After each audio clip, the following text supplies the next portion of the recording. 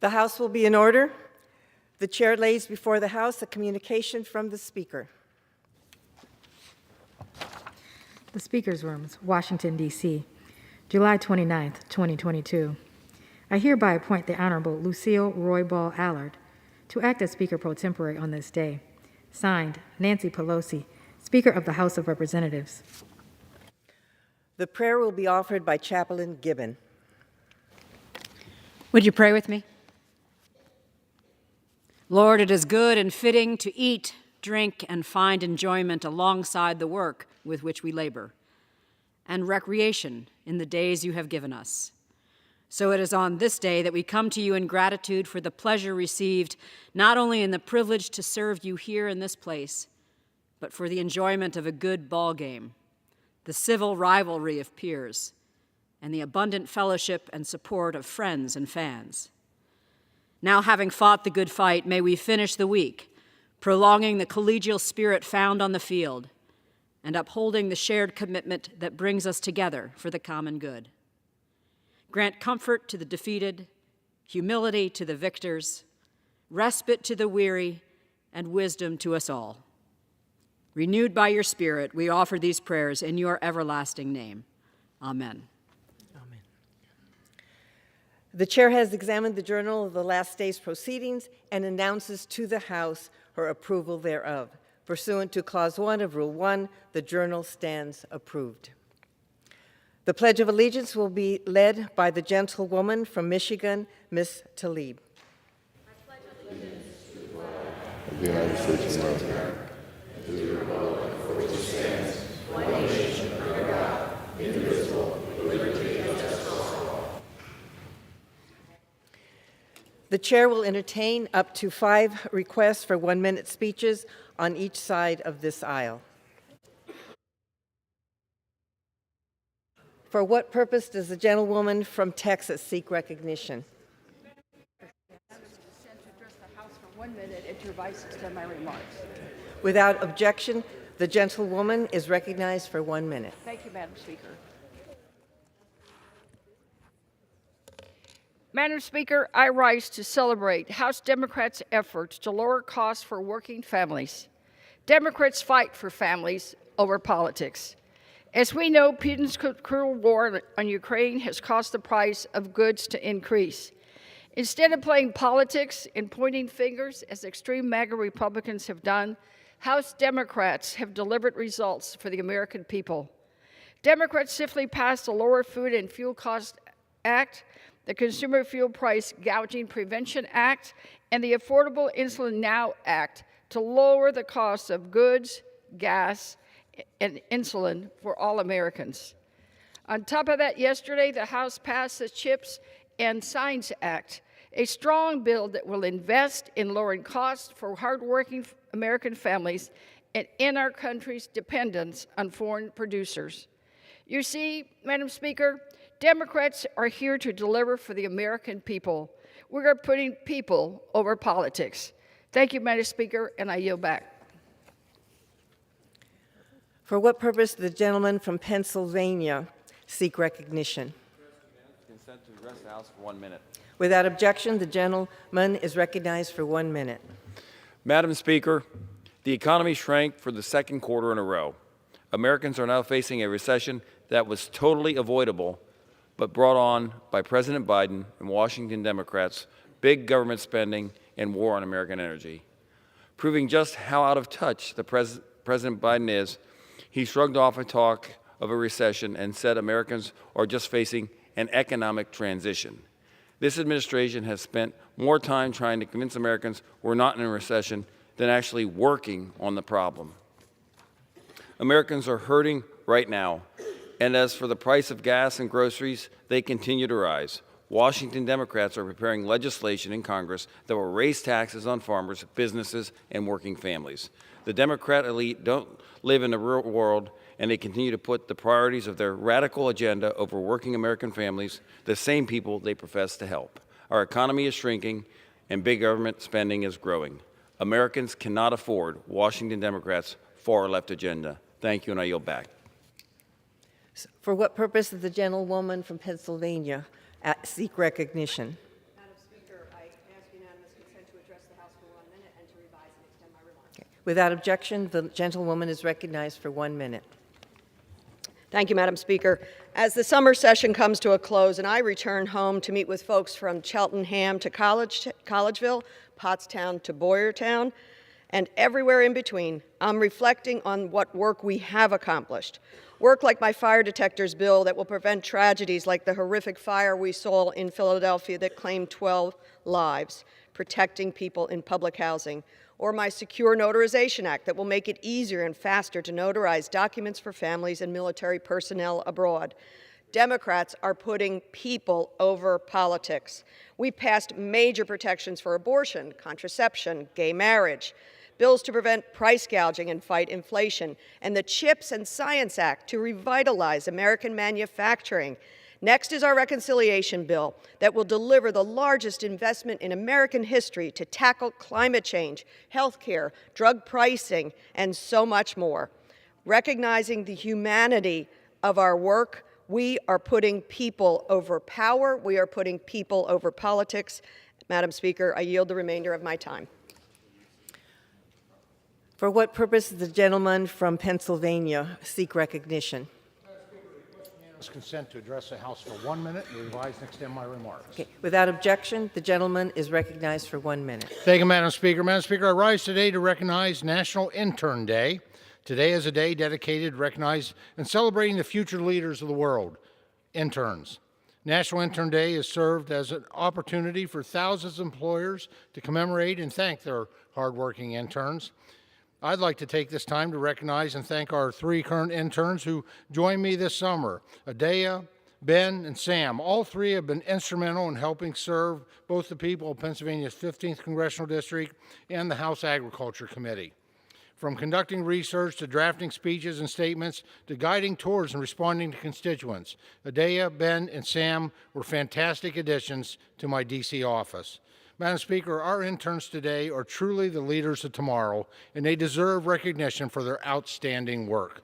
Thank you, Madam Speaker, and thank you to our interns again for joining us this summer, and I yield back.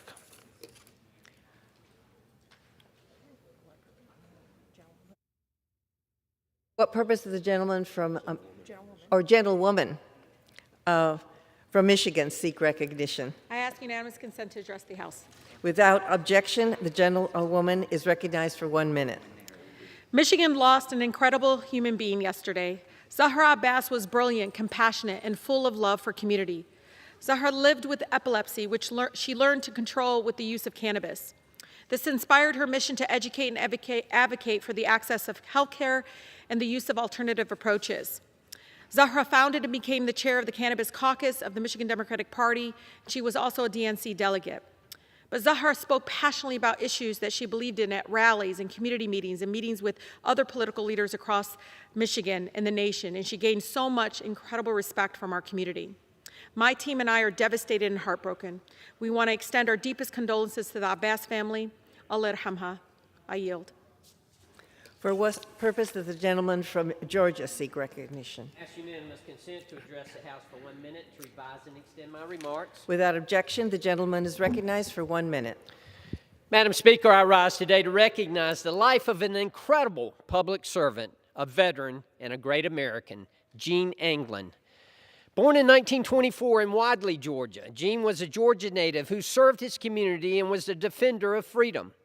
At the onset of World War II, Gene felt the call to action but was denied entry to the U.S. Army due to color blindness. He went to work for Bell Aircraft Corporation building B-29 Super Fortress bombers. In 1944, Gene successfully enlisted and joined the U.S. Army in the Heavy Weapons Company of the 100th Infantry Division. Gene deployed to the European theater where his division experienced 185 days of uninterrupted combat as they journeyed through France and into Germany. He was awarded the Bronze Star Medal, Combat Infantryman Badge, and Presidential Unit Citation for heroism in battle. After the war, Gene attended the Georgia Institute of Technology and earned a bachelor's degree in mechanical engineering. Gene spent 22 years at Robert & Company Association, among other firms. He then retired to St. Simons Island in the 1st Congressional District, where he worked as a golf course starter at Sea Island Golf Club and was an active member of St. Simon's Presbyterian Church and the Rotary Club of St. Simon's. Truly an example of America's greatest generation, Gene will be dearly missed. Thank you, Madam Speaker, and I yield back.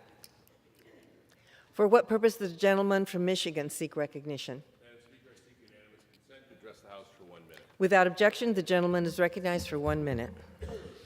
Thank you, Madam Speaker. Today, I rise to honor Grand Blanc Township Chief of Police Ron Wiles as he retires after 26 years of service on the police force. In his quarter century serving Grand Blanc Township, Chief Wiles has been an incredible champion for community policing, bringing law enforcement and the community together, keeping mid-Michigan residents safe from crime. Chief Wiles is an important member of the Genesee County Advocates for Leaders for Police and Community Trust, or ALPACT, a forum where community leaders and law enforcement come together to develop public safety solutions for crime. Chief Wiles is also well recognized as a figure across Michigan law enforcement. Recently, he completed an outstanding term as president of the Michigan Association of Chiefs of Police.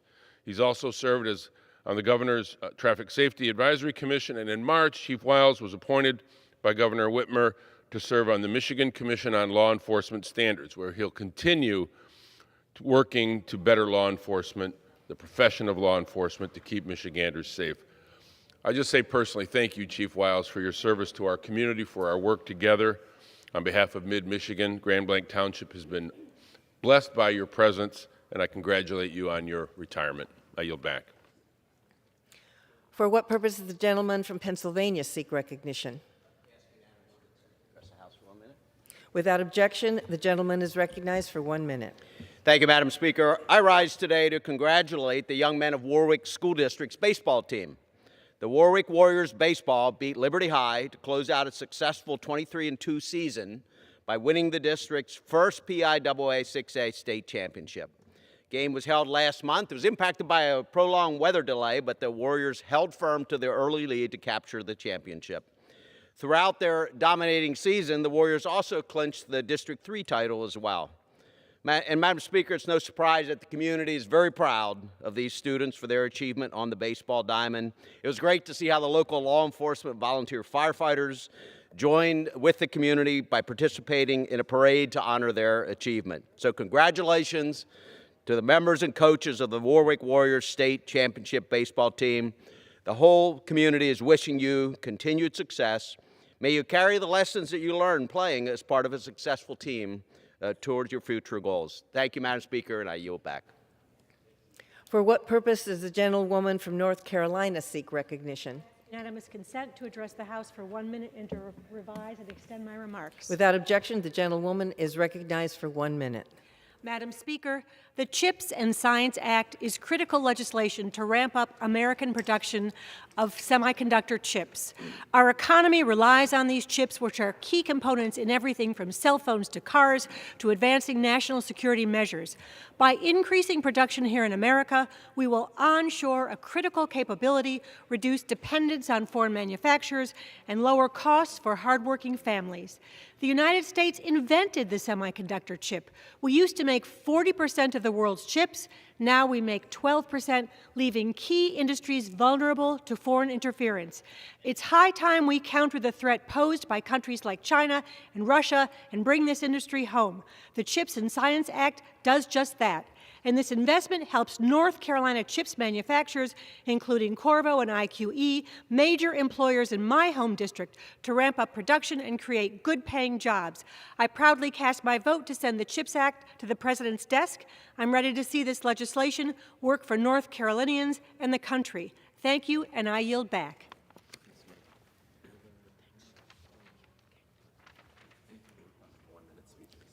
Any further requests for 1 minute speeches?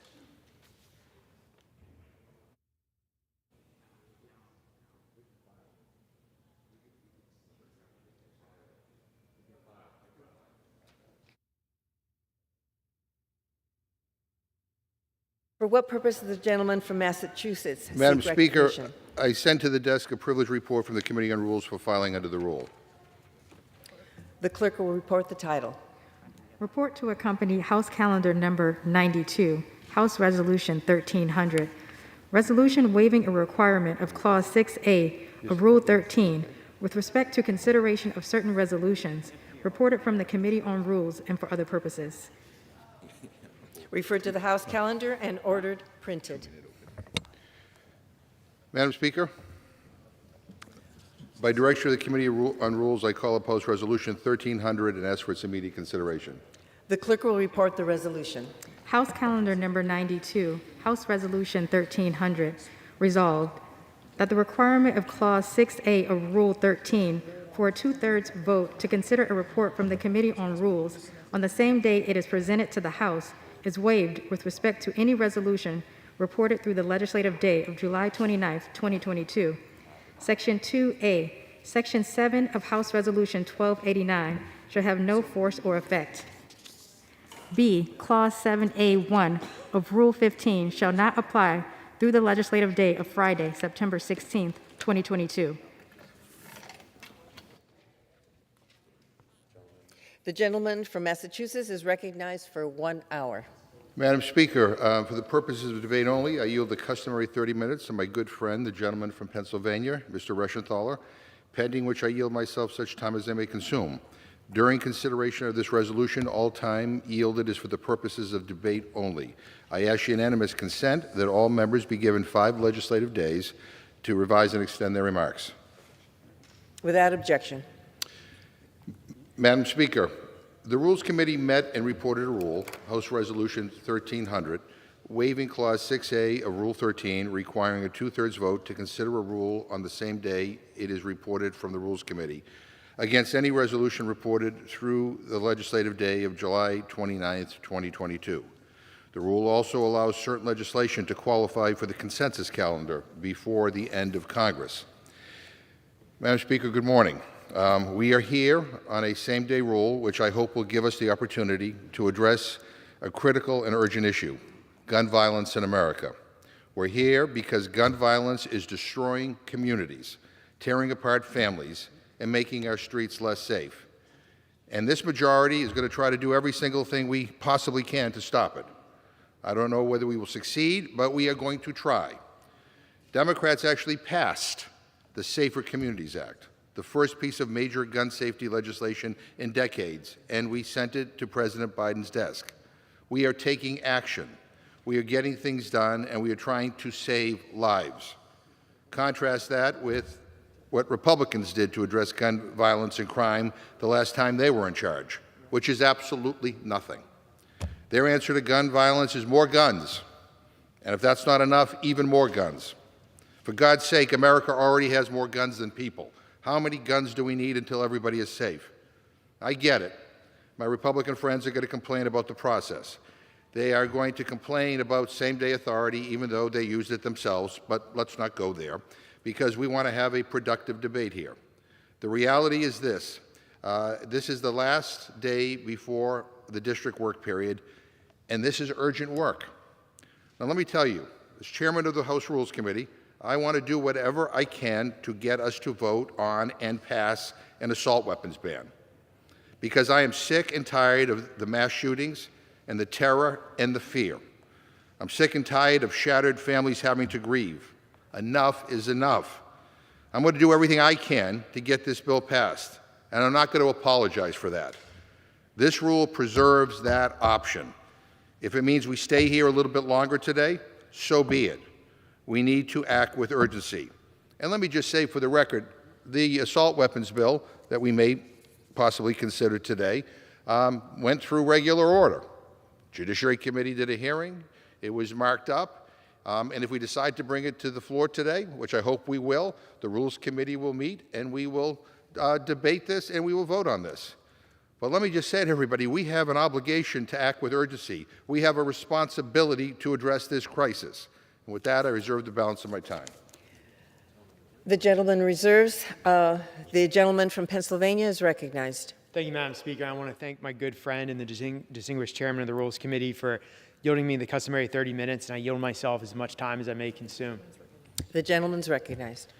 Thanks, Madam Speaker. I just want to, for the record, say there's nothing before us in the rule that has anything to do with any kind of assault weapons ban or policing. This is simply a rule that would waive the 24-hour requirement. And look, to be candid, the Democrats have now opened the door for Republicans to use this in the future to push forward our agenda, which is one to protect the rights and liberties of individual people. So I would like to take this time to point out the hypocrisy and the irony I see coming from across the aisle. Let me just talk about that. 9 days. 9 days is all it took before the Speaker reinstated her authoritarian COVID lockdown, proving once again that House Democrats are unable to govern unless they stack the deck. I'd also like to remind my good friend that he consistently referred to these tactics as, and I quote, martial law during his time in the minority. If I can just quote the chair on same-day authority during the 109 Congress, I'm going to quote, "My problem is with the significant pieces of legislation, some legislation which may not have even been heard by committees of jurisdiction, which may not have been reported out of committees of jurisdiction, bills that will come before us that the House has not even considered, things that we will not have an opportunity to be able to read before we can vote on them," end quote. So where's the outrage now? Because that was in the 109th Congress. For over 790 days, the Speaker used COVID-19 as a weapon to deny the Republicans the ability to advocate on behalf of millions of Americans that they represent. Just last week, it looked like we were finally returning to regular order. Now it's more the same tricks and tactics. The blanket same-day rule before us this morning allows House Democrats to ram through their radical agenda, an agenda that does nothing to address the serious problems the American people are facing. And what are those problems? Under the Biden administration, our nation has careened from one crisis to the next. It's been absolute chaos. Right now, families across the country are facing 40-year high inflation that is expected to cost the average American household an extra $6,000 a year. Yesterday, we were told that we're officially in a recession when the GDP fell for a second quarter in a row. And although the Biden administration is attempting to deflect blame by referring to this latest economic disaster as a, and I quote, transition period, the American people know that we are facing a recession, that we are in a recession and facing hard times to come because of the radical policies of the left. And it's not only going to get worse with the recently announced Build Back Broke deal, which will raise taxes on Americans, it will try to socialize American health care, and it'll try to implement the radical Green New Deal policies that have led to this energy crisis in the first place. So this is no way to run the people's house, but I want it noted that the door is now open. I find it absolutely hypocritical that there was outrage when Republicans use the same tactic against this, but now it's okay when the Democrats want to do it. So I'm looking forward to the day when power returns to the Republicans, and we'll see if there is outrage at that point. So I urge my colleagues to vote no on the rule, and I reserve the balance of my time. Gentleman reserves. The gentleman from Massachusetts is recognized. So, Madam Speaker, let me just say to the gentleman, he used the words that we are opening the door. Opening the door to what? My friends use this all the time when they were in charge. We learned this from you. And I just want to say that for the record. And as I've said, I'm not the as I said in the past, I'm not the biggest fan of same-day authority, but it exists for a reason. And in December of 2018, when Democrats were in the minority, I actually voted for a rule providing for same-day authority. I stood here and urged my Democratic colleagues to support the rule, and more Republicans voted no on that rule than Democrats, believe it or not. We are about to break for a hopefully productive district work period, and this rule provides us with a little extra time and flexibility to be able to consider measures that are critical to our public safety. I hope that this rule paves the way for us to bring up an assault weapons ban. That's what I hope this rule does. And I think that's urgent. And I want to do everything I possibly can to get that bill to the floor and get it passed. But the gentleman quoted me, and let me quote me too. with regard to the same-day authority, I said on the House floor, I said this House needs to move quickly and responsibly. Everyone understands that, so I will simply say that I will be voting for this rule. I urge my colleagues to do the same, and we can finish our business and prevent another government shutdown. And that's when you were in charge. That's what I said in response to when you brought up a same-day rule. So nobody's opening the door. You opened that door a long time ago. But I'm going to say again, if this paves the way for us to be able to bring up an assault weapons ban, I'm not apologizing at all. I want to get that legislation to the floor. I want to have that debate. I want to have a vote on it. People are dying all over this country. They're sick of our inaction. It's time to act. Enough is enough. I reserve my time. The gentleman reserves. A gentleman from Pennsylvania is recognized. Thank you. I'm glad the gentleman also quoted himself. Look, you can tell how I'm handling this debate because I don't want to be quoted in the future when the shoe's on the other foot. But I will point out the hypocrisy from my friends across the other side of the aisle, that their outrage is obviously selective of who is waiving the rule and who is not. But look, we can talk about procedure all day here. That's not going to fix the real problems that are facing the American people. According to the National Federation of Independent Businesses, inflation is the top problem reported by businesses. This is the highest inflation we've had since 1980, literally the highest inflation in my lifetime. Instead of working to lower costs for businesses and workers, the SEC proposed burdensome new rules requiring businesses to disclose extensive climate-related data and additional, and I quote, climate risks. Setting climate policy is the responsibility of Congress, not unelected career bureaucrats who are absolutely unaccountable to the American people. That's why, if we defeat the previous question, I will personally offer an amendment to the rule to immediately consider H.R. 8589. That would prohibit the SEC's woke climate rule from moving forward. Madam Speaker, I ask unanimous consent to insert the text of my amendment into the record, along with any extraneous material immediately prior to the vote on the previous question. Okay. Without objection. Thank you, Madam Speaker. Here to explain the amendment is my good friend, a senior member of the House Financial Services Committee and the sponsor of this bill, Congressman French Hill of Arkansas, and I yield him 5 minutes. The gentleman is recognized. I rise to oppose the previous question so that we can immediately consider H.R. 8589 to prohibit the Securities and Exchange Commission from finalizing, implementing, or enforcing its proposed climate rule. Now, Madam Speaker, it is the Securities and Exchange Commission. It is not the Securities and Environment Commission. Last night, we had the pleasure of playing baseball. I'm glad to see my colleagues up early this morning to be on the House floor. It was a great game. I was proud to see the right team won.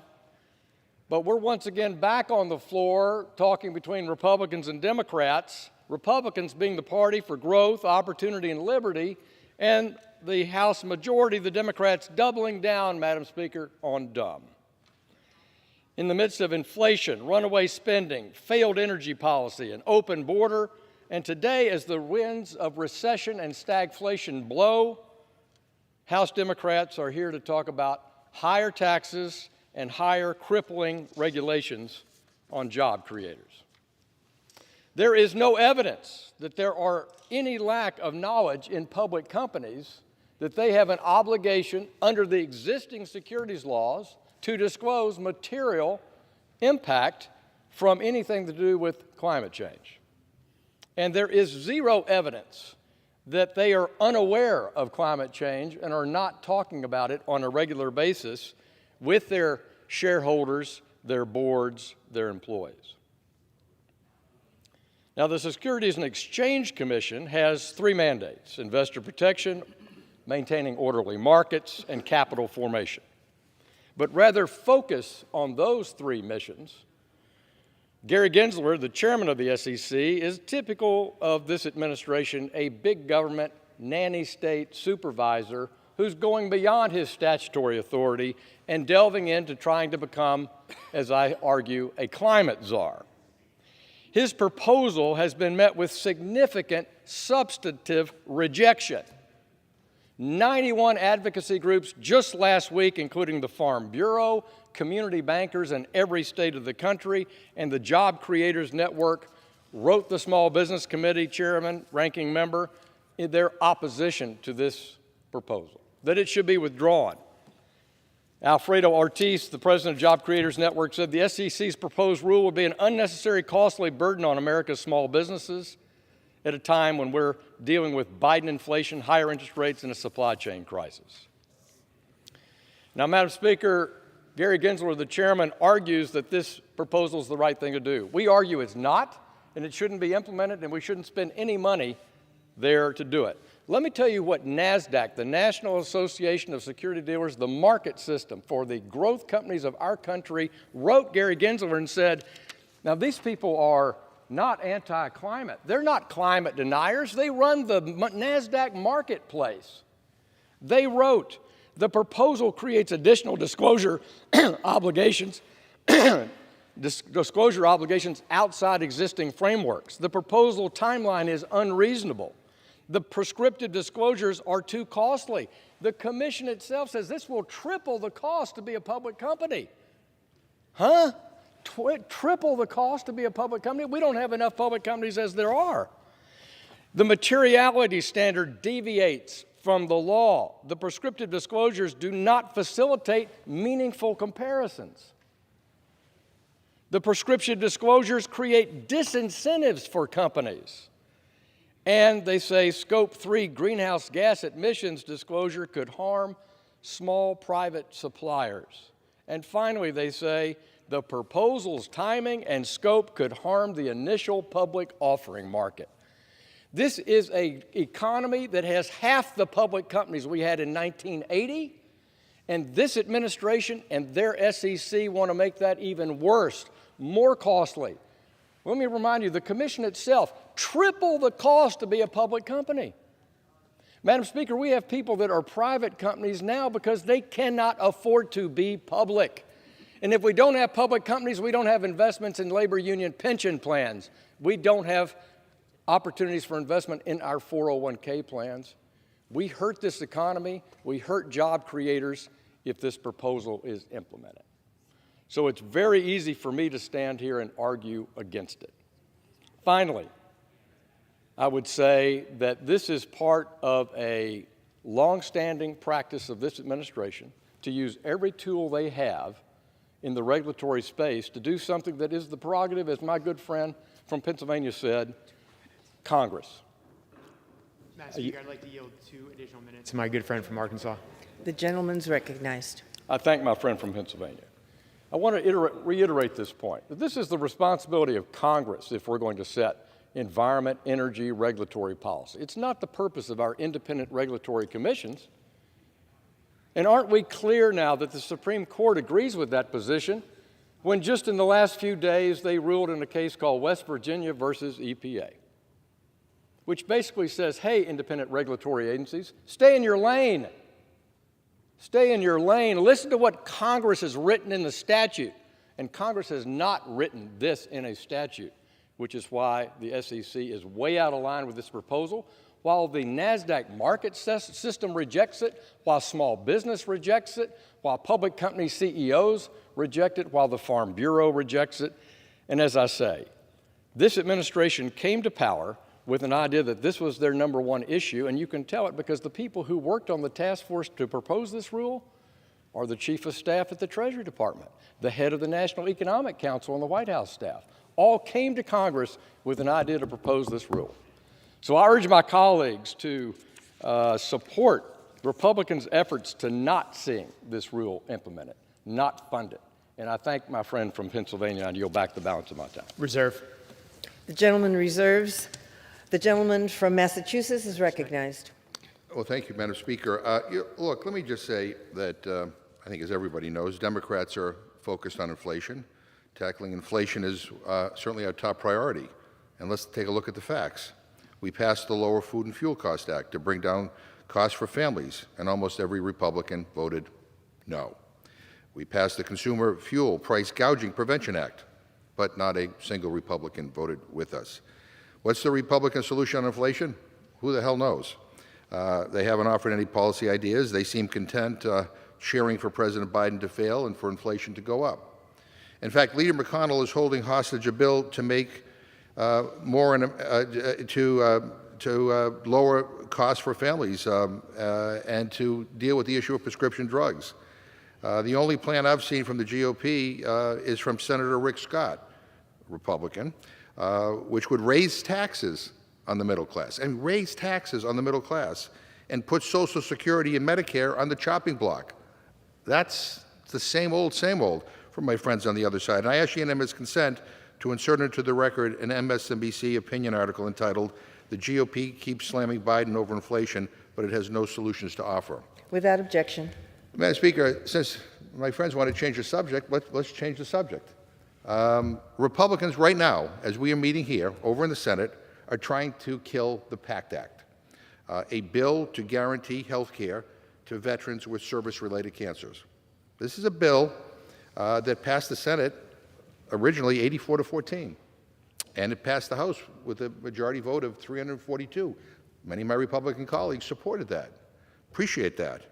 But now Republicans are trying to kill it. They're playing politics with it over in the Senate.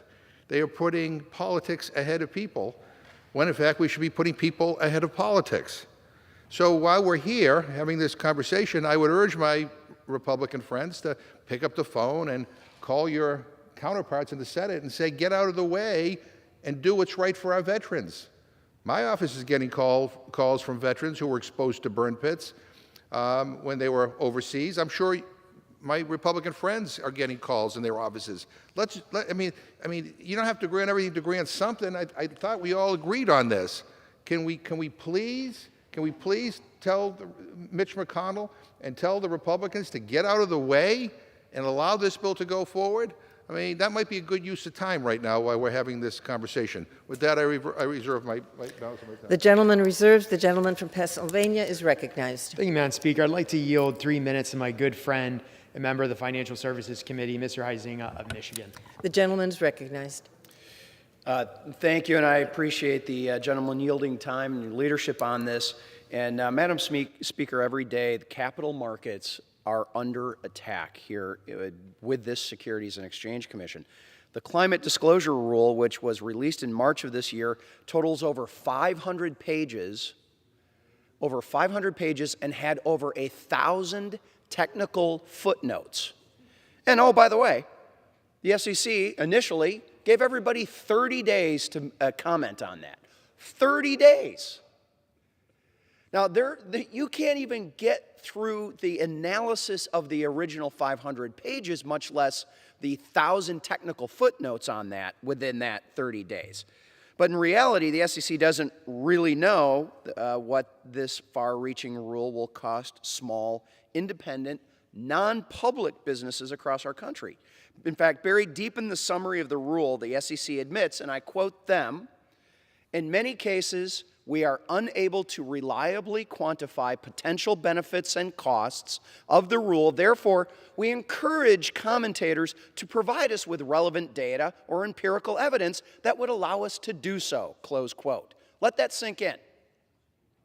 We have no idea what the impact is, so why don't you just give us some data to help us work through this? Now, remind you, this is not a study. This is not research. This is a finalized proposed rule that the SEC is trying to jam through in 30 days. Oh, but they expanded that now, so thank you very much. Now, what the 3 basic rules on real estate is what's the most important part about real estate, right? Location, location, location. Well, for the Securities and Exchange Commission, it should be materiality, materiality, materiality.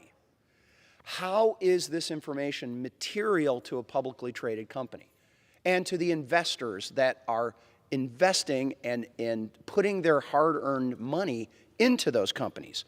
So materiality, materiality, materiality should be the battle cry, but it's not with this SEC. And in fact, in recent months, the Commission has put forth a huge volume of additional proposals, and at times it doesn't appear to be fully informed about the likely economic consequences of the proposed rules, and that they display significant misunderstandings of the activity the Commission seeks to regulate. So without proper economic analysis, mistakes, and unintended consequences, they're going to be inevitable. Inevitable. So, Madam Speaker, since late last year, the SEC embarked on a remarkable rulemaking agenda. In the 14 months since he was sworn into office, Chair Gensler has charted a path for the SEC unlike it's seen in its 88-year history. To be charitable, he is pushing the envelope. I think a more... Friend from Michigan. Thank you. I appreciate that. To be charitable, this aggressive stance of the chair is unprecedented. The reality is they can't get their agenda done through the legislative process, so they're just going to regulate it. So the SEC is going to continue to push the boundaries of the statutory authority Congress has given them. And unfortunately, instead of protecting investors, maintaining fair, orderly, and efficient markets, and facilitating capital formation, that's part of their three-part directive, facilitating capital formation, they are actually going to regulate small, privately held companies in your district right out of business.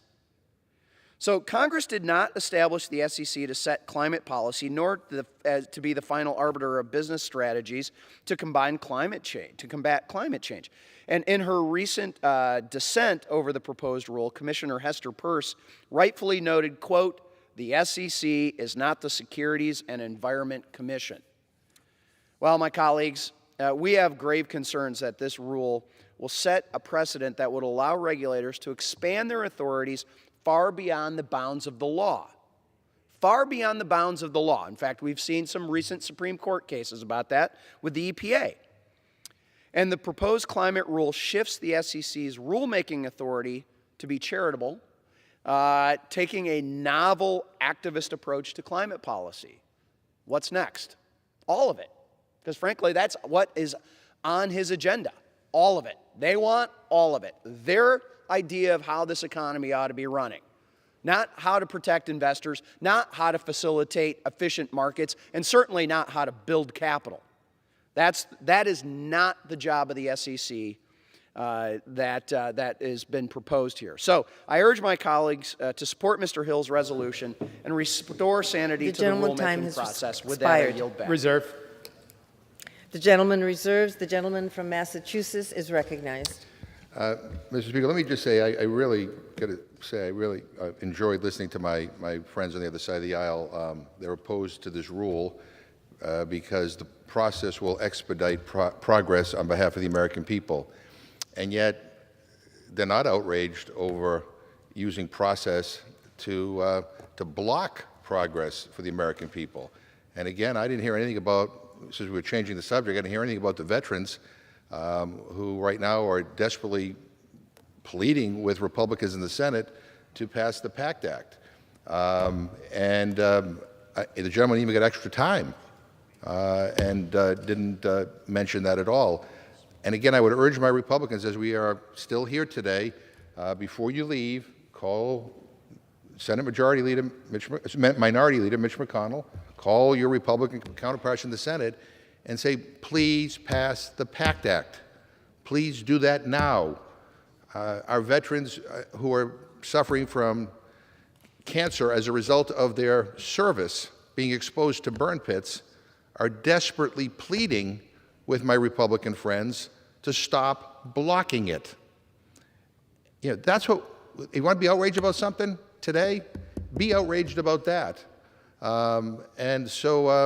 Again, I would urge that they do something. Many of my colleagues on the Republican side supported the PACT Act when it came before the House. A majority of Republicans in the Senate voted to support it, but now they're putting politics ahead of people. It should be reversed. Put people ahead of politics. I reserve my time. I'd like to remind members to direct their comments to the chair and not to each other.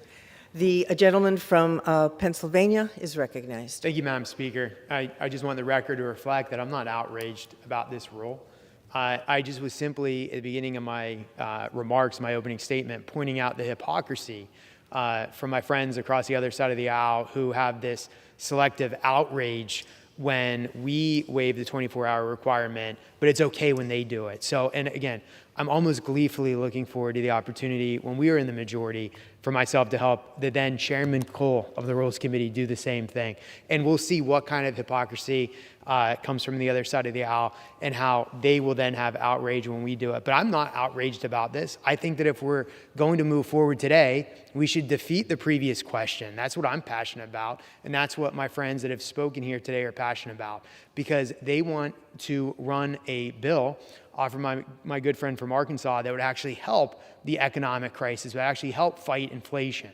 So please don't confuse passion for helping the American people out of this financial problem with outrage. There's no outrage on this side of the aisle. But to explain more, I'd like to yield 3 minutes to my good friend, rising star of the Financial Services Committee, Mr. Brian Stile of Wisconsin. The gentleman is recognized. I thank my friend from Pennsylvania, and I rise to oppose the previous question so we can immediately consider H.R. 8589. We heard earlier our friends across the aisle say that under this rule, which they can pretty much bring up any bill they so desire, they're going to address inflation. Well, count me excited that my colleagues across the aisle are finally ready to address inflation. Inflation brought upon all Americans by the reckless policies of Democratic one-party control. Reckless policies of starting this administration by spending $1.9 trillion. Reckless policies by refusing to unleash American energy. And Americans are paying the price for the reckless policies of Democrats here in Washington. It's early in the morning. People are making their way here up to the House floor, following a great victory by my Republicans in the congressional baseball game last night. 10-0, I may note. But what's really playing out across America right now is people can't afford the things that their family needs. I was speaking to a woman the other day in South Milwaukee at a gas station, and I asked her how much it costs her to now fill up her car with gas. And she looked at me and she said, "Brian, I don't know, because I got $40, and $40 doesn't fill up my tank with gas." Spoke to another woman who said, "Brian, I can't take my daughter out to dinner on Friday night for pizza because I can't afford it because costs keep going up."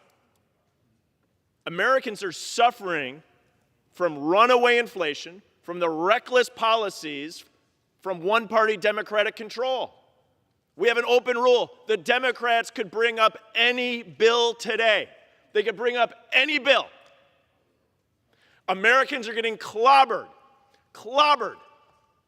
with runaway inflation, energy costs going through the roof. This woman in South Milwaukee can't afford to fill up her car with gas. And what will we see the bills brought up today? They will intend to distract, to change the subject. They want to talk about bills that already passed the House.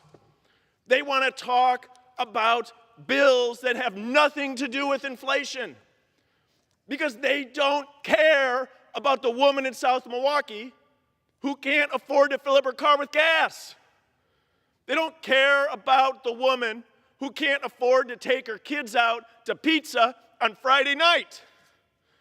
And count me as darn surprised if we see legislation brought by the Democratic majority today that addresses the inflation crisis, that addresses the energy crisis.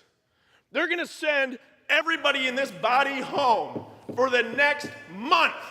Speaker, I'll yield the gentleman an additional 3 minutes. The gentleman is recognized. I thank my colleague. They're going to send everybody in this institution home for more than a month with runaway inflation, interest rates going up so people can't afford to buy a house, an energy policy that refuses to unleash American energy, so that this woman in South Milwaukee can't afford to fill up her car. Republicans have answers to the challenges of the day. And I thank my colleague from Arkansas for his thoughtful bill that would be brought up if we defeat this previous question, that would actually put a check on the runaway bureaucratic process that we see. This one attacks the runaway process at the Securities and Exchange Commission that should properly be named Securities and Environmental Commission. And my colleagues on the other side of the aisle, Madam Chair, really like renaming things. So I suggest while we redefine recession, we throw in redefining the SEC today. People are getting clobbered. The bill by my colleague from Arkansas is a pretty thoughtful approach. It says, hey, instead of all this additional regulation, these costs that get passed on to consumers at the end of the day, maybe what we do is we focus on getting some economic growth back, bringing inflation down. And so count me as excited if under this rule, and again, the Democrats could bring any bill to the floor on the last day. Is that bill going to be something that substantively and meaningfully addresses inflation?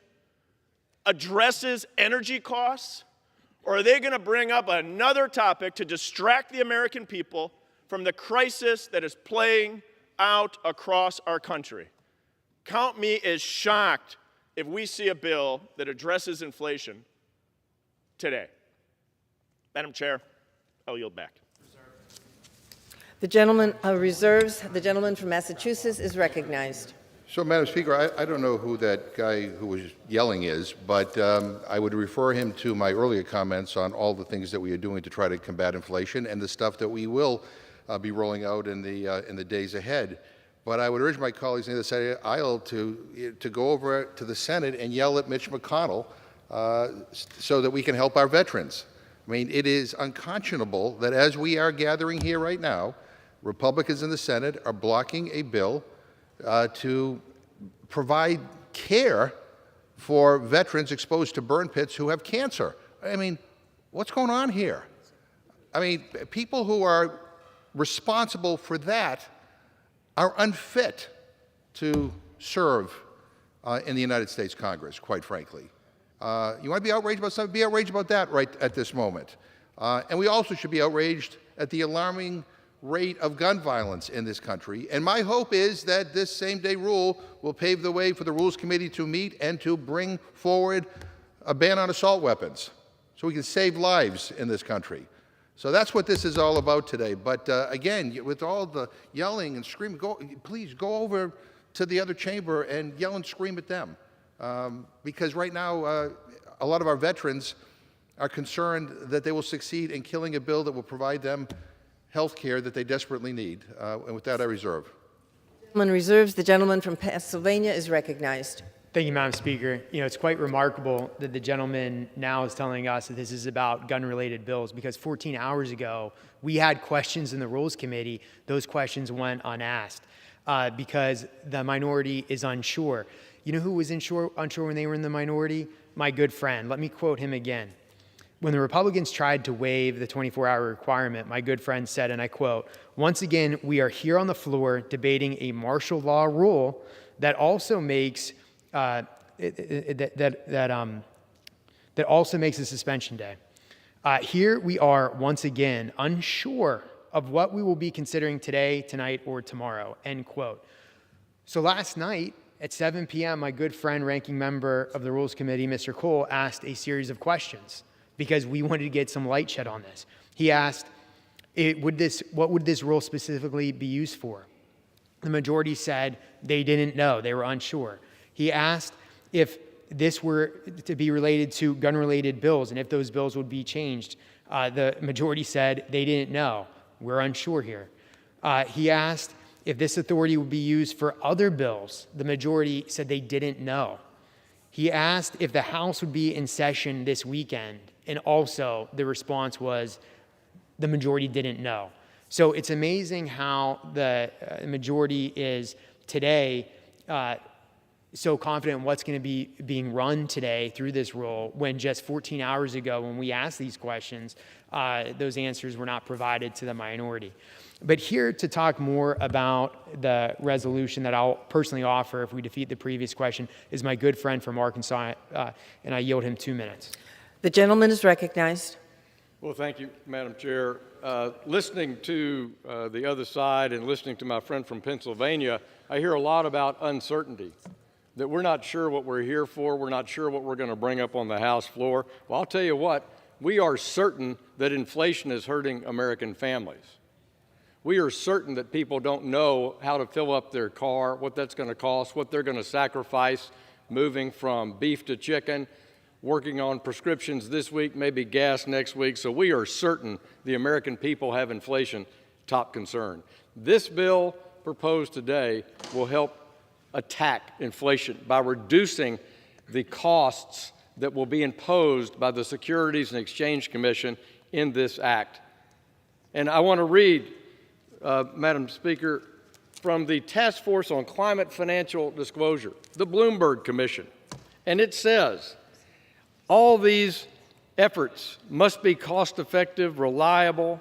They must be comparable across countries, across industries, within industries. And the proposal of the SEC does not do that. So I hope that we will be successful in H.R. 8589, which will save the government money. And if we are looking for bills to bring up, my friend from Pennsylvania, I recommend H.R. 7209, which is the Price Stability Act, which will focus the Federal Reserve solely on fighting inflation, not fighting climate change, not fighting socioeconomic disparities, focused on inflation, because inflation is a thief.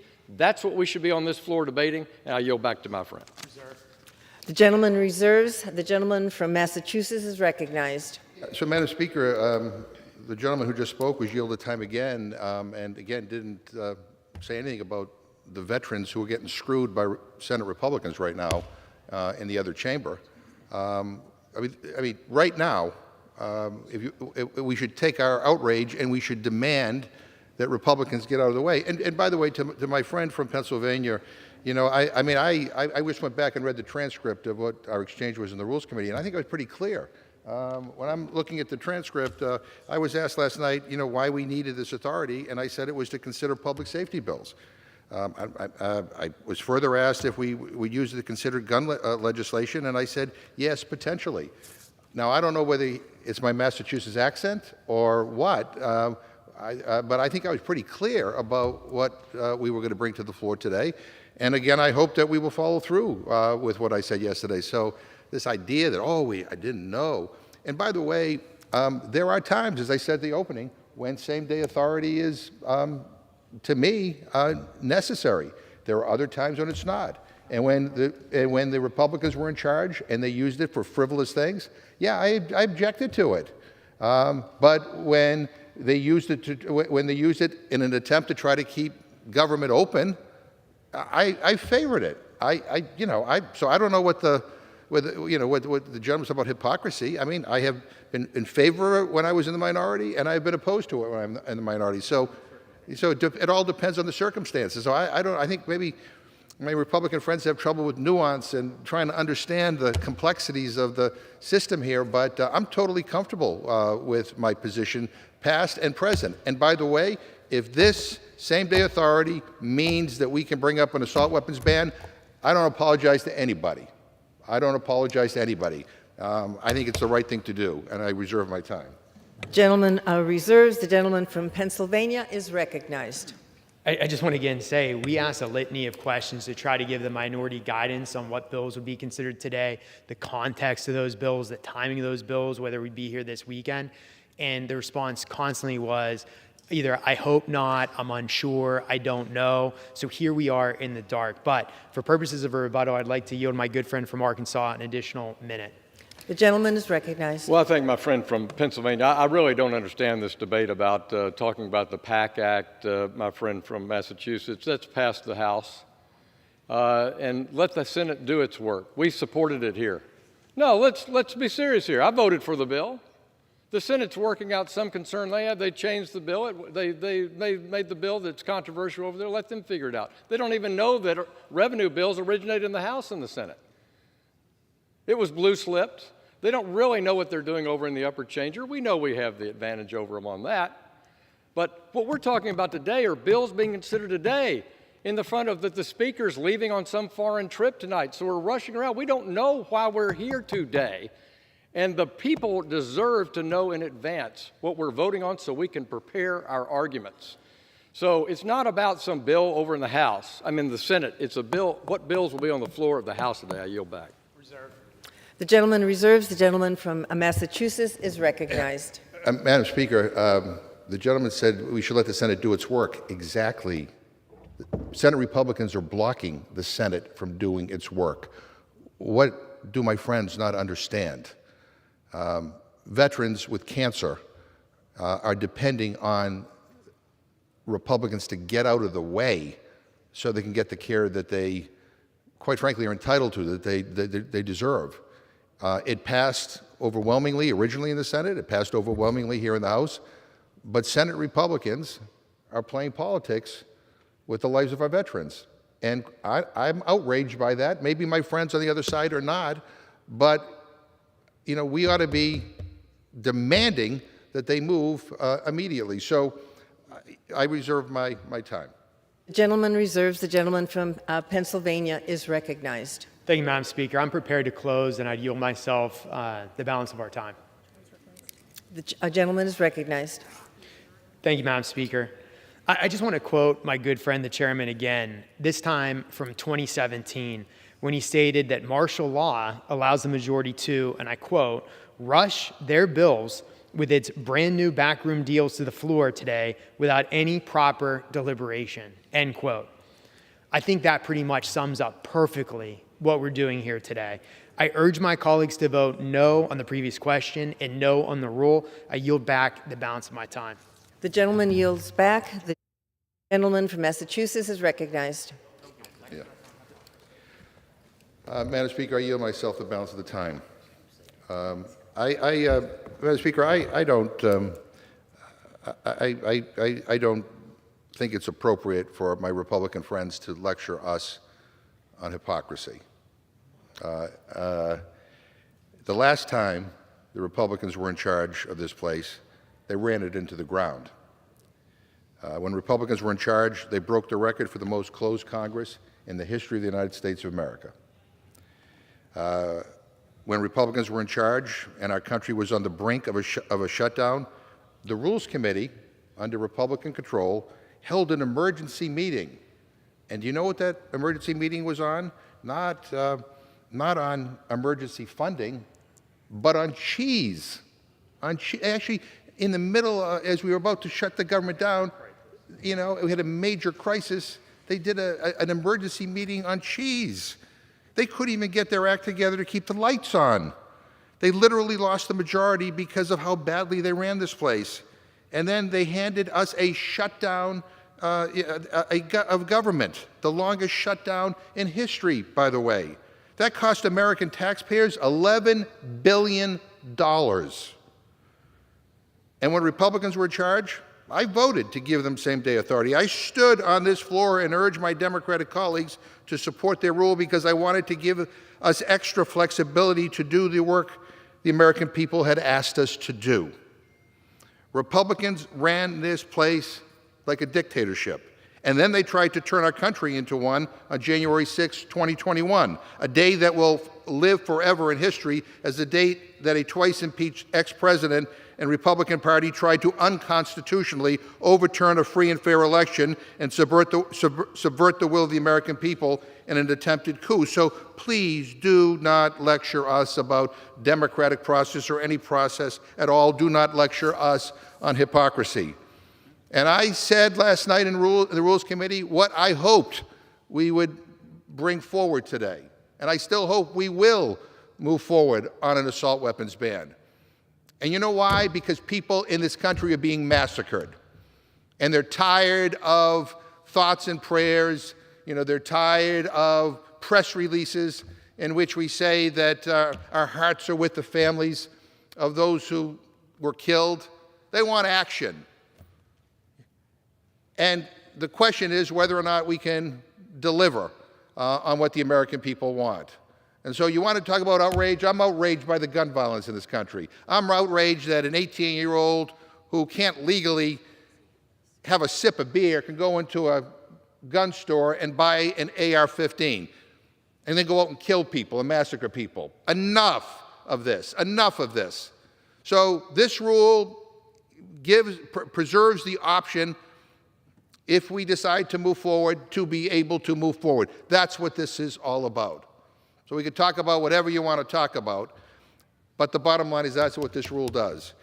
And so we have an obligation to act with urgency. We have a responsibility to address this crisis. Madam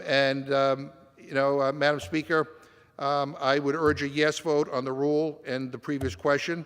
I yield back the balance of my time, and I move the previous question on the resolution. The gentleman yields back. The question is on ordering the previous question on the resolution. Those in favor say aye. Those opposed, no. In the opinion of the chair, the ayes have it. The gentleman from Pennsylvania? Thank you, Madam Speaker. On that, I'd request the yeas and nays. The yeas and nays are requested. Those favoring a vote by the yeas and nays will rise. A sufficient number having risen, the yeas and nays are ordered. Members will record their votes by electronic device. Pursuant to Clause 9 of Rule 20, the chair will reduce to 5 minutes the minimum time for any electronic vote on the question of adoption of the resolution. This is a 15-minute vote.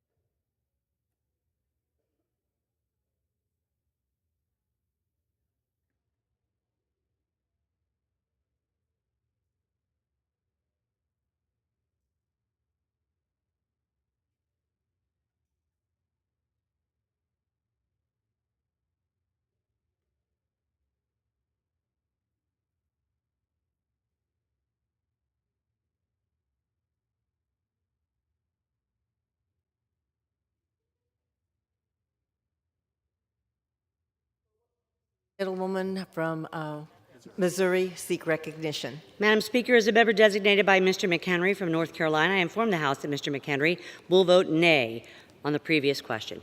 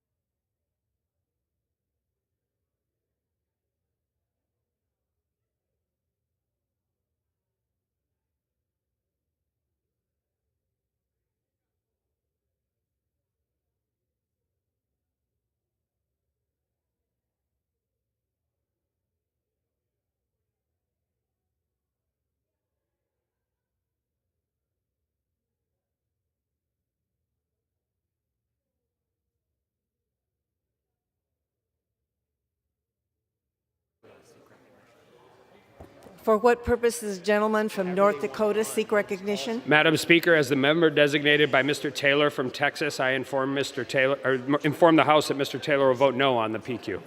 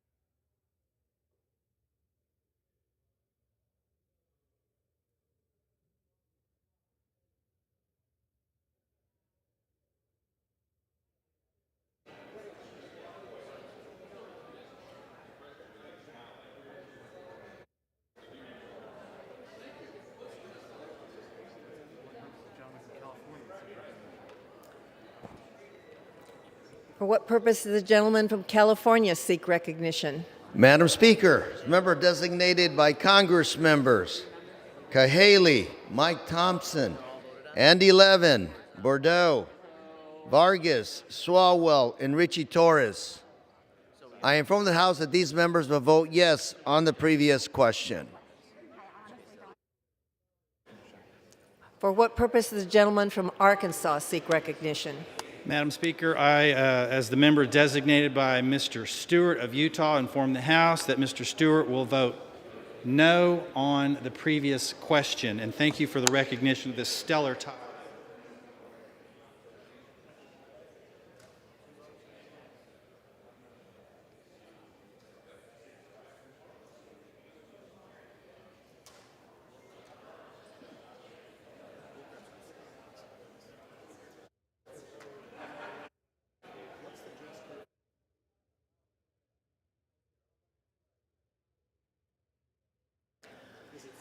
For what purpose does the gentleman from Maryland seek recognition? Madam Speaker, as a member designated by Mr. Boyle, Mr. Ruppersberger, Ms. Trahan, Mr. McEachin, Mrs. Newman, and Mr. Jones, I inform the House these members will vote yes on the previous question.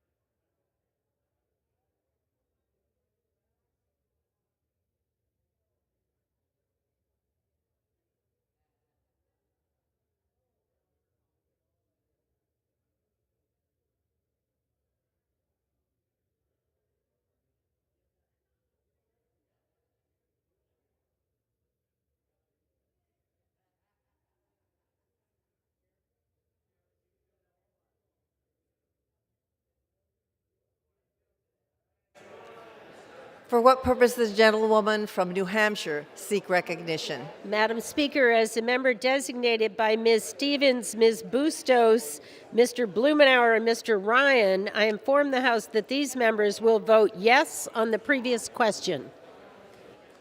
For what purpose does the gentleman from Pennsylvania seek recognition? Madam Speaker, as a member designated by Mr. Comer of Kentucky, Ms. Stefanik of New York, and Mr. Joyce of Pennsylvania, I inform you that Mr. Comer, Ms. Stefanik, and Mr. Joyce will vote no on ordering the previous question.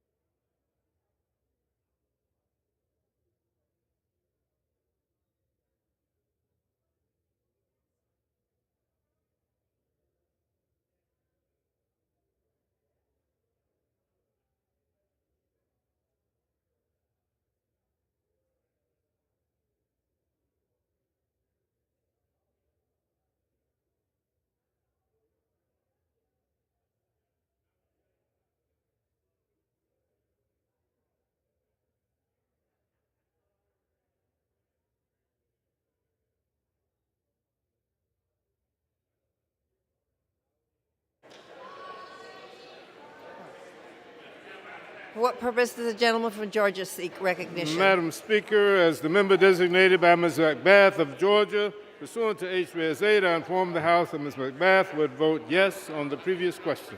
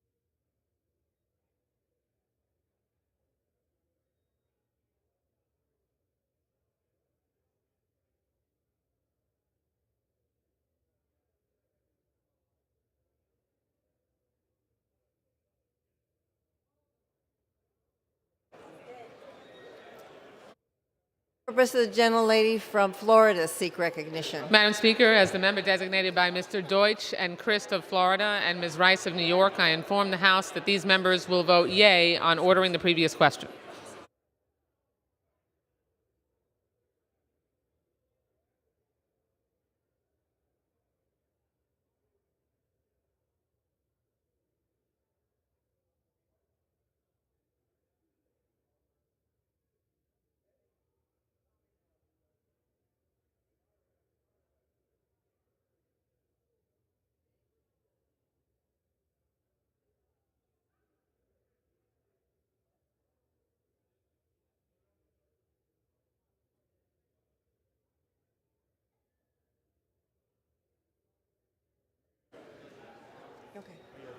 For what purpose does the gentleman from Tennessee seek recognition? Madam Speaker, as the member designated by Mr. Jacobs of New York, Mr. Sam Graves of Missouri, Mr. Van Drew of New Jersey, and Mr. Green of Tennessee, I inform the House that Mr. Green, Mr. Van Drew, Mr. Graves, and Mr. Jacobs all will vote nay on the previous question. Thank you.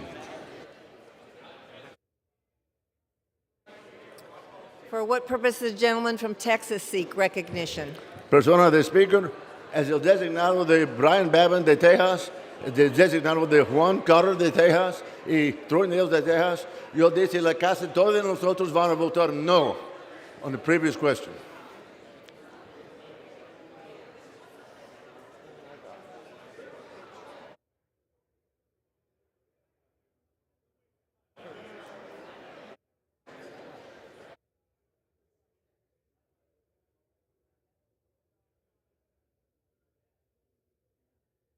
Somebody has to tell them.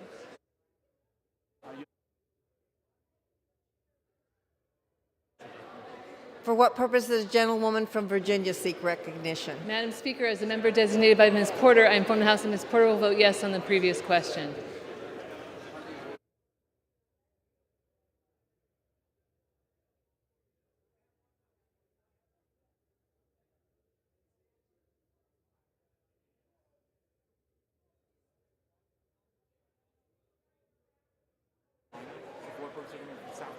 For what purpose does the gentleman from South Carolina seek recognition? Madam Speaker, as a member designated by Mr. Byron Donalds from Florida and Joe Wilson from South Carolina, I inform the House that Mr. Wilson and Mr. Donalds will vote nay on the previous question.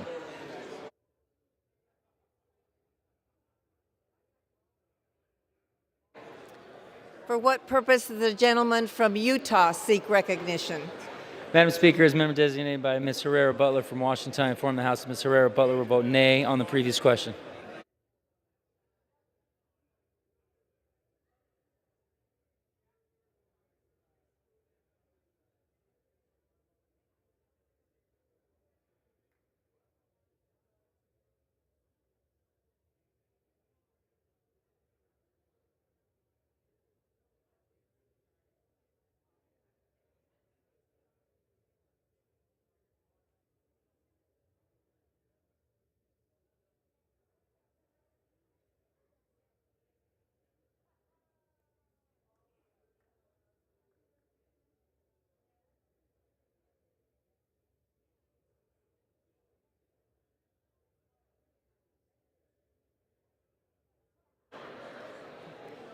For what purpose does the gentleman from Colorado seek recognition? Thanks, Madam Speaker. As a member designated by Ms. Diana DeGette of Colorado and Mr. Mark Desaulniers of California, I inform the House that these members will vote yes on the previous question.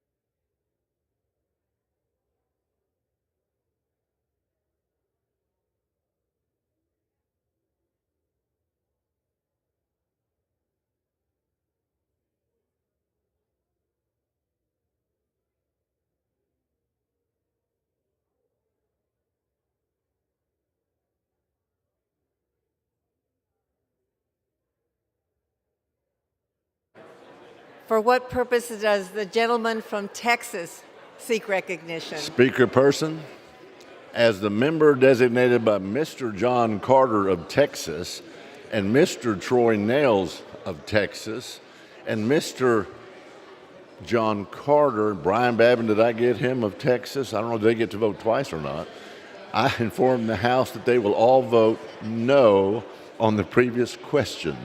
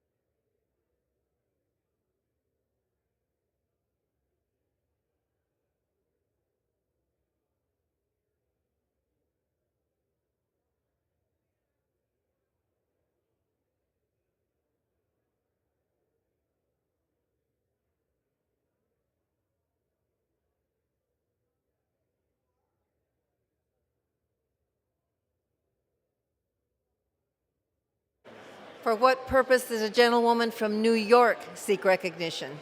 Madam Speaker, as a member designated by Representative Mr. Jeffries of New York pursuant to House Resolution 8, I inform the House that Representative Jeffries will vote yes on the motion to move the previous question on H.R. 1300.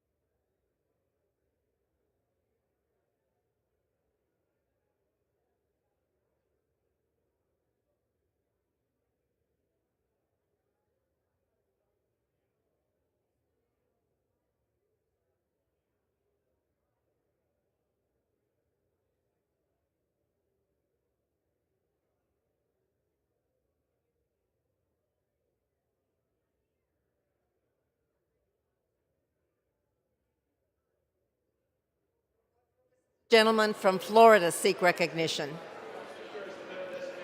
Gosar of Arizona. I inform the House that Dr. Gosar will vote no on ordering the previous question.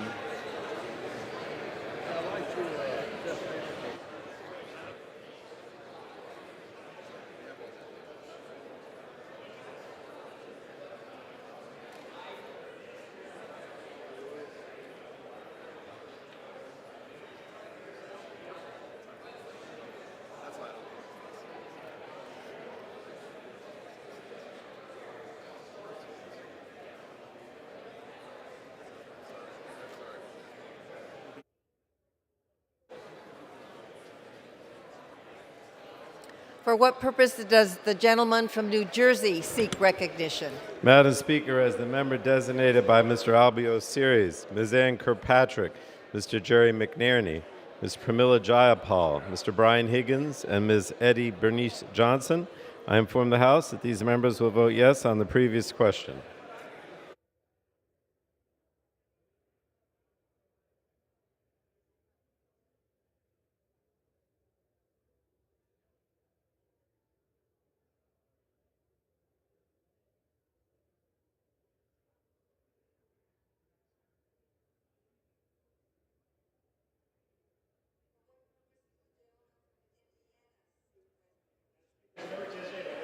of Indiana, I inform the House that Ms. Walorski will vote no on the previous question. Thanks.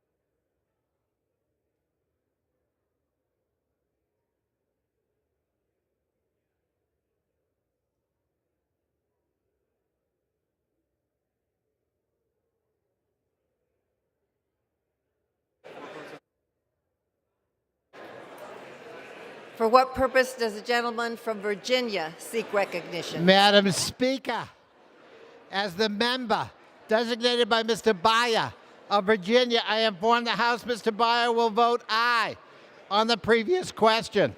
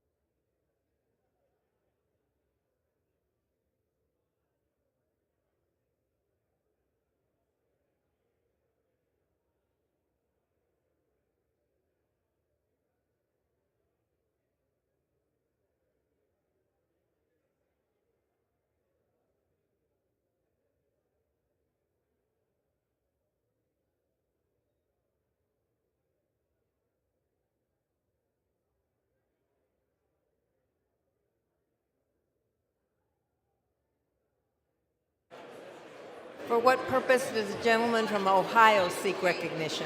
Madam Speaker, as a member designated by Mr. LaHood from Illinois, I inform the House that Mr. LaHood will vote nay on the previous question.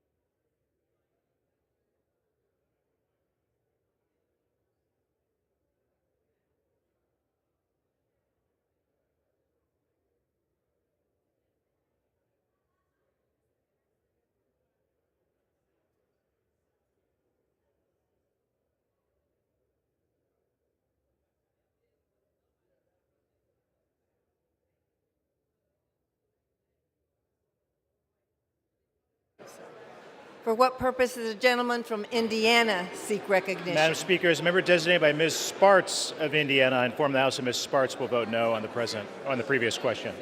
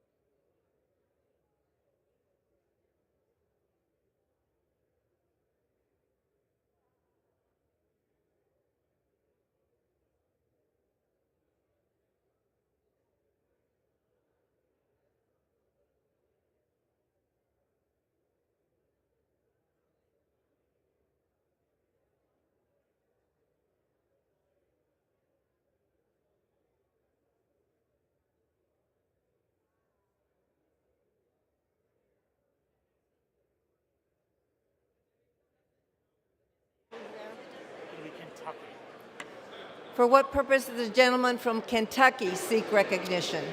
Madam Speaker, as the member designated by Mr. Guthrie from Kentucky, I inform the House that Mr. Guthrie will vote nay on the previous question. For what purpose does the gentlewoman from Michigan seek recognition? As the member designated by Ms. Tlaib of Michigan, I inform the House that Ms. Tlaib will vote yes on the previous question. For what purpose does the gentleman from Michigan seek recognition? Madam Speaker, as the member designated by Mr. Rice of South Carolina, I inform the House Mr. Rice will vote nay on the previous question. As the member designated by Mr. Katko of New York, I inform the House Mr. Katko will vote nay on the previous question. As the member designated by Mr. Gonzalez of Ohio, I inform the House that Mr. Gonzalez will vote nay on the previous question.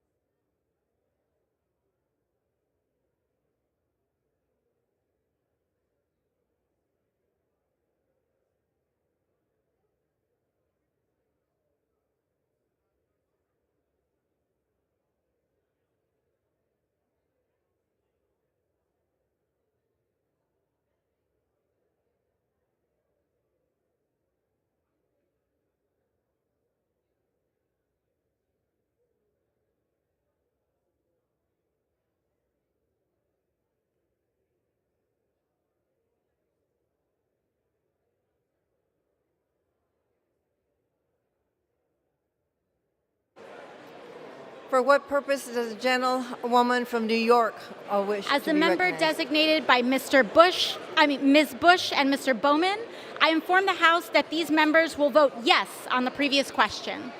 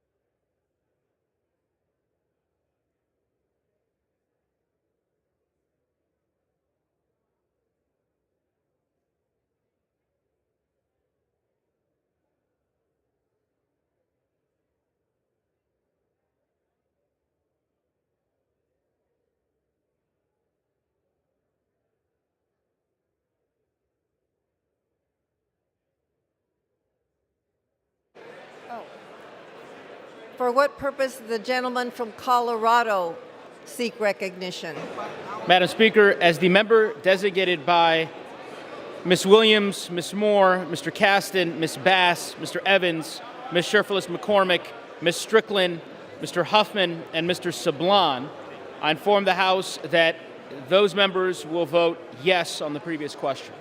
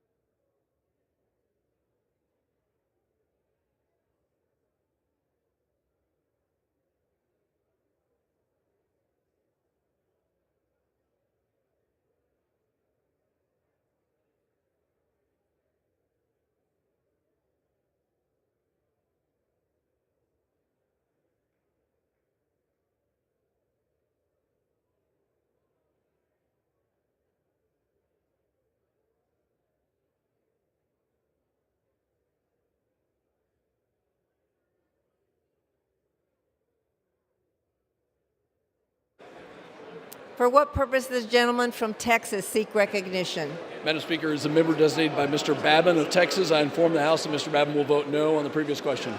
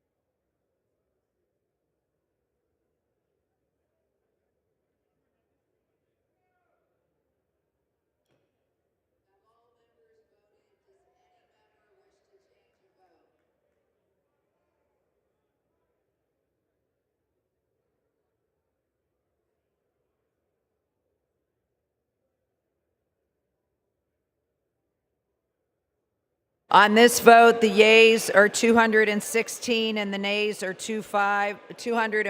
The previous question is ordered.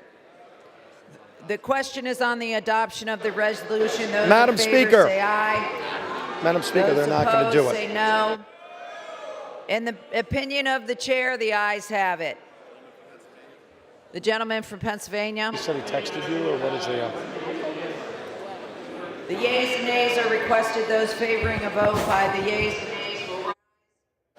A sufficient number having risen, the yeas and nays are ordered.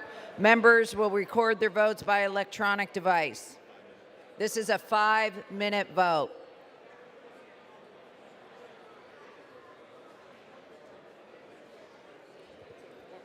For what purpose does the gentlewoman from Virginia seek recognition? Madam Speaker, as the member designated by Ms. Porter, I inform the House that Ms. Porter will vote yes on HRES 1300.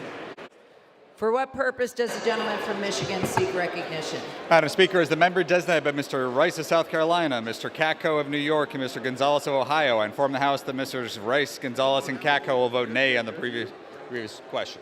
For what purpose does the gentlewoman from Michigan seek recognition? As the member designated by Ms. Tlaib of Michigan, I inform the House that she will vote aye on H Resolution 1300. For what purpose does the gentleman from Texas seek recognition?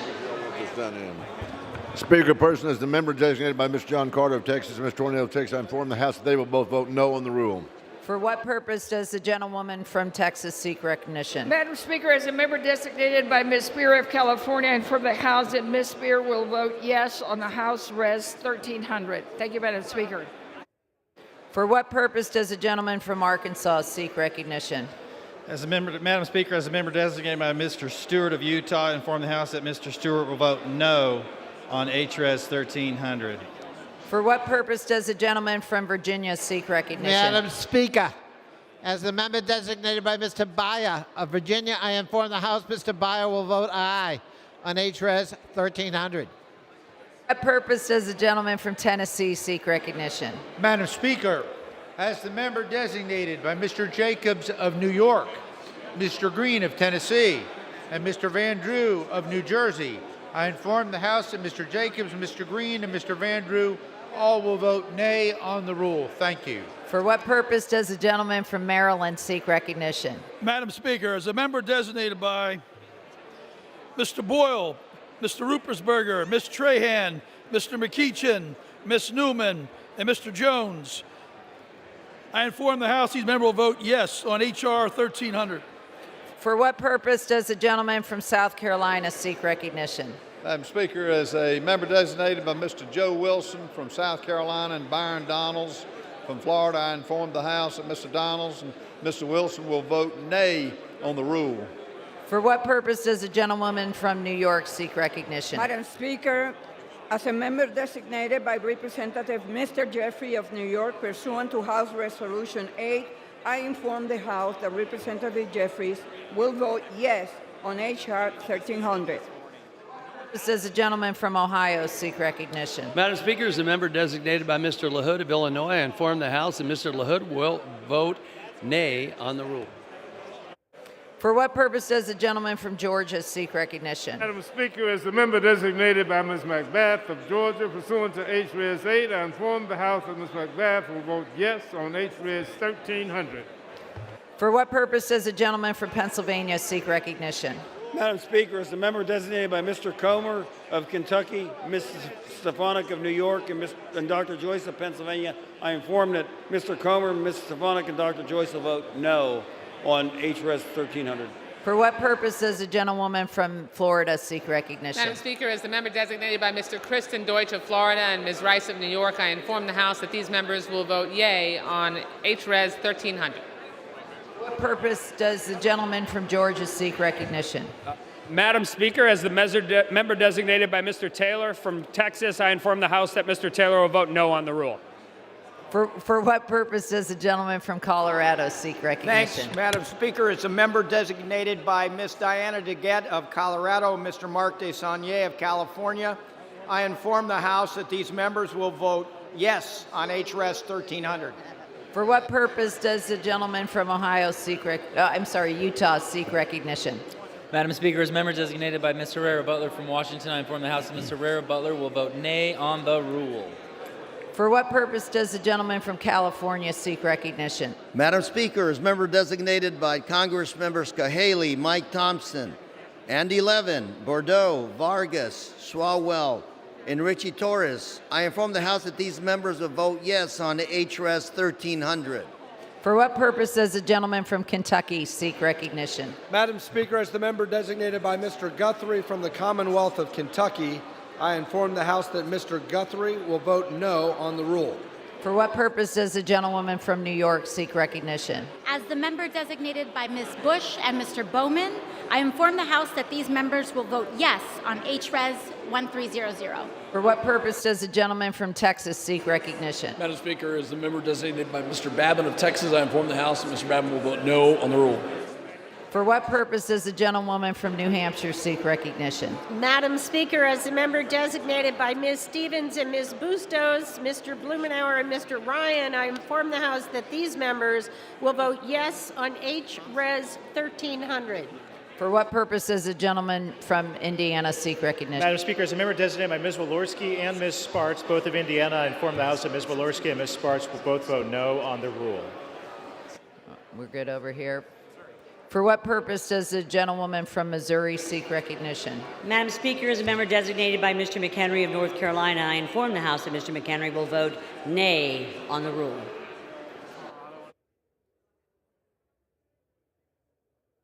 Purpose does the gentleman from Florida seek recognition? Madam Speaker, as the member designated by Dr. Gosar of Arizona, I inform the House that Dr. Gosar will vote no on HRES 1300.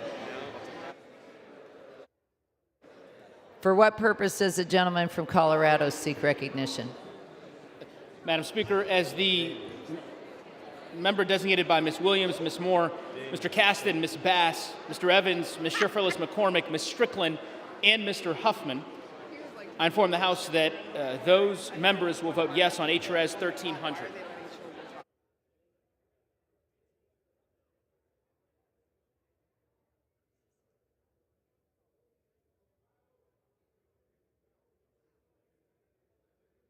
For what purpose does the gentleman from New Jersey seek recognition? Madam Speaker, as the member designated by Ms. Eddie Bernice Johnson, Mr. Albios Series, Ms. Ann Kirkpatrick, Mr. Jerry McNerney, Ms. Pramila Jayapal, and Mr. Brian Higgins, I inform the House that these members will vote yes on HRES 1300.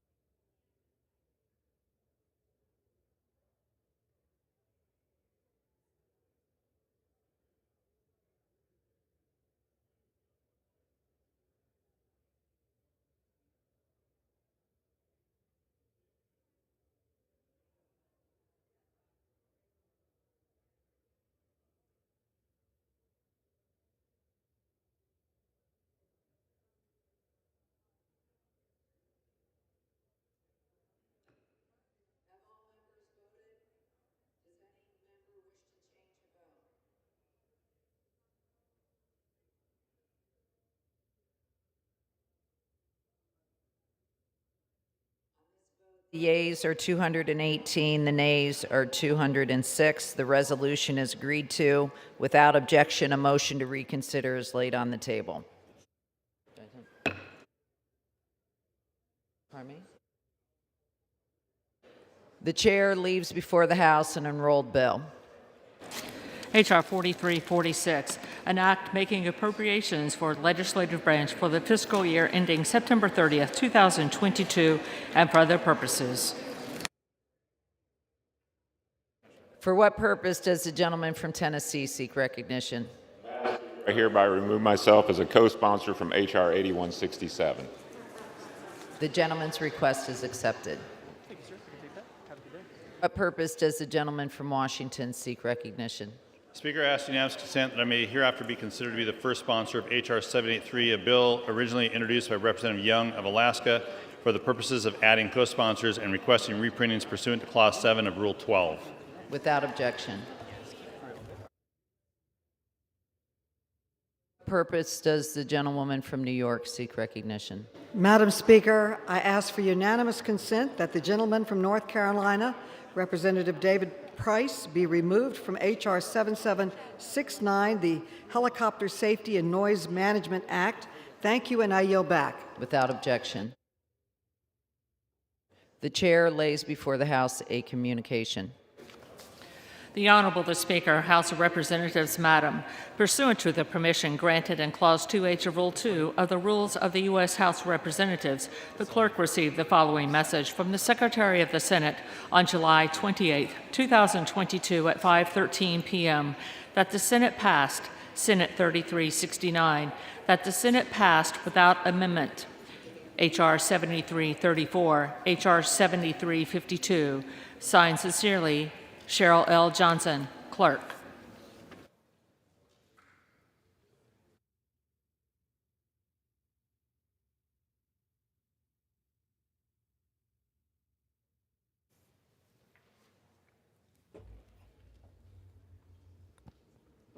Pursuant to House Resolution 1254 and Rule 18, the Chair declares that the House, in the Committee of the Whole on the State of the Union for consideration of H.R. 5118, the Chair appoints the gentlewoman from Nevada, Ms. Lee, to preside over the Committee of the Whole.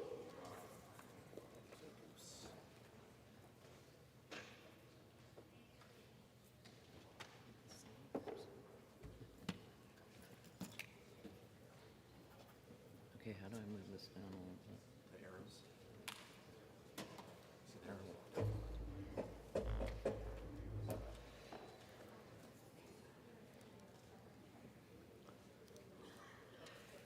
The House is in the Committee of the Whole House on the State of the Union for the consideration of H.R. 5118, which the clerk will report by title.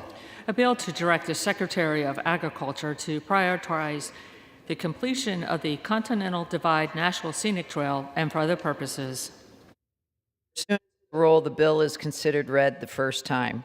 General debate shall be confined to the bill and amendments specified in House Resolution 1254 and shall not exceed 1 hour, equally divided and controlled by the chair and ranking member of the Committee on Natural Resources or their respective designees. The gentleman from Colorado, Mr. Neguse, and the gentleman from Arkansas, Mr. Westerman, each will control 30 minutes. The chair recognizes the gentleman from Colorado. Thank the chair. Madam Chair, I ask unanimous consent that all members may have 5 legislative days in which to revise and extend their remarks and to insert extraneous material on H.R. 5118. That request cannot be entertained in the Committee of the Whole. All right, Madam Chair, I thank the Chair for her courtesy, and I yield myself such time as I may consume. The gentleman is recognized. Thank you, Madam Chair.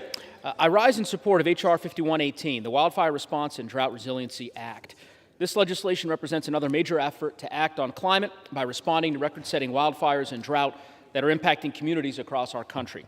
I represent Colorado's 2nd Congressional District, and it was barely over 6 months ago, in December, when the Marshall Fire burned through Boulder County and became the most destructive fire in Colorado history.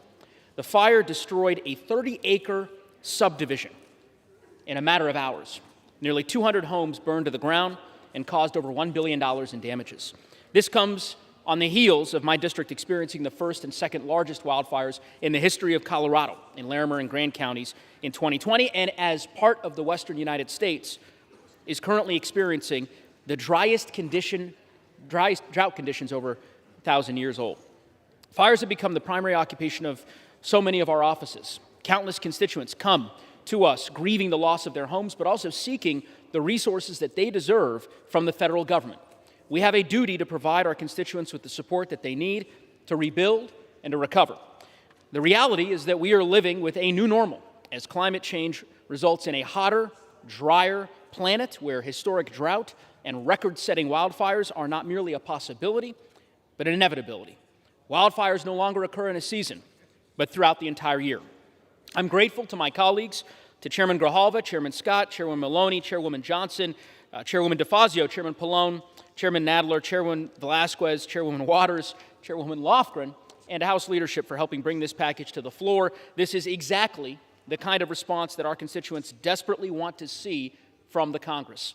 H.R. 5118 provides a whole-of-government response to the droughts and the wildfires impacting American communities across the country, and it combines more than 50 standalone pieces of legislation originating from 9 different House committees, including Republican and Democratic bills.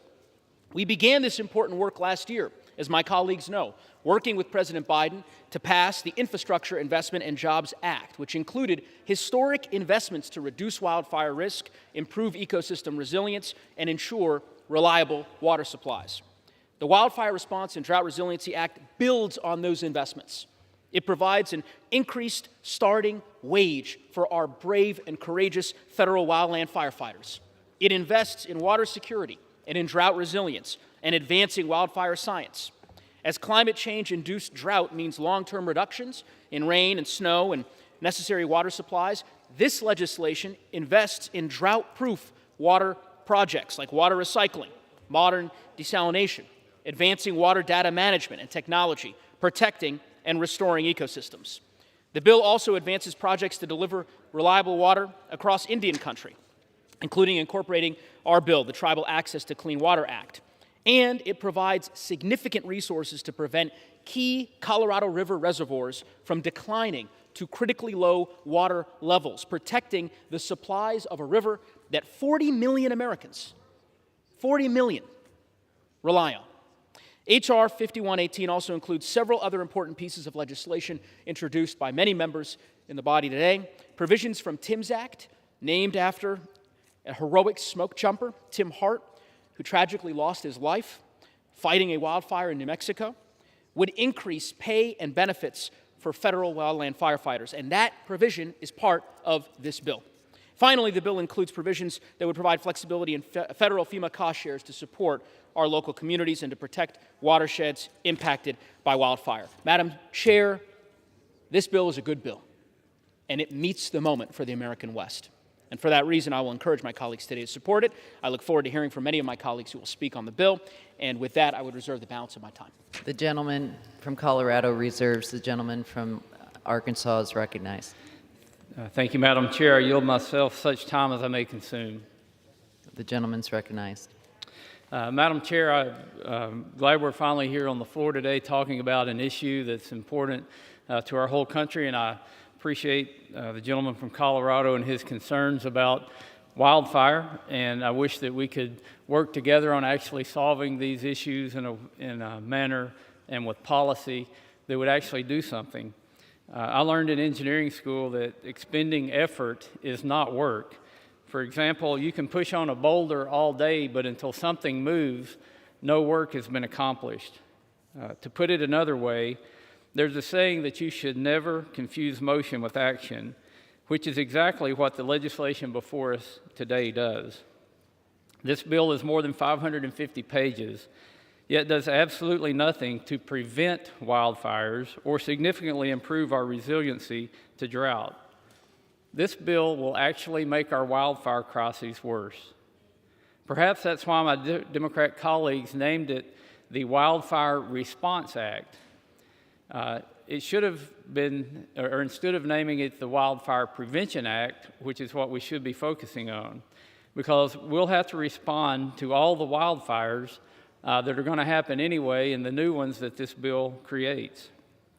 Here's a little bit of Forestry 101. There are two ways to reduce wildfire risk: thinning and controlled burning. This bill mentions thinning 0 times. Not once does it mention thinning, but it mentions environmental justice 165 times. That should tell you what this bill is really about. Instead of streamlining environmental regulations and addressing frivolous litigation, which delay vital forest management projects across the country, this bill would add mountains of new red tape on our federal agencies that will grind their already glacial pace of treatments to a complete halt. It would throw out the Forest Service's 10-year strategy to reduce hazardous fuels and make them completely redo this work less than 6 months after they started implementing their current strategy. This makes you wonder if congressional Democrats disagree with the work of the Biden administration, or if they found the administration's work product as deficient and unreliable. It would lock up 58 million acres of land into new roadless areas, despite research showing that more than half of all fires, including most of the largest fires on western U.S. national forest lands, burn primarily in roadless areas, areas where land restrictions use mean that we can't thin and we can't do management. Instead, the bill would fund environmental volunteerism to provide N95 masks and smoke inhalation equipment for homes, which I'm sure will be of little comfort to people as their homes are burning to the ground. Democrats will tell you this legislation raises wildland firefighter pay to $20 per hour. The only problem with that is that firefighters already make at least $20 per hour, meaning this so-called raise is an empty promise. In the long term, the bill would write a check that it can't cash by setting up this new minimum pay rate with no actual money to back it up. The Forest Service has told us this means they would have to lay off over 610 wildland firefighters. Let me say that again. The Democrats' bill could result in the firing of more than 610 wildland firefighters who are putting their lives on the line to protect communities. This is a disgrace and will hurt our fire preparedness and response. As if that weren't enough, the bill would create new pay disparities by leaving out 10,000 brave men and women fighting fires from receiving new benefits. That's roughly 40% of the federal firefighting workforce. Some of my Western colleagues will soon speak about the water provisions in this bill, but I want to say that the bill misses the mark on drought as well by proposing more than $4 billion in new authorizations and has unlimited mandatory spending. Once again, the other side of the aisle is passing on more debt to our future generations, and we see what uncontrolled spending has done to our economy with inflation, with high energy prices, high food prices, and really higher prices across the board. We're now in according to conventional economics, we've had 2 quarters of economic decline, and we're in a recession. Why would we want to put more government funding in debt on our constituents? I do not understand. It would also devote some of these dollars to studies, research, and environmental water restoration projects that will not provide any water in the near term. It picks winners and losers in water projects, ignoring the need for expanded water storage reservoirs, the kind of infrastructure investment that has made the West what it is today, and is necessary to ensure a drought-resilient future. This bill offers a one-dimensional approach to solving the Western drought that has impacted the entire country through decreased agricultural production. Reservoirs operated by the Bureau of Reclamation provide needed water to 10 million acres of farmland that collectively grow 60% of the nation's vegetables and 1/4 of our fresh fruit and nut crops. By throwing money at an issue and not recognizing that regulatory streamlining to expand water storage and efficiency of operations to promote drought resiliency should be part of this equation, this bill fails not only the West, but everyone who buys food nationwide. Put another way, this bill fails every American household. This is bad policy and bad process. Democrats cobbled together this 550-plus page bill behind closed doors, and not one wildfire provision was marked up in the Committee on Natural Resources. Republican members made real attempts to provide alternatives and additions to this bill.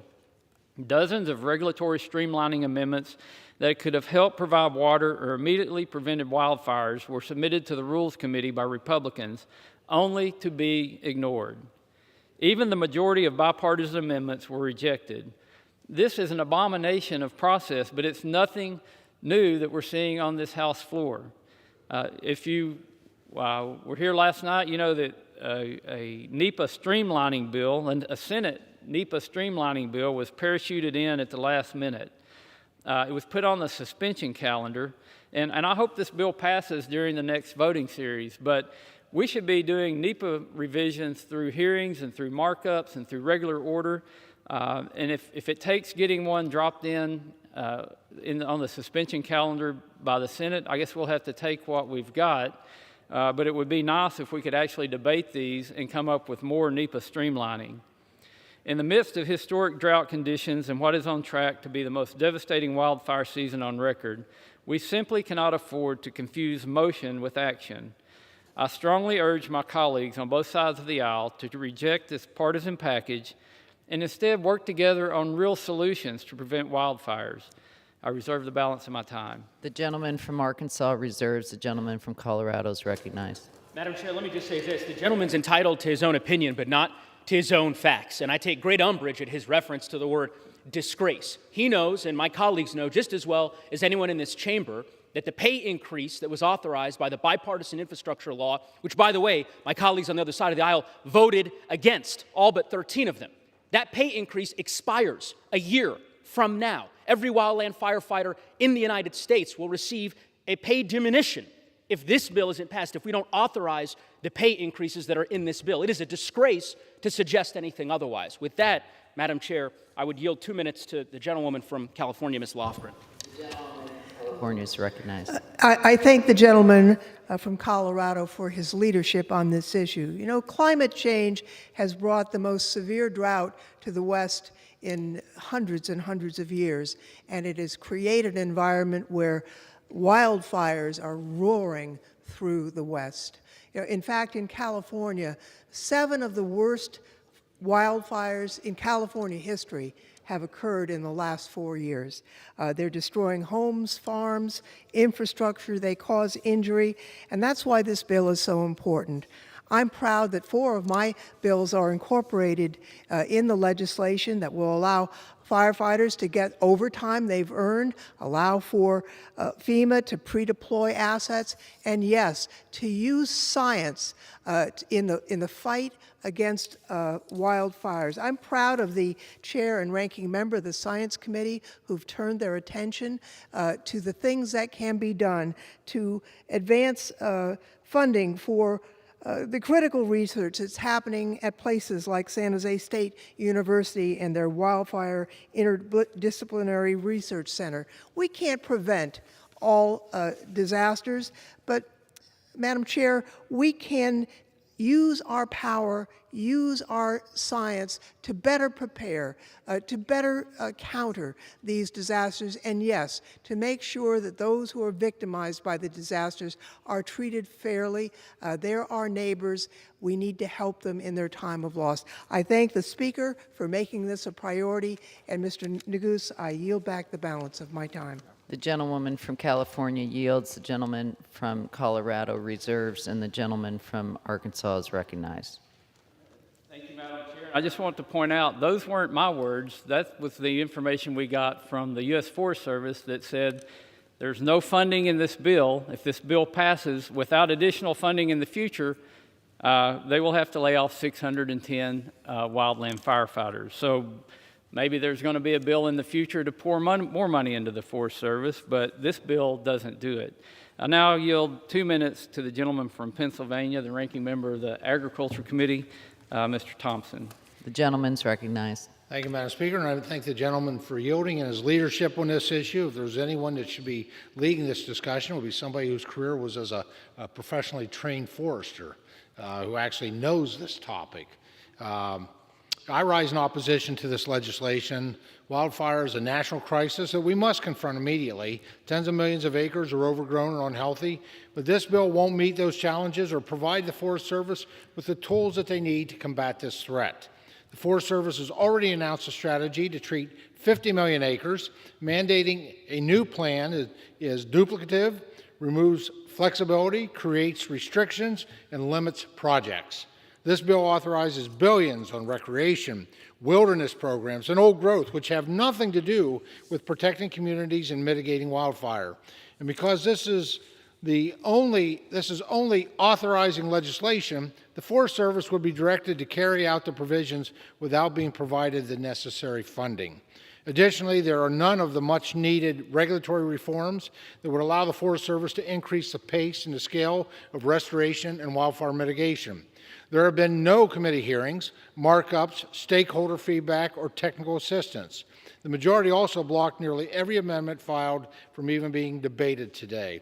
The provisions within the Agriculture Committee's jurisdiction are largely unvetted, but are being crammed into this 558-page bill, which we only first saw last week. And Madam Speaker, let me just say on the issue of firefighter, I served as a state certified firefighter. So on behalf of my brothers and sisters, I appreciate what they do. Those are fighting wildfires or structure fires. But I agree with the ranking member here. The Forest Service own words have said that they were going to have to lay off more than 610 wildlife firefighters because of this bill. What my brothers and sisters who are wildland firefighters need more than anything else are other firefighters. They are the primary tool when it comes to battling these conflagrations. And so this bill is an insult to them, an authorizing bill that provides no additional funds, and quite frankly, I just urge a no vote and yield back. The gentleman from Pennsylvania yields. The gentleman from Nebraska is recognized. Arkansas, I'm sorry. The gentleman reserves. The gentleman from Colorado is recognized.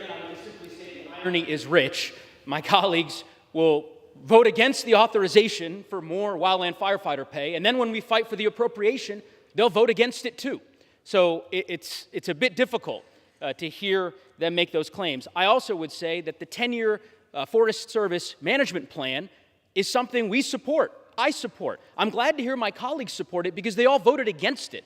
Literally a year ago, when we passed a bill in this chamber to authorize the Forest Service to spend $20 million to invest in forest management in Idaho, in Colorado, in Utah, in Arizona, and Nevada, where were they? They voted against it.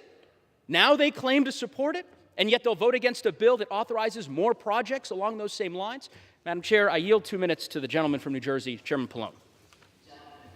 He is recognized. I thank the gentleman from Colorado, and Madam Chair, I rise in strong support of H.R. 5118, the Wildfire Response and Drought Resiliency Act.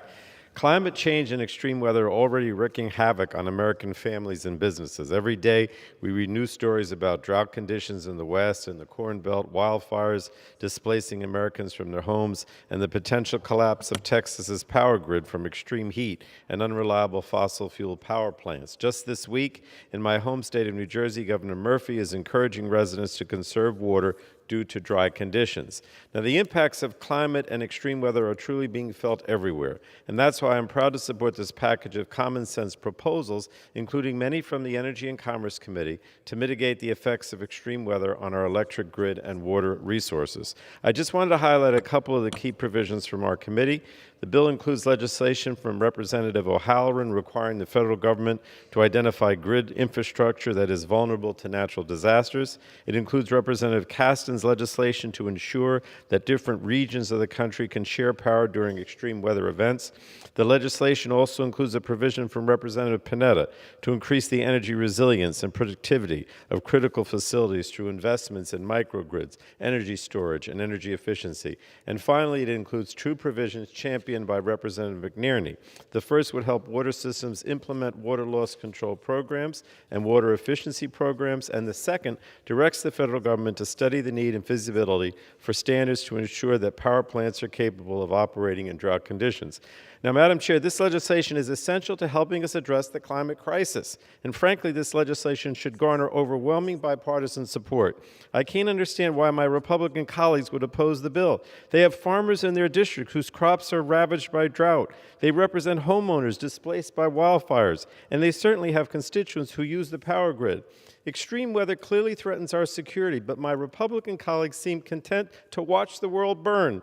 But I'm not, and neither are my Democratic colleagues. And that's why I'll vote for H.R. 5118 and urge my colleagues to do the same. I yield back.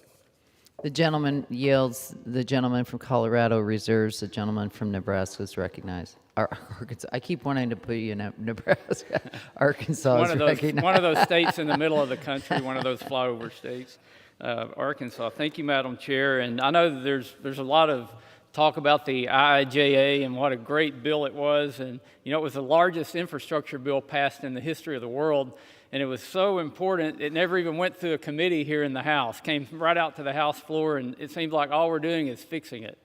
We've got a suspension bill we'll be voting on later that fixes a problem that was in the IIJA. And I'm confused why my colleague is pushing this bill that would undo much of the core work in the IIJA, including the $170 million that would go to his district under the current 10-year strategy. I think it's another example of why we have to do regular order and we have to bring these bills to committee.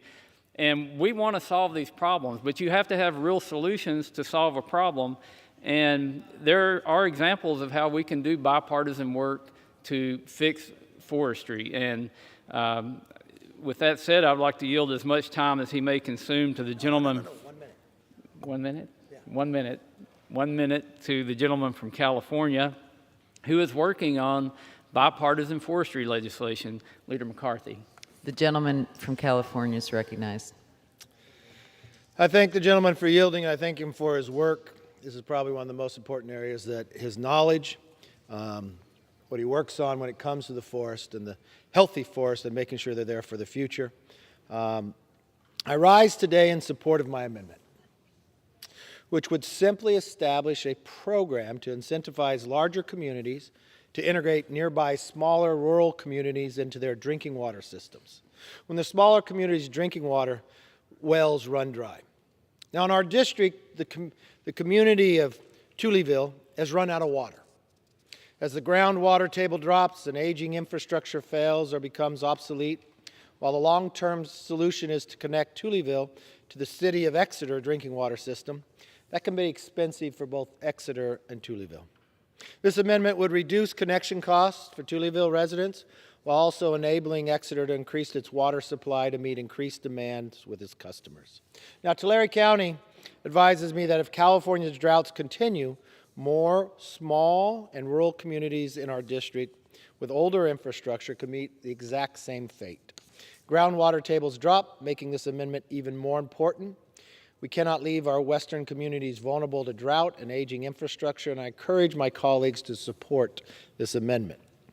Now, Madam Chairman, I ask unanimous consent to insert into the record the letters supporting my amendment from the County of Tulare, County of Kern, City of Exeter, of all which are located in this congressional district. That request cannot be entertained in the committee of the whole. Okay. Now, why are we asking for this amendment? The one thing you'd have to see, there has been no major new reservation built in California since 1979. Think of the population difference in between that time. California is very blessed. We get snow in the north. We grow the agriculture for the world in the Central Valley. My good friend from the other side of the area, I believe it's where his family's used to be from. And in the south, major population. But no new reservations. Now we've got challenges where cities are actually running out of water. But it's not that we don't have enough water. In those wet years, we can save it. We could even pump it in the ground to bring it back out. But in California, at times they care more about a fish and the water goes out to the ocean. Now we talk about desal, so we'd spend billions of dollars to create a desalination plant for the fresh water we put into the ocean to make it salt water to bring it back into fresh water. Why wouldn't we just store more water for those dry years? You know, we've worked on this issue for quite some time. We actually think the greatest return on the investment would be to just lift Shasta Dam, the reservoir. If you simply enlarged it, it could store more. You know, we got to a bipartisan bill, the WIN Act, working with Dianne Feinstein. It passed this House with big numbers. It passed the Senate with more than 70 votes. But you know what happened after it passed? Speaker Pelosi and other Democrats fought it. Actually killed the ability that California could determine their own destiny. And now today, we come down, and this is supposed to be a wildfire bill. In my state, we have wildfires all the time. We have one raging right now. We have a very large one in Yosemite. And also in California, we're blessed with the only state in the world that grows the giant sequoias. You all know that iconic tree. You all know and seen it before. It grows 2,000 to 3,000 years old. History tells us the only major time we've ever seen a giant sequoia of them die was in 1297 from a fire. Normally they just die because they get so large and they topple over. But do you realize in the last 2 years we've lost 20% of all the giant sequoias? There's a warning right now that we can lose them all just in the next couple of years. Firefighters right now are risking their lives to protect them. But you know what? This body could be very proud of the fact that there is a bipartisan bill, Save Our Sequoias, with the same number of Democrats and Republicans on that piece of legislation that would go into these groves, clean out, and protect them where firefighters wouldn't have to risk their lives. Or even when fires came, these giant sequoias would continue to live. It's introduced. And how did that bill get introduced? Because a bipartisan group went to the giant sequoias, studied what needed to happen, came together. Everybody didn't get what they want, but at the end of the day, they could save the giant sequoias. You know what's not in this bill? Save our sequoias. This is a wildfire bill that won't even save the sequoias, even though the president talked about this just last week, that it was a big concern to him. Why wouldn't it get put in? It's not that it hasn't been through committee, because the committee won't bring it up, but that's not the pattern of the Democrats. It doesn't matter if you've been through committee or not. They'll drop anything in. But this is a bill that both sides agree upon. And I have to give credit to the Democrats, Congressman Peters, Panetta, and others who went to the giant sequoias and Costa to study the issue, to know what needs to be happened, to work towards it and make that, to save them. Why would we want to destroy them? Why in this opportunity would we not put it in this bill? Is it because it's bipartisan? Can you only bring bills to the floor that are partisan? You know, it's interesting when the constituents ask all the challenges on this floor. When the constituents were going to ask me about a firefighter bill to help save our forest would eliminate 610 firefighters, only a Democrat Congress could think that's a wildfire bill. That you're going to eliminate 610 firefighters. How's that going to protect them more? It's only in this Congress that you could ask a bill that's called America Rescue Plan that creates inflation. It's only an American Rescue Plan that you could tell the American public, can you afford to lose a month's salary? No one will say yes, but that's exactly what you took from them. That's what inflation has done. This bill is needed. Not the bill you've written, but this issue. You have saved the sequoias. It's a crisis before us, and you will not even put it in the bill when it's bipartisan. But I cannot imagine that you would bring a bill forward that would eliminate firefighters and the need when we're on fire. And I cannot imagine that you wouldn't work to build more reservoirs so people can store water in the wet years so they'll be there in the dry years. With that, I yield back. The gentleman yields. The gentleman from Arkansas I is reserve. recognized. It reserves. The gentleman from Colorado is recognized. Yeah, Madam Chair, just a few key points. First, I understand why there's some confusion on the other side regarding the firefighter pay provision because, again, my colleagues voted against increasing firefighter pay a year ago when the bipartisan infrastructure bill was before this body. So I understand that they're prepared to vote against it again. I would just simply say, with respect to the provisions of this bill and whether they're bipartisan or partisan or not, I suspect that Representative LaMalfa, whose H.R. 4505 is in this bill, would disagree. I suspect H.R. 5345, a bill introduced by Mr. Moore, which is also in this bill, I think tends to refute that fact. But in any event, I'll digress from there, and I'll yield 1 minute to the distinguished gentleman from Arizona, Mr. Stanton. Arizona is recognized. Thank you, Madam Chair. I join my colleagues in support of the Wildfire Response and Drought Resiliency Act. I support this bill because we are in the midst of a crisis. After decades of severe drought, the Colorado River, which supplies water to 40 million people across 7 states, is on the brink of collapse. The future of Arizona and the entire American Southwest depends on how we respond.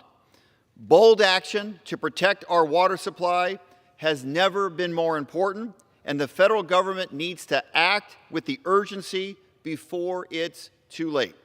The Wildfire Response and Drought Resiliency Act is a necessary step to help our communities deal with the impacts of climate change and a drier future.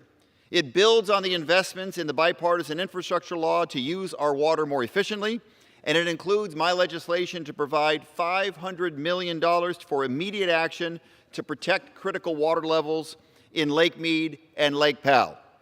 Time is of the essence. We must act now. We cannot allow this crisis to turn into a catastrophe. I urge my colleagues to save the Colorado River, save the American Southwest, and support this bill. I yield back. The gentleman yields. The gentleman from Colorado reserves. The gentleman from Arkansas is recognized. Madam Chair, I yield 2 minutes to the gentleman from California, Mr. McClintock. The gentleman from California is recognized. Thank you, Madam Chairman. This is the Democratic equivalent of fiddling while our forests burn. They call it the Wildfire Response and Water Resiliency Act, but while it spends lavishly, it accomplishes almost nothing. You know, for 14 years in Congress, I've dealt extensively with issues of fire and water, and here's what I've learned. Excess timber will always come out of the forest. Either we will carry it out, or nature will burn it out. When we carried it out by logging, we enjoyed healthy forests and a thriving economy. We stopped active forest management decades ago due to radical environmental laws that have made it impossible. Today, our forests are now morbidly overgrown, and nature is again burning out the excess. Now, this bill does nothing to reform the laws that have made active forest management impossible. And instead it consigns us to fight a losing battle that will cost us our forests for generations to come. And when it comes to water, droughts are nature's fault. They happen. But water shortages are our fault. They're the choice we made when the same radical laws made new dam construction impossible. Dams save water from wet years so that we have plenty in the dry ones. And we'll not solve our water shortage until we build more dams, and we can't build more dams until we overhaul these same laws.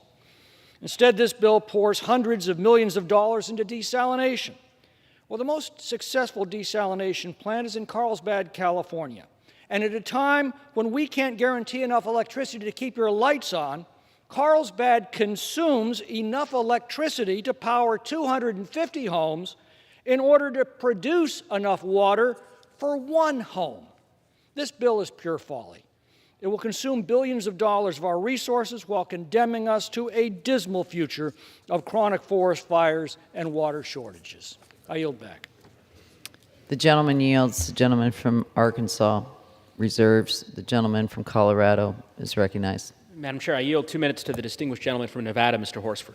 The gentleman from Nevada is recognized. Thank you, Madam Speaker, and it's great to see you at the chair. I'd like to thank Chairman Grijalva for yielding the time and bringing this important bill to the floor, and I applaud my friend and colleague, the gentleman from Colorado, Mr. Neguse, for leading this legislation. Madam Speaker, I rise today in strong support of H.R. 5118, the Wildfire Response and Resiliency Act. As a native of Las Vegas, I grew up with frequent trips to Lake Mead, which is part of my district.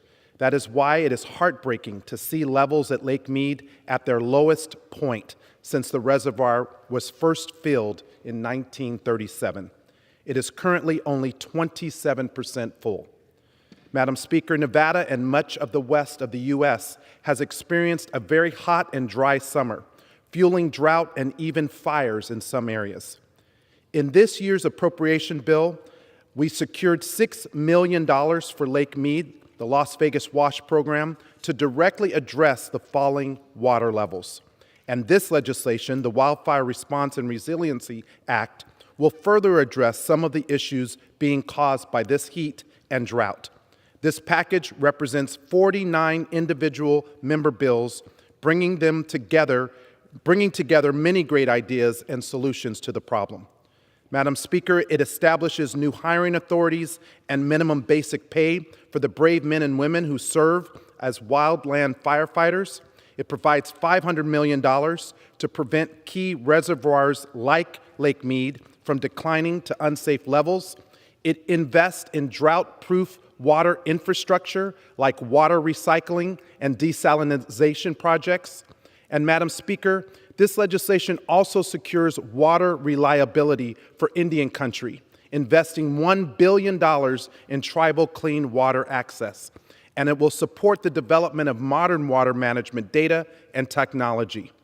H.R. 5118 will protect and restore important ecosystems, and I encourage this body to pass this legislation. I yield back. The gentleman yields. The gentleman from Arkansas is recognized. Thank you, Madam Chair. You know, sadly, many of the water and power users in the Colorado Basin were not consulted on this $500 million Colorado River provision and don't even know what it would be used for.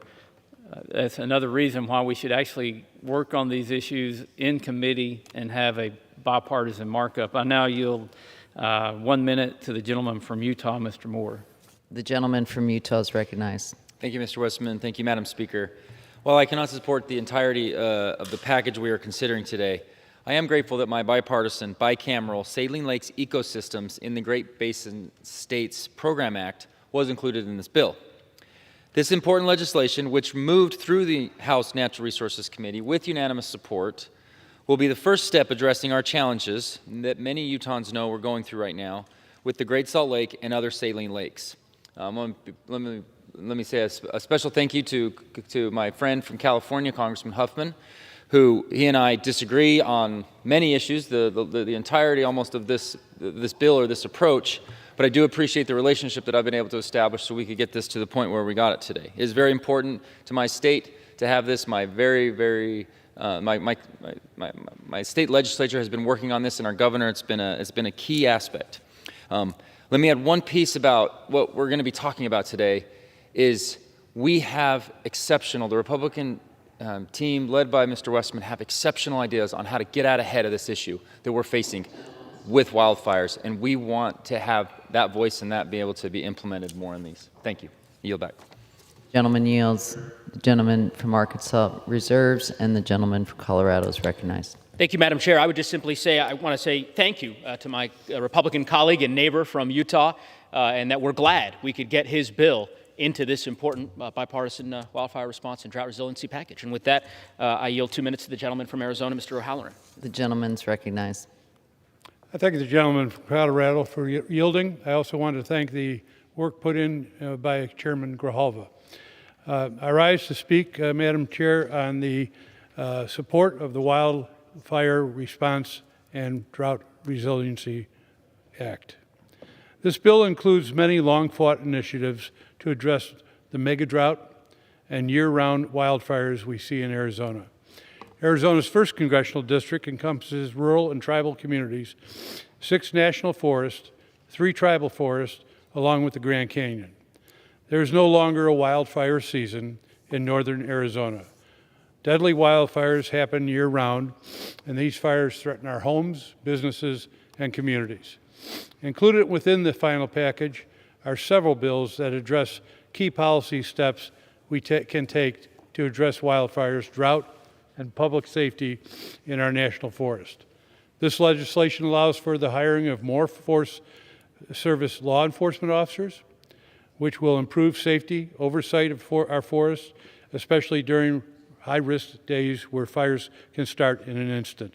Another critical provision will create a grant program to remove non-native plant species like salt cedars that contribute to drought and fire conditions. Importantly, also within this package are 2 tribal water settlements that I've fought for since 2017 arriving in Congress, the White Mountain Apache Tribe and the Havasupai Tribe water settlements. The tribes have been waiting decades for these federal approvals.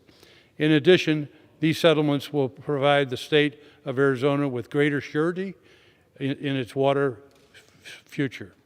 Today, I'm looking forward to joining my colleagues gathered here to vote to pass this critical package of bills. And I want to also acknowledge that there is a tremendous amount of work over decades that has not been done by this Congress, and it has to complete, and I yield. The gentleman yields. The gentleman from Colorado reserves. The gentleman from Arkansas is recognized. Madam Chair, I yield 2 minutes to the gentleman from Washington, Mr. Newhouse. The gentleman from Washington is recognized. I want to thank my friend from Arkansas for allowing me to speak on this important issue. Madam Speaker, rural communities, as you know, across the country are plagued by persistent drought and catastrophic wildfires, especially communities in the western United States.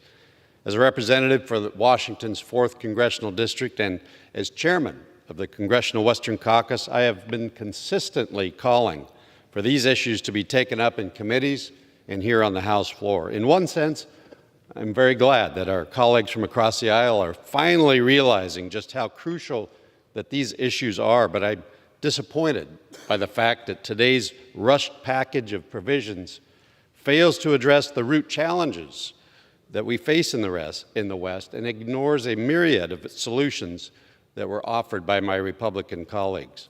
Rather than fixing our broken duplicative requirements under the National Environmental Policy Act, this package adds more regulation and bureaucratic red tape. Rather than enhancing opportunities for long-term water storage infrastructure and offering any type of lasting solutions for forest and species management, it focuses on adding environmental studies and prioritizing environmental justice. Madam Speaker, my colleagues and I submitted numerous amendments that would actually solve these problems to encourage additional water storage, active forest management, common sense reforms to the Endangered Species Act, and critically needed domestic energy and timber development. Unfortunately, Madam Speaker, Democrats refused to even let these amendments be considered for debate. This bill fails to address the actual problems facing rural communities and will likely exacerbate the very issues Democrats claim the bill addresses. I urge my colleagues to vote no on this legislation. Thank you, and I yield back. The gentleman yields. The gentleman from Arkansas reserves. The gentleman from Colorado is recognized.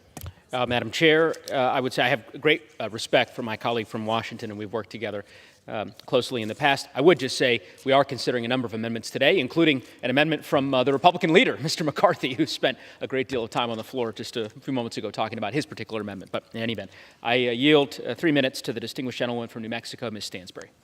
The gentleman from New Mexico is recognized. Thank you, Madam Speaker. I rise today in support of the Wildfire Response and Drought Resiliency Act, as wildfires have been burning across my home state of New Mexico, and our life-giving Rio Grande has dried for the first time in decades in significant stretches of the river. This bill is vital to supporting our communities as they are responding to the impacts and working to build a more resilient future. This year, communities across our state have been battling unprecedented wildfires that have devastated homes and livelihoods and taken the lives of 4 first responders just a couple of weeks ago from Bernalillo County in my home district, exacerbated by a millennial drought and the impacts of global climate change. But we are New Mexicans, and we are resilient. And this bill, which includes our wildfire legislation and 3 of my water bills, are crucial to the future of our state. And that is why I am so incredibly grateful for the leadership of this body, to Speaker Pelosi, Leader Hoyer, my good friend Representative Joe Neguse, our amazing committee chairman, Mr. Grijalva, for their incredible leadership in meeting this moment and putting together a comprehensive package to address drought and wildfire across our country. These bills will empower our communities, our tribes, and our pueblos who have depended on these life-giving waters since time immemorial, our acequias and our land grants who have depended on these lands and waters for generations, and empower our communities with tools, resources, and science to meet the moment. My Bipartisan Water Data Act will help unlock the power of big data and science to help transform water management across the United States. Our Rio Grande Water Security Act will help to create a framework for collaboration and innovation to keep water in our precious river. The Water Smart Access for Tribes Act will help to lower barriers so that our tribes and pueblos can access vital funding for water security projects. And our Hermit's Peak bill will help to make our communities who have been devastated by wildfires whole again.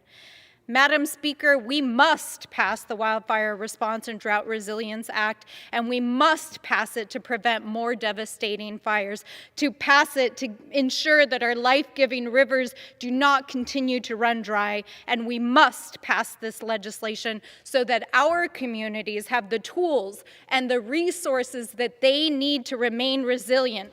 The time to act is now, and the time to support our communities is now. Thank you, and with that, I yield back. The gentlewoman yields. The gentleman from Colorado reserves, and the gentleman from Arkansas is recognized.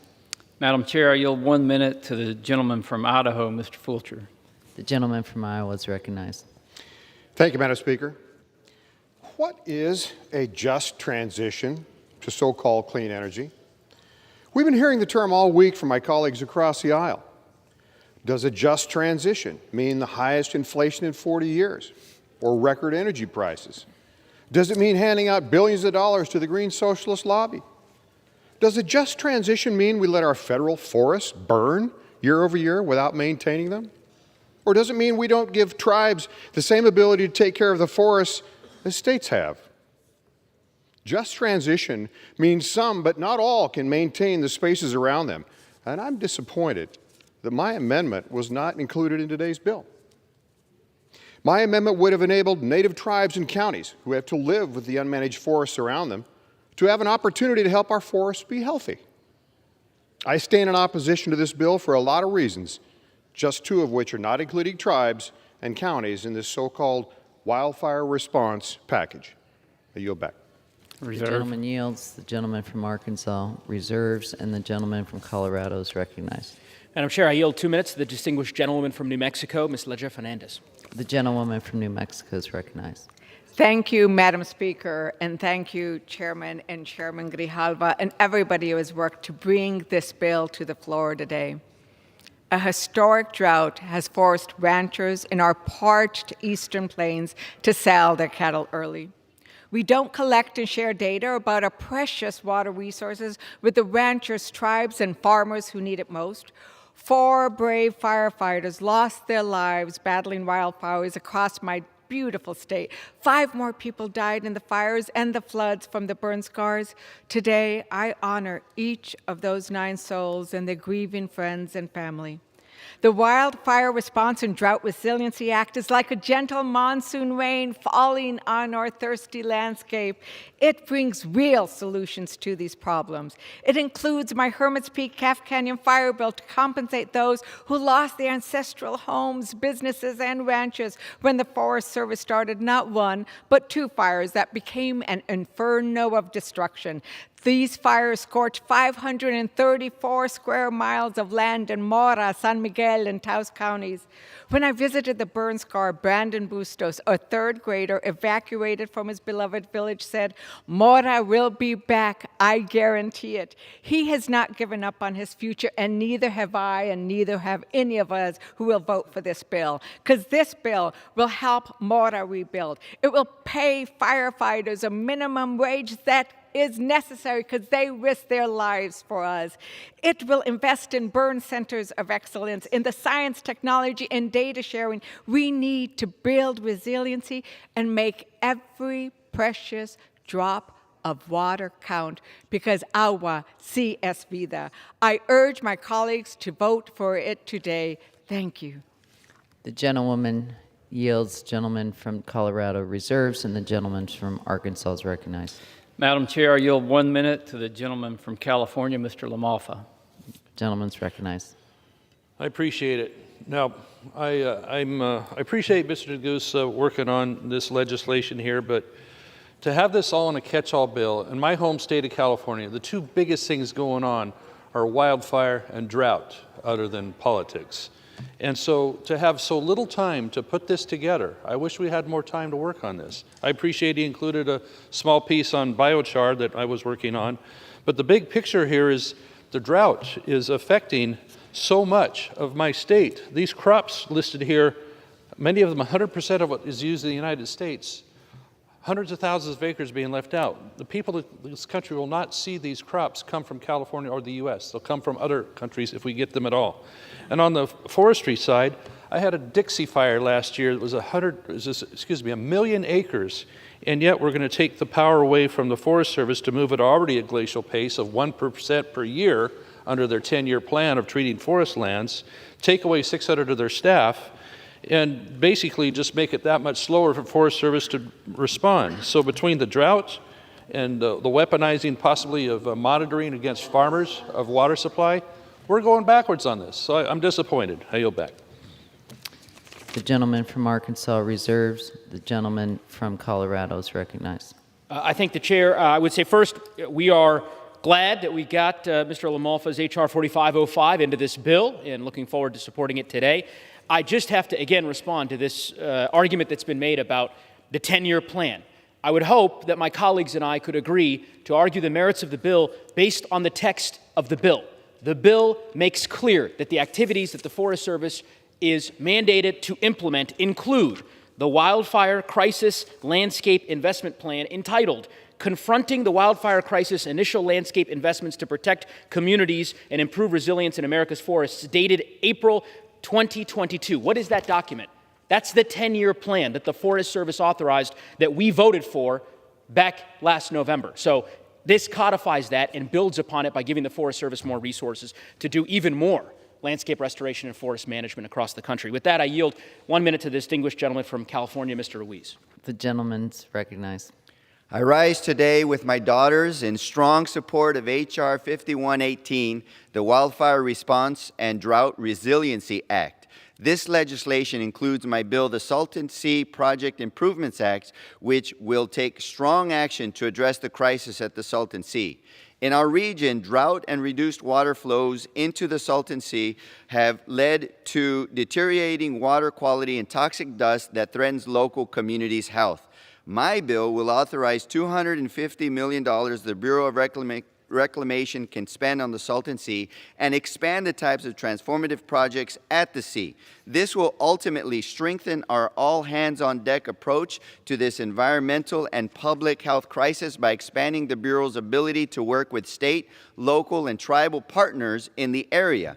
I urge my colleagues to swiftly pass this drought and wildfire bill, and I urge the Senate to do the same. I yield back. We'll remind all members to refrain from references to guests on the floor. The gentleman from Arkansas is recognized. Madam Chair, I yield 1 minute to the gentleman from Montana, Mr. Rosendale. Thank you, Ranking Member Westerman, and thank you, Madam Speaker. As it stands now, this bill will make a vast swath of land inaccessible, making it harder for firefighters to respond. This bill's approach to wildfires is backwards. The people of Montana and across the West have seen too many fires scorch homes, businesses, and forests. It has destroyed air quality, water quality, and fisheries. They appreciate the bravery of the responding firefighters, but I believe many would prefer never to see the wildfires in the first place. My amendment would have addressed root causes of wildfires by clarifying language in statute that allows radical environmentalists to delay the harvest of timber as per the Cottonwood decision, which has made proper forest management near impossible. The Cottonwood decision has delayed forest planning, wildfire mitigation efforts, and ultimately weaponized the Endangered Species Act, allowing special interest groups to line up like pigs at the trough, lapping up legal fees and settlements, stripping valuable resources from agencies and keeping them from carrying out their mission. In closing, I will say that I'm appalled that Democrats will not consider common sense amendments like mine, which would allow these mitigation efforts to take place. Thank you, Madam Chair. I yield back. Gentleman yields. Gentleman reserve. Colorado is recognized. Thank you, Madam Chair. I yield 2 minutes to the distinguished gentleman from California who has become a real leader here in our caucus and in the Congress on forestry and forest management, Mr. Panetta. The gentleman from California is recognized. Madam Speaker, I rise today in support of the Wildfire Response and Drought Resiliency Act. Let me, of course, thank Representative Neguse for his strong leadership on these issues, as well as Leader Hoyer for getting this bill to the floor. I also want to acknowledge and understand my good friend Mr. Westerman's complaints about regular order, but I also know that he understands how urgent of action is needed, especially when it comes for us getting a grip on the conflagrations, the devastation, and the destruction that we are experiencing in the American West when it comes to wildfires. Now, right now, we have a record drought that has led to record levels of dryness, dead and dying fuels, which have created vast swaths of wilderness that are flammable, ignitable, and combustible just from a single spark, a simple down power line, a smoldering campfire, or a strike of lightning that can absolutely wipe out not just our forests and our parks, but lives and livelihoods.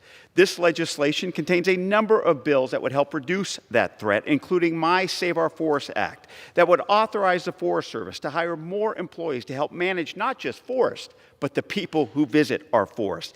80% of wildfires are caused by humans, so more Forest Service personnel are needed to manage humans acting like humans. Additionally, the Wildfire Emergency Safety Act, which I authored with Senator Feinstein, provides the strategy and the authority to start thinning out the undergrowth of overgrown forest and then set prescribed burns to eliminate those dead and dying fuels. This bill would do that at the national level with large-scale restoration projects, and it would do that at the local level with non-federal lands through partnerships with our federal stakeholders. Let me also make one thing clear to our environmental allies. This is not a slippery slope to clear cutting or commercial logging. This is not about timber harvesting for economic interests, but this is about smart, science-based, commonsensical stewardship for our forests. It's a solution to deal with our drought and a strategy to not just suppress wildfires, but also to do everything we can to prevent them. Thank you, Madam Speaker. I yield back. Gentleman yields. Gentleman reserves. Gentleman from Arkansas is recognized. Madam Chair, I yield 1 minute to the gentleman from California, Mr. Obernolte. Gentleman from California is recognized. Thank you, Madam Chair. Last year, my home state of California experienced the worst year for wildfires in the entire history of the state. And as of this morning, the Oak Fire is burning just outside my district. It has consumed over 100 homes and displaced tens of thousands of people. Science tells us that the only way to reduce the intensity of these wildfires is to reduce the density of the fuels through either mechanical thinning or prescribed burns. But unfortunately, this bill makes the situation even worse by locking up over 58 million new acres of forest with a wilderness designation that would prevent the use of mechanical thinning or prescribed burns to reduce the density of the fuels. This bill is called the Wildfire Response Act, but Madam Speaker, our response to wildfires cannot be to take actions that make future wildfires even more destructive. I urge a no vote. I yield back. The gentleman yields. The gentleman from Arkansas reserves. The gentleman from Colorado is recognized.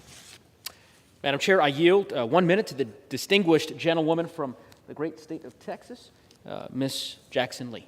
The gentlewoman from Texas is recognized.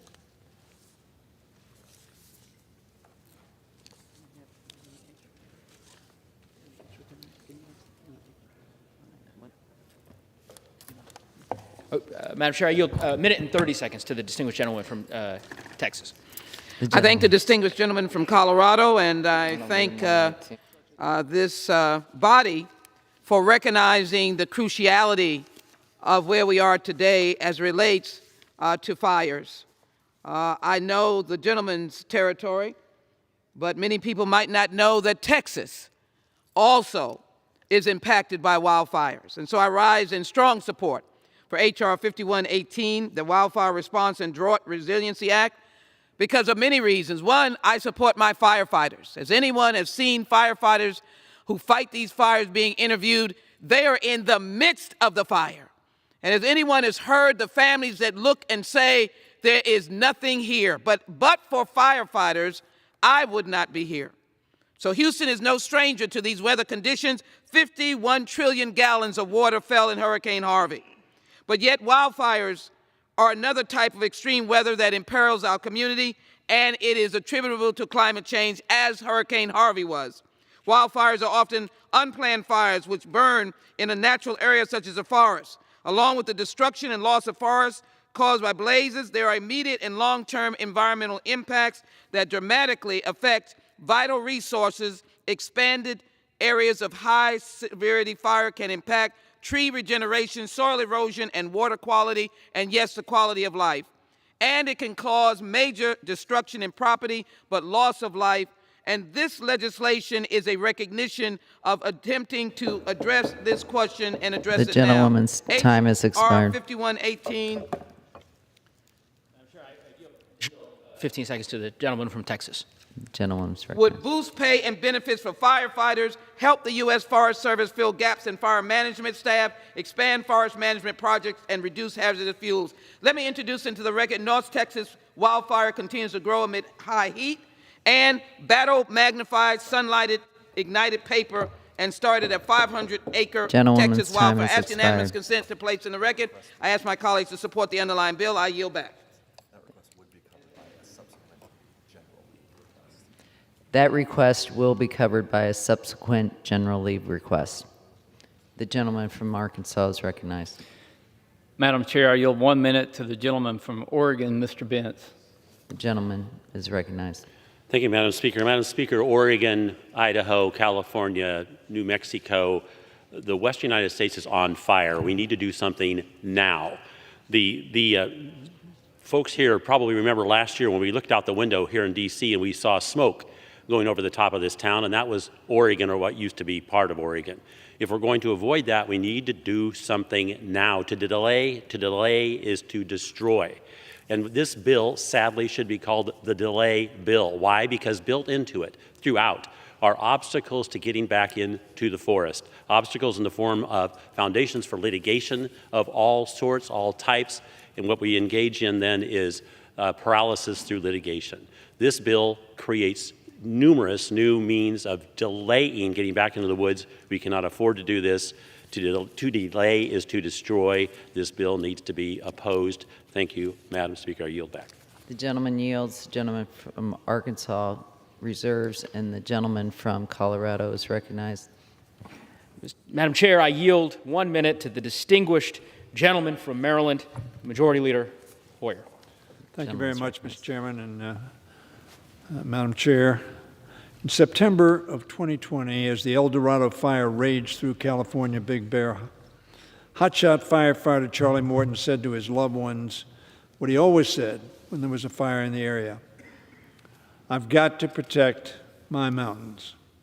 Hotshot, like Morton, serve in the vanguard. They're tasked with making the area safe for other firefighters to operate. As one hotshot explained, we do not get to turn around and walk away. I am hopeful that the Congress today does not turn around and walk away. This bill is a step to deal with the extraordinary consequences of climate change that is afflicting our country. Yes, it's the west of our country, but it's afflicting us all, in particular the West. Firefighter Morton knew his work was extremely dangerous, but he did it anyway because he believed in the importance of protecting our nation's forests and the communities they sustain. On September 17, 2020, backed into a corner by the encroaching flames, Morton laid down his life in defense of that conviction. It's a noble sacrifice, but one that no one should have to make. Much like Morton and his fellow hotshots, America cannot afford to turn around and walk away from the issue of wilderness. wildfires. We must do everything we can to ensure that other brave firefighters do not have to give the full measure of their devotion, as Morton did. That's why I am proud to serve as co-chair of the Congressional Fire Service Caucus and to bring this wildfire response and drought resiliency bill to the floor today. Exacerbated, as we know, by the climate crisis, parts of the American West are experiencing their worst drought in 1,200 years. And this is fueling deadly and damaging wildfires affecting millions of Americans. These disasters, Madam Chair, tear through communities and inflict untold destruction and grief. This issue doesn't just affect those living in the West, however. As I've said, the effects of drought and wildfires cost our country tens of billions of dollars each year. We all pay a price. Not the price that Morton paid, but we pay a price. To my friends on the other side of the aisle who constantly deride our attempts to address the climate crisis as too expensive, I would remind them that the cost of inaction in the form of more frequent, more severe fires, droughts, and other natural disasters is far greater.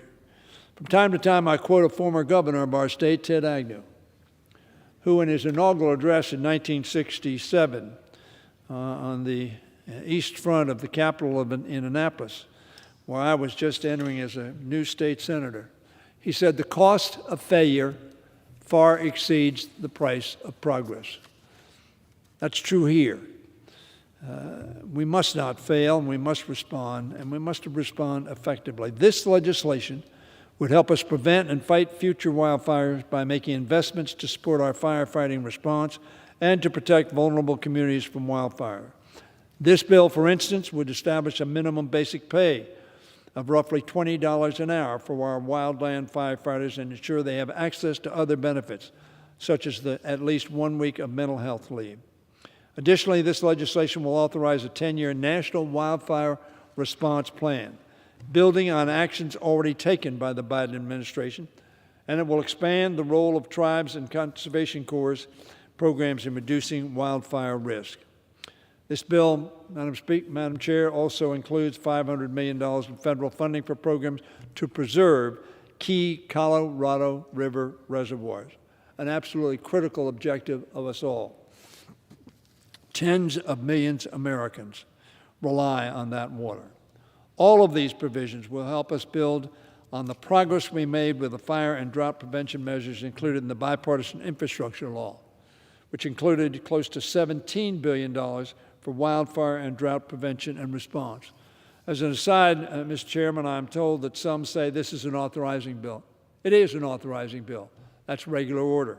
It will be our responsibility then to appropriate the funds that are necessary to carry out the objectives of this bill, and I hope we can do so in a bipartisan way. I want to thank House Natural Resources Chairman Raul Grijalva for his leadership, Mr. Neguse, ranking member as well, and for the work that they have done. Whether they agree or not, there has been joint work on this bill. Chairs David Scott, Frank Pallone, Eddie Bernice Johnson, and Carolyn Maloney for their committee's contributions. We can take meaningful action to address these wildfires and drought by voting yes on this bill. Although Charlie Morton, Madam Chair, perished in the El Dorado fire, his courageous efforts and those of his fellow firefighters made it possible to extinguish ultimately the flames. They were able to protect Morton's mountains, including a pristine meadow now named in his memory. They did their part to defend our forest and our communities. Today, Madam Chair, we must do our part. I yield back. The gentleman yields. Gentleman from Colorado reserved, and the gentleman from Arkansas is recognized. Sorry. Madam Chair, I yield 1 minute to the gentleman from Minnesota, Mr. Stauber. Gentleman's recognized. Thank you, Madam Chair. I rise today in opposition to H.R. 5118, the so-called wildfire response package. The Greenwood fire in northern Minnesota was the worst in decades. It ravaged my district, forcing home evacuations, closing the boundary waters, and upending people's lives. And still, even worse wildfires ravaged Southern California and across the West. Wildfires are the result of weather, topography, and fuel. Madam Speaker, the only factor we can control is fuel. Our forests are thick with dead wood fuel, and they're predictably going up in flames. Real solutions include reforming our broken permitting process so we can get our loggers into forests on projects to really make a difference. There are no better conservationists than forest managers. They know better than anyone how to preserve our forests for future generations. Like everything done by this majority, it throws money at a problem and offers no real solutions to ensure this doesn't happen again. And no, not one single wildland firefighter receives a raise under this bill. $20 an hour is already the minimum wage, and when you authorize no money with it, it will in fact lead to wildland firefighting jobs being cut. Republicans are offering solutions. Ranking Member Westerman has the Trillion Trees Act. I have the ESA Flexibility Act and the Healthy Forest for Hunters Act. And Madam Speaker, Republicans will keep offering solutions until you accept them, because we need to fix this problem. It cannot go on like this any longer. And I yield back. Gentleman yields. Gentleman reserves. Gentleman from Colorado is recognized. How much time is remaining for each respective side? And from Colorado has 3¼ minutes. The gentleman from Arkansas has 6½ minutes. Reserve. The gentleman from Colorado reserves. The gentleman from Arkansas is recognized.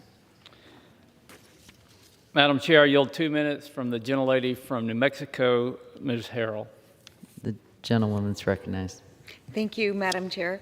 I rise in support of the motion to recommit and in opposition of the underlying bill. The legislation before us today is rightly labeled a wildfire response bill. But, Madam Speaker, I believe that instead of just focusing on wildfire response, we as Congress should be focused on wildfire prevention, the most immediate way to protect Americans who are threatened by potential catastrophic wildfire is to prevent these fires from happening in the first place. And the only way to do this is to actively manage our forests. Therefore, I urge my colleagues to support my bill, the Wildfire Prevention and Drought Mitigation Act, which is a part of this motion to recommit. This legislation would grant categorical exclusion authority for forest management projects whose primary purpose is to protect municipal water resources and to improve watershed health, water yield, and snowpack. In addition, projects that are specifically tailored to adapt the forest landscape to an increased threat of drought would be granted categorical exclusion authority. Granting categorical exclusion authority to these projects would streamline the NEPA process and protect communities in my district that are adjacent to fire-prone forests. The underlying bill we are debating here today will make it more difficult to prevent wildfires by adding new red tape and locking up millions of acres in new wilderness. This is the same approach and continues to hurt my constituents. Just a few months ago, the Black Fire burned over 300,000 acres of mostly wilderness area in my district. The northern New Mexico, the devastating Hermit's Peak Calf Canyon fires burned through the unmanaged Pecos wilderness and became the largest fire in our state history. These fires have destroyed hundreds of homes and will cost New Mexicans millions of dollars to clean up the damage and rebuild. All of this was preventable. Instead of making it more difficult to prevent catastrophic wildfires, as the underlying bill would do, I ask my colleagues to support this motion to recommit, and I yield back the balance of my time. Thank you. Gentlewoman yields. The gentleman from Arkansas reserves, and the gentleman from Colorado is recognized. Reserves. Gentleman reserves. Gentleman from Arkansas is recognized. Thank you, Madam Chair. I know the distinguished gentleman, Mr. Hoyer, has left the chamber, but I did want to personally thank him for putting the Senate NEPA streamlining bill on the suspension calendar today, and I hope we can work on more issues like that in the future. Now I'll ask to yield 3½ minutes to the gentleman from California, Mr. Valadeo. Gentleman's recognized. I'd like to thank my friend for the time. Madam Speaker, my constituents have faced drought conditions for years. Communities throughout the Central Valley and the entire American West are running out of water for daily use in homes, businesses, and agriculture production. Farmers are being forced to fallow their fields and dry out their orchards, and hundreds of thousands of acres will be unable to be planted again this year. Instead of coming to the table to work on real solutions that would give families and farmers in my community the water they desperately need to survive, the majority has decided they would rather play politics with the most critical resource in the valley. Apparently, passing political messaging bills to check a box is more important to my Democratic colleagues than trying to save the livelihood of thousands of valley farmers trying to put food on the table of Americans across the country. This bill is completely silent on the desperate need for enhanced water storage infrastructure to better prepare us during wet years. It does not cut red tape, decrease time delays, or address increased project costs due to redundant requirements under NEPA. The bottom line is this bill is bad policy, and it's bad policy for the Central Valley. My colleagues don't seem to understand that the fewer agriculture products the Central Valley produces, the worse off our own domestic food supply will be. Reduced ag means more of a reliance on other nations for our food, which is an issue for national security. We must do better to address the severe drought we are suffering through the American West. The WIN Act, which passed with bipartisan support under President Obama in 2016, provided real relief to Valley farmers by increasing operational flexibility of the Central Valley Project and the State Water Project. It also authorized millions of dollars for important water infrastructure projects to improve the Bryant-Kern Canal, the Delta-Mendota Canal, and the California Aqueduct. The WIN Act was critical to ensuring Valley families in rural communities and across the United States have clean, reliable water. We made great progress because of this legislation. Unfortunately, authorities under the WIN Act expired in 2021, and this is why I introduced the Renew WIN Act, to extend storage and operations provisions for the WIN Act and authorize funds for critical water storage projects. Over 3/4 of the Democrats in this House supported the positions in 2016, but this week they refused to include my bill in this so-called drought relief package. They are blocking an actual solution to the crisis in the name of environmental justice. Madam Speaker, where is the justice in letting thousands of Valley farmers lose their livelihoods because they cannot get something as basic as water? If this drought bill was truly about solving the water crisis in the West, the House majority would include the Renew WIN Act in this package instead of actively blocking its consideration. I'm once again urging the House majority to consider this legislation that will bring water to the people in my community, doing everything possible to survive this terrible drought. I urge the Democrat majority to stop playing politics with the resource that the entire country is so reliant on. Madam Chair, I ask for unanimous consent that the text of the amendment be inserted into the record. The request will be covered by a subsequent request for general leave. The gentleman from Arkansas reserves. Madam Chair, may I inquire as to the amount of time remaining on both sides? The gentleman from Arkansas has 1 minute remaining. And what about Colorado? The gentleman from Colorado has 3 1/4 minutes remaining. I reserve. The gentleman reserves. The gentleman from Colorado is recognized. I thank the chair. I heard with great interest my colleague from California, his remarks. I have to say I did take umbrage with his characterization of the bills within this omnibus package, as I think he put it, as political messaging bills. Political messaging bills. I don't think that Mr. LaMalfa, Republican from California, would characterize his bill, the Tribal Biochar Promotion Act, as a political messaging bill. His bill is in this bill. I don't think that Mr. Moore, Republican of Utah, would characterize his bill, the Saline Lake Ecosystems in the Great Basin States Program Act, as a political messaging bill. His bill is in this bill. I don't think that Ms. Lofgren would characterize her bill, the Wildland Firefighter Fair Pay Act, as a political messaging bill. That bill is before the House today. And that's probably the best place for me to begin to close, which is we've heard a lot from the other side about various mischaracterizations on firefighter pay and wildland firefighter pay and what this bill does and does not do. For the benefit of every American watching, I would encourage you to read the bill. This body approved a pay increase for wildland firefighters a year ago. All but 13 of my colleagues on the other side of the aisle voted against it. You could check the record. That pay increase expires a year from now. This bill seeks to make that pay increase permanent. And one can only hope that my colleagues who have made much about appropriating language will join me. I look forward to asking the ranking member after this vote to join me on the bill to appropriate the firefighter pay increase that this bill will authorize. With that, I'd reserve the balance of my time. And I'm prepared to close when the ranking member is prepared. Reserves. The gentleman from Arkansas.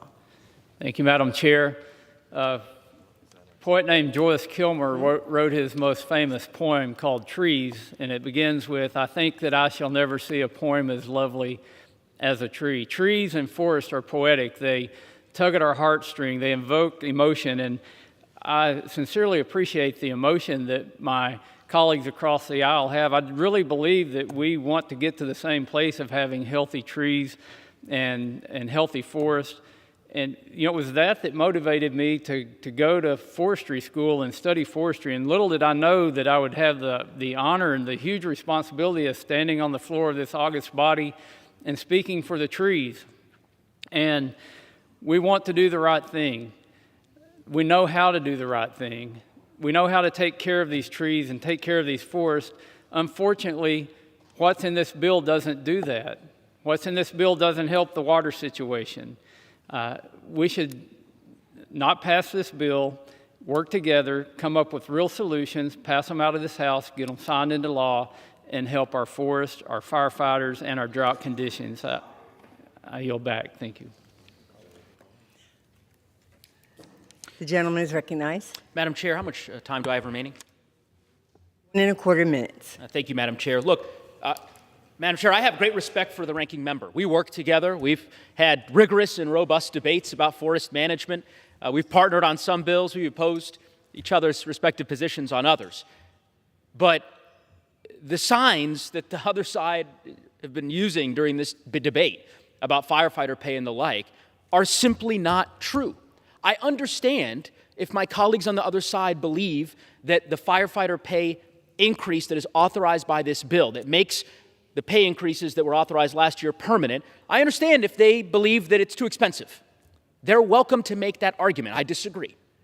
But I hope that every member of this chamber can again adhere to substantive debate on the text of the bill that is before the House. And the text of this bill authorizes an increase for wildland firefighters who are bravely sacrificing so much for our country, authorizes additional dollars for the Forest Service to do incredibly important forest management work to prevent the next fire in Colorado and in Utah and in New Mexico and Arizona, and the bill authorizes significant investments to ensure that the drought we are experiencing, record levels in the West, can be addressed. With that, Madam Chair, I urge my colleagues to support this bill, and I yield the balance of my time. All time for general debate has expired. Pursuant to the rule, the bill shall be considered for amendment under the 5-minute rule. In lieu of the amendment in the nature of a substitute recommended by the Committee on Natural Resources printed in the bill, an amendment in the nature of a substitute consisting of the text of Rules Committee Print 117-57, modified by the amendment printed in Part B of House Report 117-432, shall be considered as adopted. The bill as amended shall be considered as the original bill for the purposes of further amendment under the 5-minute rule and shall be considered as read. No further amendments to the bill as amended shall be in order except those printed in Part C of the House Report 117-432. Each such further amendment shall be offered only in the order of printed in the report by a member designated in the report, shall be considered read, shall be debatable for the time specified in the report, equally divided and controlled by the proponent and opponent, shall not be subject to the amendment and shall not be subject to a demand for the division of the question. It is now in order to consider amendment number 1, printed in Part C of the House Report 117-432. For what purposes does the gentleman rise? Madam Chair, I yield myself as much time as I may consume. Is the gentleman offering an amendment as a designee from Mr. McCarthy? I am, Madam Chair. Do you see it? The clerk will designate the amendment. Amendment Number 1, printed in Part C of House Report Number 117-432, offered by Mr. Westerman of Arkansas. Pursuant to House Resolution 1254, the gentleman from Arkansas, Mr. Westerman, and a member opposed, each will control 5 minutes. The chair recognizes the gentleman from Arkansas. Madam Chair, I claim time in opposition to this amendment. I'm sorry. It's support of the amendment, Madam Chair. Yeah. The gentleman is recognized. Madam Chair, Leader McCarthy's amendment presents a common sense solution, as he knows all too well from his efforts resolving water issues. Communities in California and elsewhere in the West are running out of water for families, farms, communities, and many other needs thanks to the natural man-made drought. This has a dramatic impact not only on these areas, but it negatively impacts food production, which affects every one of us. In the case of some California communities, wells that are used to provide drinking water have or will run dry. This amendment seeks to provide some relief to rural communities through the creation of a new grant program aimed at constructing new wells and water lines designed to deliver drinking water to these communities. I thank Leader McCarthy for introducing this amendment and for his long-standing leadership on bringing balance back to Western water policies. I urge my colleagues to join me in support of the amendment, and I reserve the balance of my time. The gentleman reserves. For what purpose does the gentleman from Colorado rise? Madam Chair, I ask for unanimous consent to claim the time in opposition, though I am not necessarily opposed. Without objection, the gentleman is recognized. I thank the chair, and I would just simply say, in the spirit of bipartisanship, which I think has been reflective of so many of the bills that are included within this important and critical package that has been brought to the floor today, that I appreciated the arguments that were made with respect to this particular amendment, and I imagine that members are going to consider it thoughtfully and make a judgment that is in the best interests of their constituents in their respective states on this particular amendment. So with that, I would reserve the balance of my time. The gentleman reserves. The gentleman from Arkansas is recognized. Thank you, Madam Chair, and I appreciate the gentleman's kind words about the amendment. And I yield 1 minute to the gentlewoman from California, Ms. Conway. The gentlewoman is recognized. Thank you, Madam Speaker. I rise today in support of this amendment that I co-authored. In my home, California's Central Valley, communities are running out of clean water, what we would consider drinking water. They are unable to shower, unable to cook for their families, unable to stay cool during intense heat. Madam Speaker, I'd like to know, and actually, forgive me for that, the thought of having to bathe your children, cook food to stay alive with small bottles of water, that's the gist of this amendment. Extreme drought and outdated water infrastructure have forced rural communities to truck in water every day. This amendment authorizes $250 million in grants to improve water access for small rural communities suffering from drinking water shortages. My amendment is supported by small communities, local nonprofits, and those dedicated to helping underserved communities like Self-Help Enterprises and the Tulare County Board of Supervisors. Madam Speaker, I'd like to enter into the record a letter of support from Self-Help Enterprises. While there are many more issues to be addressed in the larger bill, this provision will directly help rural Americans in critical need of assistance, underserved members of our communities. I yield the gentlelady another 30 seconds. I don't need 30.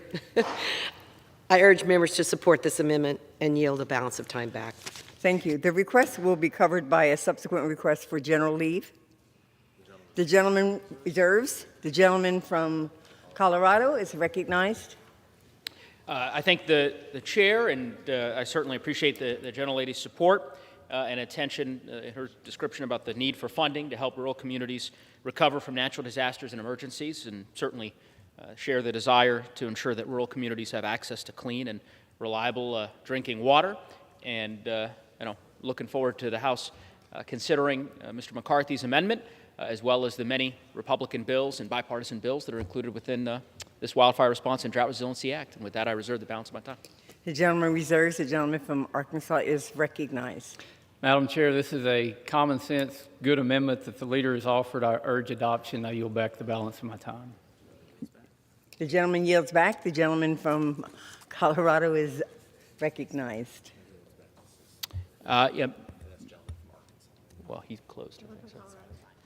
Yeah, Madam Chair, I yield the balance of my time on this particular amendment. You yield back. The gentleman from Arkansas is recognized.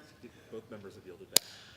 This question is on the amendment offered by the gentleman on behalf of Mr. McCarthy by the gentleman from Arkansas. Those in favor say aye. Those opposed say no. In the opinion of the chair, the ayes have it. The amendment is agreed to.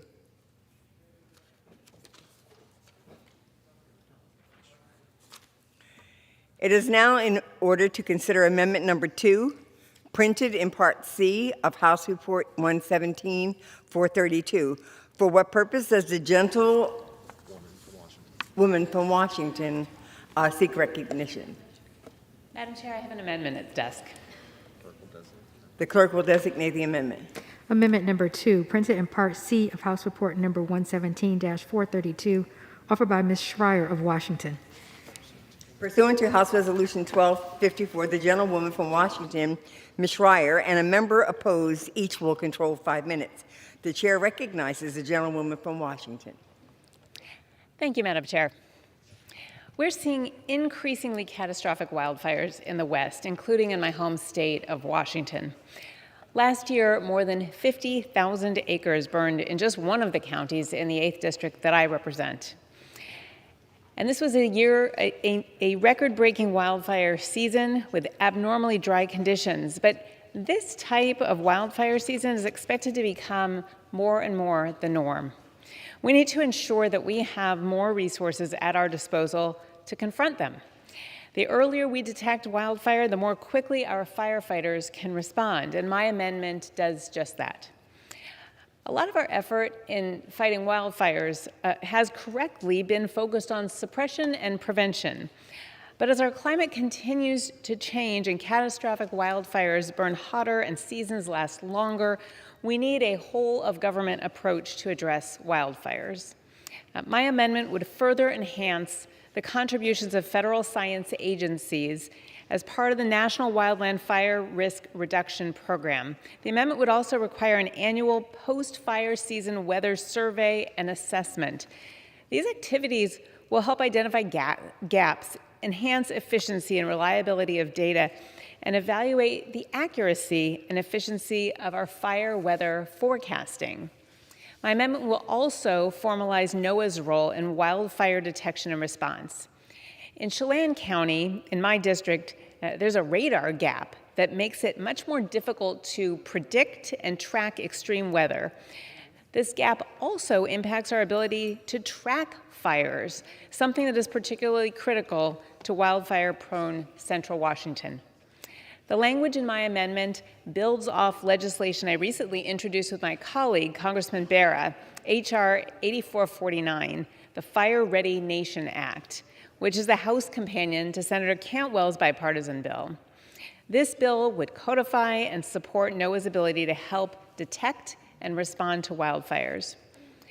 My amendment will strengthen contributions of our weather science agencies like NOAA and improve coordination and response efforts when it comes to fighting fires. This will be particularly impactful in areas like my district that lack robust radar coverage. As part of the needed whole-of-government response to wildfires, I'm glad that the underlying bill includes language from 2 of my other bills. One from my National Prescribed Fire Act would direct the Secretaries of Agriculture and Interior to establish at least one prescribed fire training center in a western state. Prescribed burns during the off-season for fire allow for fuel reduction and prevent catastrophic forest fires. More training means more widespread use of prescribed fire. A recent report from the Washington Department of Natural Resources identified 3 million acres of forest lands in need of restoration in my home state. Much of that area is in rural central Washington, where hot, dry weather and wind make wildfire especially probable and dangerous.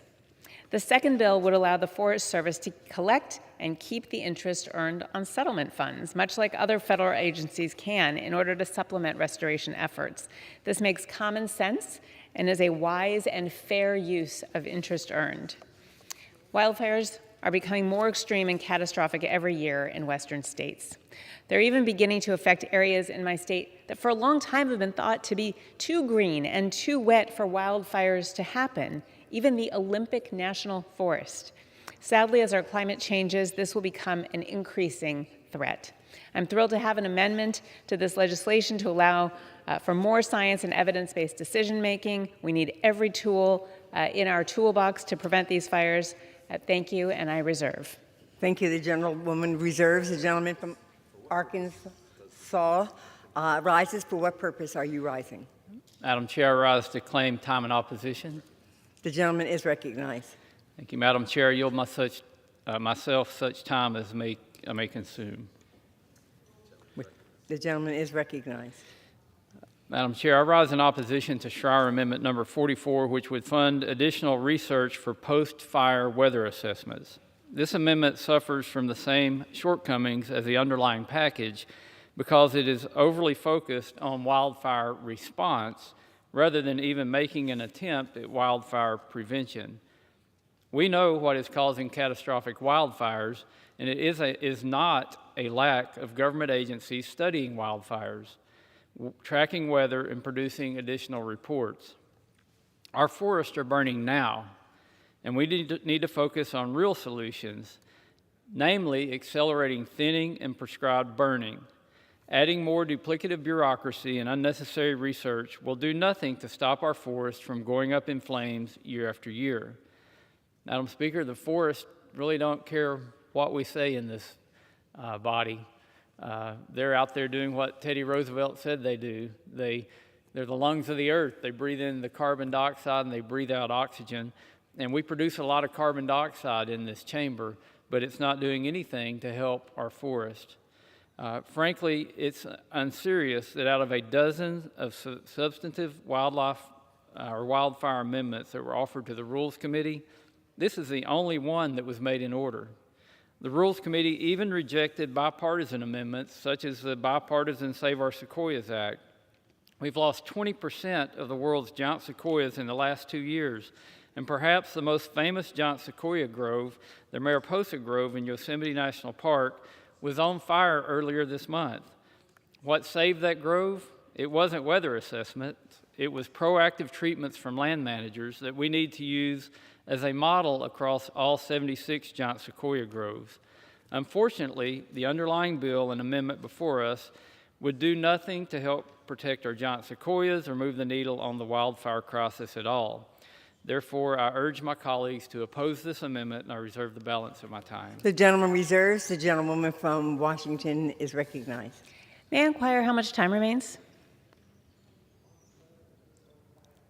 The gentlelady has 3/4 of a minute. Thank you, Madam Chair. I would like to clarify that we already have provisions in place to prevent wildfires, to remove underbrush, and to thin our forests and make them more resilient. The thing is that the earlier we can detect wildfires with appropriate weather systems, the earlier our firefighters can jump on it and suppress those fires.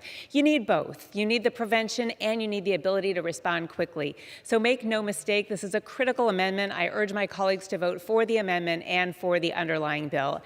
And I reserve. Thank you. The gentlelady reserves. The gentleman from Arkansas is recognized. Madam Chair, more and more of our forests are going up in flames. More forests are being categorized as subject to catastrophic wildfire. We're losing this fight. We need a new game plan. We need to work on this in a bipartisan manner. There's a lot of areas that need to be addressed, but this bill and this amendment doesn't address those. I urge opposition to the amendment, and I yield back the balance of my time. The gentlelady from Washington is recognized. Thank you, Madam Chair. I'm thrilled to have worked with so many of my Republican colleagues on these bills to prevent wildfires. I encourage my colleagues to vote yes, and I yield back the rest of my time. The question is on the amendment offered by the gentlelady from Washington. Those in favor say aye. Those opposed say no. In the opinion of the chair, the ayes have it. The amendment is agreed to.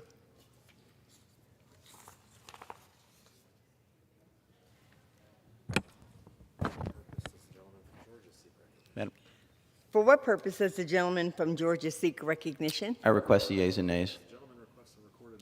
Is the gentleman requesting a recorded vote? Yes, that's correct. Pursuant to Clause 6 of Rule 18, further proceedings on the amendment offered by the gentlewoman from Washington will be postponed. Thank you.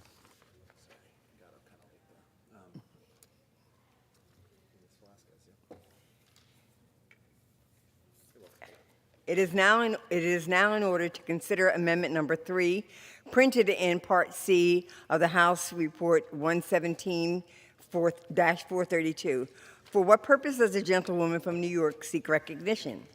Madam Chair, I have an amendment at the desk. The clerk will designate the amendment. Amendment number 3, printed in Part C of House Report number 117-432, offered by Ms. Velasquez of New York. Pursuant to House Rule Resolution 1254, the gentlewoman from New York, Ms. Velasquez, and a member opposed, each will control 5 minutes. The chair recognizes the gentlewoman from New York. Thank you, Madam Chair. There are at least 40 states and 2 territories with ongoing disaster declarations for drought. The Small Business Administration is currently serving the millions of small businesses and residents in those states to provide relief against economic loss. The SBA has also provided almost $1 billion in wildfire disaster relief since 2016. The amendment I am offering, along with my colleague, Congressman Garrett Graves of Louisiana, will permanently set the unsecured credit threshold for SBA's disaster loans at $25,000. Doing so gives the millions of borrowers affected by any natural disaster, including wildfires and droughts, the peace of mind during a stressful and traumatic time.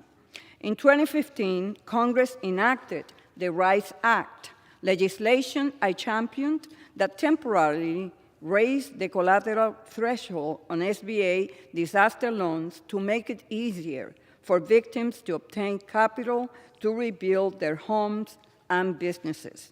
Unfortunately, that provision is scheduled to expire in November, unless it is extended or made permanent. My amendment will make the provision permanent, allowing disaster victims to continue to receive a $25,000 loan rather than just $14,000 without requiring them to provide collateral within 5 days of closing. A recent report issued by the Government Accountability Office found that disaster loans with collateral performed comparably to those without collateral. Given this finding, it makes sense to help victims of disaster to rebuild quickly, particularly when they have lost everything to hurricane, flood, or fire.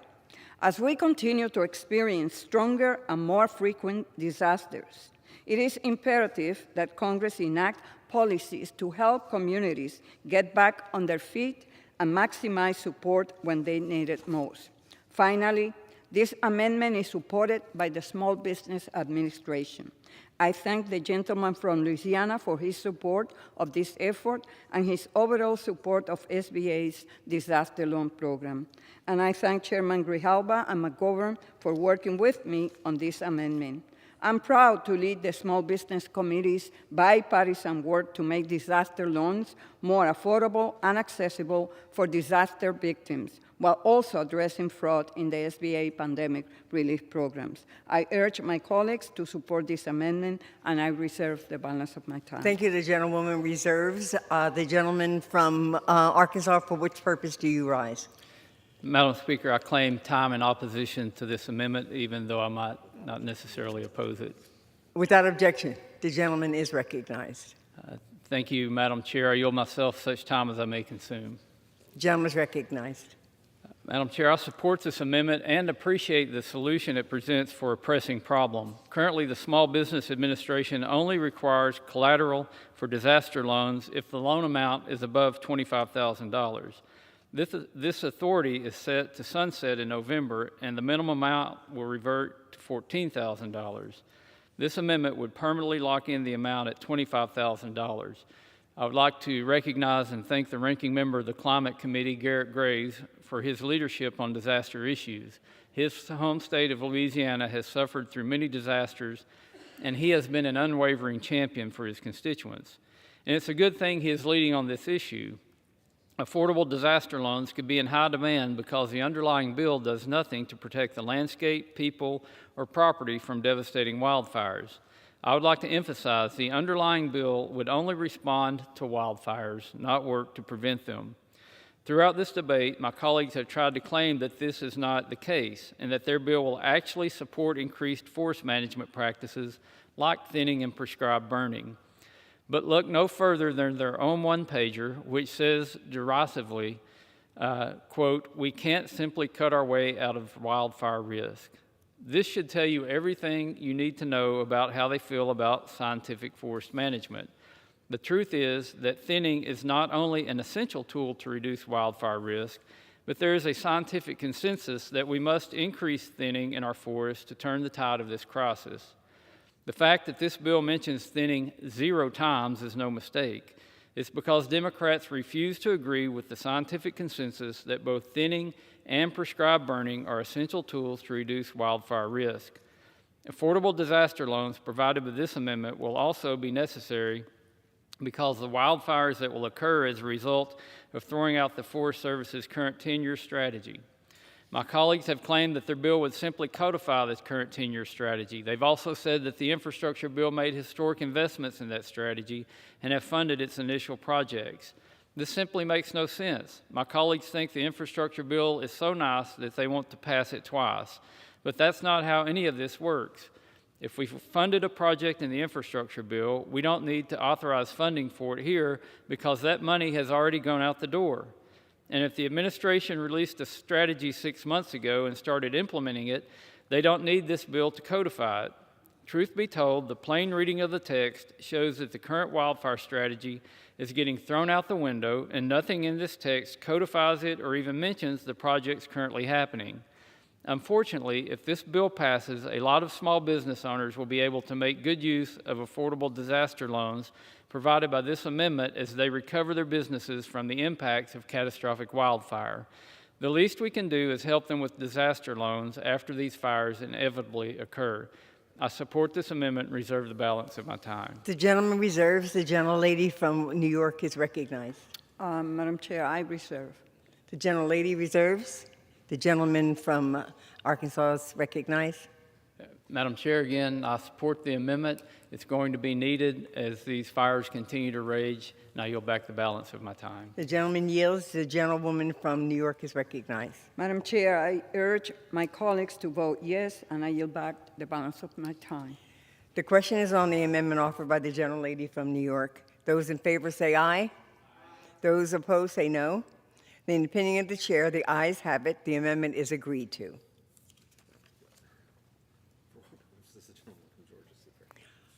For what purpose does the gentleman from Georgia seek recognition? I request the yeas and nays. The yeas and nays are not available in the committee of the whole. Does the gentleman request a recorded vote? Does the gentleman request a recorded vote? Correct. Pursuant to Clause 6 of Rule 18, further proceedings on the amendment offered by the gentlelady from New York will be postponed.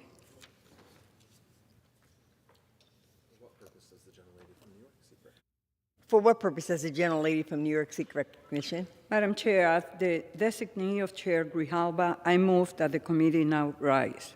I'm sorry, I can't hear. The question is on the motion that the committee rise. All those in favor say aye. All those opposed say no. The ayes have it. The motion is adopted. Accordingly, the committee rises.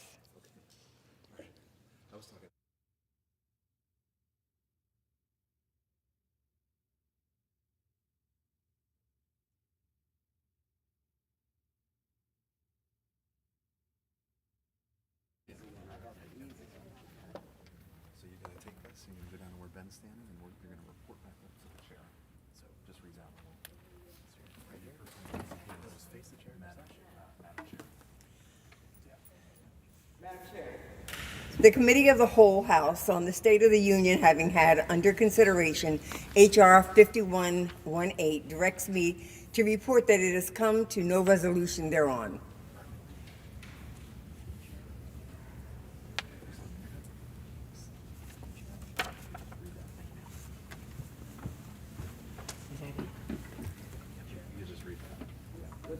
The Committee of the Whole on the State of the Union reports that the committee has had under consideration H.R. 5118 and has come to no resolution thereon. What purpose does the gentlewoman from New York rise? Madam Speaker, I ask unanimous consent that all members may have 5 legislative days in which to revise and extend their remarks and to insert extraneous material on H.R. 5118. Without objection. To Clause 12A of Rule 1, the chair declares the House in recess, subject to the call of the chair.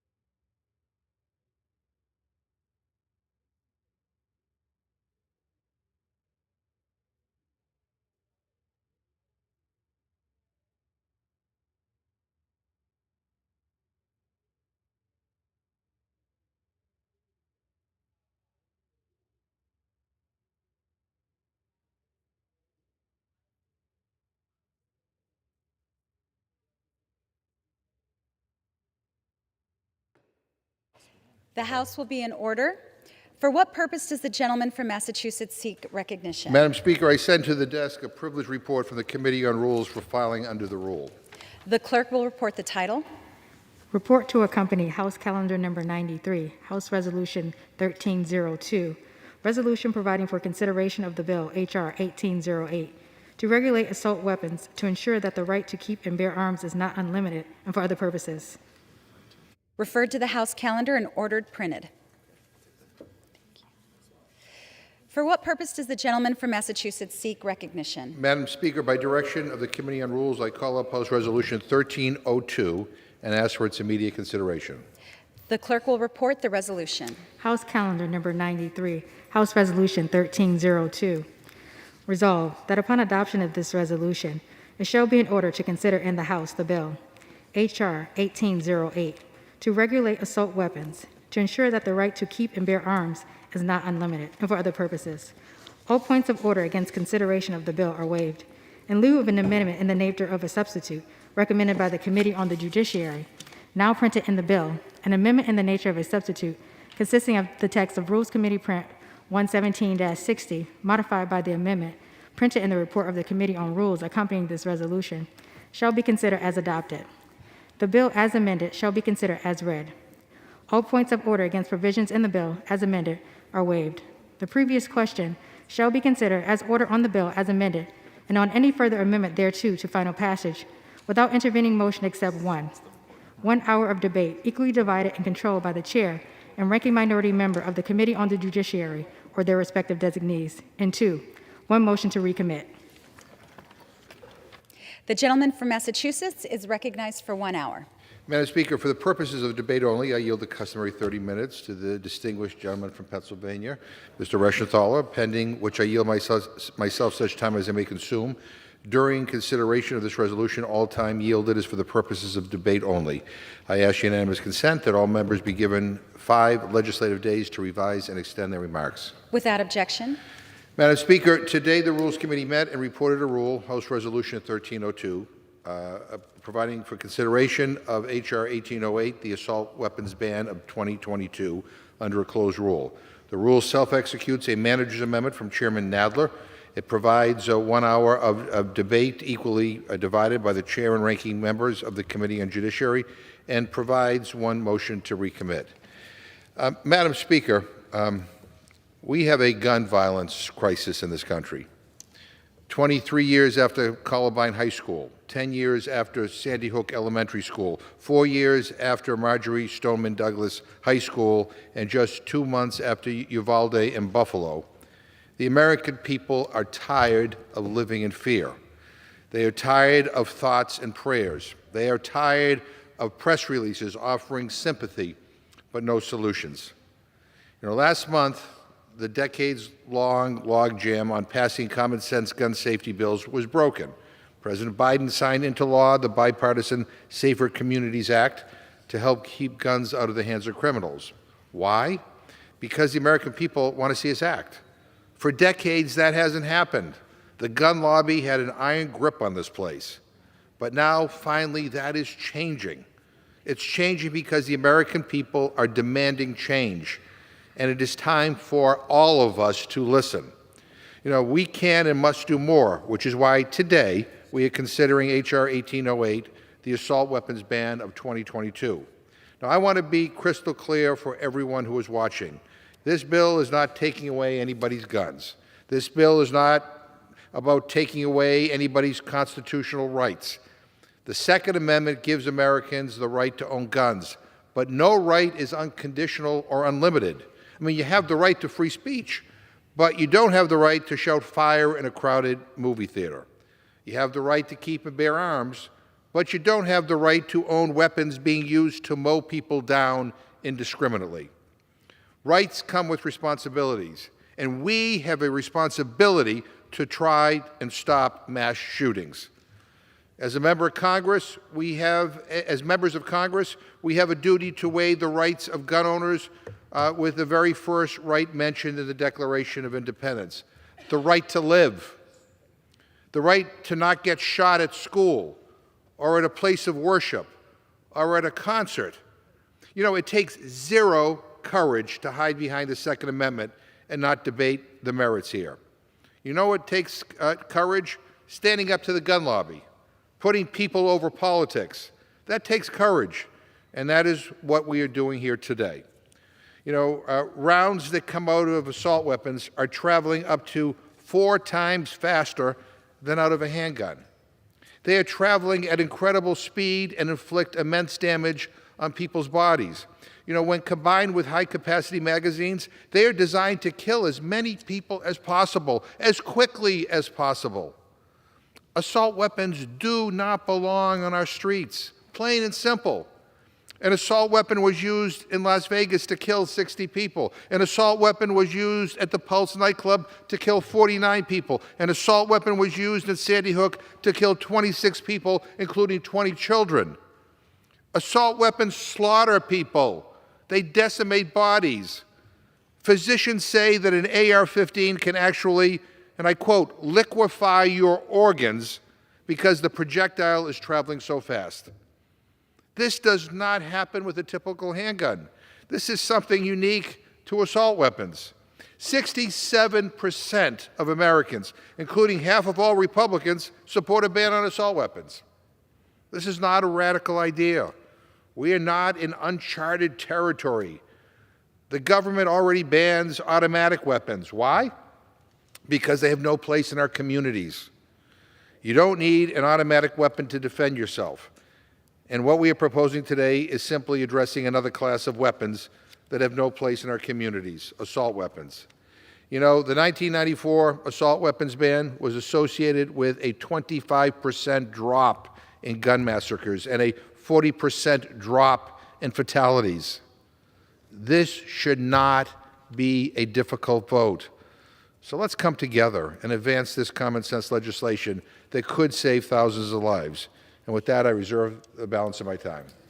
The gentleman reserves. The gentleman from Pennsylvania is recognized. Thank you, Madam Speaker. I just want to thank the distinguished chairman for yielding me the customary 30 minutes. I appreciate it, and I yield myself as much time as I may consume. The gentleman is recognized. Thank you, Madam Speaker. The rule before us today makes in order H.R. 1808, an unconstitutional bill to ban hundreds of the most popular firearms in the United States, including the sporting rifle, the AR-15.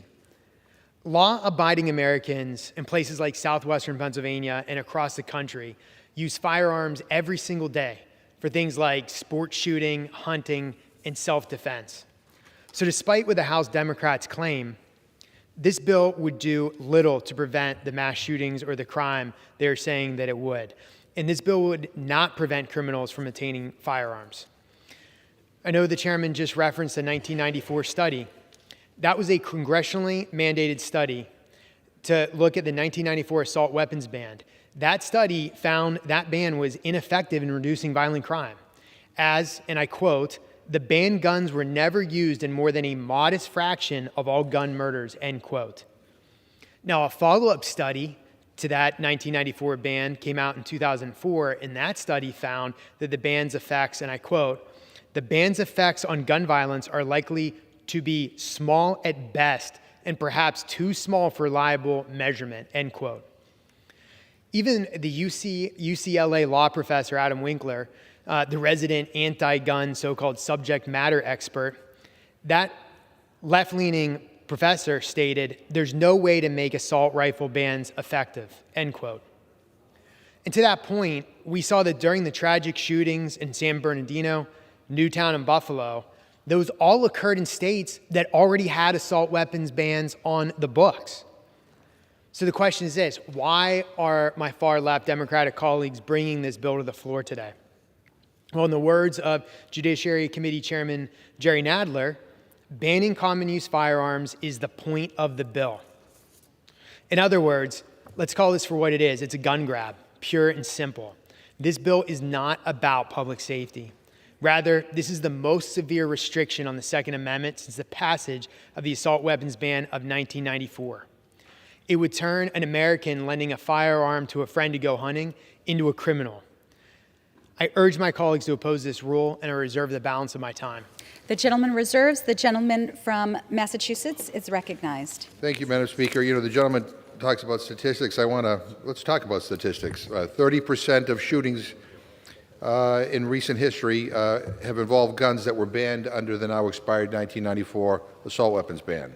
13 killed and 23 injured at Columbine High School in Littletown, Colorado. The attackers used an assault weapon. 27 killed and 1 injured at the elementary school in Newtown, Connecticut. That was in December 2012. The attacker used an assault weapon. 49 killed and 53 injured at the Pulse nightclub in Orlando, Florida. June 2016, the attacker used an assault weapon. 58 killed and 887 injured at a country music festival in Las Vegas in October 2017. The attacker used an assault weapon. 17 killed and 17 injured at a high school in Parkland, Florida, February 2018. The alleged attacker used an assault weapon. I could go on and on. 23 killed and 26 injured at a Walmart in El Paso, August 2019. The attacker used an assault weapon. 10 killed and 1 injured at a grocery store in Boulder, Colorado, March 2021. The attacker used an assault weapon. I ask unanimous consent that this be entered into the record. Without objection. I now yield 2 minutes to the distinguished gentleman from North Carolina and a member of the Rules Committee, Ms. Ross.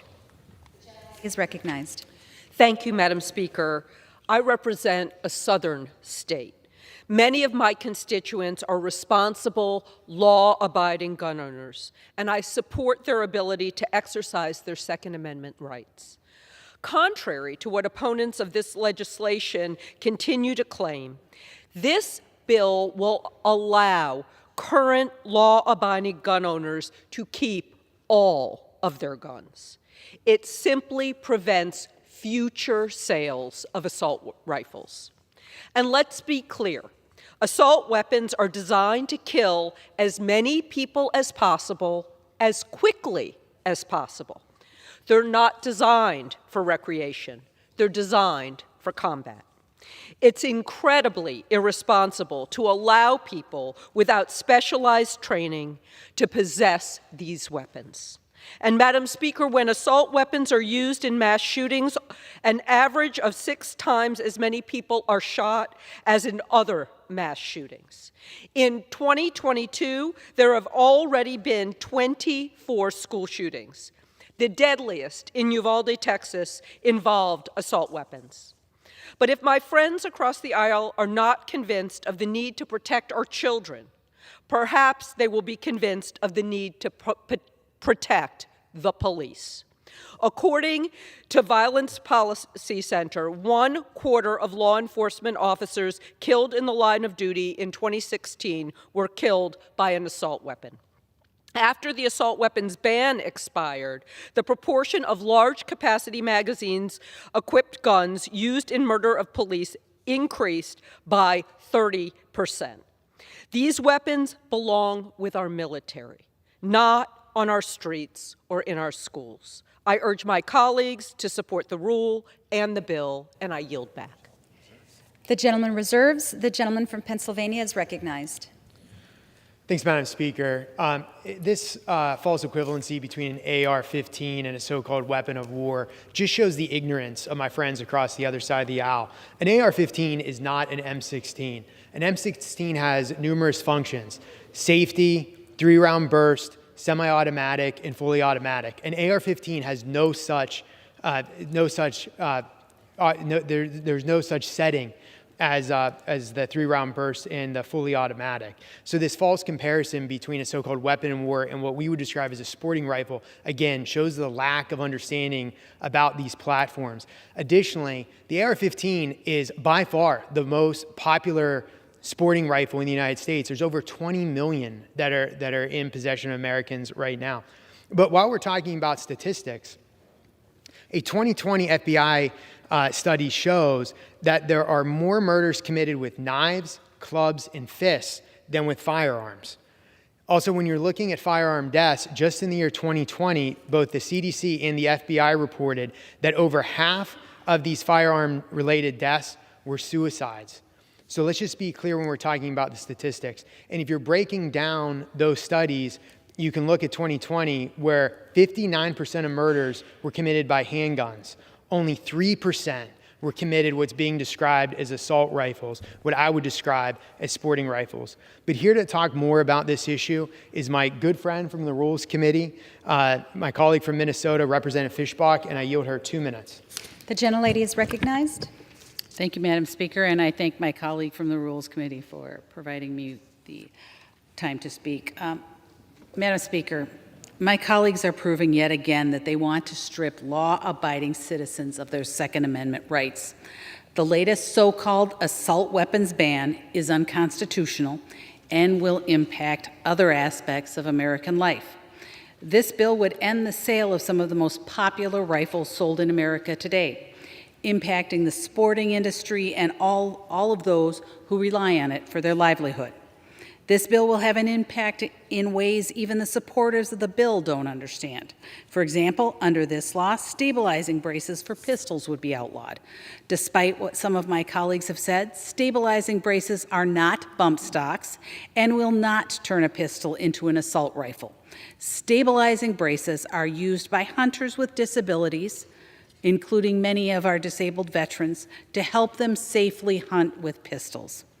Not only is this bill an assault on our constitutional rights, but the loss of the revenue from the sales of these firearms will also have a devastating effect on the Federal Aid to Wildlife Restoration Fund, which helps states pay for environmental conservation efforts. The bill provides no alternative for how to make up for this severe decrease in conservation funding. Democrats are no longer disguising their radical agenda to ban guns and do away with the Constitution's Second Amendment. My colleagues from the other side have said that they will do everything they can to ban guns in this country, even to the point of packing the Supreme Court to make it happen. Everyone who thinks this bill is not a step in that direction is kidding themselves. This is yet another attempt from the left to strip law-abiding citizens of their Second Amendment rights, and I oppose this bill and the rule. Thank you. The gentleman reserves. The gentleman from Massachusetts is recognized. Just respond to the gentlelady by saying that the manager's amendment adds language to make clear that devices used to make hunting accessible to everyone, especially our disabled veterans, are not affected by this legislation. This provision also makes sure the gun industry cannot exploit legitimate accessibility devices to make firearms especially deadly for mass shooters, as has occurred in the past when bump stocks were claimed to be an accessibility accessory, but used to inflict horrible mass violence in the 2017 Las Vegas shooting that killed 60 and injured more than 400 people. And I want to say to the gentleman from Pennsylvania, I didn't use the words weapon of war in my opening statement, and I certainly know the difference between an automatic and a semi-automatic weapon, but if that's the argument you want to have, bring that to the parents whose children were lost in Uvalde, who were mowed down by an AR-15, and as I pointed out in my opening statement, these weapons actually decimate bodies. Physicians say that an AR-15 can actually liquefy your organs because the projectile is traveling so fast. As the gentleman may recall, DNA samples had to be gathered from those children who were murdered because their bodies were unrecognizable. So, I mean, come on. This is about saving lives. And so I appreciate that. I now yield 2 minutes to the gentleman from Texas, Mr. Doggett. The gentleman is recognized. Weapons of war are designed for war. They're designed to kill as many people as possible, as quickly as possible. Our country is exceptional in making these weapons of war, these assault weapons, available in the civilian sector, and we have quickly, because those weapons are easier to qualify for than getting a driver's license, they're easier for a teenager to get than to buy a beer. Because we've done that, we've turned our churches, our schools, our shopping centers, our entertainment venues, almost any place, into a battleground with one massacre after another. There is no Second Amendment right to own a machine gun, which has been banned in this country since, I believe, the 30s. But if you talk about rights, how about the rights of those little children in Uvalde to live? The rights of those families to be whole. They have rights also, and that's what we're about protecting today. I think that we just cannot continue to live like we have been living in the shadow of fear, a terrible kind of American exceptionalism, where we are horribly exceptional to the amount of dead children gunned down in their best tennis shoes after end of the school year celebrations, of young parents having to bury their still younger little children, where we are the exception in how many congregants die where they are massacred in their churches or in their temples, where we are the exception, the outlier in how many gruesome, bullet-ridden bodies our doctors see month after month. And God help us, because Texas has been among the worst, from El Paso to Uvalde to across the center of the state to the Houston area. Murderers, massacres with assault weapons, where one family after another grieves. Have you known? The gentleman's recognized. Texas children right now have no reality, as they will soon be returning to school, than to duck and cover and learn new exercises. We can do something about that.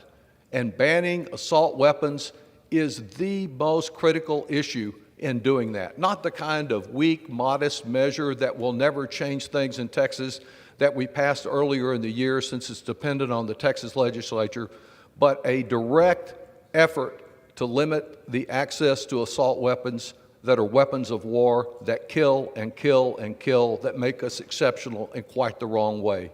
I yield back. The gentleman reserves. The gentleman from Pennsylvania is recognized. Thank you, Madam Speaker. I just wanted noted that the gentleman from Massachusetts said that no one on his side is describing these weapons as quote unquote weapons of war. And then the gentleman from Texas, the first thing he said was that AR-15s are weapons of war. So we need to understand that when the left and when radical Democrats are describing AR-15s as quote-unquote weapons of war, and as the gentleman from Texas just said, machine guns, they're doing two things simultaneously. Number one, they're showing their absolute ignorance for how these platforms operate, and two, they're deliberately trying to mislead the American people on what these platforms do. No one on my side of the aisle is trying to say that machine guns should be legal. An AR-15 is a sporting rifle. It's a semi-automatic. It is not the kind of platform that is used by the military. It's not an M16. It's not an M4. But again, the other side tries to use this to muddy the waters, confuse the American people, and to put all firearms in the same category. But let's talk about some more statistics. In 2021, a Georgetown study found that 1.67 million instances were found where firearms were used in self-defense. And in 2019 alone, there were 386 self-defense killings that were determined to be justified. So these are just some of the ways in which someone could legally use a sporting rifle. But let's talk about the chaos at the southern border. Since Joe Biden took office, over 3.1 million illegal immigrants have been apprehended at the southern border. And that includes 56 illegal immigrants who are on the terror watch list. President Biden and House Democrats have this open door policy that's created a humanitarian crisis and a security crisis as well. And they want to make things worse by lifting Title 42. Republicans know border security is national security. That's why if we defeat the previous question, I will personally offer an amendment to the rule to immediately consider H.R. 471, the Pause Act of 2021, to enforce Title 42. Madam Speaker, I'd ask unanimous consent to insert the text of my amendment in the record along with any extraneous materials immediately prior to the vote on the previous question. Without objection. Thank you, Madam Speaker. Here to explain the amendment is my good friend from the great state of Texas, Representative Chip Roy, and I yield him 3 minutes. The gentleman is recognized. Thank the gentleman from Pennsylvania. I appreciate his leadership on this matter. And yeah, we shouldn't be talking about disarming the American people when it is my colleagues on the other side of the aisle that are leaving the American people exposed to dangerous cartels and dangerous narcotics flying to our communities and dangerous criminal gang members and criminals that are coming in and harming the American people, including people that are affiliated with terrorist countries and organizations. And my colleagues on the other side of the aisle don't seem to care a whit about that. Yesterday, Mayor Bowser is all upset because 4,000 people have been bused to D.C. from Texas since April. 4,000 people. Do you know how many people were apprehended in Texas yesterday? About 4,000 people. Welcome to the party, because that's the reality of what we're dealing with at our southern border. And virtually all of the people being apprehended are being released into the United States under notice to appear or parole. There is only one barrier to all being released, and that is the use of Title 42 during a pandemic. Now, I notice a number of the staff, a number of the folks on the other side of the aisles, people that are still masked. We still are under emergency declarations, and yet we're going to allow people to flow into this country, and we're going to remove the one last vestige of security that this administration remotely will actually look at and use, Title 42 at our border. They're building facilities to process more people to release them into the United States. Mayor Bowser wants to complain and then call out the National Guard because 4,000 people were shipped from Texas to D.C. This 4,000 that Texas gets on a daily basis. Again, welcome to the dang party. And you know what? You know what you're not talking about, my colleagues on the other side of the aisle? The 73 human beings caught in a stash house in Washington, D.C. this week. 73 human beings in a stash house in our nation's capital. But my colleagues on the other side of the aisle, my colleagues particularly on the Judiciary Committee, brushed that aside, patting themselves on the back in the false name of compassion for how much they love brown people for having open borders. Well, the brown people in South Texas are sick and tired of it. The brown people of South Texas that I know, the candidates on my side of the aisle, are standing up for a secure border, and that begins with enforcing our laws under Title 42 during a pandemic to ensure that we turn people away. My friend Yvette Harrell introduced a bill that would solve the problem, and that is what we would proceed to. We have a discharge petition that would unleash that bill. I welcome any of my colleagues on the other side of the aisle to join that discharge petition, perhaps particularly if you're in a tough race. You might want to be able to go home and say that you actually care about a secure border. But what I'll tell you is that we should be moving to secure the border of the United States rather than fooling the fool's errand of unconstitutional taking of the American Second Amendment rights. I yield back. The gentleman reserves. The gentleman from Massachusetts is recognized. Yeah, thank you, Madam Speaker. Let me just say something to my friend from Pennsylvania. Maybe it's true that the military doesn't use AR-15s, but I will say to the gentleman that mass shooters do. And we saw what an AR-15 could do in Uvalde. We saw what it could do in Buffalo. And I just remind people, when you have these kind of debates, the people are watching. The parents who lost their children in Uvalde, they're watching. People who've lost loved ones to mass shootings all around this country are watching. And to try to parse words over, it's not a military-style weapon or this or that, whatever. And when we know what these weapons can do, that little children had to be identified with DNA samples because their bodies were blown apart. And you want to talk about extreme positions. We just had a Rules Committee meeting. And Mr. Massey testified before the Rules Committee. You may recall the back and forth between him and Mr. Raskin when Mr. Raskin essentially asked him whether or not machine guns should be legal. And Mr. Massey responded by saying, well, I think states should make that determination. So that means that if a state wanted to make machine guns legal, it's somehow okay? So let's not, you want to talk about extremism. We've seen what extremism is all about from many of my friends on the other side of the aisle. And we have seen the power of the gun lobby, the blood money that has poured into campaigns that has resulted in people coming to the floor and making these ridiculous arguments for us to do nothing. So this is a moment when people have to stand up and be counted. I yield 2.5 minutes to the gentlewoman from Texas, Ms. Jackson Lee. The gentlewoman is recognized.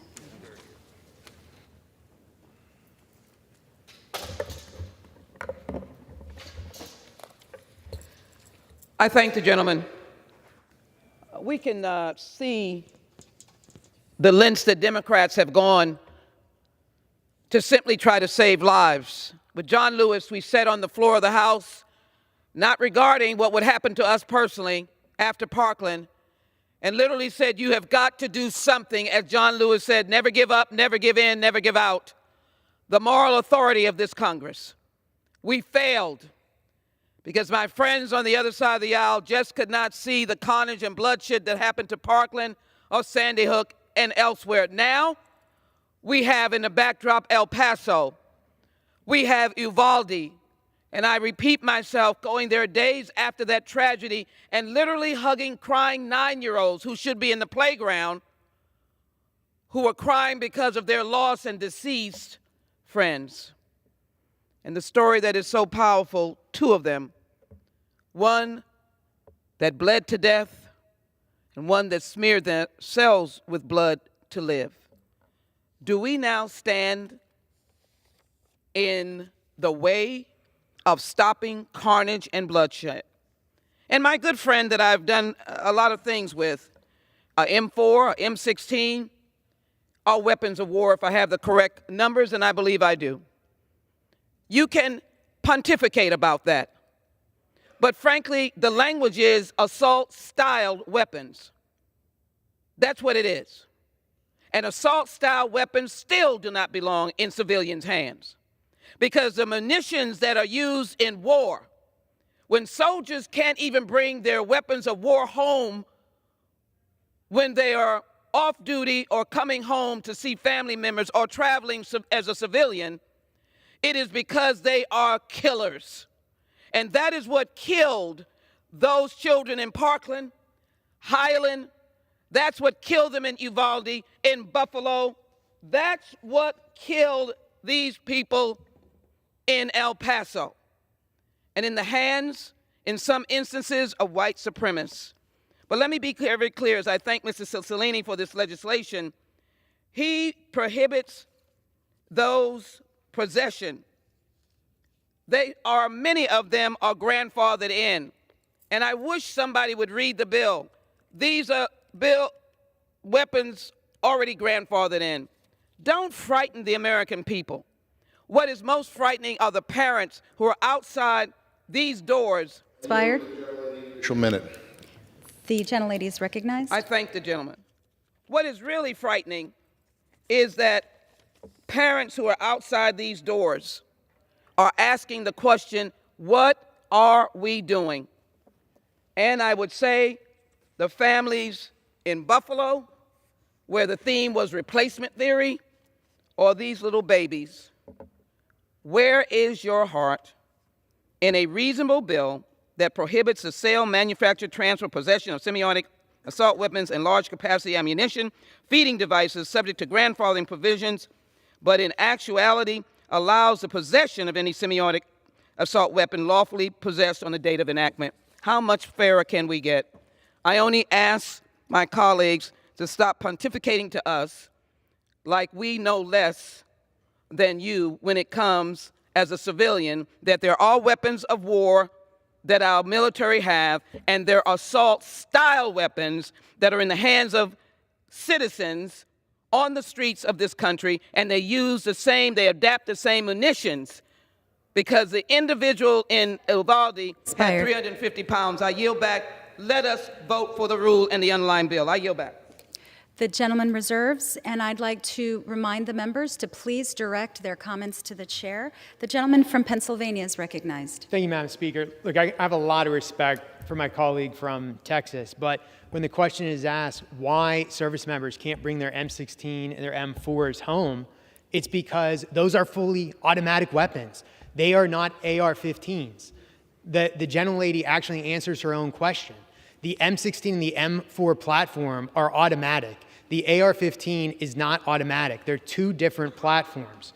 The gentlelady and the gentleman from Texas said words to the effect of, what are we doing? Why are Republicans not doing enough, or words to that effect?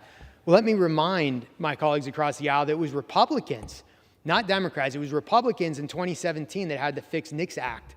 It's Republicans that are trying to get legislation passed to keep guns out of the hands of criminals, not out of the hands of law-abiding citizens. And it was the last administration under President Trump that banned bump stocks when the Obama administration let that ban expire. So there's just a few things that Republicans are doing in this arena. But I yield 2 minutes to my good friend, Mario Diaz-Balart of Florida. I yield him 2 minutes. The gentleman is recognized. Thank you. I thank the gentleman. You know, Title 42 is a critical tool to manage the crisis at the southern border. And hard to believe, but the Biden administration claims that the termination of Title 42 would actually decrease the number of encounters at the border. This is not only grotesquely disingenuous, it's actually laughable. Does the administration not remember the caravans headed to the southern border when the administration just announced the end of Title 42? You know, the cartels actually use the end of 42 to promote, to advertise their human smuggling business. Has the administration even spoken to our brave heroes, the patrol agents, who consistently say that without Title 42 authority, they would lose any semblance of operational control on the border? So let's be clear, the expected influx of border crossings if Title 42 were ended is not just a humanitarian crisis, which it is, it's a national security crisis as well. The cartels will once again use the increased flow as a distraction to continue to bring in record amount of narcotics such as fentanyl. So, Madam Speaker, I urge my colleagues to vote no on the previous question so that we can bring up H.R. 471, the PAWS Act, to help give our border agents the tools that they need in order to achieve operational control of the border. I yield back. The gentleman reserves. The gentleman from Madam Speaker. The gentleman reserves. The gentleman from Pennsylvania is recognized. Thank you, Madam Speaker. I appreciate it. I would like to yield 2 minutes to my good friend from the state of Georgia, 2 minutes to Mr. Heiss. The gentleman is recognized. Thank you so much, and I am amazed at how my radical friends on the left now are so concerned with the lives of children when they literally stand and cheer and celebrate the killing of 3,000 through abortion every single day. But, Madam Speaker, I rise in opposition to this rule that allows consideration of the assault weapons ban. But what we have here going on right now is a complete disregard for regular order that started yesterday and it's continuing here today. The House floor is being run like a circus, quite frankly, and the American people deserve better than this.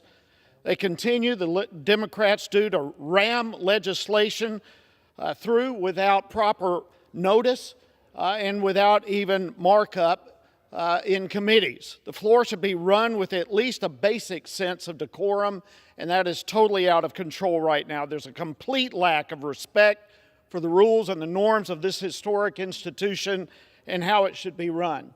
Now, as for the legislation being considered, it's just another attempt by the radical left to once again take away the Second Amendment rights of the American people.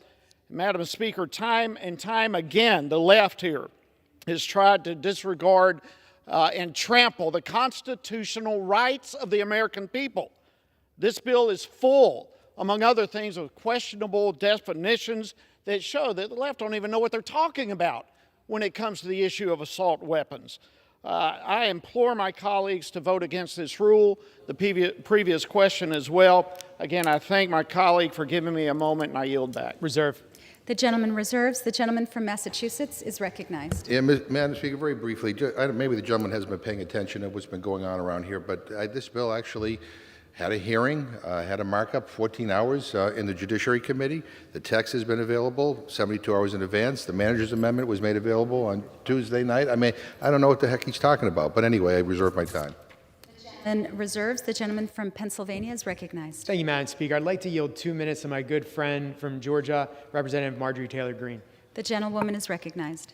Thank you. Now, while we're here debating about an assault weapons ban so that the chairman of the Judiciary Committee can campaign when he goes back home, which is really odd because in that district, in that area of New York, They don't seem to be suffering from as much crime as the rest of New York, where people really do need guns to defend themselves, or maybe the rest of America, or like Atlanta in my home state of Georgia. And I will tell you something right now. I thank God for AR-15s because there have been a lot of people that have saved their own lives and defended others. And I'll remind you of a few. How about an 8-month pregnant woman who saved her husband and daughter's life from home invaders who were trying to kill them? Thank God she had an AR-15. Let me remind you of a man that had an AR-15 that was able to defend a church from a mass shooter who killed 26 people in the First Baptist Church in Sutherland Springs, Texas.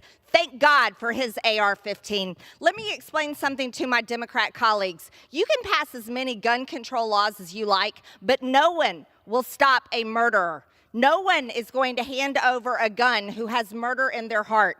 Do you think that your gun control laws are going to cause criminals to come running to hand over the AR-15s that they possess? No, I don't think so. So if you're concerned about protecting Americans and saving lives, stop voting to kill babies up until the day of birth, care about those children and their body parts, and then do something about all the crime all over America that are affecting every single day Americans. How about our border? How about our border being overrun with drugs and fentanyl and human trafficking? Do you care about those people, those migrants who are dying on the way because of your policies of open borders? Oh no, it's not the gun that is the problem. It's the policies. And it's the policies that you're pushing right now that are hurting Americans and causing our country to not be safe. The gentleman's time has expired. Thank you. Reserve. The gentleman reserves. Members are again asked to remember to direct their comments to the chair. The gentleman from Pennsylvania is recognized. Oh, I'm sorry, Massachusetts. My apologies. I'm going to reserve. The gentleman reserves. The gentleman from Pennsylvania is recognized. Thank you, Madam Speaker. Whether it's Pennsylvania or Massachusetts, there's still two great commonwealths, right? Madam Speaker, I have no further speakers at this time. I yield myself the balance of the time we have left for my closing. The gentleman is recognized. Thanks, Madam Speaker. I'm incredibly disappointed, but unfortunately not at all surprised that once again we're considering legislation that will do nothing more than penalize law-abiding citizens while doing absolutely nothing about the root cause of gun violence. We know from history, we know from numerous studies that I've talked about today, that assault weapon bans do not work. So why is this bill coming before us today? It's just the latest in the House Democrats' never-ending attack on America's Second Amendment rights. I therefore urge my colleagues to vote no on the previous question, no on the rule, and I yield back the balance of my time. The gentleman yields. The gentleman from Massachusetts is recognized. Madam Speaker, I have great respect for my friend from Pennsylvania and all my colleagues on the Rules Committee, and I know they feel strongly about this issue, and I believe that many of the concerns that they have raised are unwarranted, and this bill deals with many of them. And as has been said repeatedly, this is not about taking away anybody's guns. It is dealing with the future. It is dealing with ways that we can better protect the people of this country. And so it's frustrating when we hear arguments about, you used the word, you said military style, this technically isn't a military weapon, or we have all these numbers that have been kind of manipulated and presented as reasons for us to do nothing. I find that really disconcerting. I mean, and maybe it's because so many people are dying. Maybe it's because so many people are being murdered by these weapons. I mean, the sheer number is incomprehensible. And maybe some of my colleagues have lost the human ability to feel what that really means. I mean, I've talked to parents, I've talked to brothers and sisters, to grandparents who have lost loved ones in these massacres, who have lost loved ones to assault weapons. I mean, it is painful. And we can do something to make it possible that fewer people are victims of mass shootings, that fewer children die, the fewer churchgoers die, the fewer people shopping in their grocery stores or going to a concert, or just minding their own business. I mean, the gun violence in this country has reached epidemic proportions. It is unbelievable. And the American people are sick and tired of being scared. I mean, when my own kids go to the movies, I worry about them. I'm worried that there might be somebody with an AR-15 that will be in that movie theater. Or if they go to a concert, I think my anxiety is similar to the anxiety of most parents when their kids go out. This doesn't have to be. It doesn't have to be. And I think all I'm pleading with my colleagues to do is to think long and hard on how they vote on this. We should all be sick to our stomachs about what's happening. And the idea that somehow we can't do anything about it, I don't think anybody buys. And I get it. The gun lobby plays a big role with many of my friends on the other side of the aisle. Follow the money, you'll see what I'm talking about. And I know they don't want you to do anything, but I'm pleading with my colleagues, especially on the Republican side of the aisle. I mean, this is the right thing to do.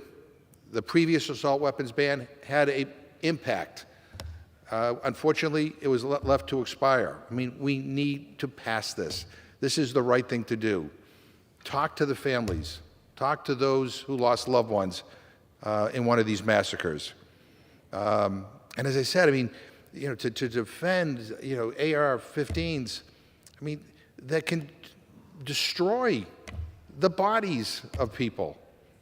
I remind you that the children in Uvalde, many of them had to be identified by DNA. I mean, at some point, we have to say enough is enough. At some point, we have to turn our words into action, and I'm hoping and praying that this is the day. So I urge all my colleagues to vote for the rule and vote for the previous question. I yield back the balance of my time, and I move the previous question of the resolution. The gentleman yields. The question is on ordering the previous question on the resolution. Those in favor say aye. Those opposed, no. In the opinion of the chair, the ayes have it. The gentleman from Pennsylvania is recognized. Thank you, Madam Speaker. On that, I'd request the yeas and nays. The yeas and nays have been requested. Those favoring a vote by the yeas and nays will rise. A sufficient number having risen, the yeas and nays are ordered. Members will record their votes by electronic device. Pursuant to Clause 9 of Rule 20, the chair will reduce to 5 minutes the minimum time for any electronic vote on the question of adoption of the resolution. This is a 15-minute vote.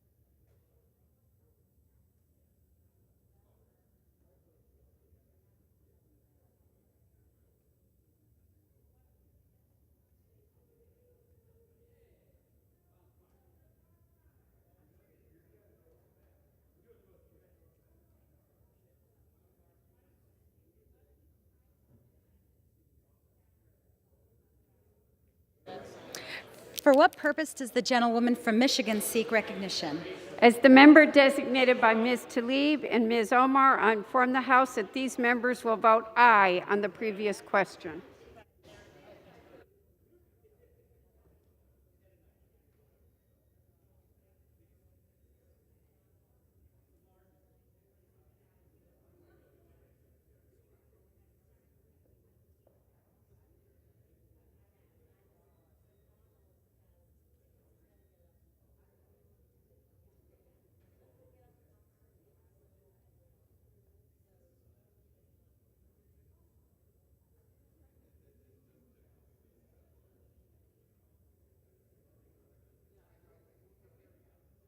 For what purpose does the gentleman from Texas seek recognition?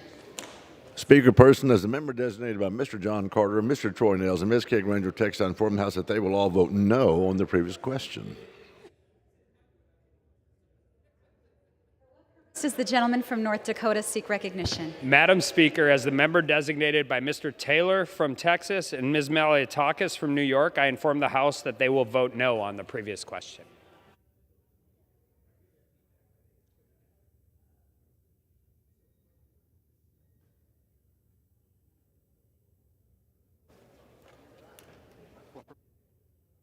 For what purpose does the gentleman from Rhode Island seek recognition? Madam Speaker, as the member designated by Ms. Sewell of Alabama, I inform the House that Ms. Sewell will vote yes on the previous question.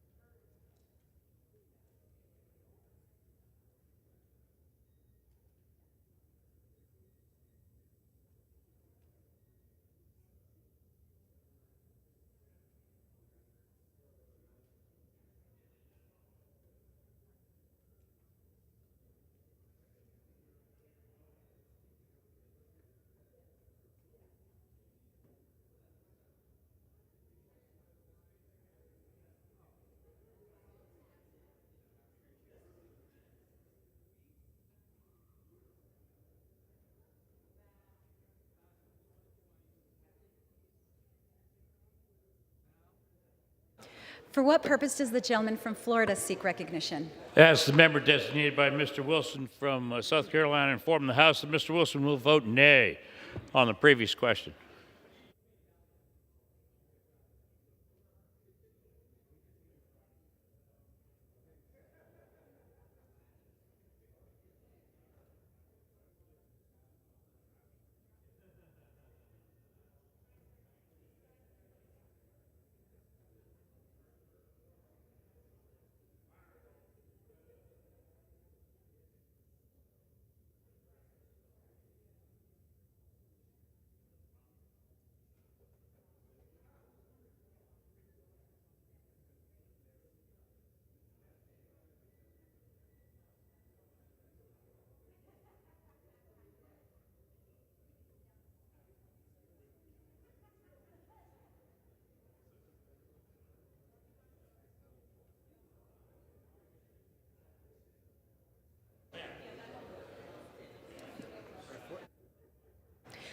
For what purpose does the gentleman from Missouri seek recognition? Member designated by Mr. Crawford of Arkansas, I inform the House that Mr. Crawford will vote no on ordering the previous question.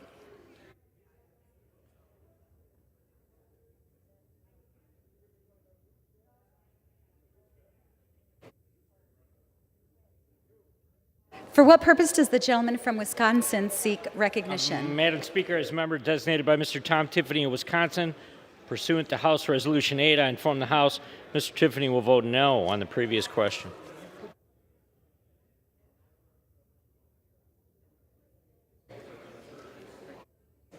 For what purpose does the gentleman from Ohio seek recognition? Madam Speaker, as the member designated by Mr. Wenstrup of Ohio and Mr. LaHood of Illinois, pursuant to House Resolution 8, I inform the House that Mr. Wenstrup and Mr. LaHood will vote no on the previous question.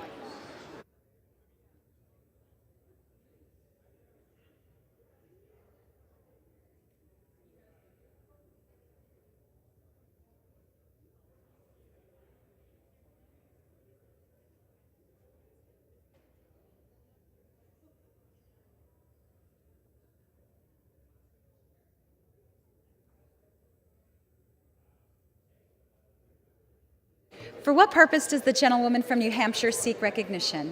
Madam Speaker, as the member designated by Ms. Craig, Ms. Stevens, Ms. Bustos, Mr. Blumenauer, and Mr. Ryan, I inform the House that these members will vote yes on the previous question.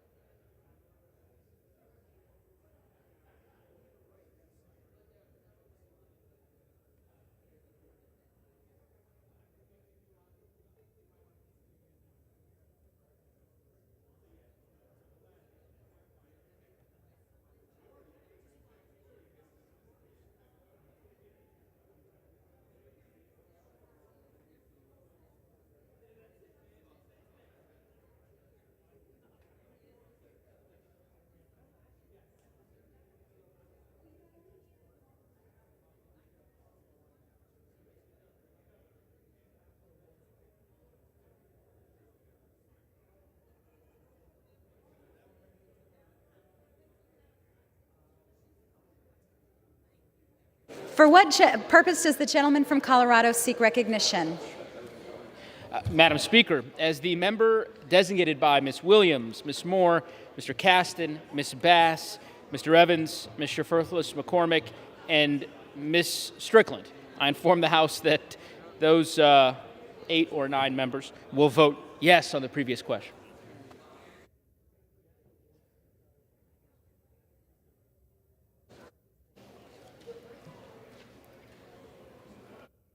For what purpose does the gentleman from Florida seek recognition? Madam Speaker, as the member designated by Mr. Cardenas, inform the House that Representative Cardenas will vote yea on the previous question.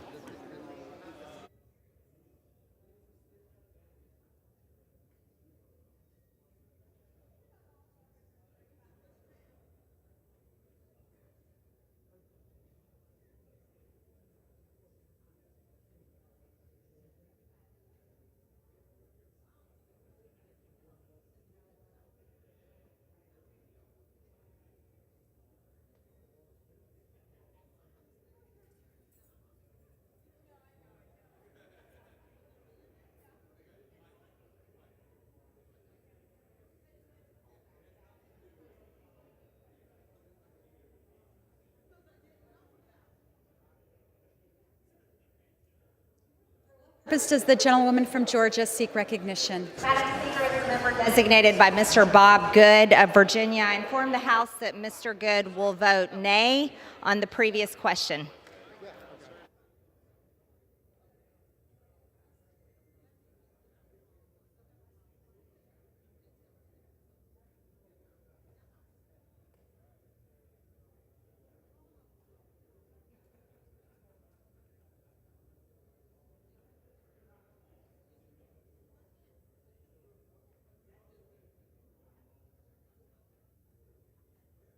For what purpose does the gentleman from California seek recognition? Madam Speaker, as a member designated by Congress members Cahaley, Mike Thompson, Andy Levin, Bordeaux, Vargas, Swalwell, Torres, Cuellar, and Panetta, I inform the House that these members will vote yes on the previous question.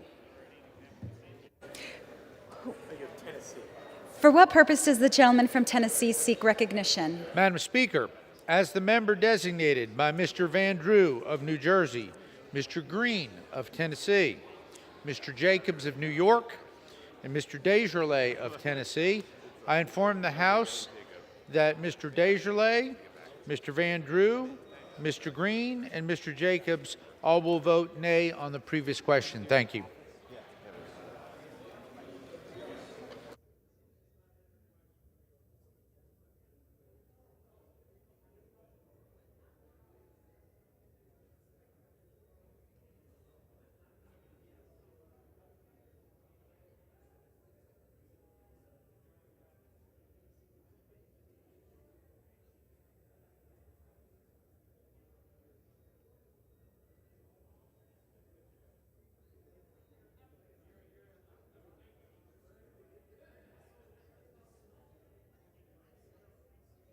For what purpose does the gentleman from Louisiana seek recognition? As a member designated by Mr. Congressman Mike Johnson of Louisiana, I inform the House that Mr. Johnson will vote no on the previous question.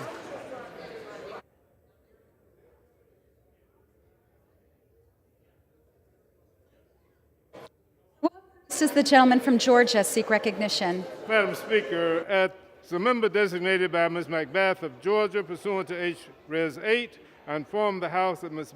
Macbeth will vote yes on the previous question.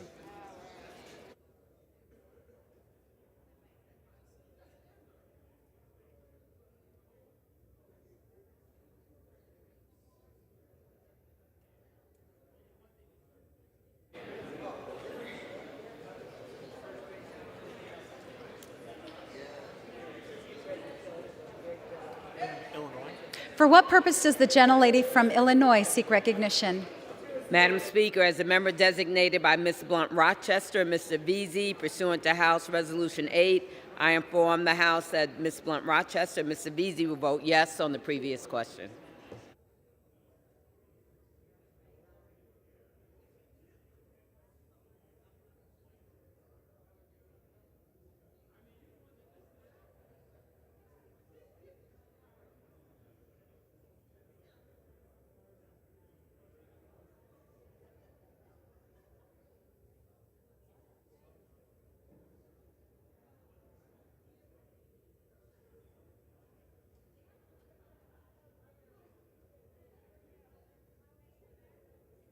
Purpose does the gentleman from Michigan seek recognition? Madam Speaker, as the member designated by Chairman Richie Neal of Massachusetts, I inform the House that Chairman Neal will vote yes on the previous question.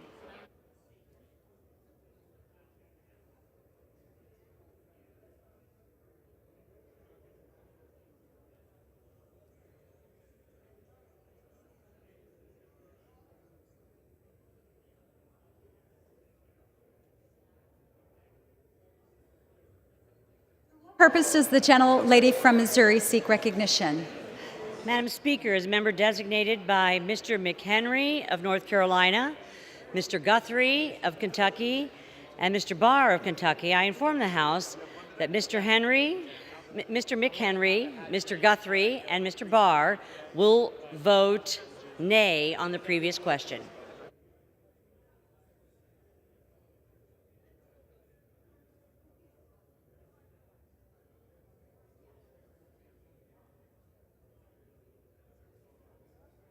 Purpose does the gentleman from West Virginia seek recognition? As a member designated by Mrs. Miller of West Virginia, I inform the House that Mrs. Miller will vote nay on the previous question. For what purpose does the gentlelady from Texas seek recognition? Madam Speaker, as a member designated by Ms. Slegger Fernandez of New Mexico and Jackie Spear of California, I inform the House that these members will vote yes on the previous question. For what purpose does the gentleman from Tennessee seek recognition? Madam Speaker, as the member designated by Mr. Dusty Johnson of South Dakota, I inform the House that Mr. Johnson will vote nay on the previous question. Thank you. For what purpose does the gentlelady from Florida seek recognition? Madam Speaker, as the member designated by members Rice, Lawson, Christ, Smith, Deutsch, and Maloney, Carolyn, I inform the House that these members will vote yea on ordering the previous question.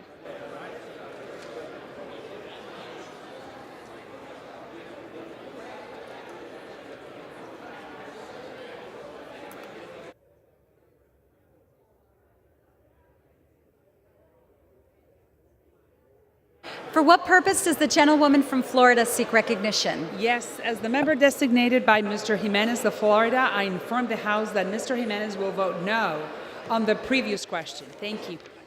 For what purpose does the gentleman from Colorado seek recognition?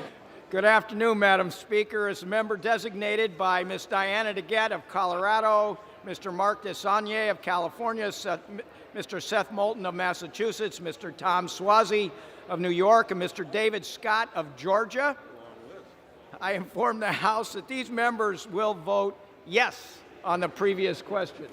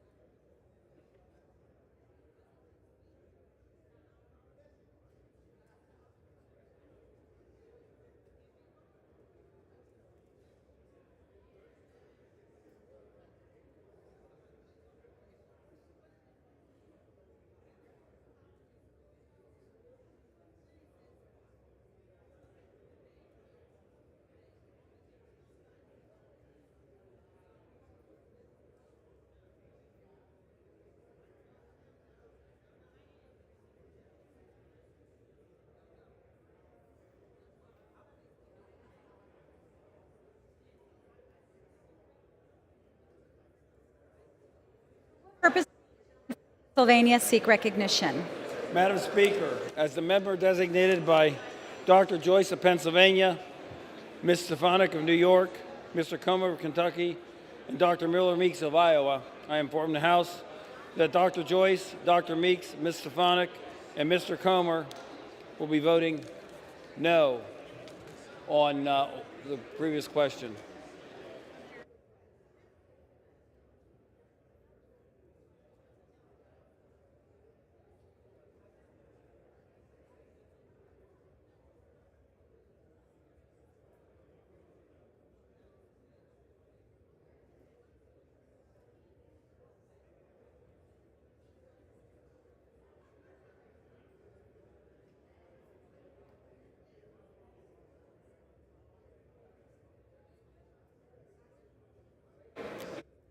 For what purpose does the gentleman from Utah seek recognition? Madam Speaker, as member designated by Herrera, Butler, Stewart, Garbarino, Letlow, Hartzler, Curtis, and Owens from several different states, they will vote nay on the previous question.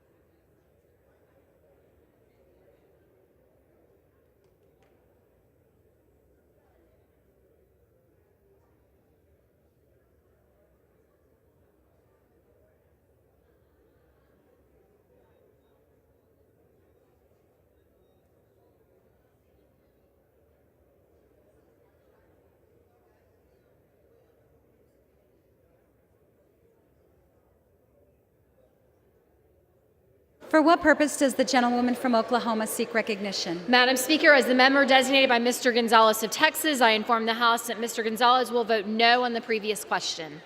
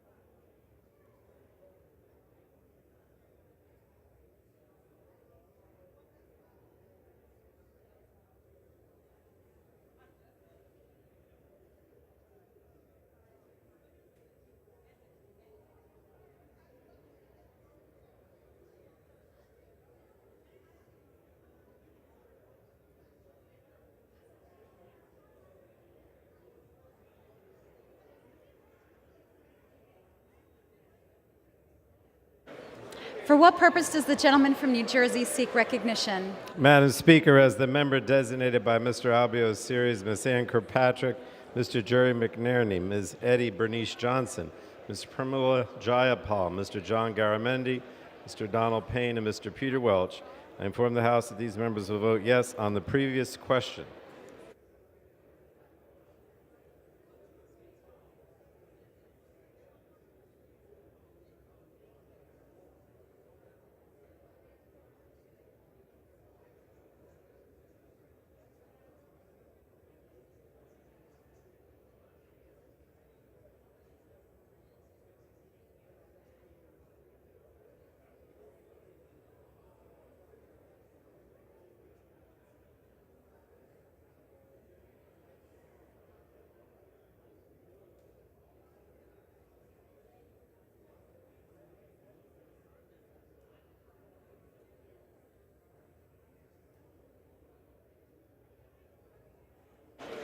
For what purpose does the gentleman from Texas seek recognition?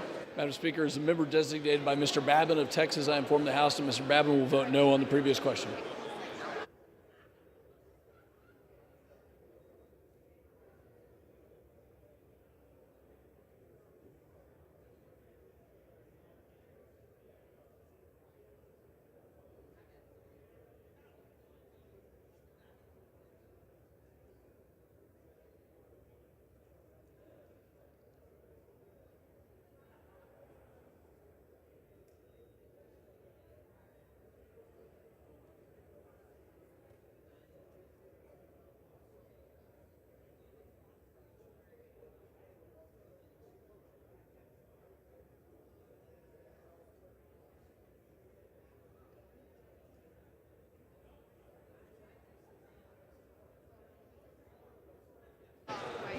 What purpose does the gentleman from North Carolina seek recognition? Pursuant to House Resolution 965, I inform the House that Lauren Boebert will vote no.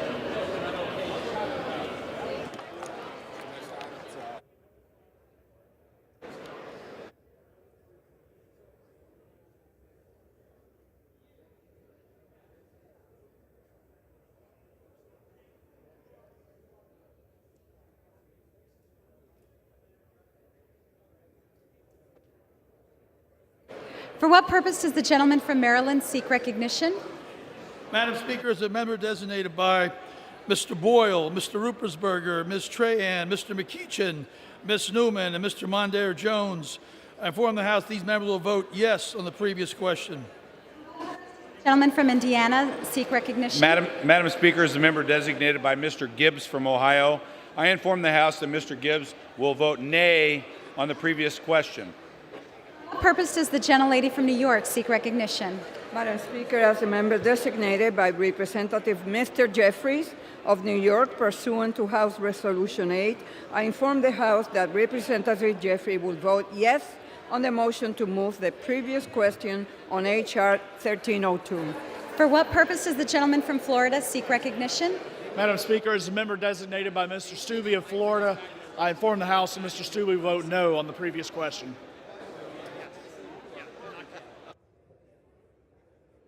For what purpose does the gentleman from Michigan seek recognition?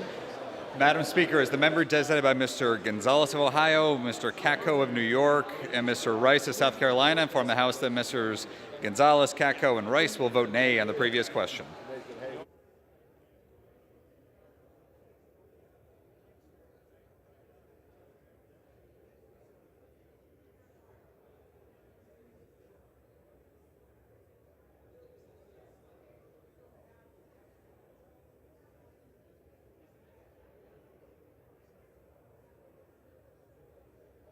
For what purpose does the gentleman from Florida seek recognition?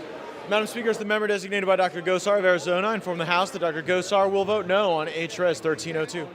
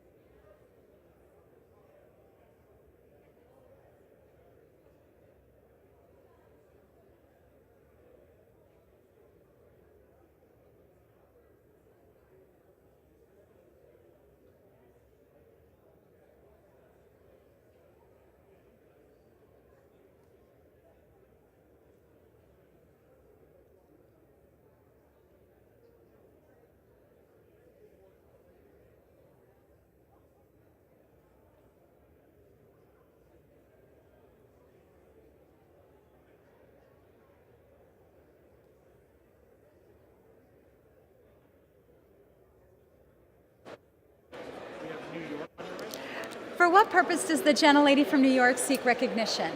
As the member designated by Mr. Bowman and Ms. Bush, I inform the House that these members will vote yes on the previous question.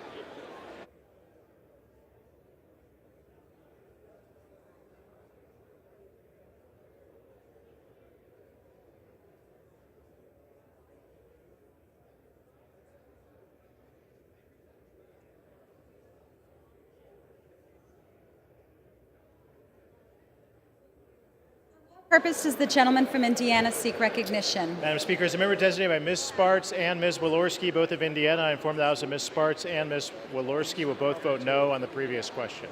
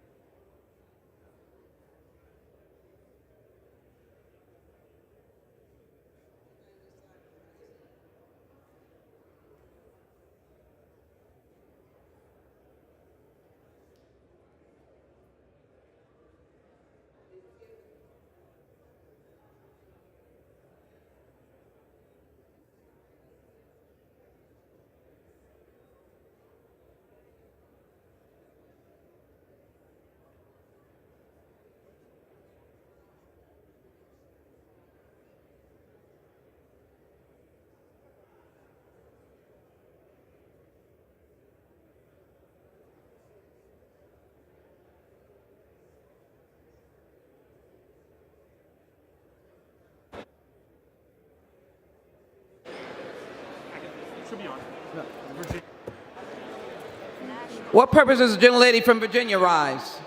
Madam Speaker, as a member designated by Ms. Porter, I inform the House that Ms. Porter will vote yes on the previous question.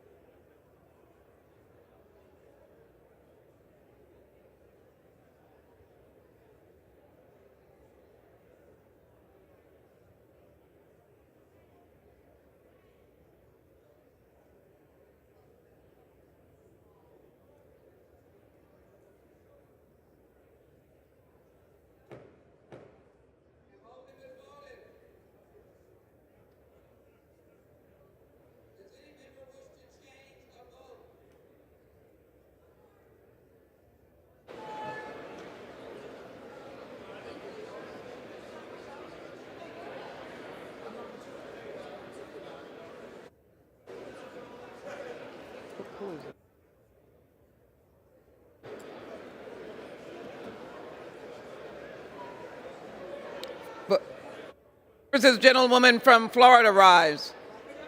Inform the House that Mr. Jimenez will vote no on the previous question.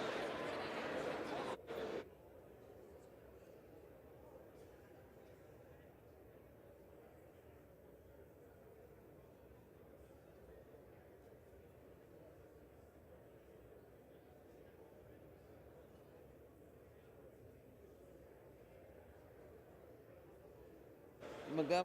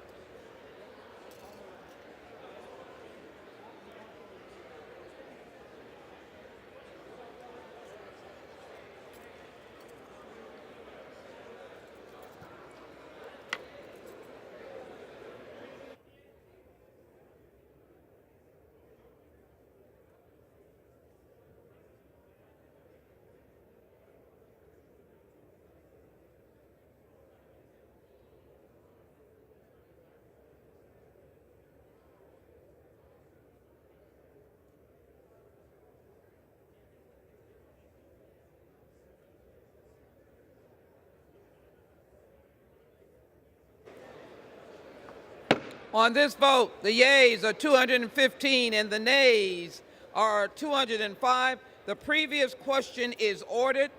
The question is on the adoption of the resolution. Those in favor say aye. Those opposed, no.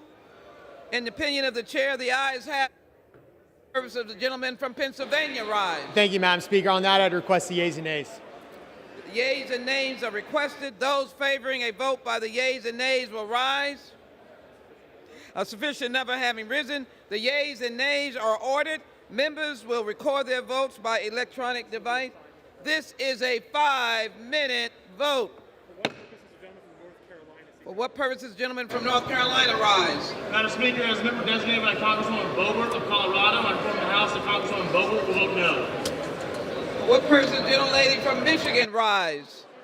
Designated by Ms. Tlaib and Ms. Omar, inform the House that these members will vote yes on HRES 1302.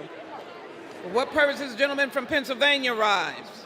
Madam Speaker, as the member designated by Miller Meeks of Iowa, Comer of Kentucky, Stefanik of New York, and John Joyce of PA, I inform the House that those members will be voting no on agreeing to the resolution. What purposes, gentlewoman from Texas, rise? Madam Speaker, as a member designated by Ms. Spear of California and Ms. Legger Fernandez of New Mexico, I inform the House that these members will vote yes on the House Res 1302. Thank you, Madam Speaker. For what purposes, gentlemen from Indiana, rise? Madam Speaker, as member designated by Ms. Walorski and Ms. Sparks, both of Indiana, I inform the House that Ms. Walorski and Ms. Sparks will both vote no on the previous question. For what purposes, gentlemen from Michigan, rise? Madam Speaker, as the member designated by Mr. Neal of Massachusetts, I inform the House that Mr. Neal will vote yes on HRES 1302. Gentleman from Ohio, rise. Madam Speaker, as the member designated by Mr. Wenstrup of Ohio and Mr. LaHood of Illinois, pursuant to House Resolution 8, I inform the House that Mr. Wenstrup and Mr. LaHood will vote nay on the adoption of the rule. For what purposes, gentlemen from Georgia, rise? Madam Speaker, as the member designated by Ms. Macbeth of Georgia, pursuant to HRES 8, I inform the House that Ms. Macbeth will vote yes on HRES 1302. What purposes, gentlewoman from Oklahoma, rise? Madam Speaker, as the member designated by Mr. Gonzalez of Texas, I inform the House that Mr. Gonzalez will vote no on the previous question. What purposes, gentlewoman from Virginia, rise? Madam Speaker, as a member designated by Ms. Porter, I inform the House that Ms. Porter will vote yes on HRES 1302. Purposes, gentlemen from Texas, rise. Speaker person, as member designated by Mr. John Carter of the great state of Texas, Kate Granger of the great state of Texas, and Tornado of the great state of Texas, I inform the House they all vote no on the rule. What purposes, gentlewoman from New York, rise? Madam Speaker, as the member designated by Representative Mr. Jeffries of New York, pursuant to House Resolution 8, I inform the House that Representative Jeffries will vote yes on H.R. 1302. What purposes, gentlemen from Michigan, rise? Madam Speaker, as the member designated by Mr. Kako of New York, Mr. Gonzalez of Ohio, Mr. Rice of South Carolina, I inform the House Mr. Gonzalez, Kako, and Rice will vote nay on the rule. For what purposes, gentlemen from New Jersey, rise? Madam Speaker, as the member designated by Mr. Albio Series, Ms. Ann Kirkpatrick, Mr. Jerry McNerney, Ms. Eddie Bernice Johnson, Ms. Pramila Jayapal, Mr. John Garamendi, Mr. Donald Payne, and Mr. Peter Welch. Inform the House that these members will vote yes on HRES 1302.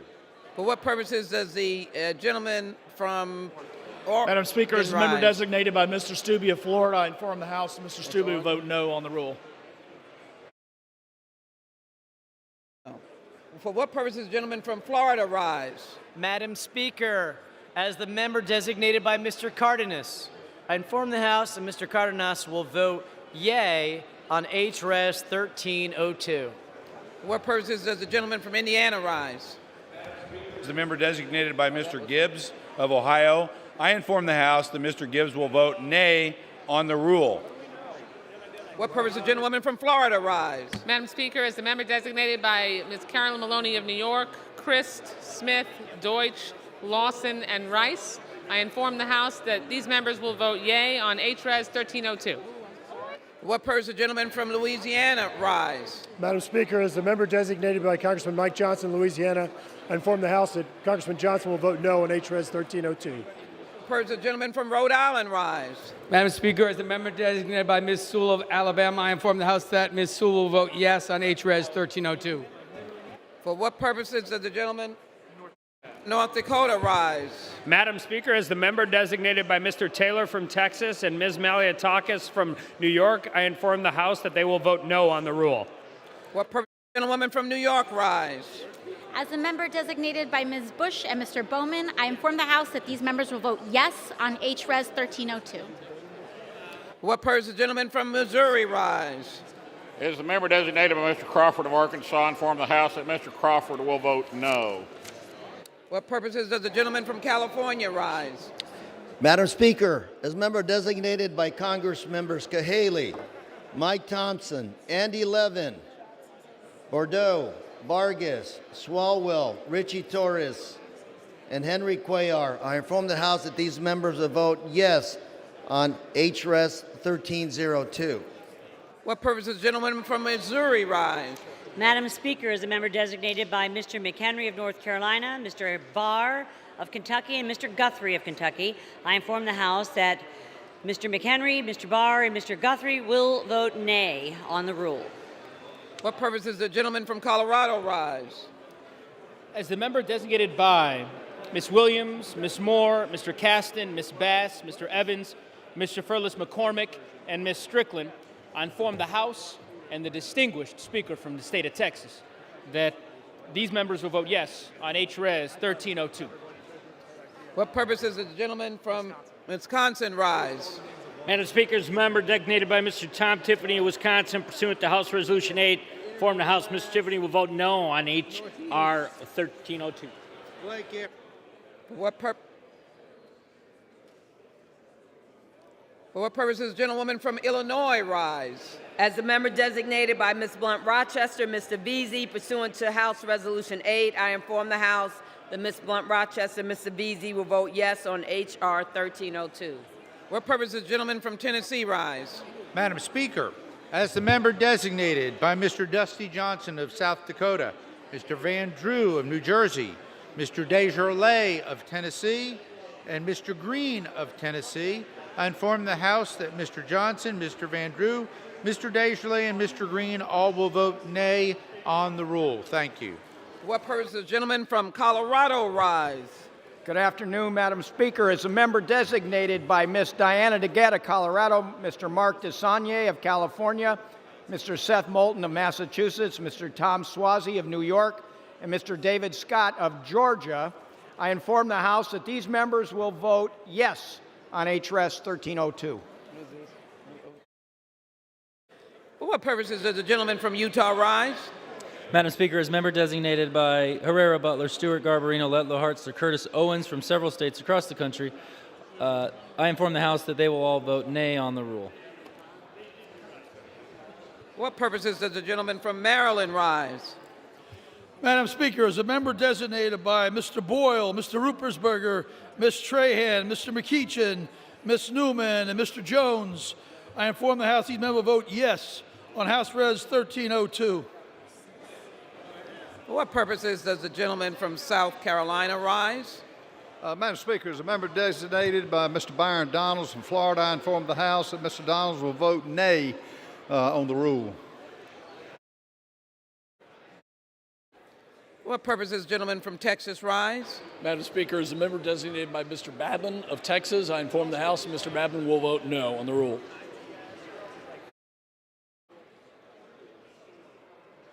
What purposes the gentlewoman from Florida rise? Yeah, as the member designated by Mr. Jimenez of Florida, I inform the House that Mr. Jimenez will vote no on the previous question. Thank you. What purposes, gentleman from South Carolina, rise? Madam Speaker, as a member designated by Mr. Donalds of Florida, I inform the House Mr. Donalds will vote nay on the rule. For what purposes, gentleman from Florida, rise? As a member designated by Mr. Wilson of South Carolina, I inform the House that Mr. Wilson will vote nay on the rule. Does the gentleman from Michigan rise? Madam Speaker, as a member designated by Mr. Kinzinger of Illinois, and from the House, Mr. Kinzinger will vote nay on the rule. Purposes does the gentlewoman from Georgia rise? Madam Speaker, as the member designated by Mr. Bob Good from Virginia, I inform the House that Mr. Good will vote no on the rule. What purposes does the gentleman from Florida rise? Madam Speaker, as the member designated by Dr. Gosar of Arizona, I inform the House that Dr. Gosar will vote no on HRES 1302.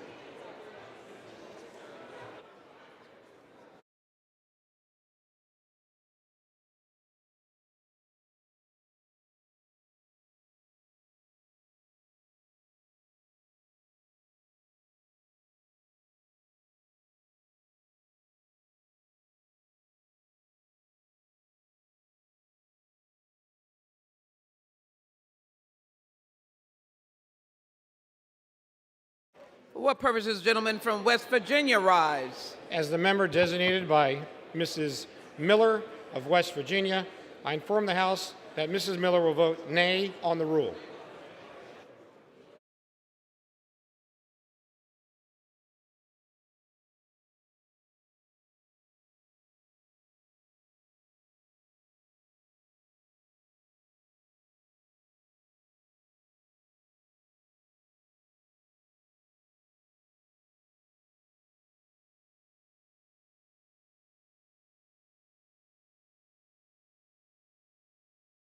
For what purposes does the gentlewoman from New Hampshire rise? Madam Speaker, as the member designated by Ms. Craig, Ms. Stevens, Ms. Bustos, Mr. Blumenauer, and Mr. Ryan, I inform the House that these members will vote yes on HRES 1302.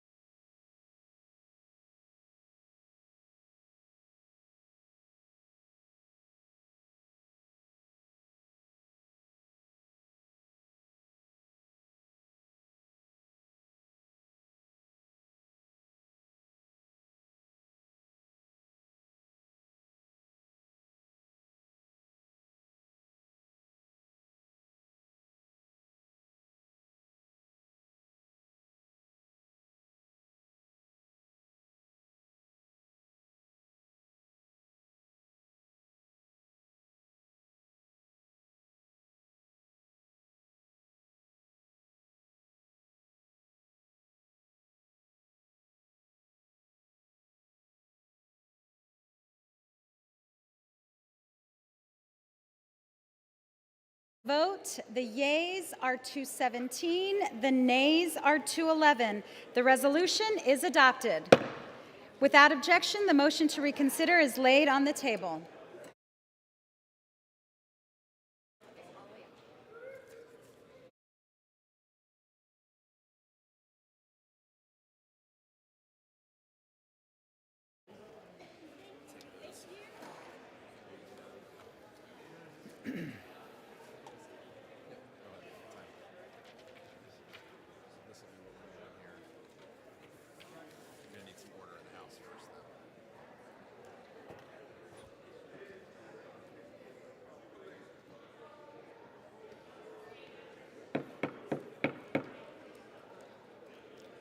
House will come to order.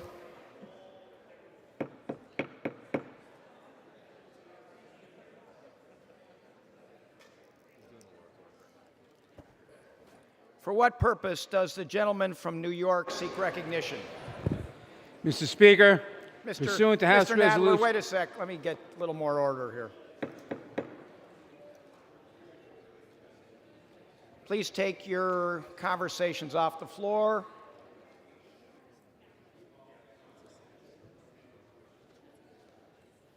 Gentleman from New York is recognized. Mr. Speaker, pursuant to House Resolution 1302, I call up H.R. 1808, the assault weapons ban of 2022, and ask for its immediate consideration in the House. The clerk will report the title. Union Calendar Number 346, H.R. 1808, a bill to regulate assault weapons to ensure that the right to keep and bear arms is not unlimited and for other purposes. Pursuant to House Resolution 1302, in lieu of the amendment in the nature of a substitute recommended by the Committee on the Judiciary, printed in the bill, an amendment in the nature of a substitute consisting of the text of Rules Committee Print 117-60, modified by the amendment printed in House Report 117-448, is adopted, and the bill as amended is considered as read. The bill as amended shall be debatable for 1 hour, equally divided and controlled by the chair and ranking minority member of the Committee on the Judiciary or their respective designees. The gentleman from New York, Mr. Nadler, and the gentleman from Ohio, Mr. Jordan, will each control 30 minutes. The chair recognizes the gentleman from New York. Mr. Speaker, I ask unanimous consent that all members may have 5 legislative days in which to revise and extend their remarks and insert extraneous material on H.R. 1808. Objection. I'm going to ask my friends in the chamber to please take your conversations outside so that we can hear the debate on this matter. Gentleman's recognized. Mr. Speaker, I yield myself such time as I may consume. Mr. Speaker, today we take another step to advance historic gun violence prevention legislation.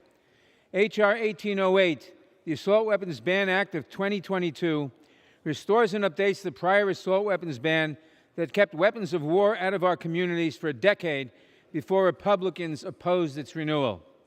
As we have learned all too well in recent years, assault weapons, especially when combined with high-capacity magazines, are the weapon of choice for mass shootings. These military-style weapons are designed to kill the most people in the shortest amount of time. Quite simply, there is no place for them in our streets. In 1994, we banned these killing machines, and countless lives were saved. But that ban was allowed to lapse 10 years later. And since then, we have seen the predictable results. Mass shootings have increased exponentially, and our public spaces, schools, movie theaters, supermarkets, houses of worship, parades, you name it, have all become vulnerable to attack. Uvalde, Parkland, Tree of Life Synagogue. How many more mass shootings must we endure? When will we learn? Well, I hope we're starting to learn today. I hope we're starting to learn today indeed. The assault weapons ban would prohibit the sale, manufacture, transfer, or possession of semi-automatic assault weapons and large-capacity ammunition feeding devices. At the same time, it grandfathers existing semi-automatic assault weapons and contains numerous protections for law enforcement and responsible gun owners, including hunters, gun collectors, farmers, sport shooters, and those who use firearms for self-defense. It is important to consider today's debate in the context of our other efforts to address the violence plaguing our communities. Time and again, Democrats have advanced responsible gun safety legislation only to face Republican opposition. We have advanced legislation to conduct background checks for all gun sales, to close the Charleston loophole, to close the boyfriend loophole, and to keep guns away from those who are a danger to themselves or others. We advanced my bill, the Protecting Our Kids Act, and we sent the President the Bipartisan Safer Communities Act, which was signed into law and will save lives.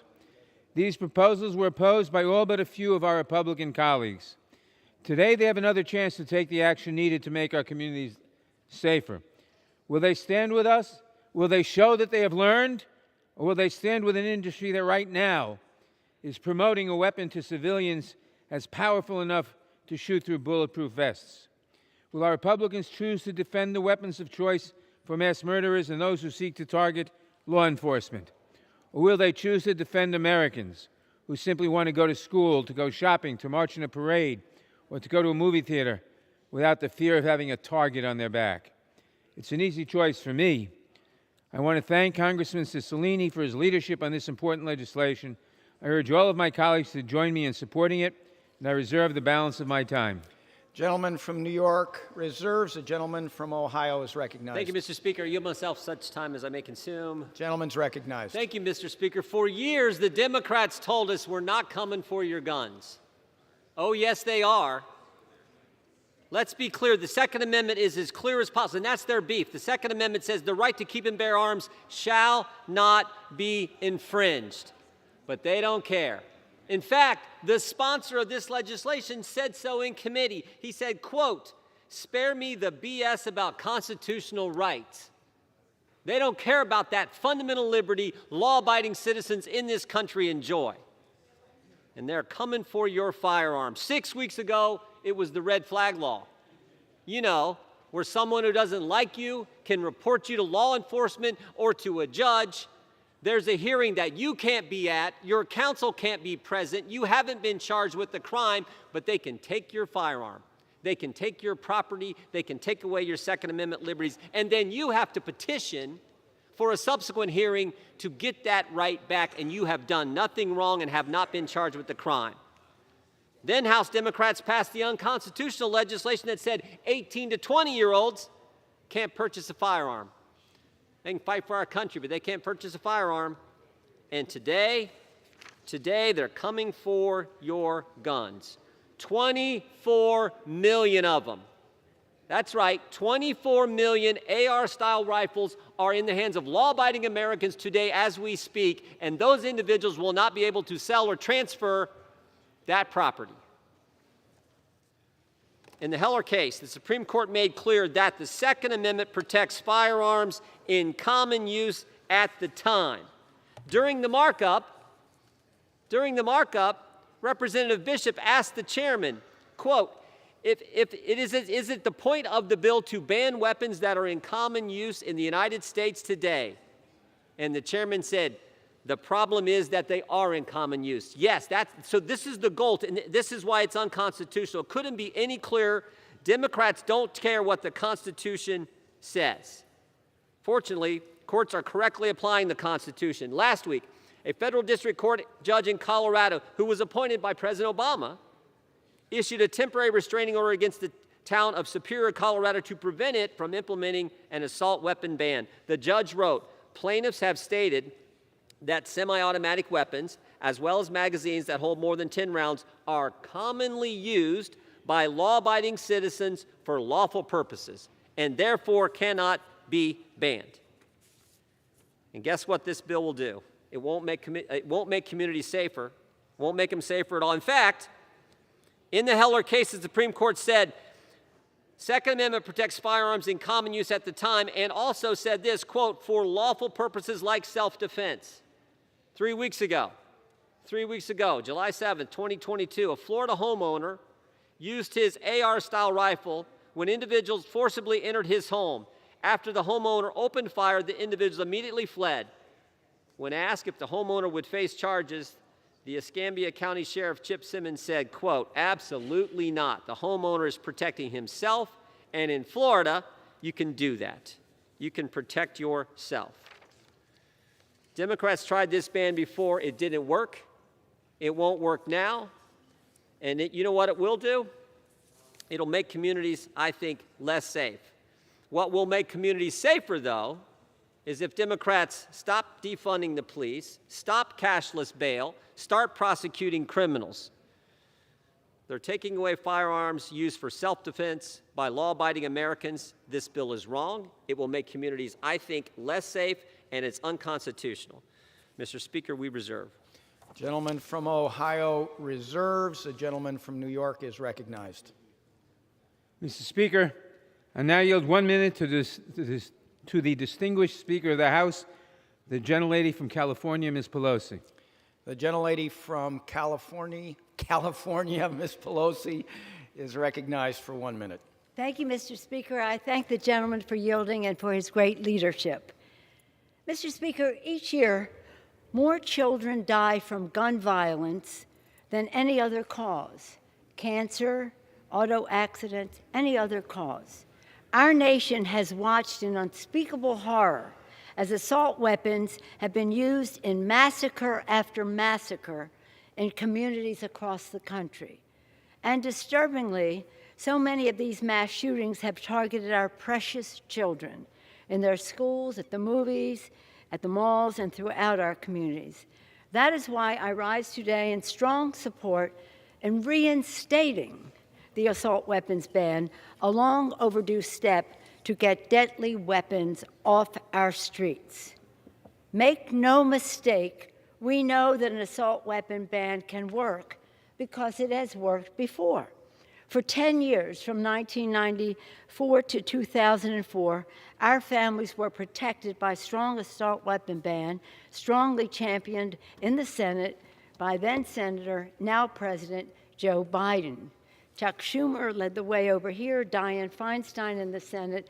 I was a relatively new member of Congress who was whipping for this legislation.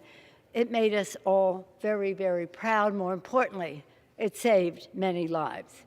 During that time, we witnessed gun crime with assault weapons drop by up to 40%.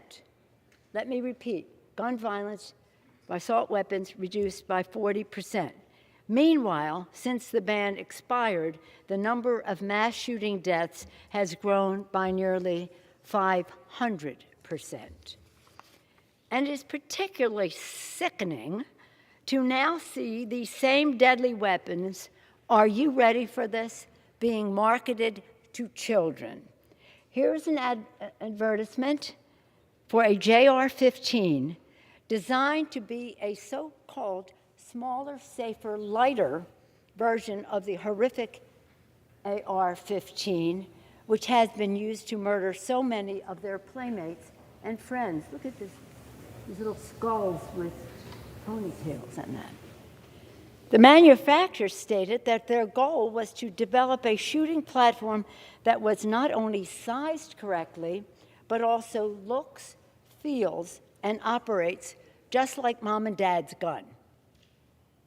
Mom and dad's gun, they use that expression.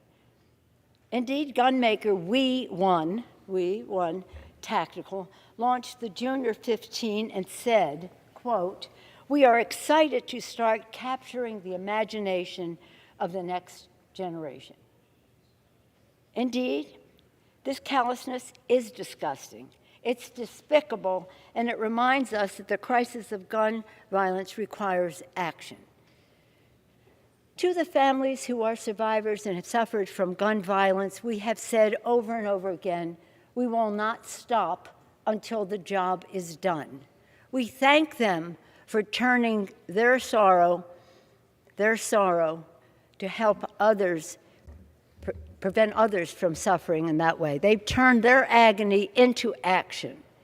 Now, whether we're saying we're going from Newtown to Uvalde, everything in between, and since, there's so many deaths, so much sorrow, so much hope that we would get the job done. They are so responsible for our bringing this legislation to the floor. their outside mobilization, their advocacy with great intellectual integrity has made all the difference. Today, House Democrats will vote to reinstate the assault weapons ban with strong protections for children and families. The bill prohibits the sale, manufacture, transfer, or possession of semi-automatic assault weapons, as well as high-capacity magazines. And contrary to what the gentleman on the other side of the aisle said, it requires safe storage for lawfully owned assault weapons already in our communities. It's not about taking guns away from people who should have them. It's about safe storage. You have a problem with that? And it strongly supports our law enforcement heroes who should not have to confront weapons designed for the battlefield, instead in our communities. To be clear, this is a very special day in the Congress of the United States that history will record as one designed to save lives. For his passionate, persistent leadership on this legislation, let me salute Congressman David Cicilline, I don't know if he's on the floor, who has been fighting ferociously on this issue for years and years. To Lucy McBath, who has been, again, a member of the Committee of Jurisdiction, an intellectual resource, a strategic thinker, and inspiration to all of us who turned her personal grief into action and makes a difference. And thank you, Chairman Jerry Nadler, Chair of the Judiciary Committee, for steering this legislation through the Judiciary Committee and to the floor. And also, I want to recognize once again, President Joe Biden's longtime leadership on this issue and the beautiful words he expressed about this when we were celebrating the bipartisan safety bill recently. Mr. Speaker, all those who have had the privilege of serving in this hallowed halls take a solemn oath to the American people. At the heart of our oath is our duty to protect and defend. To protect and defend the Constitution, the American people. With this legislation, we honor this foremost responsibility. And when the House returns in August, we will bring to the floor a robust public safety package beyond this. Let me be clear. House Democrats are for people over politics. And say to our friends in this body and down the hall and wherever they are, your political survival is insignificant compared to the survival of children who are at the mercy of these guns.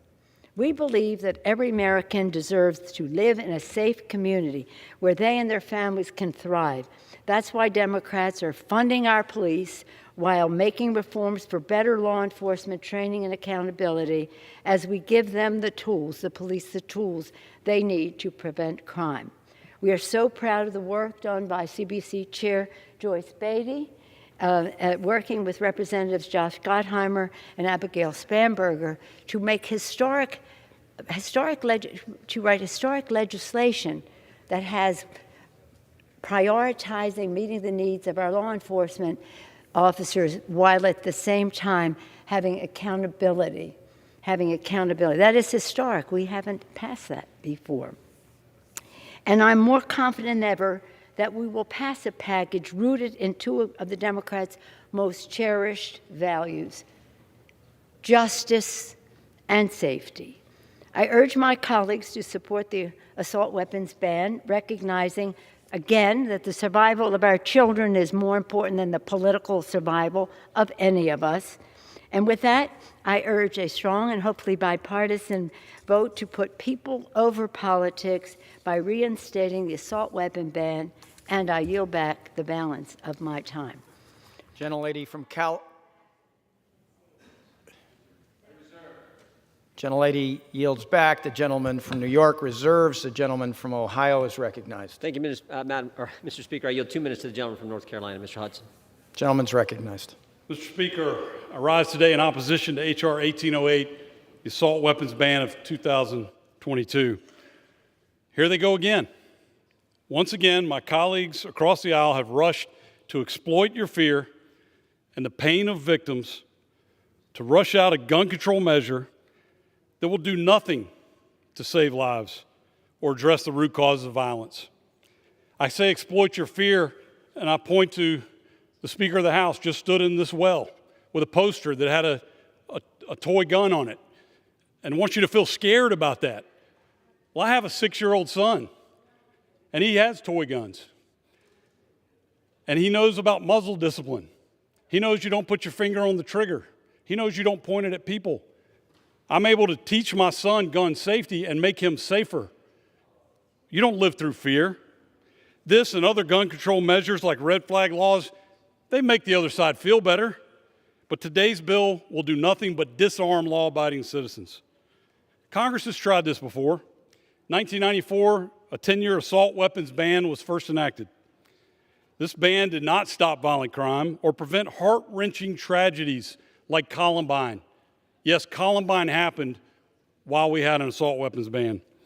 In fact, after the ban ended, the Department of Justice issued a report that concluded, should it be renewed, the ban's effects on gun violence are likely to be small at best, and perhaps too small for reliable measurement.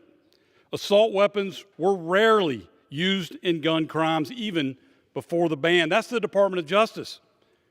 The results are in, folks. A so-called assault weapons ban does not work. But what it does is it takes away your rights and it leaves you vulnerable. Simple truth is criminals don't follow the law. If they did, think about this. If criminals followed the law, we wouldn't have any crime. But when you criminalize guns, only criminals are going to have guns.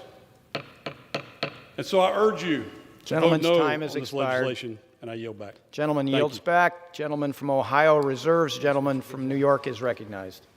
Mr. Speaker, I now yield 4 minutes to the sponsor of the bill, a member of the Judiciary Committee, the distinguished gentleman from Rhode Island, Mr. Cicilline.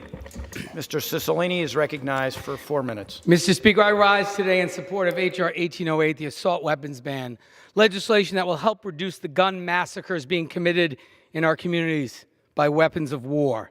These military-style weapons were designed for the battlefield, for maximum efficiency when a soldier is engaged in combat. And the military features banned by this bill are added to make these guns more accurate, more controllable, more concealable, and more deadly, enabling killers to murder as many people as possible, as quickly as possible. These weapons have no place in our communities. They turn our streets, our schools, our grocery stores, our movie theaters, and hospitals into bloody battlefield scenes. And they kill our children, our friends, and neighbors, and the police officers trying to protect them. In 2016 and 2017 alone, more than 24 officers were slain in the line of duty by an assault weapon. 1 in 5 officers is killed in the line of duty by these weapons, which is why the Major City Police Chiefs Association endorses this legislation. Yet for nearly 18 years, we failed to take action to stop them from flooding into our communities and being used time and time and time again in mass shootings. It's unconscionable that anyone can walk into a store and legally purchase a weapon capable of inflicting the carnage we've seen in Highland Park, in Buffalo, in Uvalde, in Atlanta, in Sutherland Springs, Las Vegas, Orlando, Parkland, and the list goes on and on. Today, the House is finally taking a long overdue and necessary step to reinstitute a ban on these exceptionally dangerous weapons. We didn't just come up with this proposal out of thin air and propose it. The original assault weapons ban was in place from 1994 to 2004, and we have clear evidence that it was effective in reducing these killings.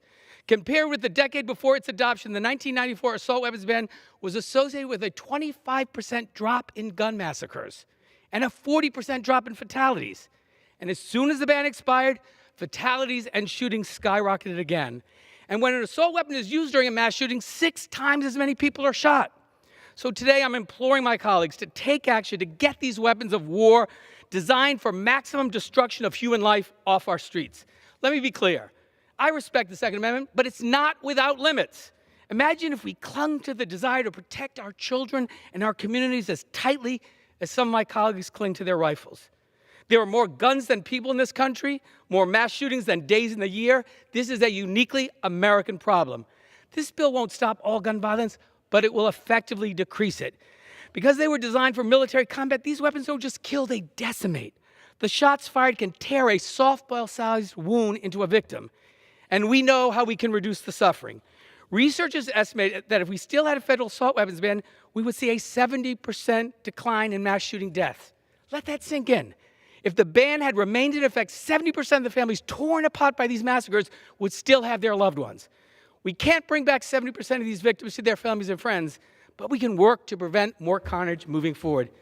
Let me end by saying this. In my faith tradition, we are taught that whoever destroys a soul, it is considered as if they destroyed an entire world.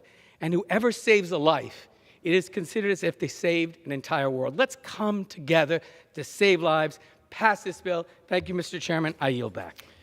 Gentleman yields back. Gentleman from New York reserves. Gentleman from Ohio is recognized. Thank you, Mr. Speaker. I yield 1 minute to the gentleman from Florida, Sheriff Rutherford. Gentleman's recognized for 1 minute. Thank you, gentlemen, for yielding. Mr. Speaker, America doesn't have a gun violence problem. We have a human violence problem. But those across the aisle don't want to talk about that, because then you have to talk about the culture of death that we have created in this country, killing 63 million unborn children, denying the sanctity of life. That's the conversation that they don't want to have. Mr. Speaker, as a former police officer, I've encountered many dangerous people with guns, and we stopped them before they hurt themselves or others. We identified them. We identified the threats that they were making, and then we were able to intervene and stop those individuals before they became a shooter. That is what we should be focused on. In the wake of these recent tragedies, give law enforcement the tools and resources to stop those who have shown a propensity to become violent. That's what we should be focusing on, not defunding the police, not demoralizing the police, not delegitimizing the police. We should be focused on assisting the police in identifying these individuals who want to commit crime. With that, I yield back. Gentleman yields back. Gentleman from Ohio reserves. Gentleman from New York is recognized. Mr. Speaker, I now yield 1 minute to a member of the committee, the distinguished gentlelady from California, Ms. Lofgren. Gentlelady is recognized for 1 minute. Mr. Speaker, America doesn't have to be the only country where mass shootings occur sometimes daily. You know, sometimes I hear people say, well, it's a mental health problem. I'll tell you what, people have mental health problems in countries all over the world, but only one country has mass shootings the way America does. And we need to have a national answer to this. The killer that killed my constituents at the Gilroy Garlic Festival couldn't buy the assault weapon in California, so he just went over to Nevada and bought it there. We need a national answer. We know it works. When the last ban expired, the number of mass shooting deaths increased by 483%. You know, Americans deserve to be safe and to be free of fear that when their kids go to school, they'll be obliterated. You know, we need to put the American people ahead of politics. We need to put American children ahead of politics. We need to vote yes. I yield back. Gentlelady yields back. Gentleman from New York reserves. Gentleman from Ohio is recognized. Thank you, Mr. Speaker. I yield 2 minutes to the gentleman from Arizona, Mr. Biggs. Is that 2 minutes? 2 minutes. Gentleman from Arizona is recognized for 2 minutes. I thank the gentleman. Mr. Speaker, we do have a culture of human violence. Recently, a 16-year-old young man with 3 felony arrests in the past 4 months violently attacked and attempted to choke a New York subway police officer. He was released without bail. And that is what's happening where you have the left in charge of criminal justice systems. And why do I bring that up? Because that individual punched that police officer more than 20 times in his attempts to basically kill that officer. And personal weapons such as hands, fists, or feet account for 600 homicides in 2019, according to official reports. And 1,476 murders were committed with knives or cutting instruments, and 364 homicides were committed with rifles. Do you see the distinction here? But where the Democrats are going for, they want to take away someone's constitutional right instead of enforcing the law for people who are violently and criminally violent. They're going to release those people back into your streets. The Supreme Court has held the Second Amendment protects arms in common use. But at markup, Chairman Nadler admitted that the purpose of the bill is to ban firearms that are in common use. Think about that. That does violence to the Constitution. They simply want to ban guns, and this is just another step along that path. At markup, it became very clear that Democrats don't even understand the guns that they are trying to ban. But they don't care, because when they say they want to put politics above people, or that we shouldn't, what they really mean is they're going to. With that, I yield back. Gentleman from Ohio reserves. Gentleman from New York is recognized. Mr. Speaker, I now yield 2 minutes to a member of the Judiciary Committee, the distinguished gentlelady from Texas, Ms. Jackson Lee. Ms. Jackson Lee is recognized for 2 minutes.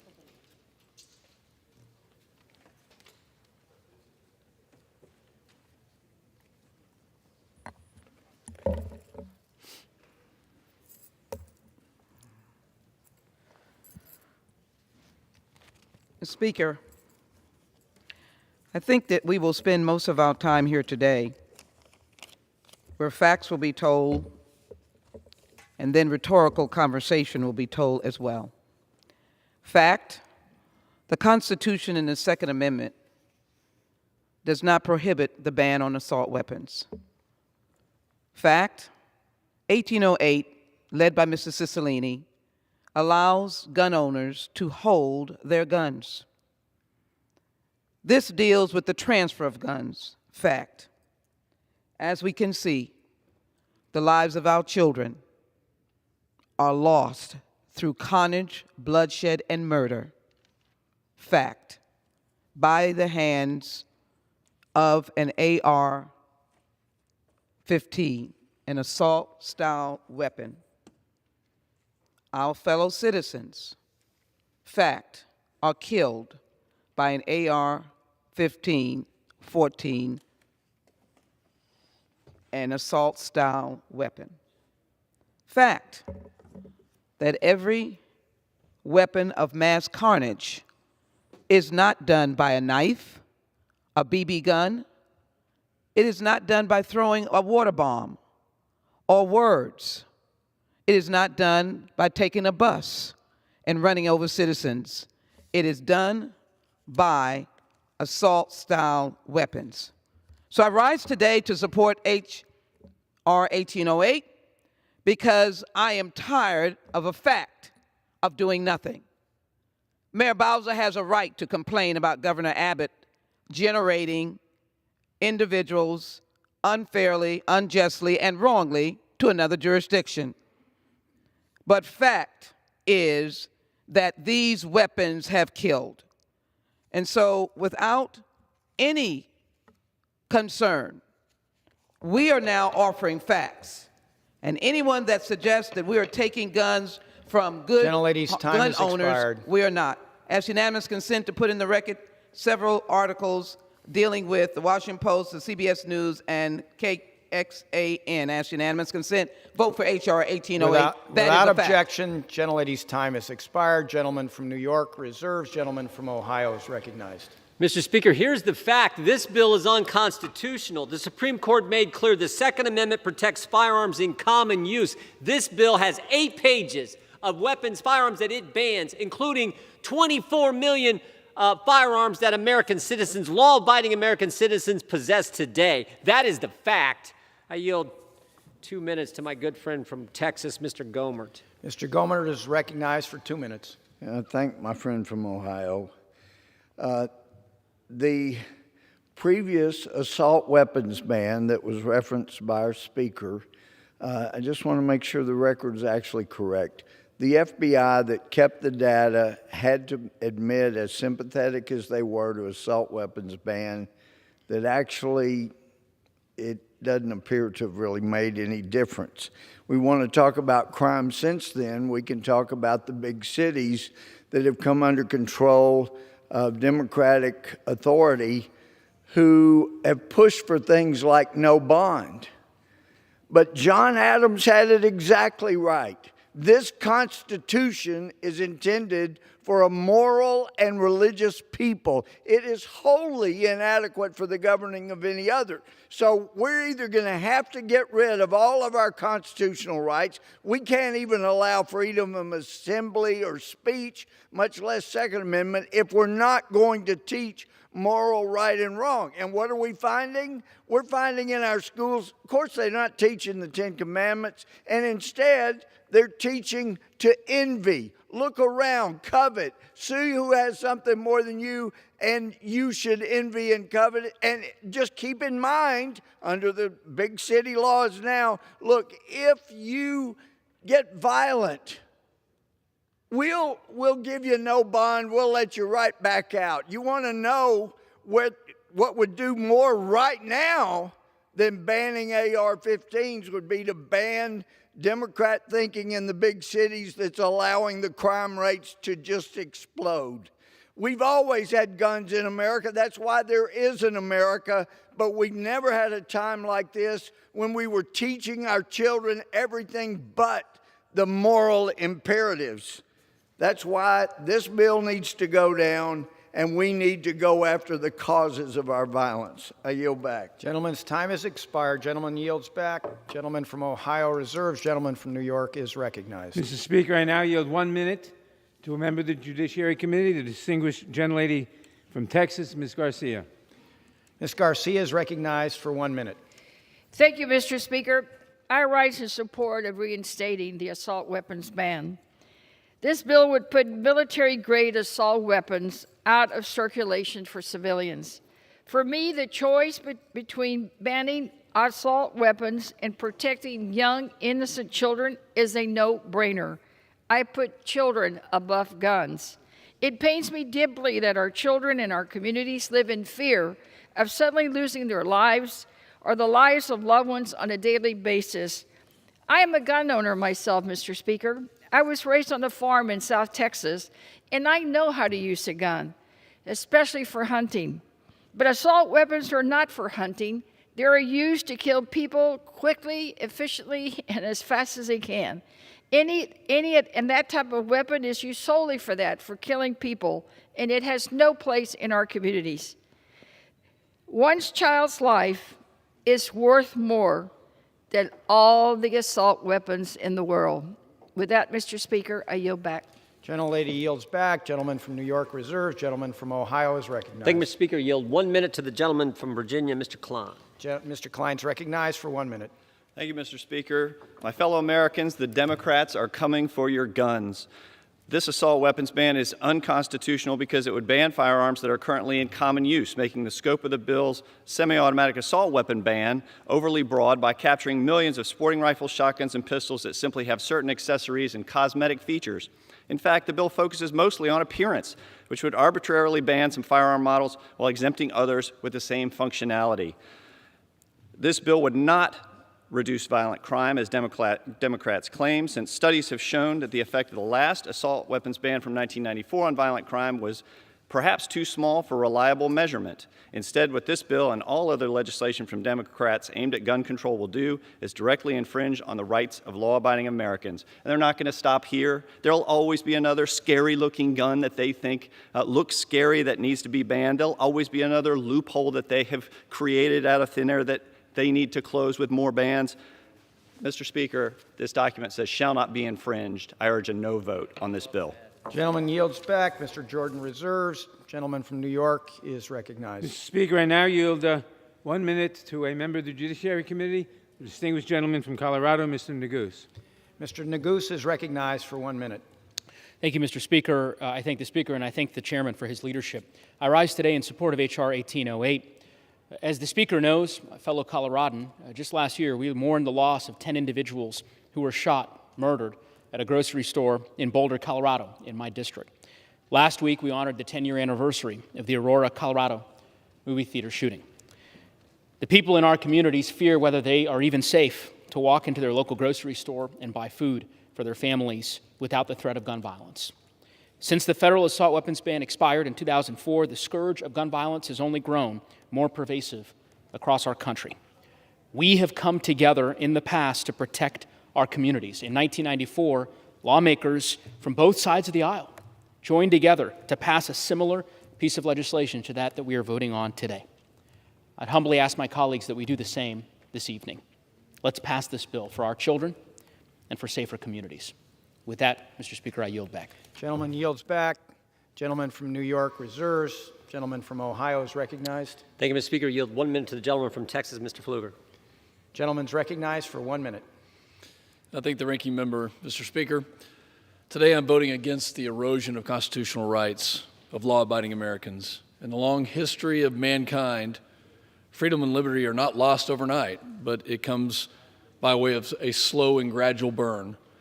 We've seen an unprecedented assault on our First Amendment through the legacy media and social media, giants censoring the thoughts and opinions and individuals of the right while propping up their favorite candidates and covering up stories that could be detrimental to their public personas.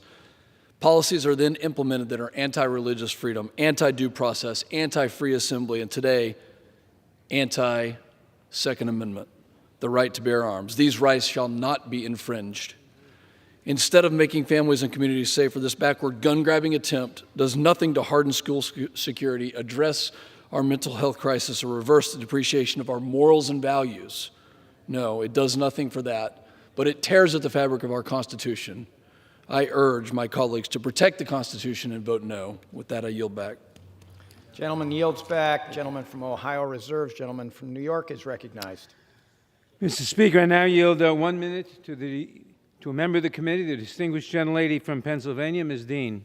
Ms. Dean is recognized for 1 minute. Thank you, Mr. Speaker, and thank you, Mr. Chair. I have 4 grandchildren.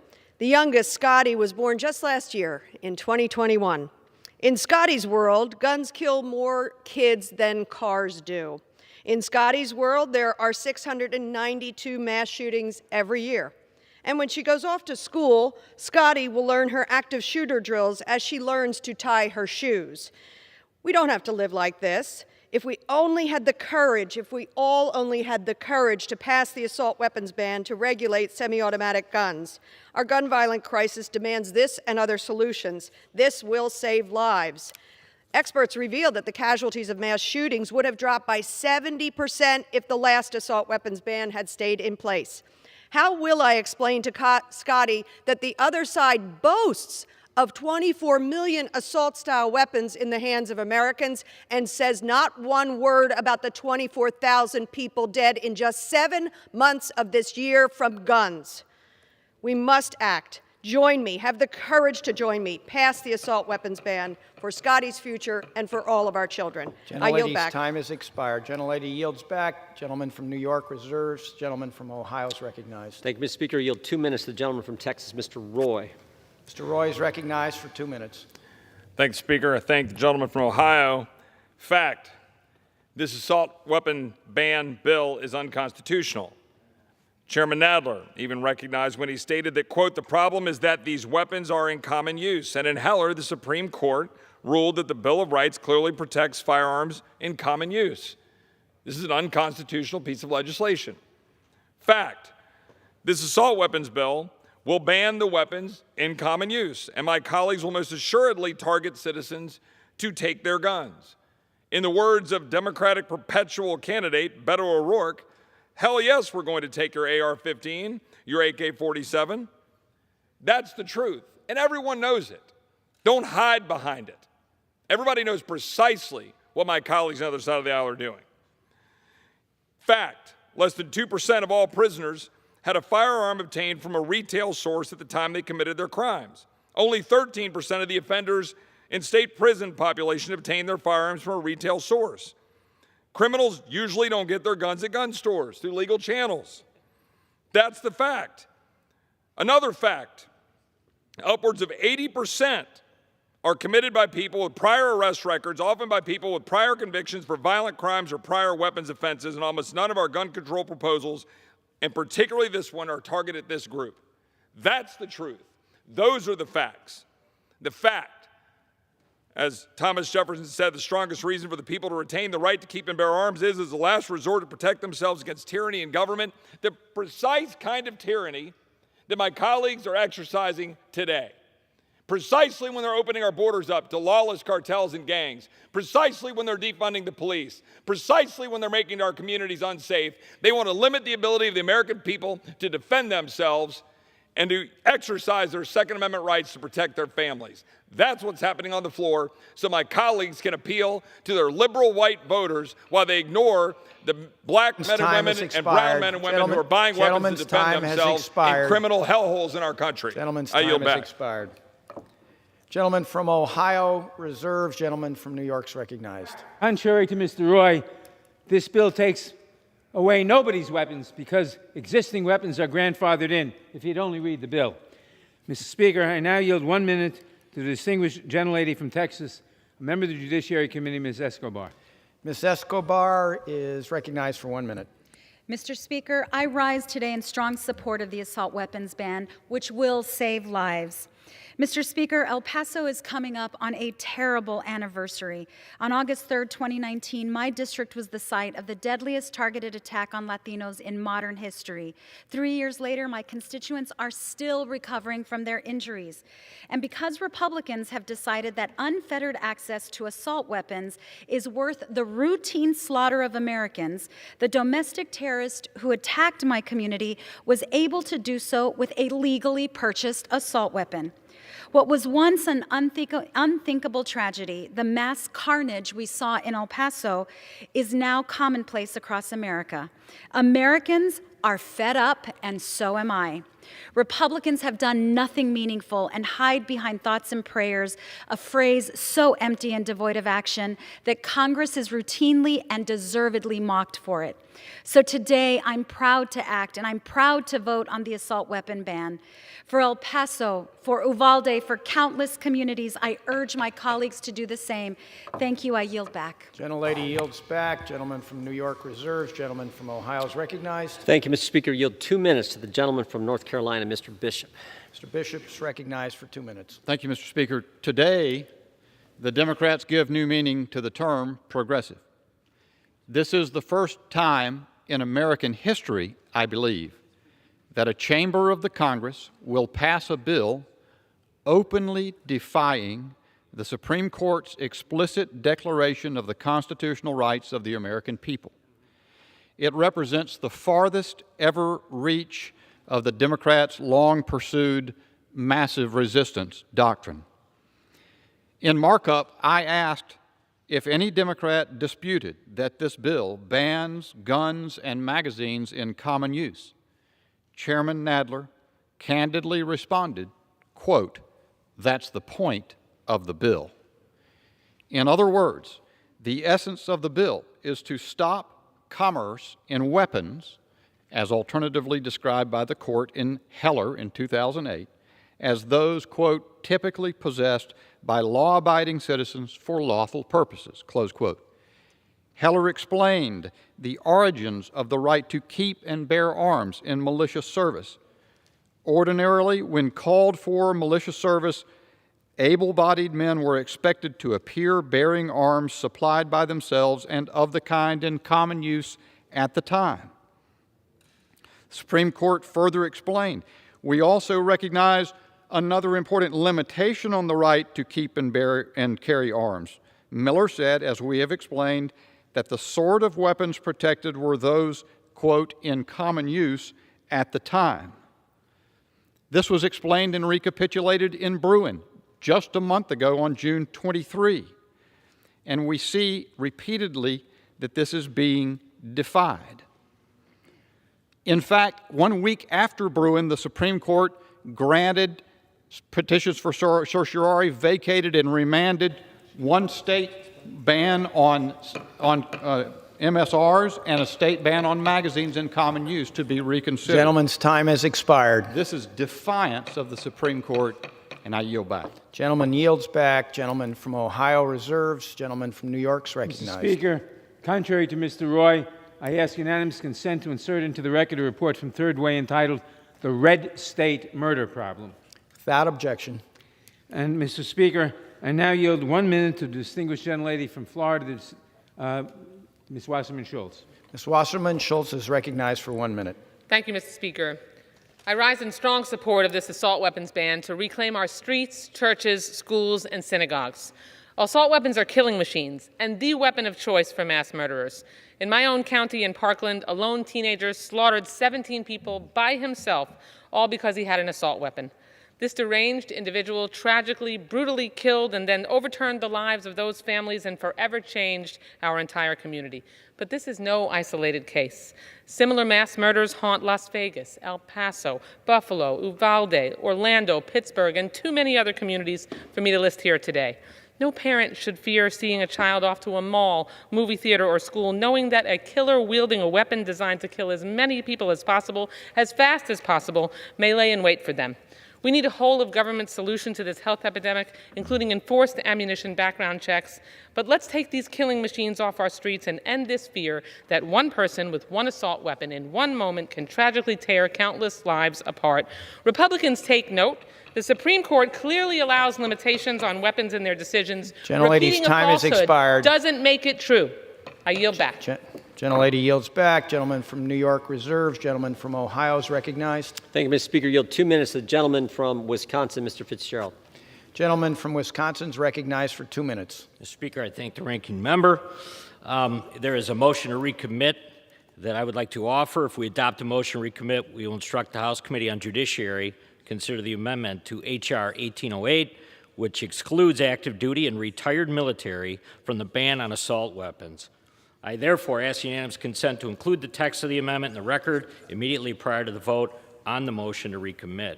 Without objection.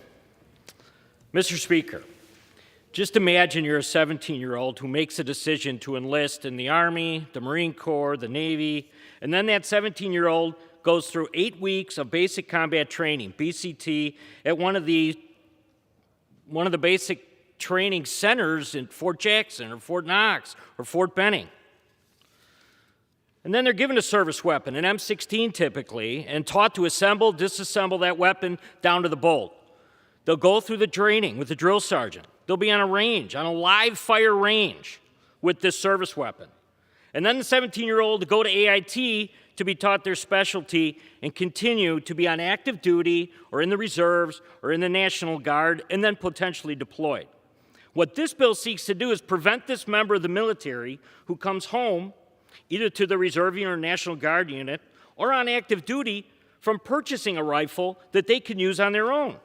My colleagues who support the bill are saying, we trusted you to join the service, we encouraged you to join the service. But then when it comes down to it, we really don't trust you to go out and purchase that weapon. It makes no sense.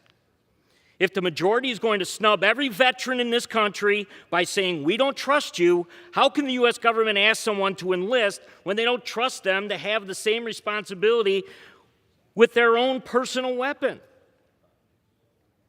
Mr. Speaker, if we adopt the motion to recommit, we will instruct the Committee on Judiciary to consider my amendment to H.R. 1808 to ensure that the nation's active duty members and veterans will be Gentleman's trusted. time has expired. 30 seconds. Gentleman is recognized for another 30 seconds. Mr. Speaker, it's still amazing to me that the majority rejected this in the Judiciary Committee. They talk a good game when it comes to veterans, but when it comes right down to it, they don't trust them. And I yield back. Gentleman yields back. Gentleman from Ohio reserves. Gentleman from New York is recognized. Mr. Speaker, I now yield 1 minute to the distinguished gentleman from Illinois, Mr. Schneider. Mr. Schneider, sorry. The gentleman from Illinois is recognized for 1 minute. Mr. Schneider is recognized for 1 minute. Thank you, Mr. Speaker. Today I rise in emphatic support of H.R. 1808, the assault weapons ban of 2022. Over the past few weeks, survivors of the horrific shooting in Highland Park, Illinois, came to D.C. determined to make change. They teamed up with families from Uvalde, Parkland, and Newtown to demand an assault weapons ban to reduce the chance of other communities experiencing the trauma they all tragically bear. Today, thanks in no small part to their efforts, the American people will get that recorded vote.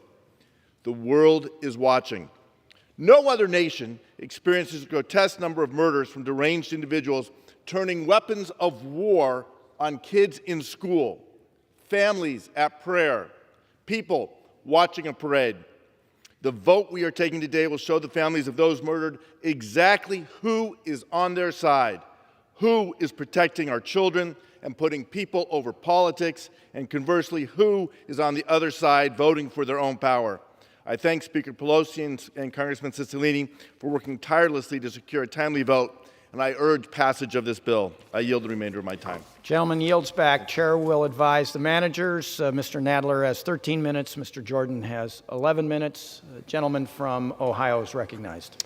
Thank you, Mr. Speaker. Would yield 3 minutes to the gentleman from Georgia, Mr. Clyde. Mr. Clyde is recognized for 3 minutes. Thank you to the gentleman from Ohio. I rise in strong opposition to H.R. 1808, which is just the latest gun-grabbing bill Democrats are dangerously ramming through their unconstitutional crusade to disarm America. The ink is barely dry on this anti-gun bill from last month, and here they are pushing another anti-gun bill that proclaims to make us safer, but does the exact opposite. It puts citizens at greater risk by taking away the rights of the law-abiding. This legislation takes aim at our Constitution by banning what the Democrats call assault weapons, which is a vague political term used as a catchphrase to make the public think they are banning guns that assault people. But the truth is, the bill would ban the most popular semi-automatic rifle in America, the AR-15, and what the industry calls modern sporting rifles. The Democrats have consistently called them weapons of war and are trying to ban them from being purchased by law-abiding citizens. But who does this bill exempt? The federal government. Federal government agencies like the Department of Health and Human Services, Department of Education, Department of Labor, Department of Housing and Urban Development, and down the line. So if they're weapons of war, as the Democrats call them, what do these departments need with weapons of war? Is the Department of Education going to use them against the moms and dads who protest against woke local school board policies? Is the Department of Housing and Urban Development going to use them against the occupants in their housing developments? You cannot have it both ways. If it's a weapon of war, then ban these federal agencies too. The truth is they are simply a semi-automatic rifle that Democrats want to demonize so they can ban more guns and take away more of our citizens' unalienable constitutional rights. Democrat ignorance and malice do not justify banning nearly 25 million firearms that Americans, including myself, proudly own and responsibly use. Now, I know the author of this legislation would prefer that I spare him both the prefatory clause and the supremacy clause of the Second Amendment, but it is quite clear, a well-regulated militia being necessary to the security of a free state, the right of the people to keep and bear arms shall not be infringed. Shall not be infringed, period, is the supremacy clause. And banning an entire class of firearms, the most popular firearm in common use today, is clearly infringement. An armed America is a safe and free America. I urge all of my colleagues to stand firm in the fight to protect and preserve the Second Amendment by voting no on this unconstitutional and therefore illegal piece of legislation. Thank you. Gentleman yields back. Gentleman from Ohio reserves. Gentleman from New York is recognized. Mr. Speaker, I ask unanimous consent to insert into the record a letter of endorsement of the assault weapons ban from the Major Cities Chiefs Association, a professional organization of law enforcement executives representing the largest cities in the United States. Without objection. And I ask unanimous consent to insert into the record a report from the Violence Policy Center entitled Target Law Enforcement Assault Weapons in the News. Without objection. I now yield 1 minute to the distinguished gentleman from New York, Mr. Higgins. Mr. Higgins is recognized for 1 minute. Mr. Speaker, no technology advances more quickly in our society than technology of killing. Every day, weapons of mass destruction are being made and manipulated to kill more people more quickly. Buffalo, New York, May 14th, one shooter, a racist shooter, went into a supermarket on Jefferson Avenue and shot 13 people, killing 10 of them. The shooting started and was completed in 2 minutes and 3 seconds. One shooter.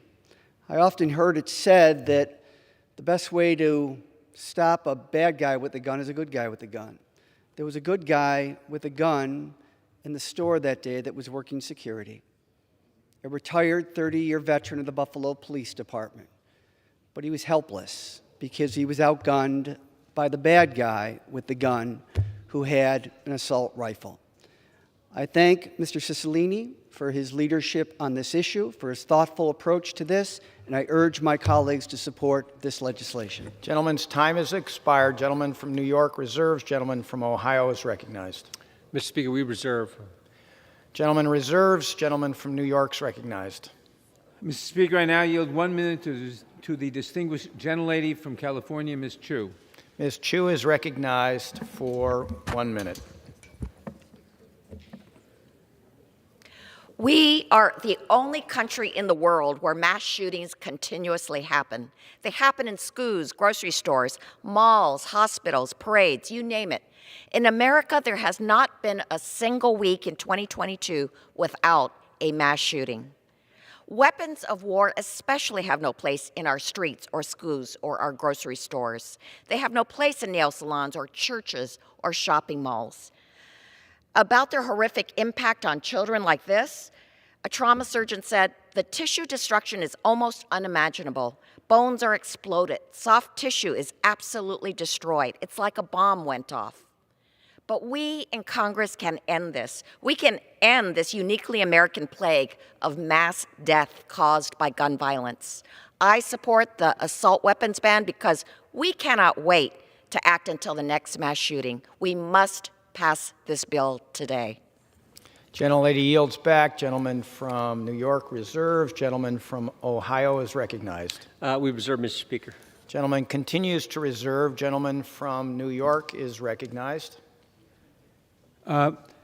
Speaker, I now yield 1 minute to the distinguished gentleman from Texas, Mr. Green. Mr. Green is recognized for 1 minute.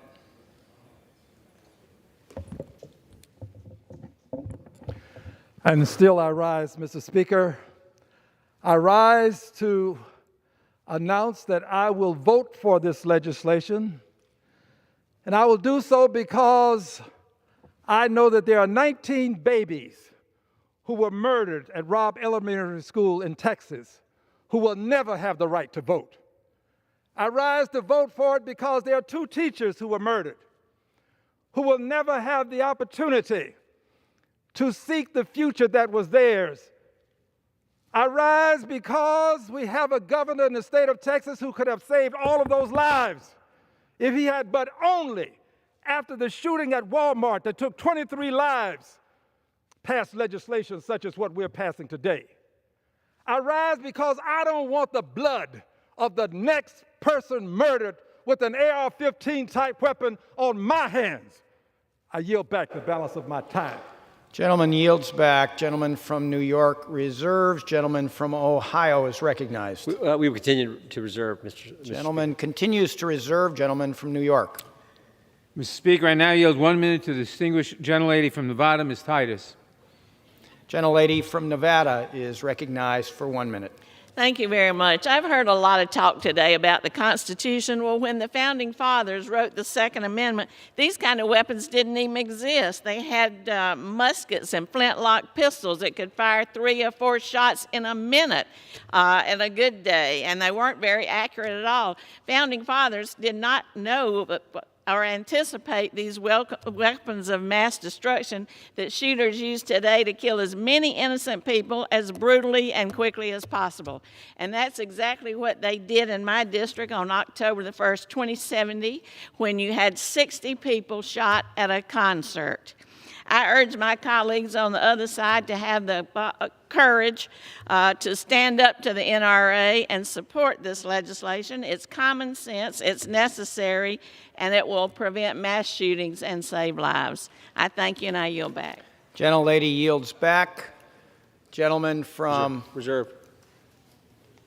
Gentleman from New York reserves. Then the gentleman from Ohio reserves. The gentleman from New York is recognized. Mr. Speaker, I now yield 1 minute to the chairman of the Appropriations Committee, the distinguished gentlelady from Connecticut, Ms. DeLauro. Ms. DeLauro is recognized for 1 minute. 26 souls, including 20 babies, massacred at Sandy Hook Elementary School. Parkland, Buffalo, Uvalde. The common denominator, an AR-15 style assault weapon, the weapon of choice. 8 of the 10 deadliest mass shootings involved an assault weapon. We cannot be numb to this needless violence. It is long past time for us to act. In Connecticut, the tragedy at Sandy Hook changed our lives forever. These are unspeakable tragedies. They are avoidable tragedies, and they're happening in our schools, our grocery stores, our places of worship.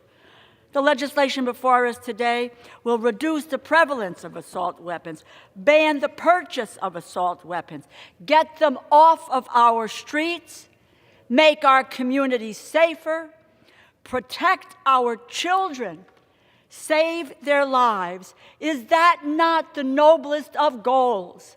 To save lives. We have the opportunity to do that in this body today. Enough is enough. Gentlelady's I yield back. time has expired. Gentlelady yields back. Gentleman from New York reserves. Gentleman from Ohio is recognized. Thank you, Mr. Speaker. Would yield 5 minutes to the chair of the Second Amendment Caucus, the gentleman from Kentucky, Mr. Massey.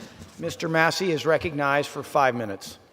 Thank you, Mr. Speaker, and thank to the gentleman from Ohio. If facts are the ammunition of debate, I'd like to point out that the other side of the aisle entered this room unarmed. There's so many mischaracterizations, or misfires, if you will, about this bill and what this bill does that I don't know where to start. But let me start here with the words of the author of this bill.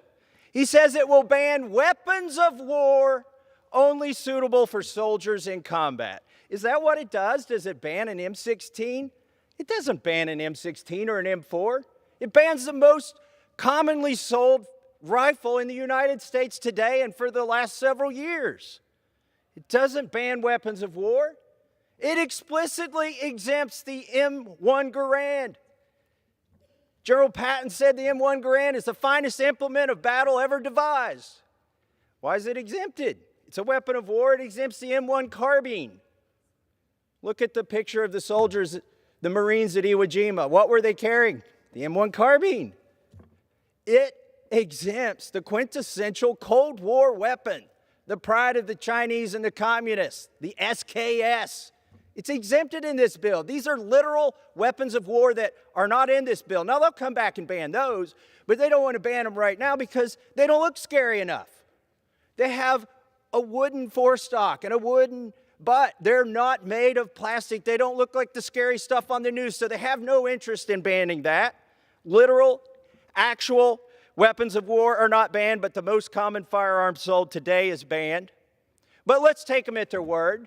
Weapons of war, these are weapons of war. We got to ban weapons of war. Well, they exempt 80-some federal agencies from the ban. Literally every bureaucratic agency in the government can have a weapon of war under this bill. Weapons of war, as they call them.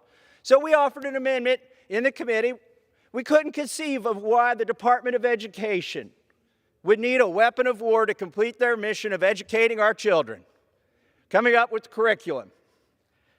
We couldn't conceive of why the USDA would need weapons of war.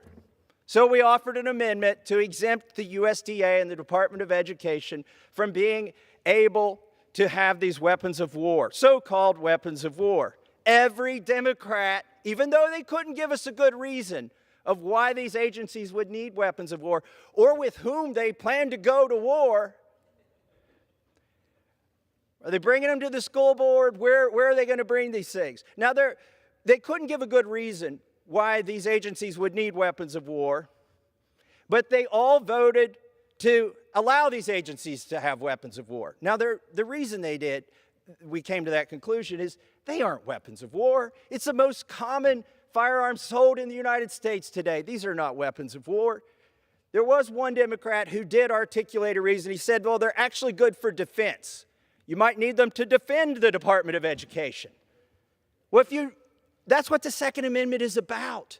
It's not about making sure that the Department of Education, which, by the way, is unconstitutional, but it's not making sure that the Department of Education can have proper defense. It's for the people to have proper defense. So that's the first falsehood. Now, here's another reason that gun owners should be concerned about this bill. Maybe you don't own one of these firearms, but if you own guns, you know about terminal ballistics. You know what are suitable calibers for hunting deer, for hunting coyotes.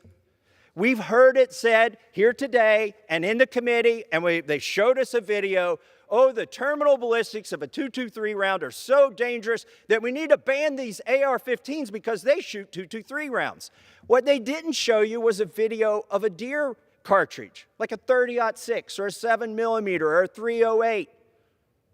If you are banning, if the purpose of this legislation is to ban these firearms because they shoot a cartridge with those terminal ballistics of a .223, then you absolutely plan to come after deer rifles because they have 2 and 3 times as much power, 2 and 3 times as much destructive and killing power as the cartridge used in the firearm that you seek to ban here today. Another falsehood, this bill will save lives. Let me get to this. We heard it here today. I was waiting for it. It was mentioned a couple times. Even the Speaker of the House mentioned it. They have said that the 94 to 2004 assault weapons ban, so-called assault weapons, reduced crime, that crime went down. Well, guess what? From 95 to 2004, there were 2 million of these firearms imported or manufactured and sold. Gentleman's time has expired. Yield the gentleman additional 30 seconds. Gentleman's recognized for another 30 seconds. The number of these rifles doubled in the United States during your last assault weapons ban. If you think crime went down because of the last assault weapons ban, then you've got some explaining to do because the number of those rifles increased. Maybe, just maybe, people became safer. I urge opposition to this bill, and I yield back the balance of my time. Gentleman yields back. Gentleman from Ohio is reserved. Gentleman from New York is recognized. Mr. Speaker, I now yield 1 minute to the distinguished gentleman from Virginia, Mr. Connolly. Mr. Connolly is recognized for 1 minute. I thank the gentleman. We face 2 choices today in this body. One is to protect our children, to protect our houses of worship, to protect where we shop, to protect when we watch a movie from guns that exist for one purpose only: mass death inflicted efficiently. Or we can listen to the other argument, which you've heard: enthrall to the gun manufacturers to protect them at any cost, and you, as a citizen, are collateral damage at the altar of the gun manufacturers, and we will be bathed in blood forever. It is time to act. It is time to end the madness and disenthrall ourselves from automatic weapons that are mass killers. I yield back. Gentleman yields back. Mr. Nadler reserves. Reserve. Mr. Jordan reserves. Mr. Nadler is recognized. Mr. Speaker, I now yield 1 minute to the distinguished Majority Leader of the House, the gentleman from Maryland, Mr. Hoyer. Mr. Hoyer is recognized for 1 minute.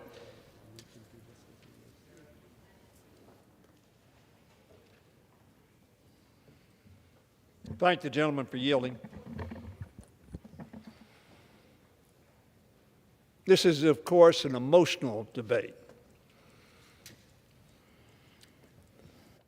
Some have talked about fear, and they instill fear in the process. As Mr. Nadler has pointed out, no weapons are taken away.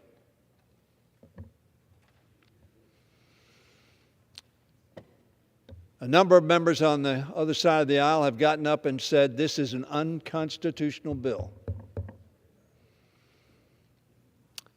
Yet, from 1994 to 2004, that bill was tested in the courts.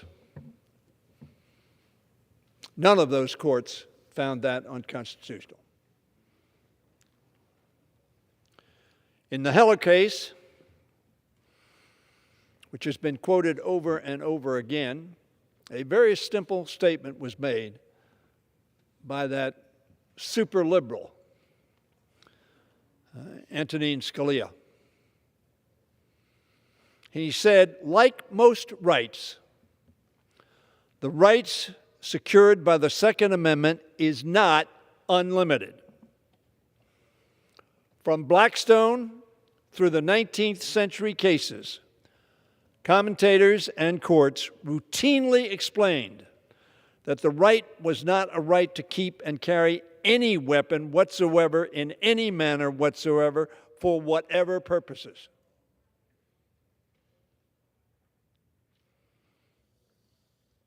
One indication of that, of course, is that we have a ban on machine guns in America. Now, one could answer, well, they're not in common use. That's correct, because they're banned. 67% of Americans support an assault weapon ban. 53%, over half, strongly support, and another 14% somewhat support, for a total of 67%. That's in a poll by the Morning Consult on May 25th, 22. There was another poll by Pew in September of 21 that said that 63% of Americans support. Both polls, over 60% of Americans, over 2/3 of Americans, think this action makes sense.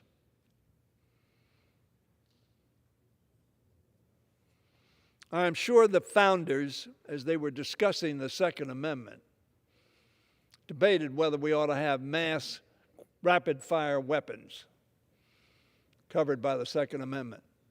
They had no idea such weapons certainly didn't exist, and they acted within the framework of the times in which they lived. Mr. Speaker, Congress must take action today to protect all Americans from dangerous and deadly assault weapons. If we do so, we will still be the country who has the most weapons per capita in the world, more weapons than people,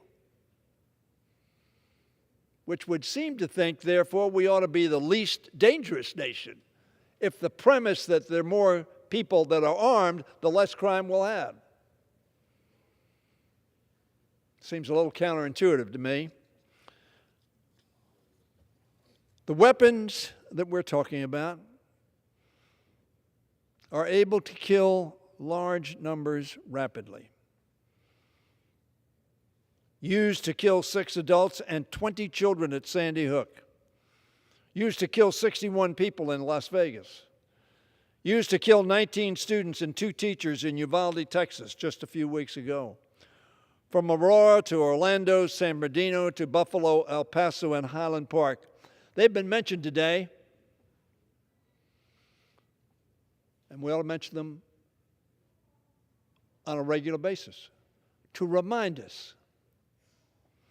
We have watched assault weapons inflict mass destruction in our communities time and time again. Not only do these weapons claim the lives of innocent civilians, they frequently kill members of law enforcement who've worked to keep their communities safe. That's why law enforcement largely, not all of them, support this bill, because they see that as one of the greatest dangers to their lives. Indeed, one study by the Violence Policy Center found that nearly a quarter of all the police officers killed in the line of duty between 2016 and 2017 were killed by the same firearms that would be outlawed under this ban. Of those police officers killed by assault weapons, almost a quarter of them were wearing body armor that was nevertheless penetrated by a bullet. These types of attack and police killings are not inevitable. We know there's a better way. We know that because these attacks became far less common when an overwhelmingly bipartisan coalition, this was not some Democratic bill. It was a bipartisan bill. I'll speak more to that in just a second. Came together in '94 to pass a ban, including 46 House Republicans. That measure had support from law enforcement and from both Democratic and Republican presidents, including Ronald Reagan.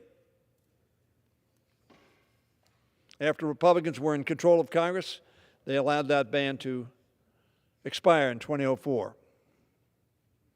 Mass shootings tripled. Tripled. Today, I'm pleased to bring Mr. Cicilline's bill to the floor to reinstate America's assault. Reinstate a bill that has been taken to the court already. This legislation would prohibit the possession and manufacture, sale, and transfer of semi-automatic assault weapons and high-capacity magazines. It does not take any of those away from any citizen. To be clear, we are not undermining the Second Amendment. I am for a person having the right to have a weapon, not only to hunt, but in his home, in his business, to protect himself and his family. And where authorized, to carry upon his person where authorized. This bill will not lead to confiscation of firearms, notwithstanding the fear that has been expressed. Weapons that were legally purchased before its enactment. However, it will set safety requirements. Doesn't that make sense? We have safety requirements for our cars. Doesn't it make sense to have safety requirements for weapons that can kill? Additionally, this legislation will provide funding for buyback programs for those who would prefer to be responsible neighbors and community members and relinquish their assault weapons voluntarily.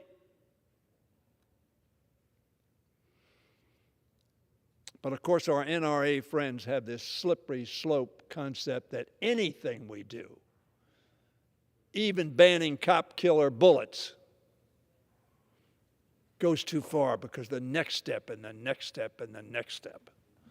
These common sense reforms will save the lives of law enforcement officers and innocent Americans across the country. The Speaker spoke that we're going to bring additional community safety legislation to the floor to support our police, because as much as the Republicans would like to say we Democrats are for defunding the police, it is absolutely incorrect and false. And they know it. Why do they know it? Because we bring appropriation bills to this floor which fund the police. Not only at the national level, but at the state and local level as well. Which gives lie to the assertion that we are for. Are there some people who use that comment? Look in the mirror, folks. There's some people on your side of the aisle who say absurd things. There are many people on both sides of the aisle who say, let's support and protect police. This is a way to do it. Today, we have an opportunity to put votes behind our words and show who is ready to do exactly that. Now, I hope my Republican friends and Democratic friends and my fellow Americans will listen to the quote that I'm about to give from a president that used to be revered on the Republican side of the aisle,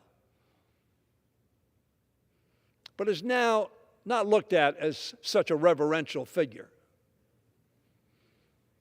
Ronald Reagan said this: listen to the American public and to the law enforcement community and support a ban on the further manufacture of these weapons.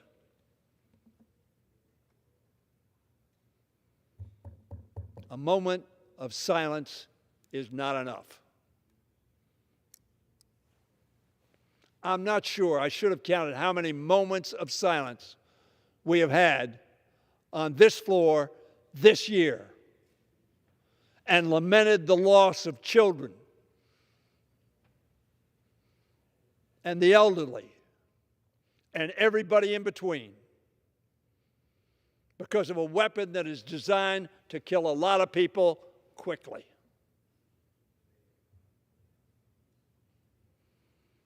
No more moments of silence. Let's act. Vote yes. Pass this bill. Gentleman from Maryland yields back. Gentleman from New York reserves. The gentleman from Ohio is recognized. Mr. Speaker, we haven't said the Second Amendment was unlimited. We quoted the Second Amendment The Second Amendment, which the Supreme Court has said protects firearms in common use. 24 million Americans have these weapons out there. That is most certainly common use. And the fact that the chair of the Judiciary Committee says, I don't care, we're going to do it even though we know it's unconstitutional, that is just wrong. With that, I yield 1 minute to my friend, the gentleman from Texas, Mr. Arrington. As for 1 minute.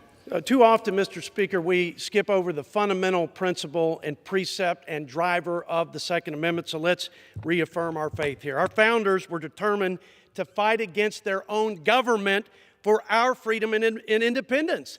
They stated unequivocally that when there were a train of abuses and usurpations and the citizens were reduced to absolute despotism, it was our right and our duty to throw off that government. We wouldn't have these United States. We wouldn't be here today without this sacred Second Amendment. Every law-abiding citizen in America must be able to meet evil with equal or greater force, whether it's a violent criminal, a crazed killer, or a coercive government. We should, Mr. Speaker, we must reject this attempt to trample the Constitution, violate the spirit of what those founders wrote into that sacred document, and to disarm our citizens. And I yield back.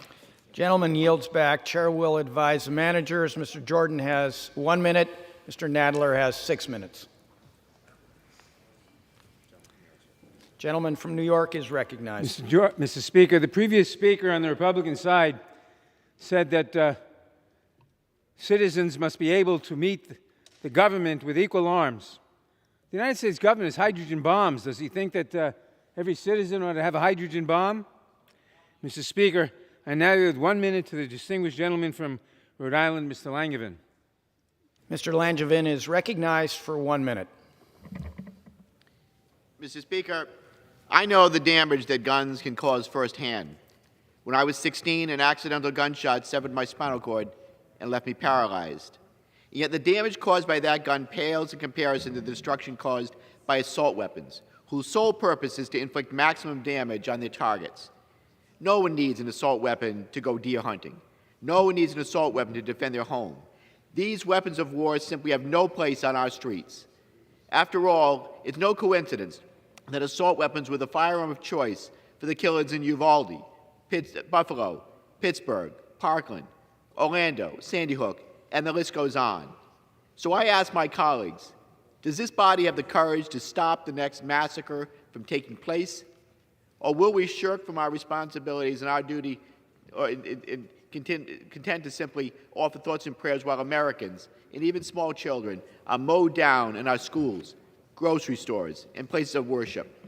I know which side I'm on, and I hope my colleagues will join me. I thank Congressman Cicilline for his steadfast work on bringing this legislation to the floor. I yield back. Gentleman's time has expired. Gentleman yields back. Gentleman from New York reserves. Gentleman from Ohio reserves. Gentleman from New York is recognized. Mr. Speaker, I now yield 1 minute to the distinguished gentlelady from Illinois, Ms. Schakowsky. Gentlelady from Illinois is recognized for 1 minute. Strong support of the assault weapons ban. I live very close to Highland Park, Illinois, and I have heard from literally hundreds of people and met with hundreds of people, students, teachers, parents, and small business owners, and yes, even law enforcement officials who demand that we have and pass an assault weapons ban. Today's vote would not be possible without the fearless and tireless work of advocates and survivors. This day is for them. And I think that there is no rational reason that we would allow these weapons of mass destruction to be on the streets of our country that ravages our families, our communities, and even our way of life. And I urge a yes vote to ban assault weapons. I yield back. Ms. Schakowsky yields back. Gentleman from New York reserves. Gentleman from Ohio reserves. Gentleman from New York is recognized. Mr. Speaker, I now yield 1 minute to the distinguished gentlelady from Ohio, Ms. Capter. Ms. Capter is recognized for 1 minute. Thank you, Mr. Speaker. Americans want their freedom back, and I would say to my colleague from Ohio, Mr. Jordan, your freedom stops where mine begins, and that of my constituents begin. Schools, shopping malls, grocery stores, Independence Day parades shouldn't be scenes of mass carnage and bloodshed. Weapons of war have no place on the streets of America. An experienced Ohio sheriff says it well. Assault weapons and large capacity magazines should only be utilized by the military and law enforcement. A proposal to ban their use is common sense, supported by a majority of Americans, until such time that members of Congress start to care about the safety of children in our schools more than their next re-election. Mass shootings will continue to occur and innocent people will die. One of the most experienced chiefs of police I represent says the following: the connection between guns and illicit drugs is 100%. So let's take the two most important steps: remove large capacity assault weapons from our streets and arrest the drug dealers who are creating death and destruction across our country. Let's give freedom back to the American people, and I yield back. Time has expired. Gentlelady yields back. The chair will remind the members to direct their remarks to the chair. Gentleman from New York reserves. Gentleman from Ohio reserves. Well, I would just say if the gentlelady from Ohio wants to come to the 4th District of Ohio and debate me on the Second Amendment, I'd welcome her to come anytime she wants to our district. She can stand here and lecture all she wants, but I'd welcome her to come to our district. I'd be happy to debate her. And my guess is the constituents I get the privilege of representing, most of them probably agree with me and agree with the United States Constitution. I reserve. Gentleman from Ohio reserves. Gentleman from New York is recognized. Mr. Speaker, I now yield 1 minute to the distinguished gentleman from Tennessee, member of the Judiciary Committee, Mr. Cohen. Mr. Cohen is recognized for 1 minute. Thank you, Mr. Speaker and Mr. Chairman. This has been an interesting debate. The cumulative debate from the Republican side have been members who've been wanting to show their knowledge of weapons, their intimate knowledge of weapons. They're almost a fetishism with weapons, something that only Freud would properly understand and be able to explain to the American people. They've talked about hands being dangerous and knives being dangerous, but hands and knives and other weapons that they discussed don't kill people in volume and number like AR-15s do. The CIA did a study and said that even shots to extremities all made fatal impacts on people.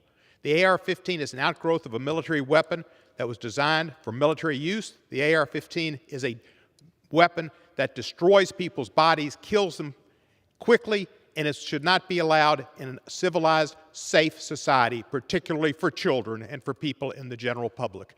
I urge passage of the bill.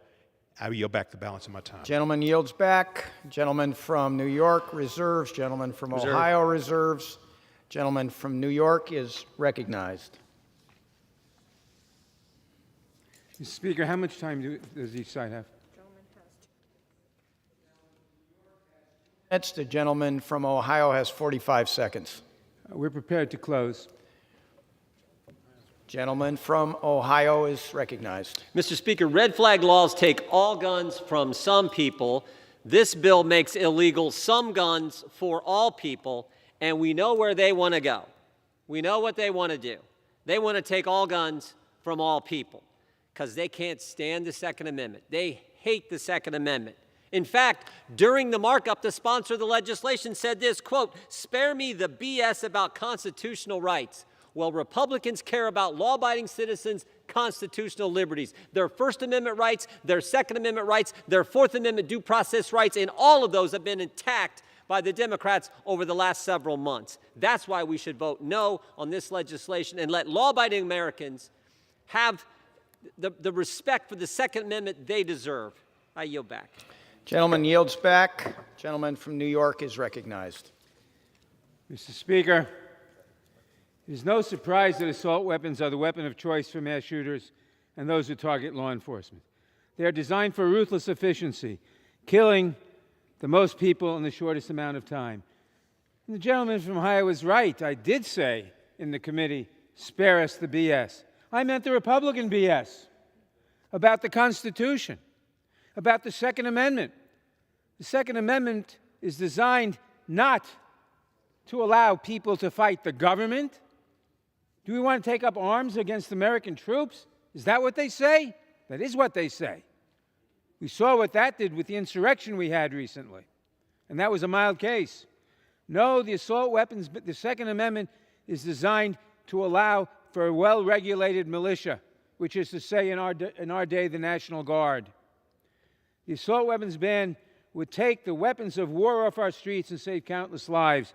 And that is why it is supported by all associations of police, by the American Federation of Teachers, the American College of Physicians, the American Public Health Association, the National Alliance to End Sexual Violence, the National Organization of Black Law Enforcement Executives, the Major Cities Police Chiefs Association. They know what they're doing. The assault weapons ban would take these weapons of war off our streets. It would prevent more of the Uvaldes, more of the Parklands, more of the Tree of Life synagogues. I urge all members to support this important legislation, and I yield back the balance of our time. Gentleman yields back. All time for debate has expired. Pursuant to House Resolution 1302, the previous question is ordered on the bill as amended. The question is on engrossment and third reading of the bill. Those in favor shall say aye. Those opposed shall say no.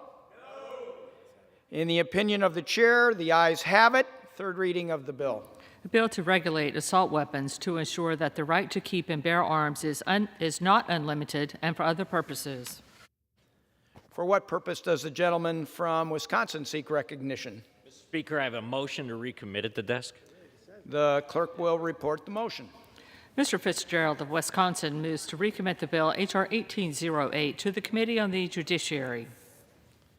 Pursuant to Clause 2B of Rule 19, the previous question is ordered on the motion to recommit. The question is on the motion. All those in favor shall say aye. Aye. All those opposed shall say no. No. In the opinion of the chair, the noes have it. The motion is not agreed to. And the nays. Gentleman from Wisconsin requests the yeas and nays. The yeas and nays are requested. Those favoring a vote by the yeas and nays will rise. A sufficient number having risen, the yeas and nays are ordered. Members will record their votes by electronic device. Pursuant to Clause 9 of Rule 20, the chair will reduce to 5 minutes the minimum time for any electronic vote on the question of passage. This is a 15-minute vote.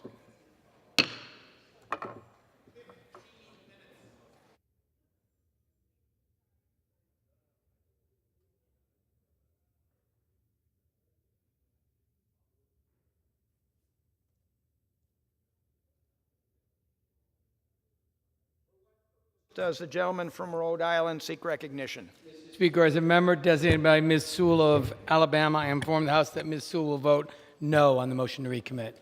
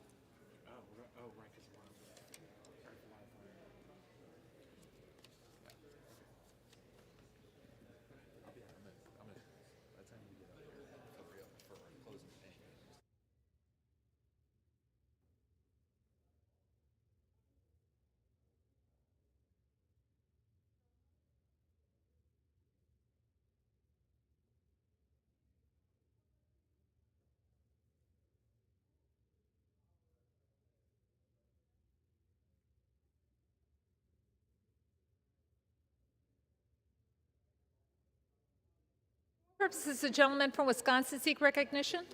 Madam Speaker, as the member designated by Mr. Tiffany from Wisconsin, I inform the House that Mr. Tiffany will vote aye on the motion to recommit.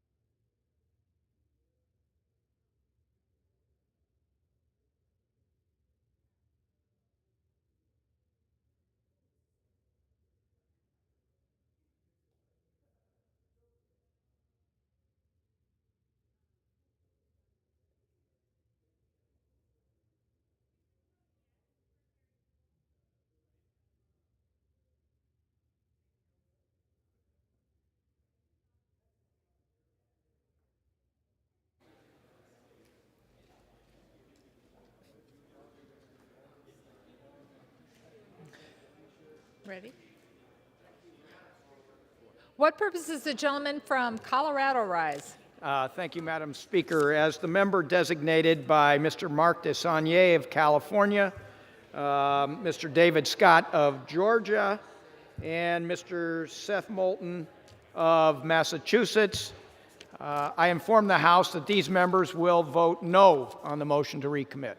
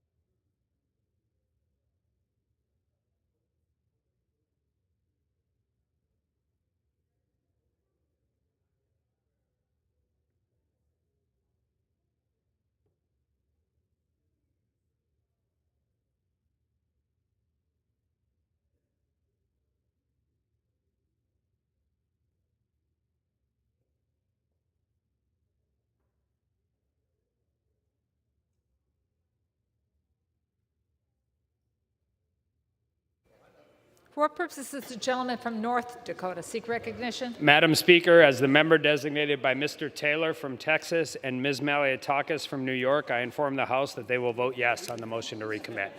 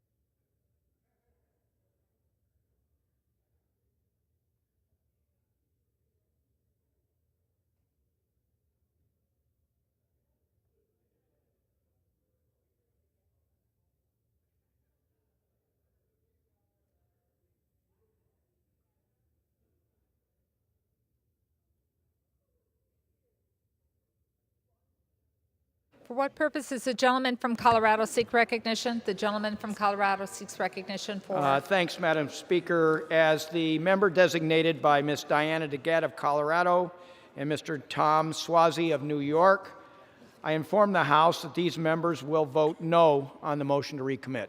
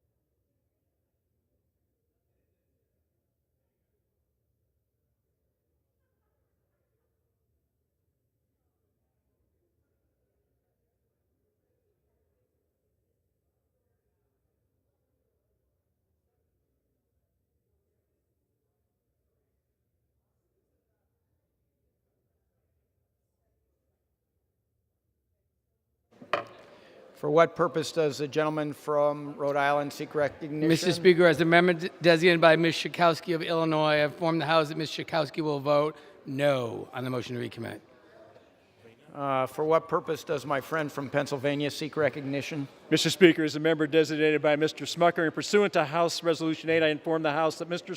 Smucker will vote yea on the motion to recommit.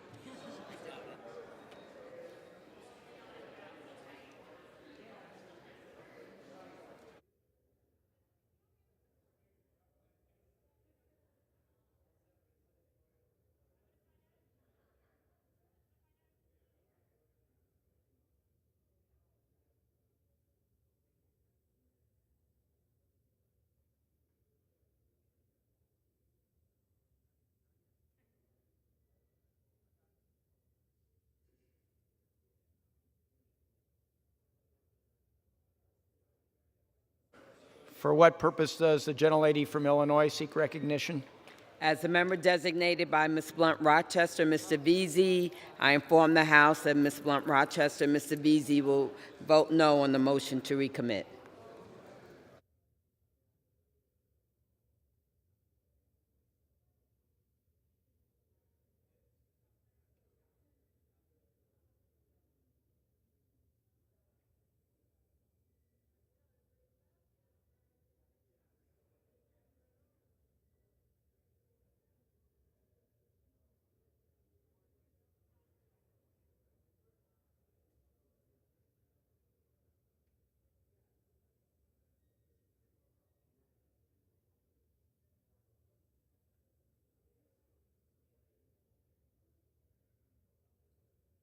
Purpose does the gentleman from Texas rise? Speaker Perlmutter, as the gentleman designated by Mr. John Carter of Texas, Kay Granger of Texas, Troy Nails of Texas, and Paul Gilzer of Arizona, I inform the House they will all vote yea on the motion to recommit.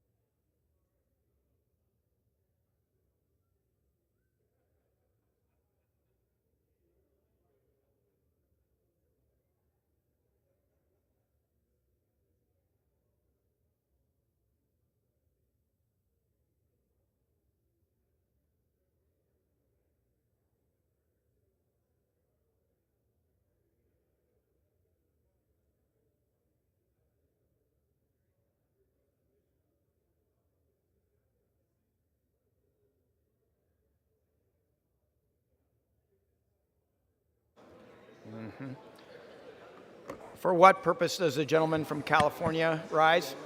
Mr. Speaker, happy birthday. Mr. Speaker, as member designated by Congress members Cahaley, Mike Thompson, Andy Levin, Bordeaux, Vargas, Swalwell, Richie Torres, Cuellar, Panetta, and Keating, inform the House that these members will vote no on the motion to recommit.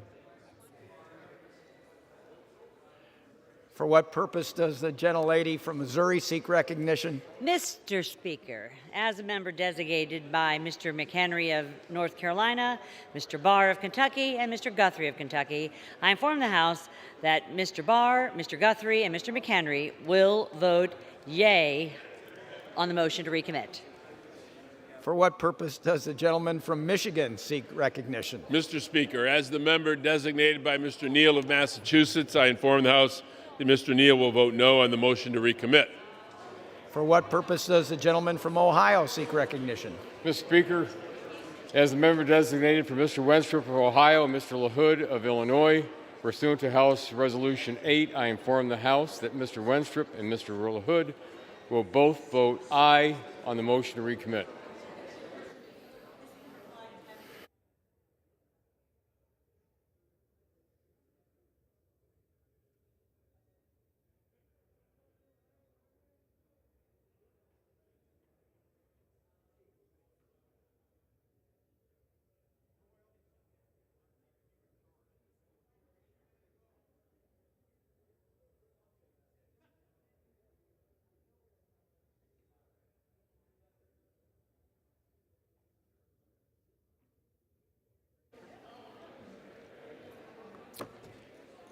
For what purpose does the gentlelady from New Hampshire seek recognition? Mr. Speaker, as the member designated by Ms. Stevens, Ms. Bustos, Ms. Craig, Ms. Frankel, Ms. Dingle, Mr. Blumenauer, and Mr. Ryan, I inform the House that these members will vote no on the motion to recommit. Even though these will change this vote.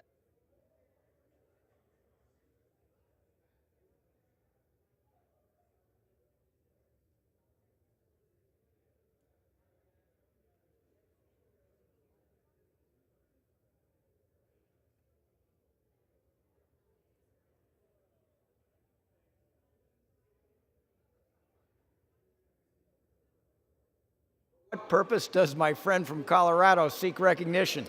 As a member designated by Ms. Williams, Ms. Moore, Mr. Caston, Ms. Bass, Mr. Evans, Ms. Sherflis McCormick, and Ms. Strickland, I inform the House and the distinguished speaker from the great state of Colorado that these members will vote no on the motion to recommit.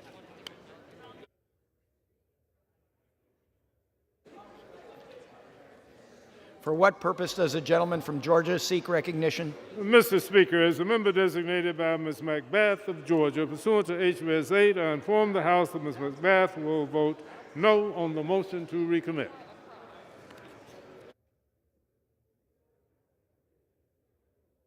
Does the gentlelady from Texas seek recognition? Mr. Speaker, as a member designated by Ms. Spear of California and Ms. Leger Fernandez of New Mexico, I inform the House that these members will vote no on the motion to recommit. Thank you, Mr. Speaker. For what purpose does the gentleman from Louisiana seek recognition? Mr. Speaker, as the member designated by Representative Mike Johnson, Louisiana, I inform the House that Representative Johnson will vote yes on the motion to recommit.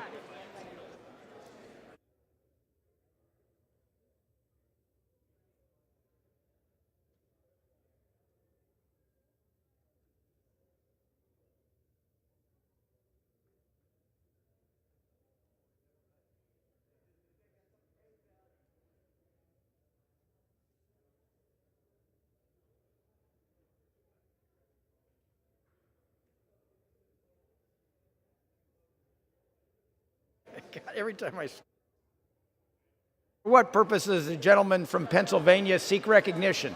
Mr. Speaker, as the member designated by Dr. Joyce of Pennsylvania, Mr. Rashenthaler of Pennsylvania, Ms. Stefanik of New York, Mr. Comer of Kentucky, and Dr. Miller Meeks of Iowa, I inform the House that they will all vote yes on the motion to recommit. Does the gentleman from Florida seek recognition? Mr. Speaker, as the member designated by Mr. Cardenas, I inform the House that Mr. Cardenas will vote no on the motion to recommit.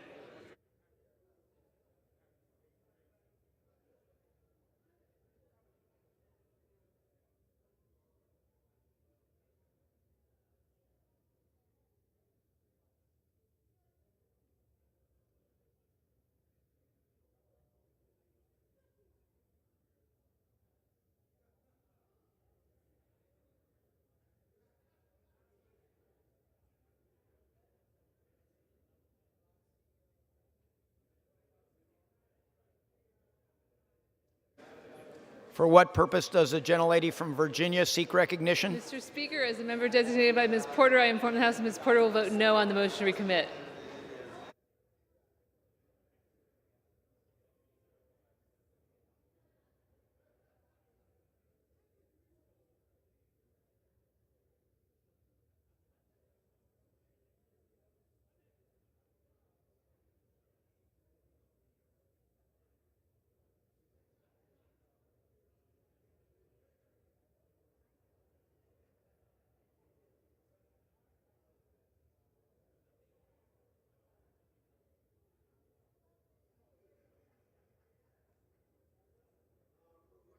The gentleman from Tennessee seek recognition.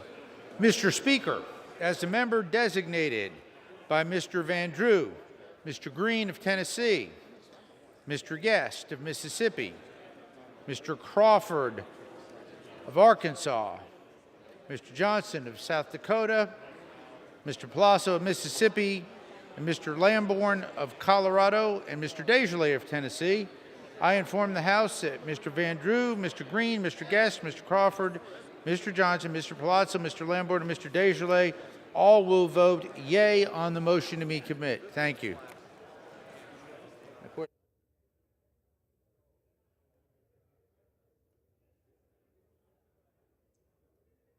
What purpose does the gentlelady from New York seek recognition? As the member designated by Ms. Bush, Mr. Bowman, Ms. Presley, Ms. Tlaib, and Ms. Stanbury, I inform the House that these members will vote no on the motion to recommit. What purpose does the gentleman from West Virginia seek recognition? As the member designated by Mrs. Miller of West Virginia, I inform the House that Mrs. Miller will vote aye on the motion to recommit.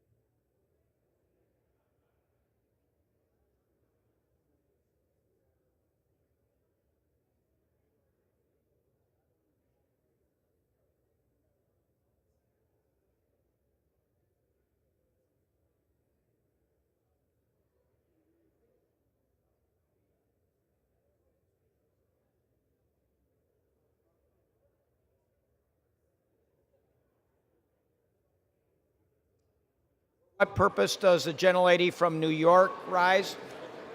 Mr. Speaker, as the member designated by Representative Mr. Jeffries of New York pursuant to House Resolution 8, I inform the House that Representative Jeffries will vote nay on the Republican motion to recommit H.R. 1808.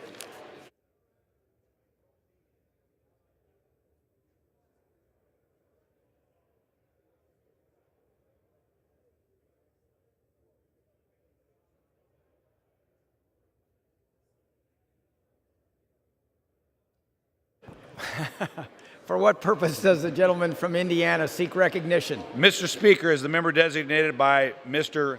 Gibbs from Ohio, I inform the House that Mr. Gibbs will vote yea on the motion to recommit.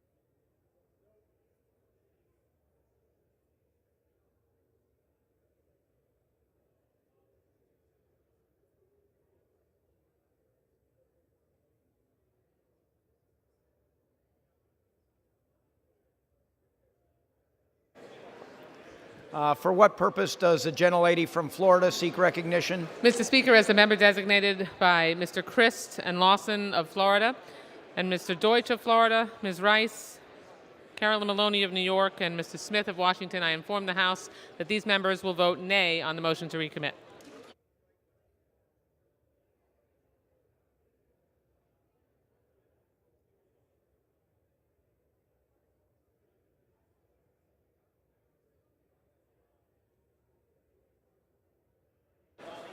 For what purpose does the gentleman from Michigan seek recognition? Mr. Speaker, as the member designated by Mr. Rice of South Carolina, Mr. Katko, and Mr. Katko of New York, I inform the House that Mrs. Rice and Katko will vote yea on the motion to recommit.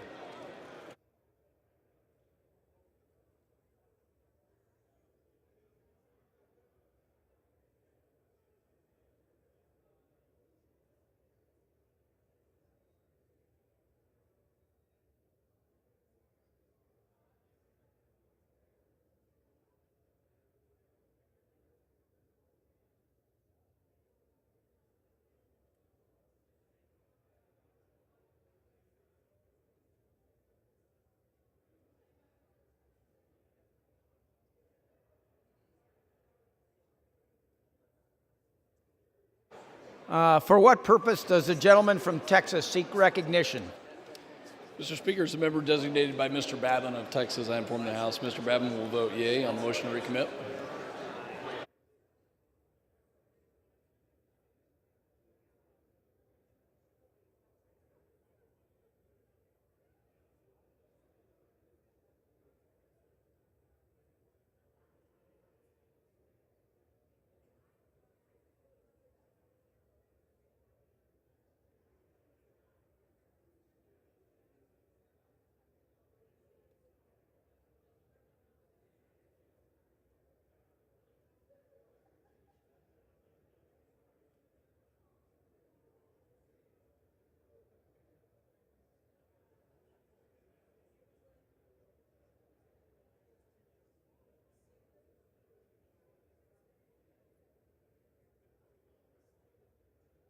Oh, aha.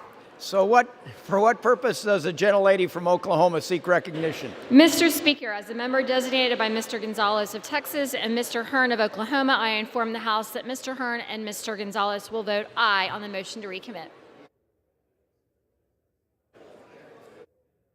Did you?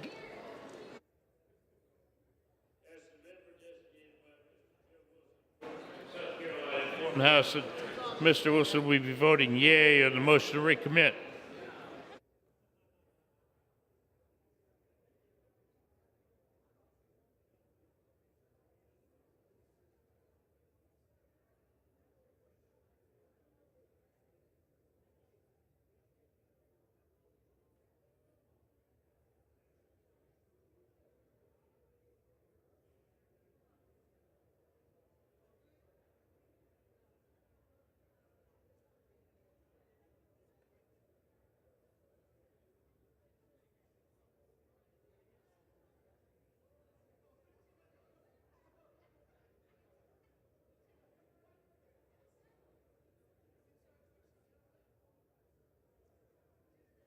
Does the gentleman from Utah seek recognition?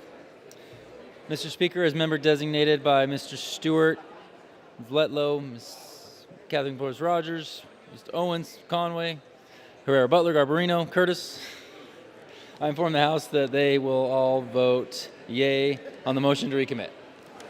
For what purpose? For what purpose does the gentleman from California seek recognition? Mr. Speaker, as the member designated by Representatives Lloyd Doggett and Ilhan Omar, I inform the House that these members will vote no on the motion to recommit. For what purpose? For what purpose does the gentlelady from California seek recognition? As a member designated by Ms. Steele of California, I inform the House that Ms. Steele will vote yea on the motion to recommit.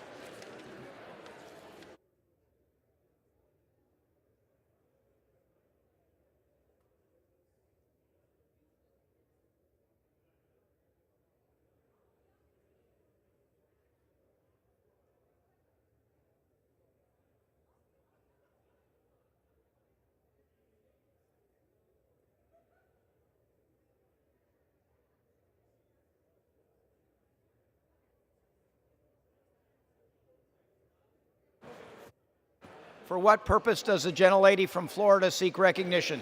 As the member designated by Mr. Waltz and Mr. Jimenez of Florida, I inform the House that these members will vote yes on the motion to recommit.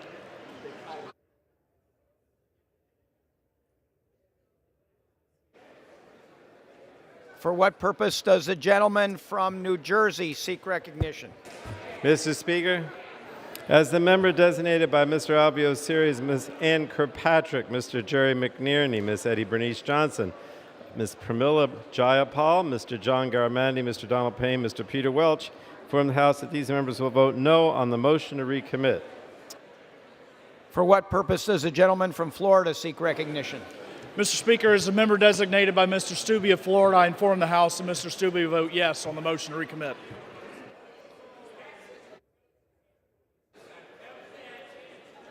For what purpose does the gentleman from Indiana seek recognition? Mr. Speaker, as a member designated by Ms. Walorski and Ms. Sparts, both of Indiana, I inform the House that Ms. Walorski and Ms. Sparts will both vote yes on the motion to recommit.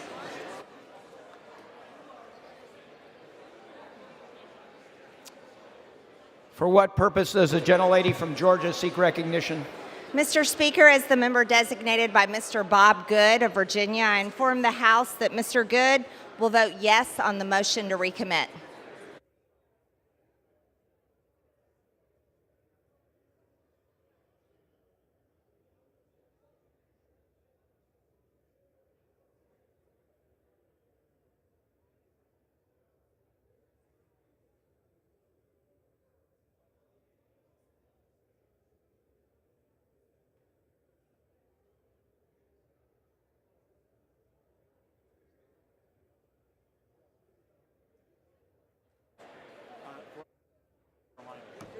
Or for what purpose does the gentleman from North Carolina seek recognition? As the member designated by Mr. Gates of Florida and by Ms. Boebert of Colorado, I inform the House that Mr. Gates and Ms. Boebert will vote aye on the motion to recommit.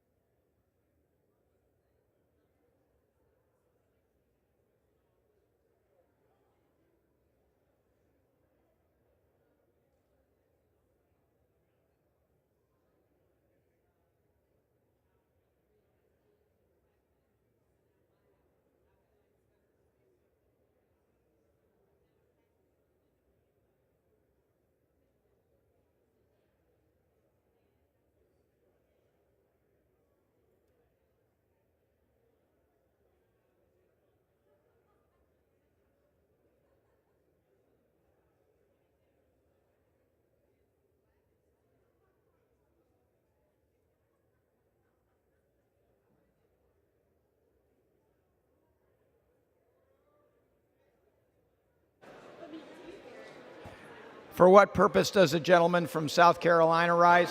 Mr. Speaker, as a member designated by Mr. Donalds of Florida, I inform the House Mr. Donalds will vote aye on the motion to recommit.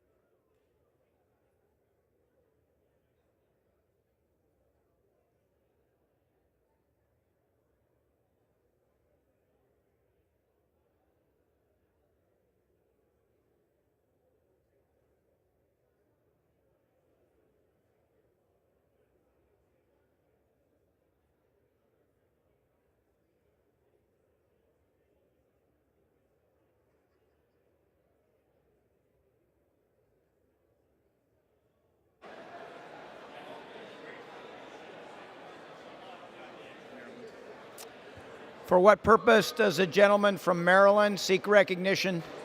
Mr. Speaker, as a member designated by Mr. Boyle, Mr. Ruppersberger, Ms. Trahan, Mr. McKetchin, Ms. Newman, and Mr. Jones, I inform the House these members will vote no on the motion to recommit.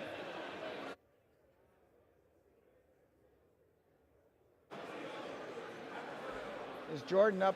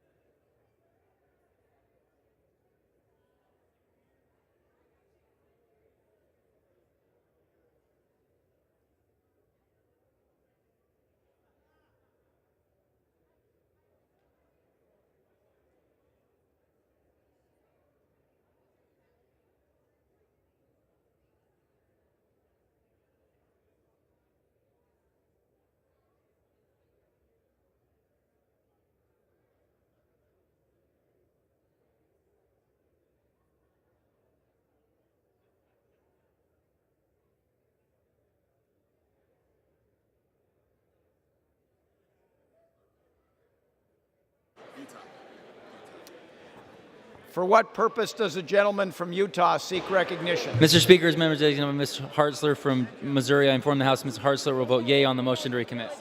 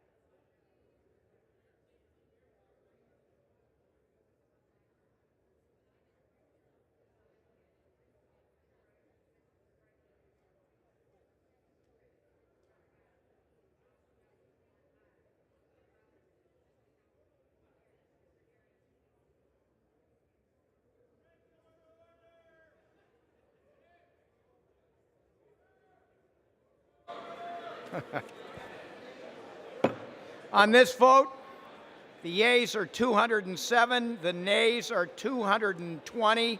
The motion is not adopted. The question is on passage of the bill. Those in favor shall say aye. Those opposed shall say no. In the opinion of the chair, the ayes have it. Gentleman from Ohio? Ask for the yeas and nays. Gentleman requests yeas and nays. Yeas and nays are requested. Those favoring a vote by the yeas and nays will rise. A sufficient number having risen, the yeas and nays are ordered. Members will record their votes by electronic device. This is a 5-minute vote.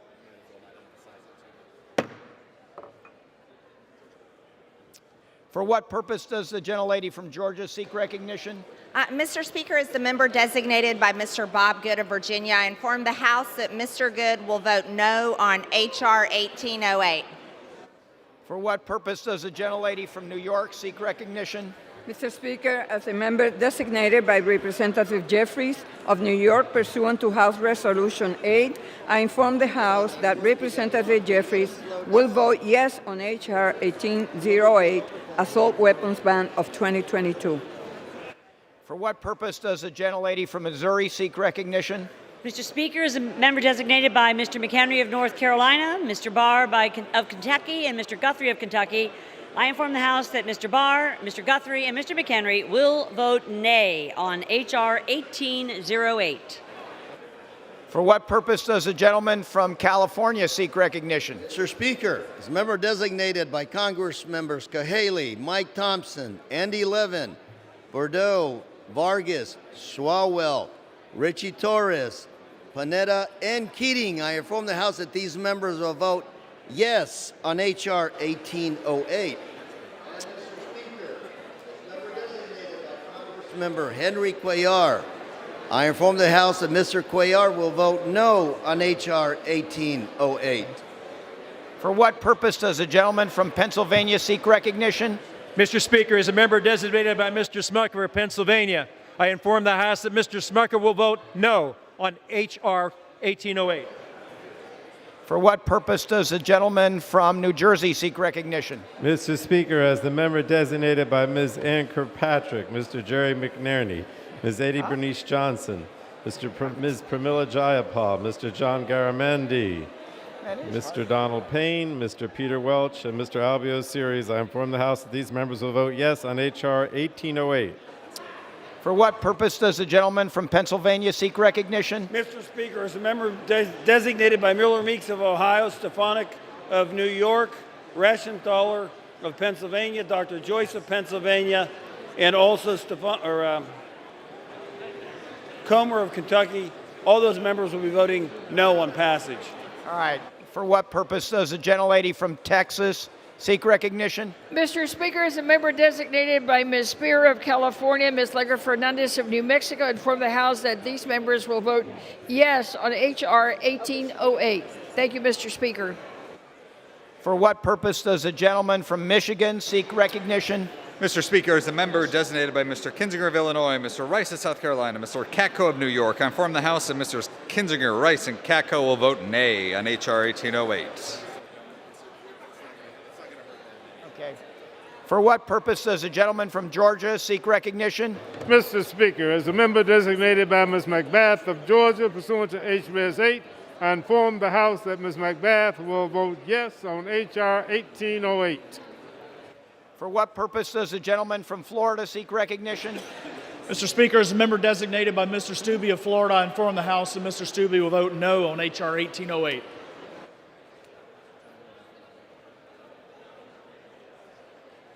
For what purpose does the gentlelady from Illinois seek recognition? As the member designated by Ms. Blunt Rochester of Delaware and Mr. Veazey of Texas, I inform the House that they will vote yes on H.R. 1808. For what purpose does the gentleman from Ohio seek recognition? Mr. Speaker, as the member designated by Mr. Wenstrup of Ohio, Mr. LaHood of Illinois, pursuant to House Resolution 8, I inform the House Mr. Wenstrup, Mr. LaHood will both vote nay on H.R. 1808. For what purpose does the gentleman from Florida seek recognition? Mr. Speaker, as the member designated by Mr. Cardenas, inform the House that Representative Cardenas will vote yea on H.R. 1808. For what purpose does Mr. Weber from Texas seek recognition? Speaker Perlmutter, how did I miss your birthday? Happy birthday. And as the member designated by Mr. John Carter, Kay Granger, Troy Nels of Texas, Paul Goes, Arizona, I inform the House they will all vote nay on the H.R. 1808. For what purpose does the gentleman from California seek recognition? Mr. Speaker, as the member designated by Representatives Lloyd Doggett and Ilhan Omar, I inform the House that these members will vote yes on H.R. 1808.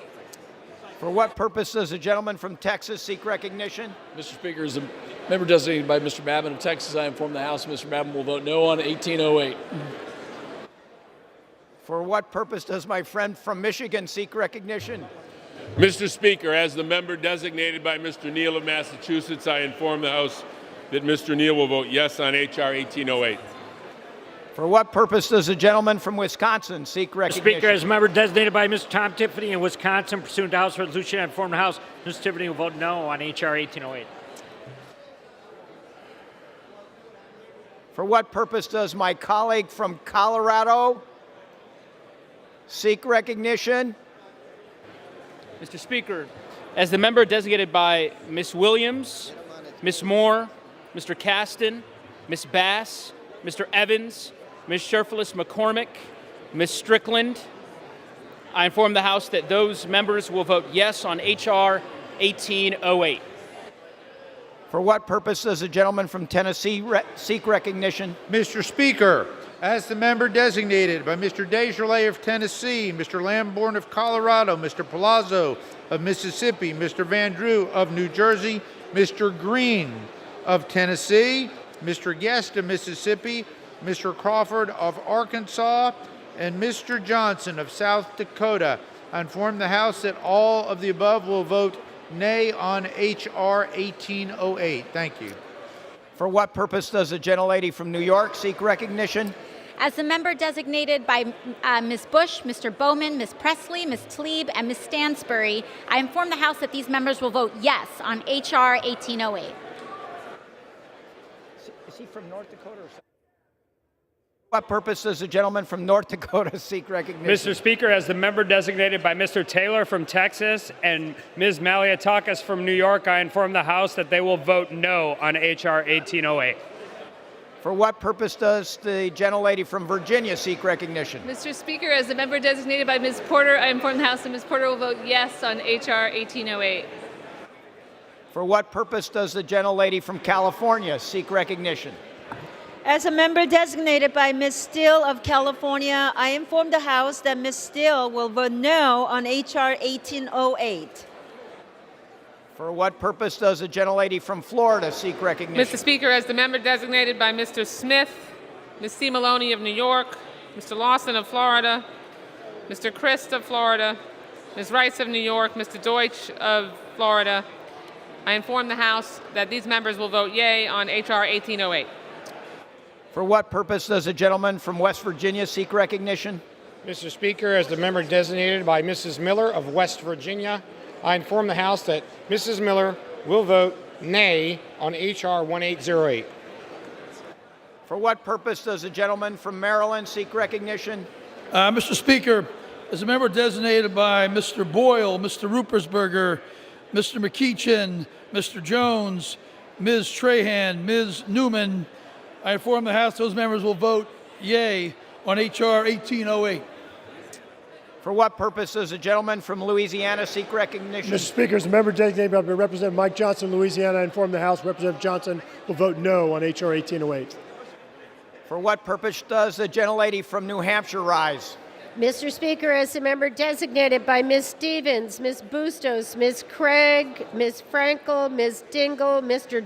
Blumenauer, and Mr. Ryan, I inform the House that these members will vote yes on H.R. 1808.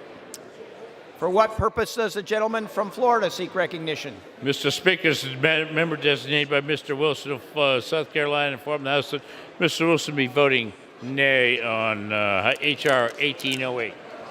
For what purpose does the gentleman from Rhode Island seek recognition? Mr. Speaker, as a member designated by Ms. Sewell of Alabama and Ms. Schakowsky of Illinois, I inform the House that these members will vote yes on H.R. 1808.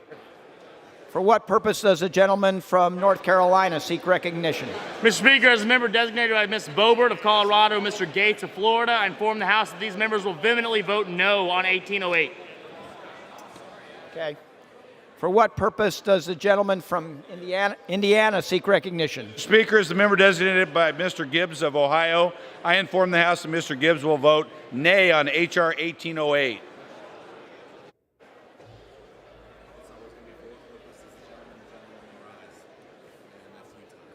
For what purpose does the gentleman rise? Mr. Speaker, as member designated for Stewart, Letlow, McMorris, Rogers, Owens, Conway, Herrera, Butler, Garbarino, and Curtis, I inform the House that they will vote nay on H.R. 1808. For what purpose does the gentleman from Indiana rise? Mr. Speaker, as a member designated by Ms. Walorski and Ms. Sparks, both of Indiana, I inform the House that Ms. Walorski and Ms. Sparks will both vote no on H.R. 1808. What purpose does the gentleman from Colorado rise? Thank you, Mr. Speaker. As a member designated by Ms. Diana DeGette of Colorado, Mr. Mark DeSagne of California, Mr. Seth Moulton of Massachusetts, Mr. Tom Swazi of New York, and Mr. David Scott of Georgia, I inform the House that these members will vote yes on H.R. 1808. What purpose does the gentlelady from Oklahoma seek recognition? Mr. Speaker, as a member designated by Mr. Gonzalez of Texas, I inform the House that Mr. Gonzalez will vote no on H.R. 1808. What purpose does the gentlelady from Florida seek recognition? Mr. Speaker, as the member designated by Mr. Waltz of Florida and Mr. Jimenez of Florida, I inform the House that these members will vote no on H.R. 1808. Thank you. For what purpose does the gentleman from South Carolina seek recognition? Mr. Speaker, as a member designated by Mr. Donalds of Florida, I inform the House Mr. Donalds vote nay on H.R. 1808.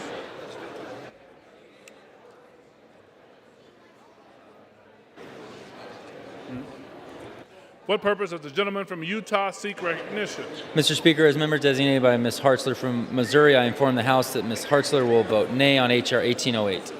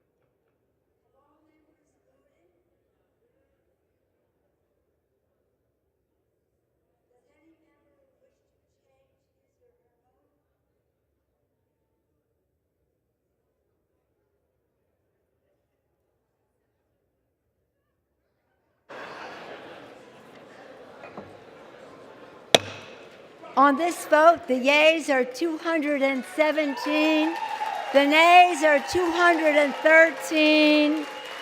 The bill is passed. Without objection, a motion to reconsider is laid upon the table.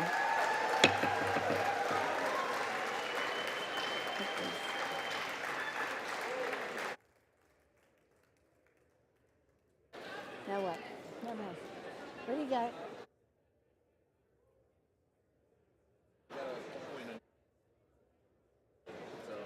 How do we do it?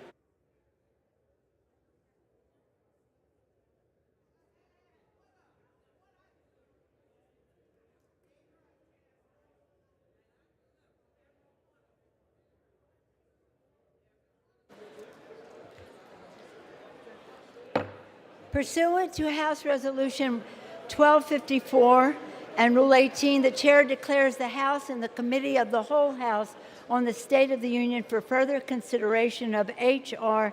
5118. With the gentleman from New York, Mr. Higgins, kindly take the chair.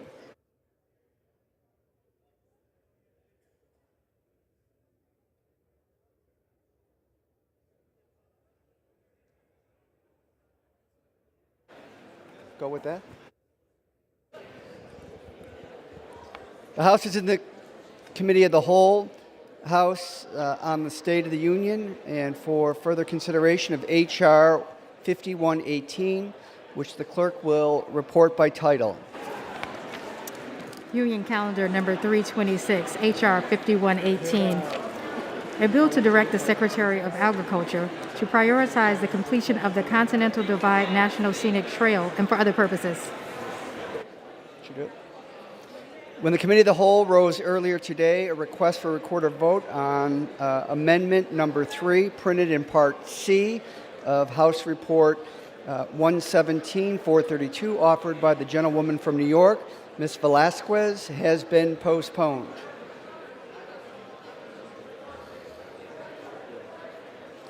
Pursuant to Clause 6 of Rule 16, proceedings will now resume, and those amendments printed in Part C of House Report 117-432, on which further proceedings were postponed in the following order. Amendment number 2 by Ms. Schreier of Washington. Amendment number 3 by Ms. Velasquez of New York. Here. The chair will reduce to 5 minutes the minimum time for any electronic vote in this series. The unfinished business is the request for a recorded vote on Amendment number 2, printed as Part C of House Report 117-432 by the gentlewoman from New York, or Washington, Ms. Scheer. On which further proceedings were postponed, on which the ayes prevailed by voice vote. The clerk will redesignate the amendment. Amendment number 2, printed in Part C of House Report number 117-432, offered by Ms. Schreier of Washington. A recorded vote has been requested. Those in support of the request for a recorded vote will rise and be counted. A sufficient number having risen, a recorded vote is ordered. Members will record their votes by electronic device. This will be a 5-minute vote. For what purpose does a gentlewoman from Illinois seek recognition? As the member designated by Ms. Blunt Rochester of Delaware, Mr. Veazey of Texas, I inform the House that they will vote yes on the Schreier amendment. For what purpose does the gentleman from Louisiana seek recognition? Mr. Chairman, as a member designated by Representative Mike Johnson, Louisiana, I inform the House Representative Johnson votes no on amendment number 2. For what purpose does the gentleman from Michigan seek recognition? Mr. Speaker, as a member designated by Mr. Neal of Massachusetts, I inform the House that Mr. Neal will vote yes on the Schreier amendment. For what purpose does the gentleman from North Carolina seek recognition? As a member designated by Mr. Gates of Florida and Ms. Boebert of Colorado, I inform the House that they will both vote no on the amendment.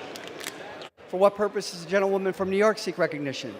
Mr. Speaker, as the member designated by Representative Mr. Jeffries of New York pursuant to House Resolution 8, I inform the House that Representative Jeffries will vote yes on Schreier Amendment. For what purpose does the gentleman from Ohio seek recognition? Mr. Chairman, as a member designated by Mr. Wenstrup of Ohio and Mr. LaHood of Illinois, pursuant to House Resolution 8, I inform the House that Mr. Wenstrup and Mr. LaHood will vote nay on the Schreier Amendment. For what purpose does the gentlewoman from Texas seek recognition? Mr. Speaker, as a member designated by Ms. Spear of California and Ms. Legger Fernandez of New Mexico, I inform the House that these members will vote yes on the Schreier Amendment. For what purpose does the gentleman from Pennsylvania seek recognition? Mr. Speaker, as a member designated by Miller Meeks of Iowa, Comer of Kentucky, Stefanik of New York, Raschenthaler and Joyce, both of Pennsylvania, I inform the House that they will be voting no on Amendment Number 2. What purpose does the gentlewoman from New York seek recognition?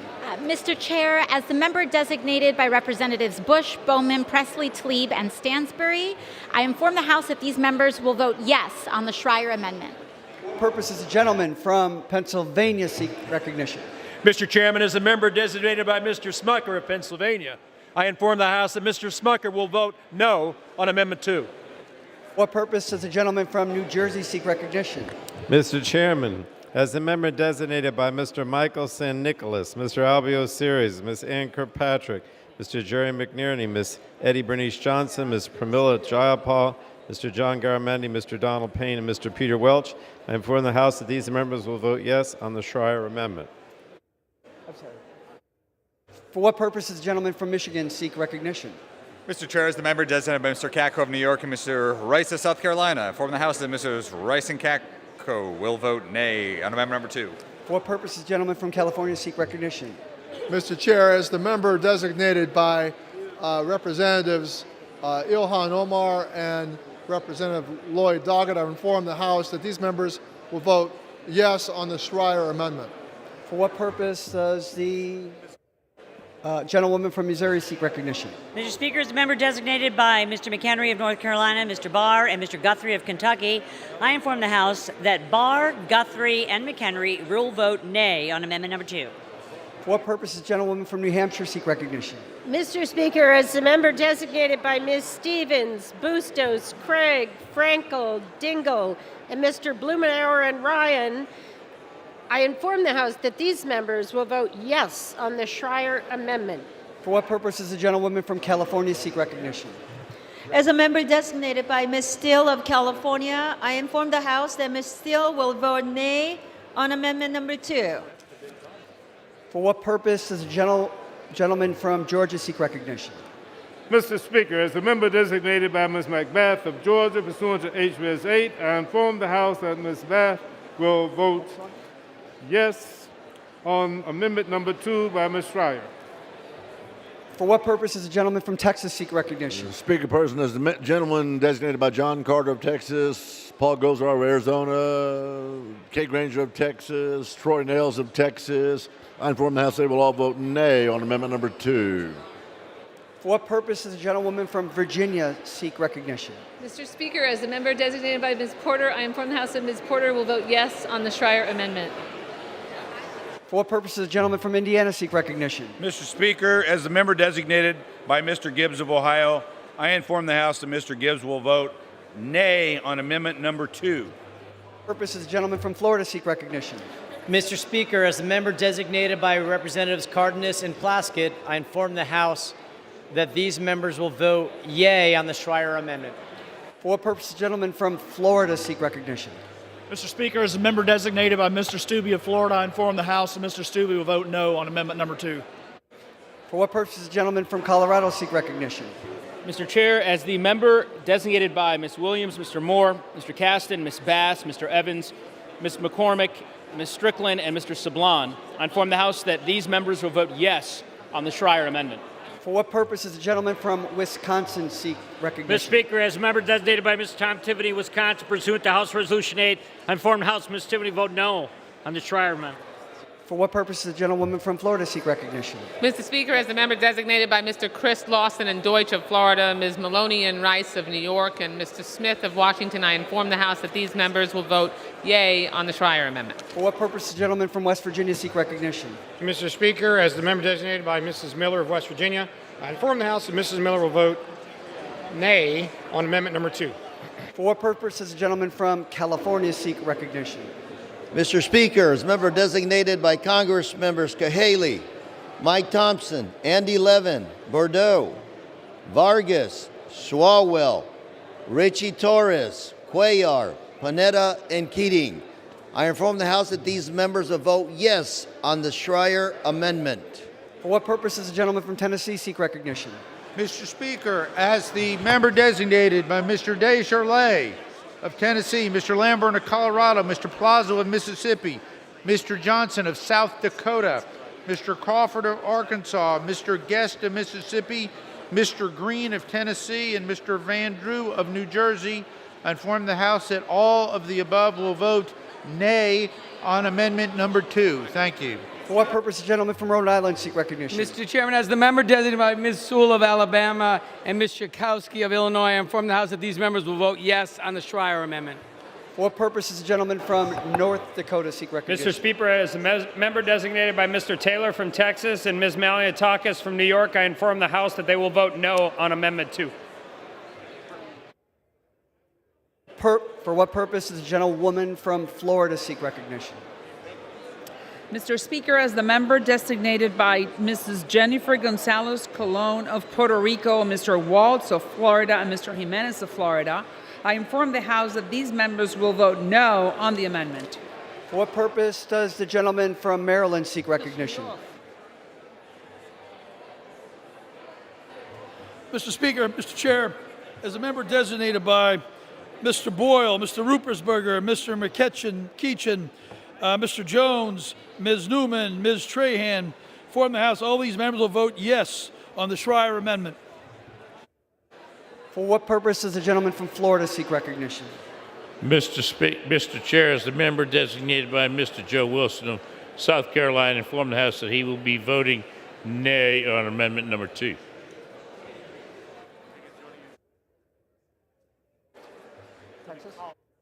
For what purpose does the gentleman from Colorado seek recognition? Thanks, Mr. Speaker. As a member designated by Ms. Diana DeGette of Colorado, Mr. Mark DeSaulnier of California, Mr. Seth Moulton of Massachusetts, Mr. Tom Swazi of New York, and Mr. David Scott of Georgia, I inform the House that these members will vote yes on the Schreier amendment. For what purpose does the gentleman from Texas seek recognition? Mr. Speaker, as a member designated by Mr. Babin of Texas, I inform the House Mr. Babin will vote no on Schreier's amendment. 6. For what purpose does the gentlewoman from Oklahoma seek recognition? Mr. Speaker, as the member designated by Mr. Gonzalez, I inform the House that Mr. Gonzalez will vote no on amendment number 2.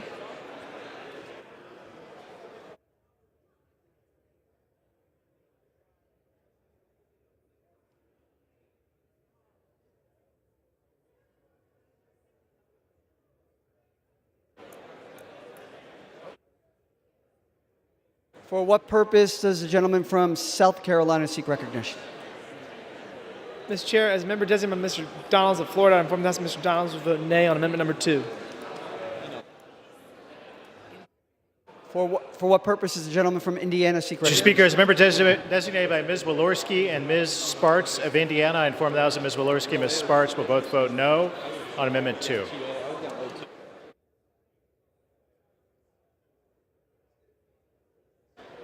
For what purpose does the gentleman from Utah seek recognition?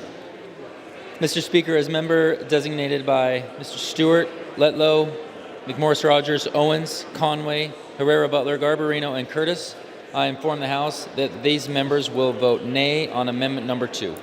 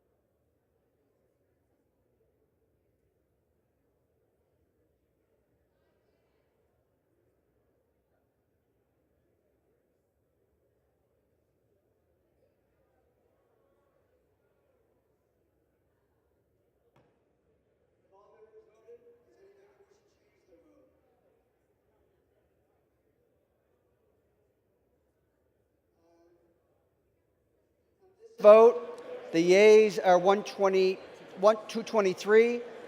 The nays are 203. The amendment is adopted.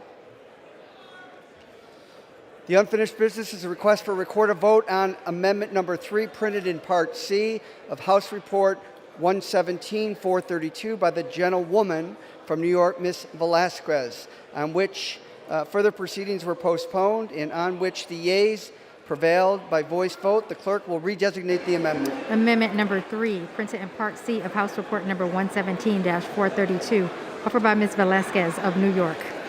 A recorded vote has been requested. Those in support of the request for a recorded vote will rise and be counted.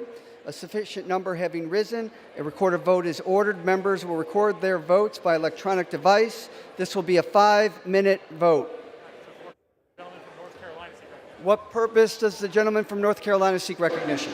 As the member designated by Ms. Boebert of Colorado and Mr. Gates of Florida, I inform the House that both members will vote no on the amendment.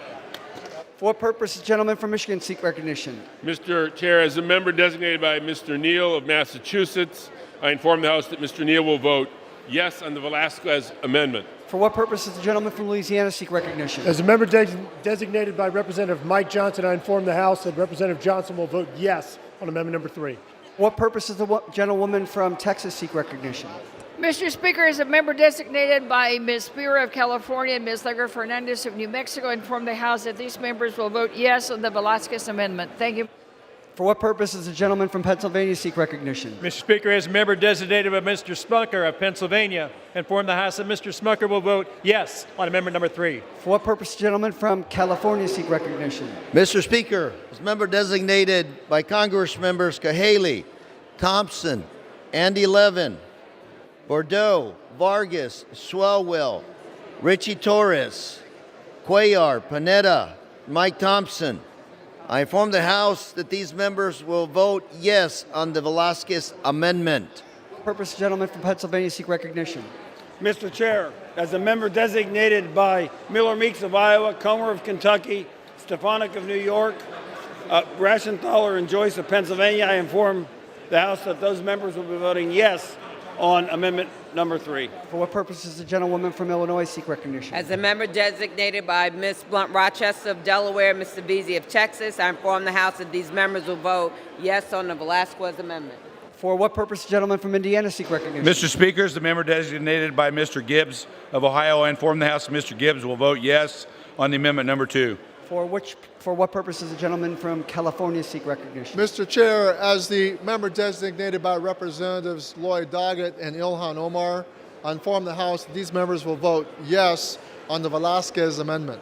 For what purpose does the gentleman from Ohio seek recognition? Mr. Speaker, as the member designated by Mr. Wenstrup of Ohio, Mr. LaHood of Illinois, pursuant to House Resolution 8, I inform the House that Mr. Wenstrup and Mr. LaHood will vote nay on the Velasquez amendment. For what purpose does the gentlewoman from Florida seek recognition? Mr. Speaker, as the member designated by Mr. Chris Lawson and Deutsch of Florida, Rice and Maloney of New York, and Smith of Washington, I inform the House that these members will vote yea on the Velasquez amendment. For what purpose does the gentlewoman from Missouri seek recognition? Mr. Speaker, as a member designated by Mr. McHenry of North Carolina, Mr. Guthrie of Kentucky, and Mr. Barr of Kentucky, I inform the House that Mr. McHenry and Mr. Guthrie will vote aye on Amendment Number 2, and Mr. Andy Barr from Kentucky will vote nay on Amendment Number 2. For what purpose, gentlemen from New Jersey seek recognition? Mr. Chairman, as the member designated by Mr. Albio Series, Ms. Ann Kirkpatrick, Mr. Jerry McNerney, Ms. Eddie Bernice Johnson, Ms. Pramila Jayapal, Mr. John Garamendi, Mr. Donald Payne, Mr. Peter Welch, and Mr. Michael San Nicolas, I inform the House that these members will vote yes on the Velasquez amendment.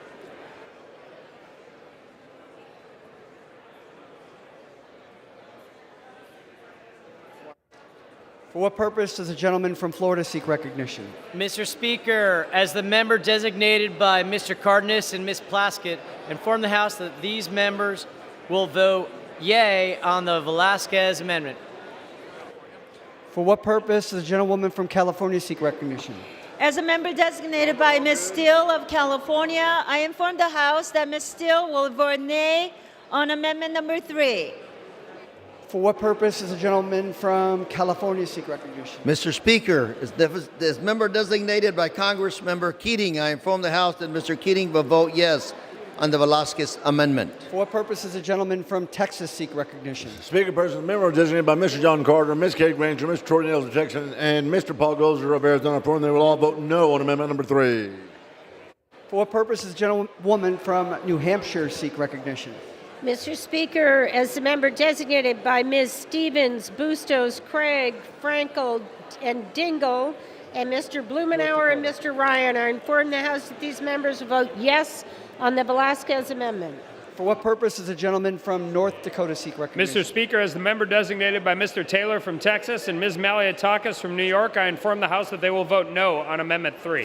For what purpose does the gentleman from Rhode Island seek recognition? Mr. Chair, as the member designated by Ms. Sewell of Alabama, Ms. Schakowsky of Illinois, I inform the House that these members will vote yes on the Velasquez amendment. For what purpose does the gentleman from Tennessee seek recognition? Mr. Speaker, as the member designated by Mr. Van Drew of New Jersey and Mr. Guest of Mississippi, I inform the House that they will vote yea on amendment number 3. And Mr. Speaker, as the member designated by Mr. Green of Tennessee, Mr. Crawford of Arkansas, Mr. Johnson of South Dakota, Mr. Palazzo of Mississippi, Mr. Lamborn of Colorado, and Mr. Daisley of Tennessee, that they will all vote nay on amendment number 3. Thank you. For what purpose does the gentlewoman from Virginia seek recognition? Mr. Speaker, as the member designated by Ms. Porter, I inform the House that Ms. Porter will vote yes on the Velasquez amendment. For what purpose does the gentleman from Wisconsin seek recognition? Mr. Speaker, as a member designated by Mr. Tom Tiffany of Wisconsin and pursuant to House Resolution 8, inform the House Ms. Tiffany vote no on the Velasquez amendment. For what purpose does the gentlewoman from New York seek recognition? Mr. Chair, as the member designated by members Bush, Bowman, Tlaib, Presley, Stansbury, I inform the House that these members will vote yes on the Velasquez amendment. For what purpose does the gentleman from Florida seek recognition? Mr. Chair, as the member designated by Mr. Joe Wilson of South Carolina, I inform the House that he intends to vote yea on amendment number 3. For what purpose does the gentlewoman from New York seek recognition? Mr. Chair, as the member designated by Mr. Jeffries, I inform the House that that he will vote yes on the Velasquez amendment. For what purpose does the gentleman from Texas seek recognition? Mr. Speaker, as a member designated by Mr. Babin of Texas, I inform the House that Mr. Babin will vote no on the Velasquez. For what purpose does the gentleman from Colorado seek recognition? Mr. Chair, as the member designated by Ms. Williams, Ms. Moore, Mr. Caston, Ms. Bass, Mr. Evans, Ms. McCormick, Ms. Strickland, and Mr. Sablon, I inform the House that these members will vote yes on the Velasquez amendment. For what purpose does the gentleman from Indiana seek recognition? Mr. Speaker, as a member designated by Ms. Walorski and Ms. Sparts, both of Indiana, I inform the House that Ms. Walorski and Ms. Sparts will both vote no on Amendment 3. For what purpose does the gentleman from Georgia seek recognition? Mr. Speaker, as a member designated by Ms. McBath of Georgia, pursuant to HBS 8, I inform the House that Ms. McBath will vote yes on the Velasquez amendment. For what purpose does the gentleman from Florida seek recognition? Mr. Speaker, as a member designated by Mr. Stubbe of Florida, I inform the House that Mr. Stubbe will vote no on Amendment 3.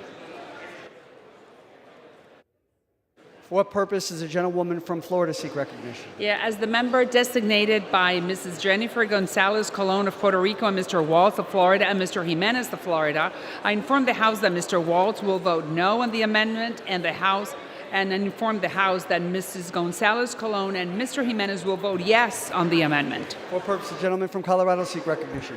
Thanks, Mr. Speaker. As the member designated by Diana DeGette of Colorado, Mark DeSaulnier of California, Seth Moulton of Massachusetts, Tom Swazi of New York, and David Scott of Georgia, I inform the House that these members will vote yes on the Velasquez amendment.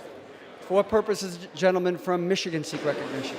Mr. Chair, as the member designated by Mr. Katko of New York, and from the House, Mr. Katko will vote yea on amendment number 3, and as the member designated by Mr. Rice of South Carolina, and from the House, Mr. Rice will vote nay on amendment number 3. For what purpose does the gentlewoman from Oklahoma seek recognition? Mr. Chair, as the member designated by Mr. Gonzalez of Texas, I inform the House that Mr. Gonzalez will vote aye on the amendment number 3.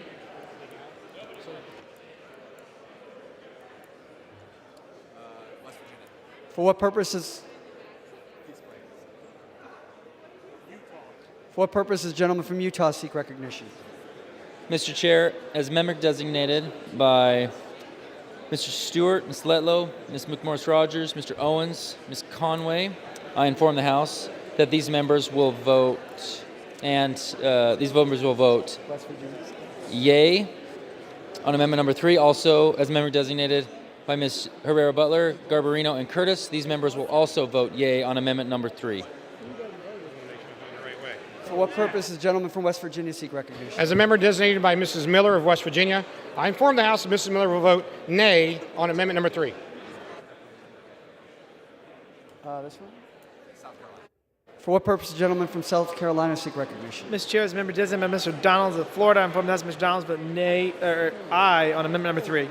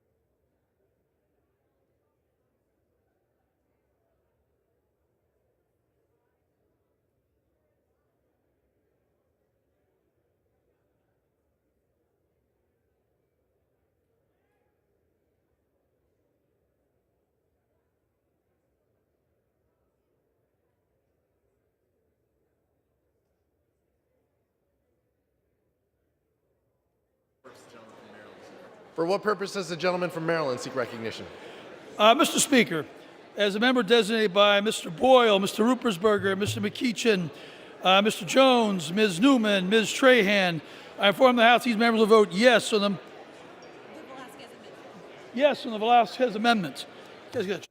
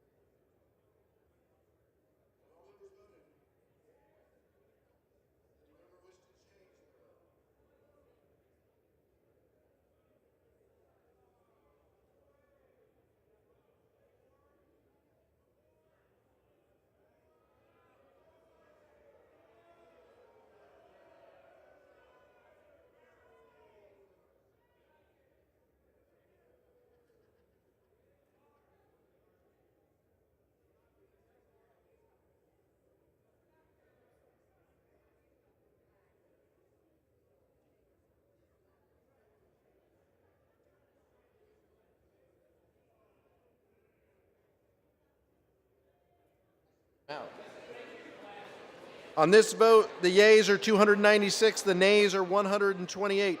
The amendment is adopted. There being no further amendment, the committee rises. That's it, Mr. Aguilar. You're going to sit right here. Face back to chair. So give me 1 second to say Mr. Chair. Mr. Chair. Mr. Chair.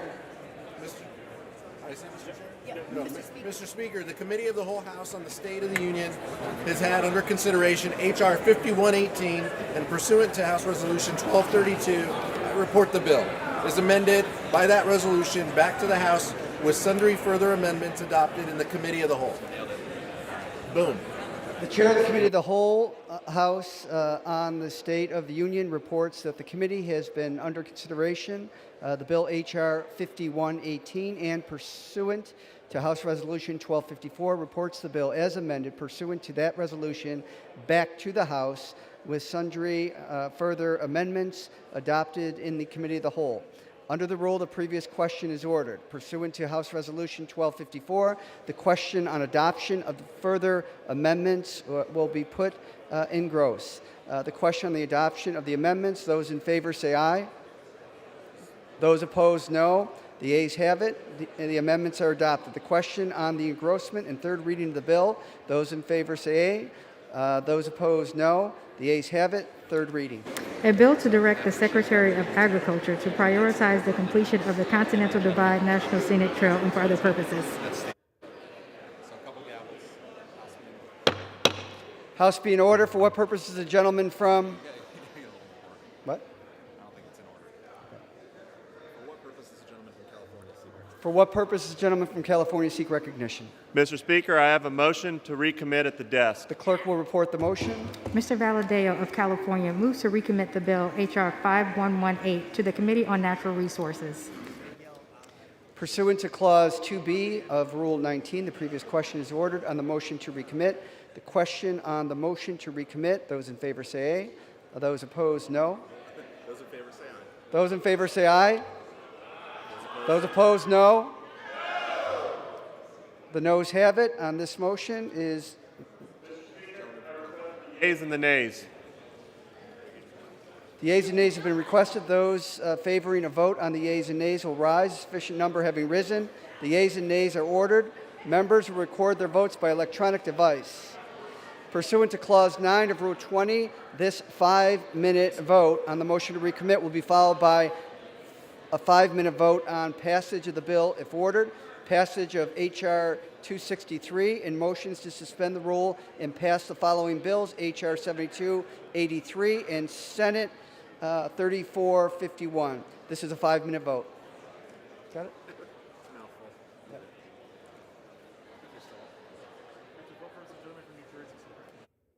First gentleman from New Jersey seek recognition. Oh, thank you. For what purpose does the gentleman from New Jersey seek recognition? As the member designated by Mr. Peter Welch, Mr. John Garamendi, Mr. Donald Payne, Ms. Pramila Jayapal, Mr. Alvio Series, Ms. Eddie Bernice Johnson, Ms. Ann Kirkpatrick, and Mr. Jerry McNerney, I inform the House that these members will vote no on the motion to recommit. Carolina seek recognition. As the member designated by Ms. Bobert of Colorado, Mr. Gates of Florida, I inform the House that these members will vote aye on the motion to recommit. Does the gentleman from Michigan seek recognition? Mr. Speaker, as the member designated by Mr. Neal of Massachusetts, I inform the House that Mr. Neal will vote no on the motion to recommit.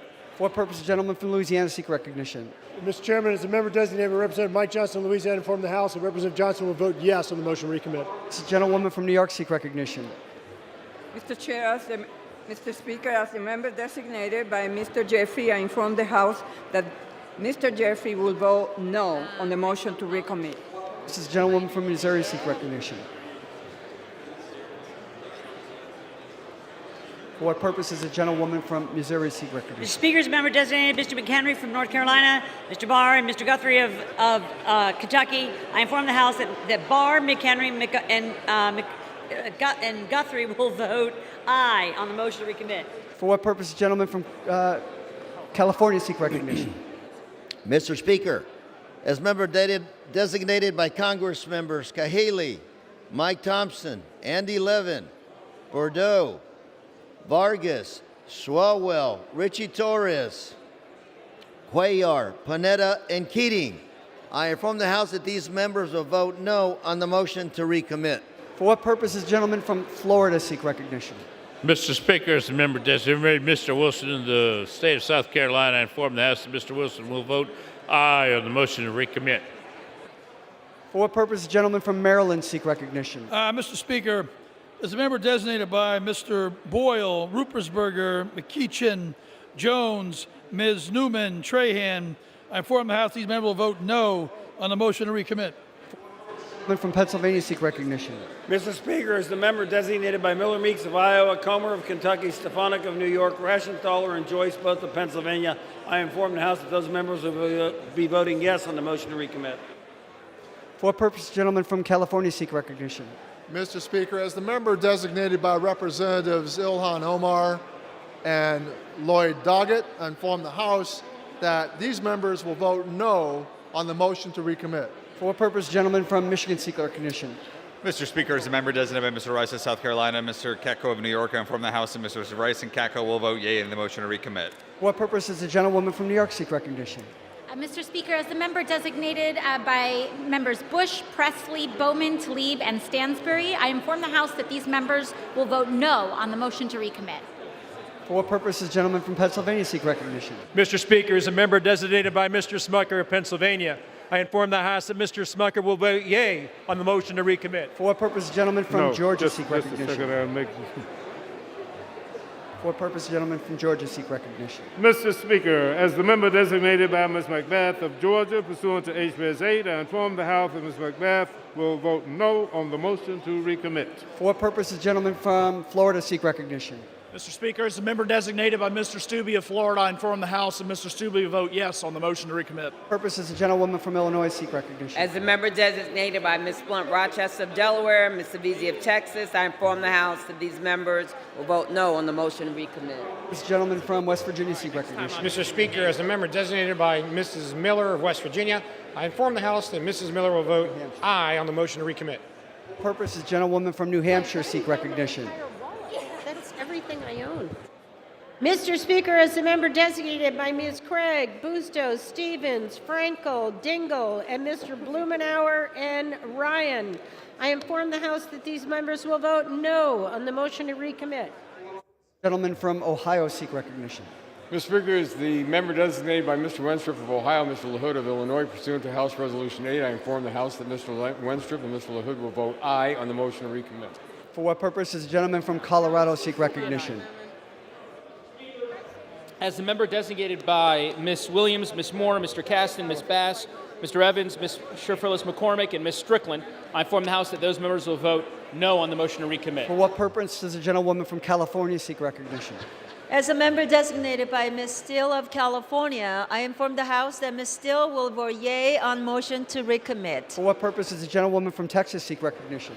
Mr. Speaker, as a member designated by Ms. Legger Fernandez of New Mexico and Ms. Spear of California, I inform the House that these members will vote no on the motion to recommit. For what purpose does the gentleman from Texas seek recognition? Speak person, as gentleman designated by Mr. John Carter, Ms. Kate Granger, Ms. Tornails of Texas, and Mr. Paul Goes of Arizona, I inform the House they will vote yea on the motion to recommit. For what purpose does the gentlewoman from Florida seek recognition? Mr. Speaker, as a member designated by Mr. Chris Deutsch and Lawson of Florida, Ms. Rice and Maloney of New York, and Mr. Smith of Washington, I inform the House that these members will vote nay on the motion to recommit. Purpose does the gentleman from Wisconsin seek Mr. recognition? Speaker, as a member designated by Mr. Tom Tiffany of Wisconsin, pursuant to House Resolution 8, inform the House Ms. Tiffany will vote aye on the motion to recommit. For what purpose does the gentleman from Florida seek recognition? Mr. Speaker, as a member designated by Mrs. Wilson, I inform the House that Mrs. Wilson will vote no on the motion to recommit. For what purpose does the gentleman from Tennessee seek recognition? Mr. Speaker, as the member designated by Mr. Johnson of South Dakota, Mr. Palazzo, Mississippi, Mr. Lambert of Colorado, Mr. Desjardins of Tennessee, Mr. Crawford of Arkansas, Mr. Guest of Mississippi, Mr. Green of Tennessee, and Mr. Van Drew of New Jersey, I inform the House that they will all vote yea on the motion to recommit. For Thank what you. purpose does the gentleman from Rhode Island seek recognition? Mr. Speaker, as the member designated by Ms. Sewell of Alabama, Ms. Jackson Lee of Texas, Ms. Jen Schakowsky of Illinois, I inform the House that these members will vote no on the motion to recommit. For what purpose does the gentleman from Texas seek recognition? Mr. Speaker, as the member designated by Mr. Babin of Texas, I inform the House Mr. Babin will vote yes on the MTR. For what purpose does the gentleman from Colorado seek recognition? Hello, Mr. Speaker. As a member designated by Diana DeGette of Colorado, Mark DeSagne of California, Seth Moulton of Massachusetts, Tom Swazi of New York, and David Scott of Georgia, I inform the House that these members will vote no on the motion to recommit. For what purpose does the gentleman from Indiana seek recognition? Mr. Speaker, as the member designated by Mr. Gibbs of Ohio, I inform the House that Mr. Gibbs will vote yes on the motion to recommit. For what purpose does the gentleman from Florida seek recognition? Mr. Speaker, as a member designated by Mr. Cardenas, I inform the House that Mr. Cardenas will vote no on the motion to recommit. For what purpose does the gentlewoman from Florida seek recognition? Mr. Speaker, as the member designated by Mr. Waltz and Mr. Jimenez of Florida, I inform the House that these members will vote yes on the motion to recommit. From Virginia seek recognition. Mr. Speaker, as a member designated by Ms. Porter, I inform the House that Ms. Porter will vote no on the motion to recommit. For what purpose does the gentlewoman from Oklahoma seek recognition? Mr. Speaker, as a member designated by Mr. Gonzalez of Texas, I inform the House that Mr. Gonzalez will vote aye on the motion to recommit. For what purpose does the gentleman from South Carolina seek recognition? Mr. Speaker, as a member designated by Mr. Donalds of Florida, I inform the House that Mr. Donalds will vote aye on the motion to recommit. For what purpose does the gentleman from North Dakota... Mr. Speaker, as the member designated by Mr. Taylor from Texas and Ms. Maliatakis from New York, I inform the House that they'll both vote yes on the motion to recommit. For what purpose does the gentleman from Utah seek recognition? Mr. Speaker, as member designated by Stewart, Letlow, McMorris Rogers, Owens, Conway, Herrera Butler, Garbarino, Curtis, I inform the House that these members will vote yea on the motion to recommit.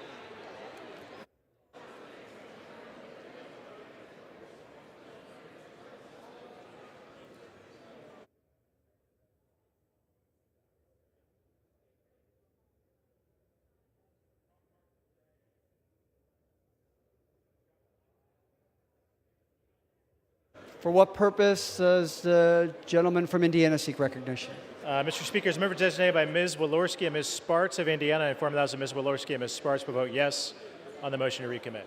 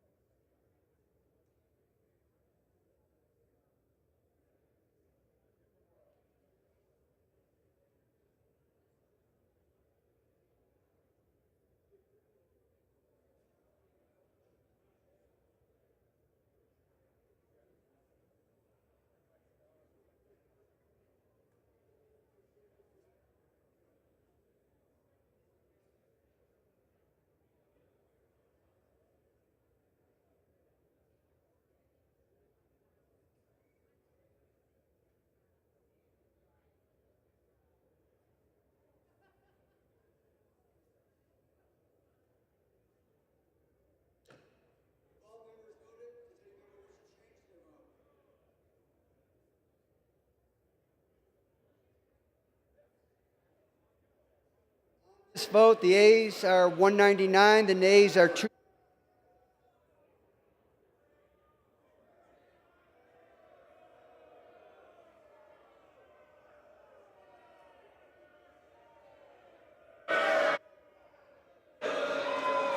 Do this again.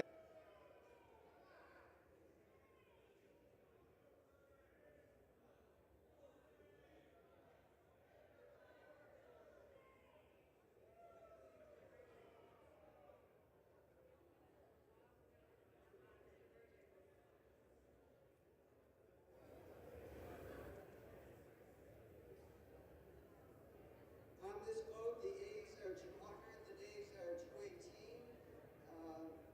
The motion is not adopted. The question is on the passage of the bill. Those in favor say aye. Opposed, no. In the opinion of the chairs. What's that? And yeah.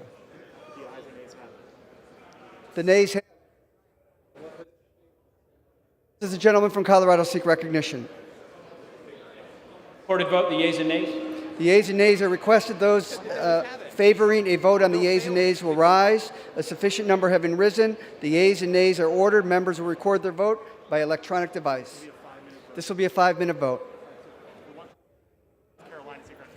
Does the gentleman from North Carolina seek recognition? On behalf of Mr. Gates of Florida and Ms. Boebert of Colorado, I inform the House that both members will vote no. For what purpose the gentleman from Colorado seek recognition? Mr. Speaker, as the member designated by Ms. Williams, Ms. Moore, Mr. Caston, Ms. Bass, Mr. Evans, Ms. Shifrillis McCormick, Ms. Strickland, I inform the House that those members will vote yes on H.R. 5118. What purpose does the gentleman from Louisiana seek recognition? As a member designated by Representative Mike Johnson of Louisiana, inform the House Representative Johnson will be voting no on H.R. 5118. For what purpose does the gentleman from Michigan seek recognition? Mr. Speaker, as the member designated by Mr. Neal of Massachusetts, I inform the House that Mr. Neal will vote yes on H.R. 5118. For what purpose does the gentlewoman from Missouri seek recognition? Mr. Speaker, as a member designated is Mr. McHenry from North Carolina, Mr. Guthrie, and Mr. Barr from Kentucky. I inform the House that Guthrie, Barr, and McHenry will vote nay on H.R. 5118. For what purpose does the gentlewoman from Illinois seek recognition? As a member designated by Ms. Blunt Rochester of Delaware, Mr. Veazey of Texas, I inform the House that these members will vote yes on H.R. 5118. For what purpose does the gentlewoman from California seek recognition? As a member designated by Ms. Steele of California, I inform the House that Ms. Steele will vote nay on H.R. 5118. For what purpose does the gentleman from California seek recognition? Mr. Speaker, as member designated by Congress members Cahaley, Mike Thompson, Andy Levin, Bordeaux, Vargas, Swalwell, Richie Torres, Cuellar, Panetta, and Keating. I inform the House that these members will vote yes on H.R. 5118. For what purpose does the gentleman from Florida seek recognition? Mr. Speaker, as a member designated by Mr. Wilson of South Carolina, inform the House that Mr. Wilson will vote nay on H.R. 5118. For what purpose does the gentleman from New Jersey seek recognition? Mr. Speaker, as the member designated by Ms. Eddie Bernice Johnson, Mr. Jerry McNerney, Ms. Ann Kirkpatrick, Mr. Donald Payne, Mr. Albio Ceres, Ms. Pramila Jayapal, Mr. Peter Welch, and Mr. John Garamendi, inform the House that these members will vote yes on H.R. 5118. For what purpose does the gentleman from Pennsylvania seek recognition? Mr. Speaker, as the member designated by Miller Meeks of Iowa, Comer of Kentucky, Stefanik of New York, Joyce and Rashenthal are both of Pennsylvania, I inform those members, the House of those members will vote no on final passage of 5118. For what purpose does the gentlewoman from New York seek recognition? As the member designated by Mr. Jeffries, I inform the House that Mr. Jeffries will vote yes on H.R. 5118. For what purpose does the gentleman from Pennsylvania seek recognition? Mr. Speaker, as a member designated by Mr. Smucker of Pennsylvania, I inform the House that Mr. Smucker will vote no on H.R. 5118. For what purpose does the gentleman from Florida seek recognition? Mr. Speaker, as the member designated by Mr. Cardenas and Mrs. Wilson, I inform the House that these members will vote yay on H.R. 5118. For what purpose does the gentleman from Indiana seek recognition? Mr. Speaker, as the member designated by Mr. Gibbs of Ohio, I inform the House that Mr. Gibbs will vote no on H.R. 5118. For what purpose does the gentlewoman from Texas seek recognition? Mr. Speaker, as a member designated by Leger Fernandez from New Mexico and Superior of California, I inform the House that these members will vote yes on H.R. 5118. Thank you, Mr. Speaker. For what purpose does the gentlewoman from Oklahoma seek recognition? Mr. Speaker, as the member designated by Mr. Gonzalez of Texas, I inform the House that Mr. Gonzalez will vote no on H.R. 5118. Does the gentlewoman from New York seek recognition? As the member designated by Representatives Bush, Bowman, Presley, Tlaib, and Stansbury, I inform the House that these members will vote yes on H.R. 5118. For what purpose does the gentleman from Texas seek recognition? Mr. Speaker, as the gentleman designated by Ms. John Carter, Ms. Kay Granger, and Mr. Troy Nails of Texas, and Ms. Paul Goes of Arizona, I inform they will all vote no on 5118. For what purpose does the gentlewoman from New Hampshire seek recognition? Mr. Speaker, as a member designated by Ms. Craig, Ms. Bustos, Ms. Stevens, Ms. Frankel, Ms. Dingle, Mr. Blumenauer, and Mr. Ryan, I inform the House that these members will vote yes on H.R. 5118. For what purpose does the gentleman from Ohio seek recognition?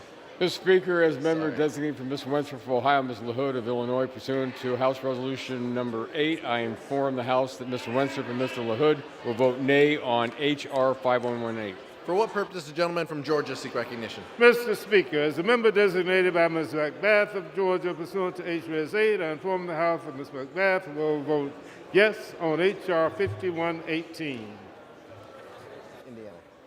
For what purpose does the gentleman from Indiana seek recognition? Mr. Speaker, as a member designated by Ms. Walorski and Ms. Sparts of Indiana, I inform the House that Ms. Walorski and Ms. Sparts will both vote no on H.R. 5118. For what purpose does the gentlewoman from Virginia seek recognition? As a member designated by Ms. Porter, I inform the House that Ms. Porter will vote yes on H.R. 5118. For what purpose does the gentleman from Wisconsin seek recognition? Mr. Speaker, as a member designated by Mr. Tom Tiffany of Wisconsin, pursuant to House Resolution 8, I inform the House Mr. Tiffany will vote no on H.R. 5118. For what purpose does the gentleman from California seek recognition? Mr. Speaker, I, as member designated by Representatives Ilhan Omar and Lloyd Doggett, I inform the House that these members will vote yes on H.R. 5118. For what purpose does the gentleman from Tennessee seek recognition?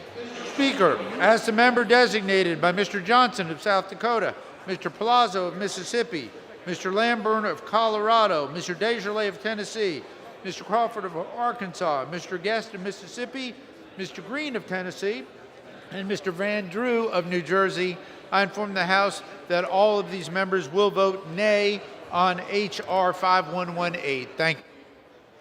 For what purpose does the gentleman from Rhode Island seek recognition? Mr. Speaker, as a member designated by Ms. Jackson Lee of Texas, Ms. Jen Schakowsky of Illinois, Ms. Sewell of Alabama, I inform the House that these members will vote yes on H.R. 5118. For what purpose does the gentleman from Florida seek recognition? Mr. Speaker, as a member designated by Mr. Stubbe of Florida, I inform the House that Mr. Stubbe will vote no on H.R. 5118. For what purpose does the gentlewoman from Florida seek recognition?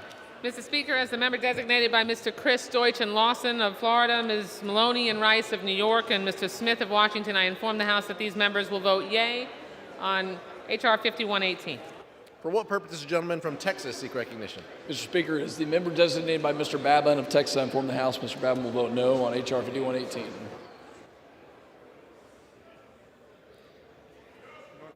For what purpose does the gentleman from North Dakota seek recognition? Gabby, is this Member yours? designated by Mr. Taylor from Texas and Ms. Maliotakis from New York, I inform the House that they'll vote no on H.R. 5188. For what purpose does the gentleman from Colorado seek recognition? Great to see you, Mr. Speaker. As a member designated by Diana DeGette of Colorado, Mark DeSaulnier of California, Seth Moulton of Massachusetts, Tom Swazi of New York, and David Scott of Georgia, I inform the House that these members will vote yes on H.R. 5118. For what purpose does the gentleman from Michigan seek recognition? Mr. Speaker, as a member designated by Mr. Katko of New York, Mr. Rice of South Carolina, Mr. Kinzinger of Illinois, I inform the House Mr. Kinzinger, Katko, and Rice will vote nay on H.R. 5118.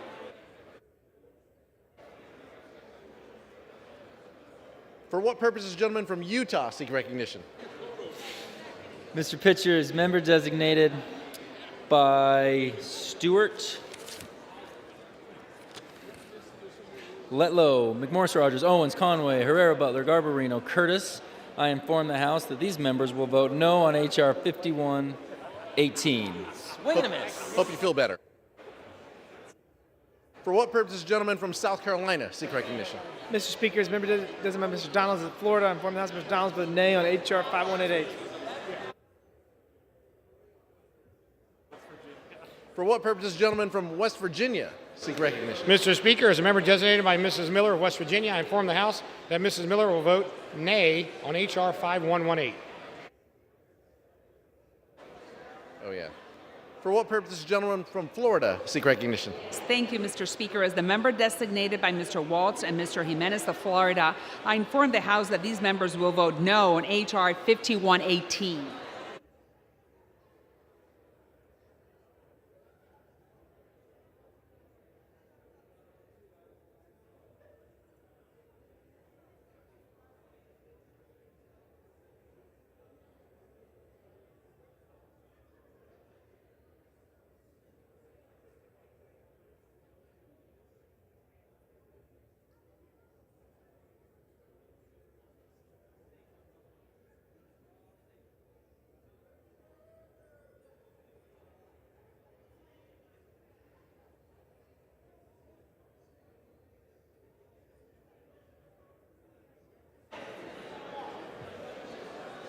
For what purpose does the gentleman from Maryland seek recognition? As a member designated by Mr. Boyle, Mr. Rupersberger, Mr. McEachin, Mr. Jones, Ms. Newman, and Ms. Trahan, inform the House will vote yes on H.R. 5118.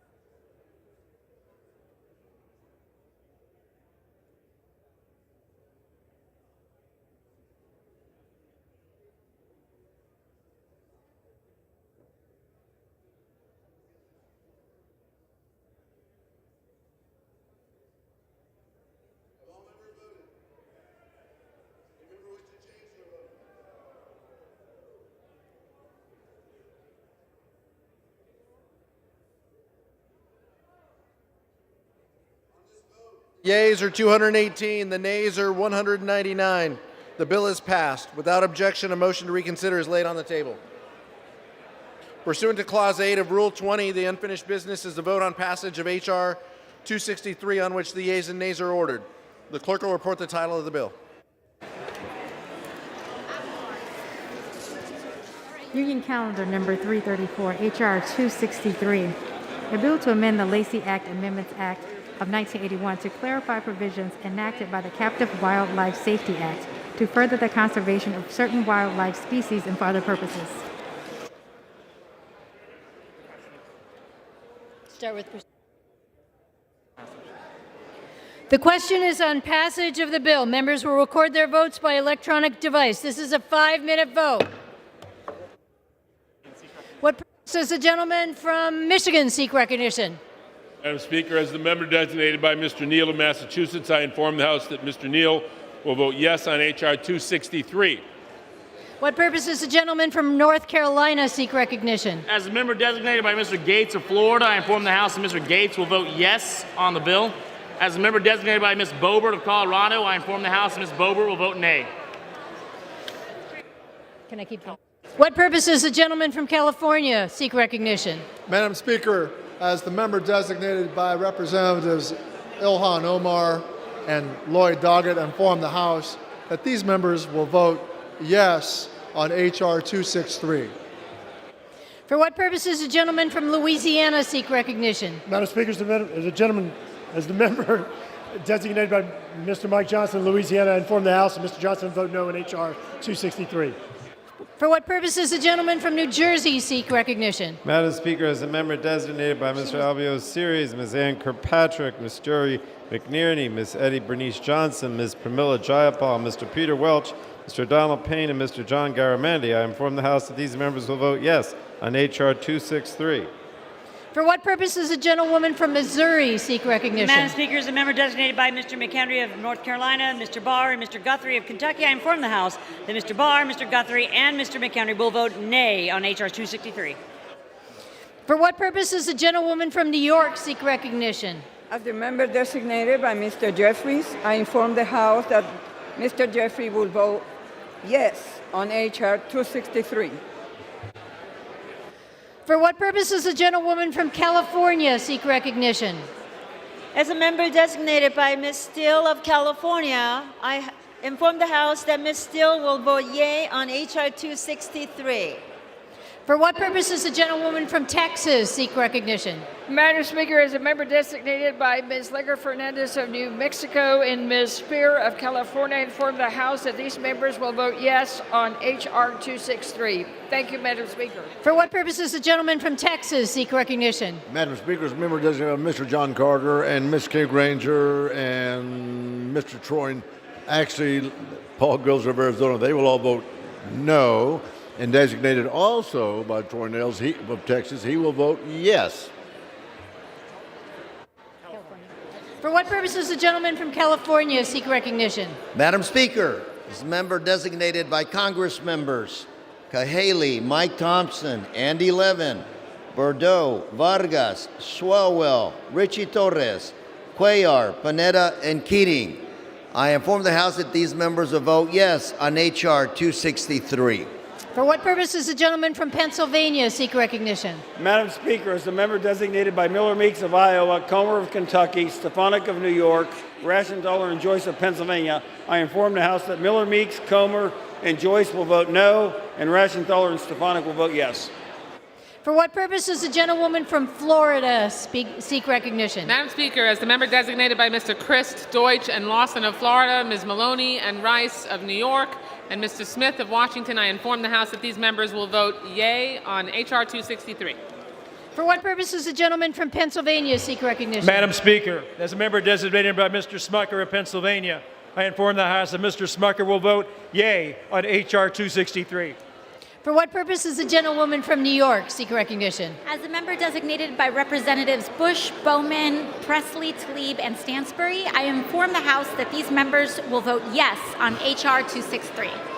For what purpose does the gentleman from Ohio seek recognition? Madam Speaker, as a member designated by Mr. Wenstrup of Ohio, Mr. LaHood of Illinois, pursuant to House Resolution 8, I inform the House that Mr. Wenstrup and Mr. LaHood will vote nay on H.R. 263. For what purpose does the gentleman from Georgia seek recognition? Madam Speaker, as a member designated by Ms. Macbeth of Georgia, pursuant to H.R. 8, I inform the House that Ms. Macbeth will vote yes on H.R. 263. For what purpose does the gentleman from Wisconsin seek recognition? Madam Speaker, as a member designated by Ms. Tom Tiffany of Wisconsin, pursuant to House Resolution 8, inform the House Ms. Tiffany will vote no on H.R. 263.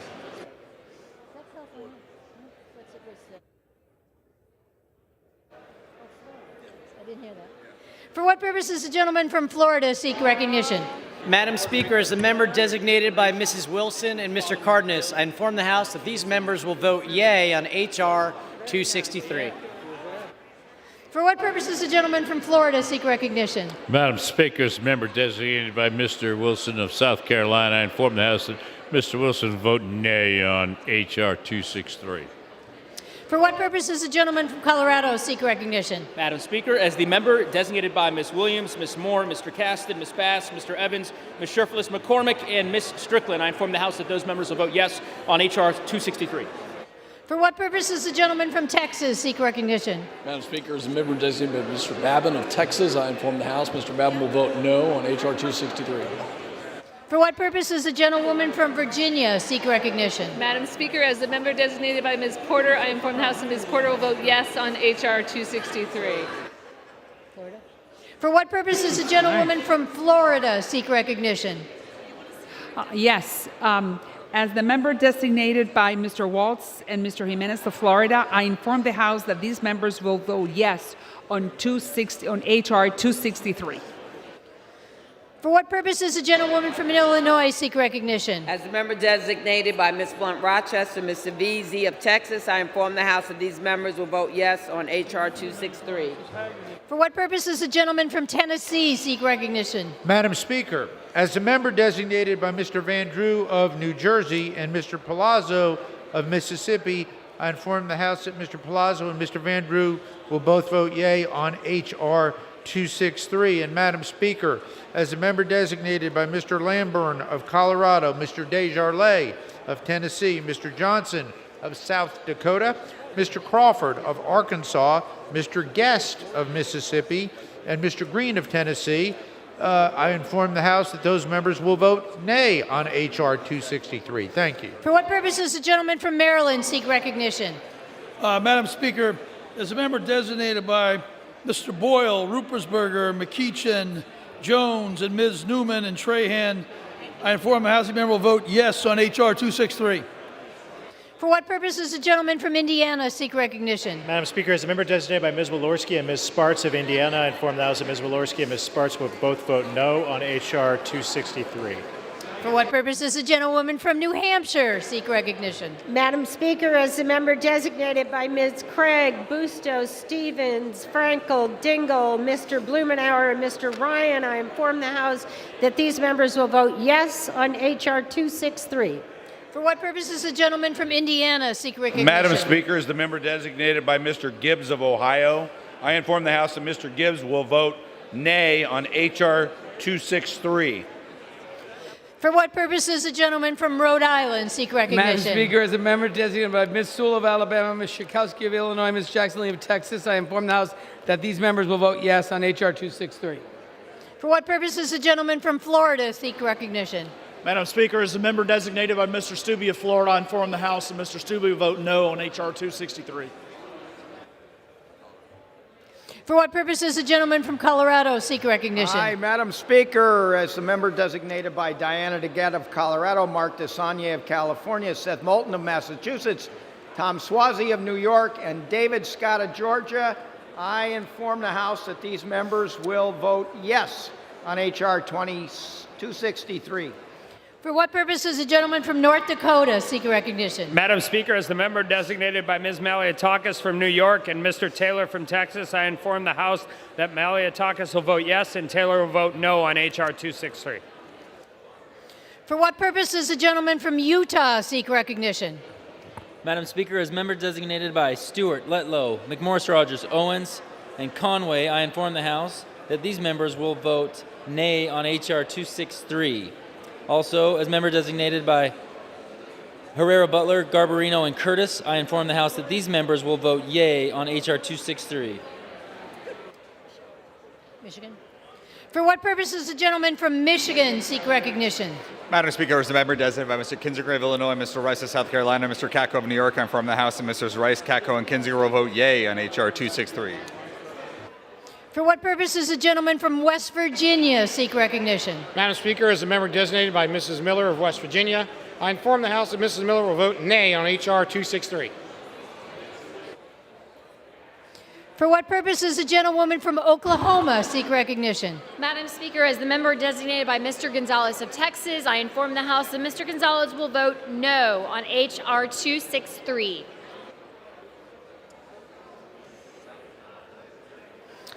For what purpose does the gentleman from South Carolina seek recognition?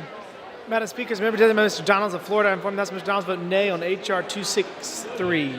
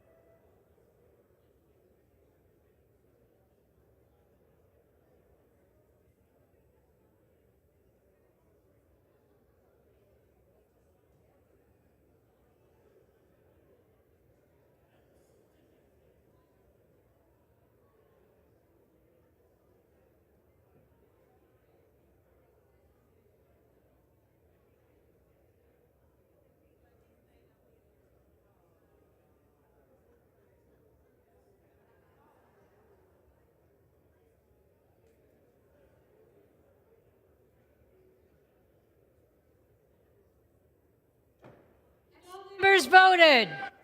Does any member wish to change a vote? Ready? Closed. 278 to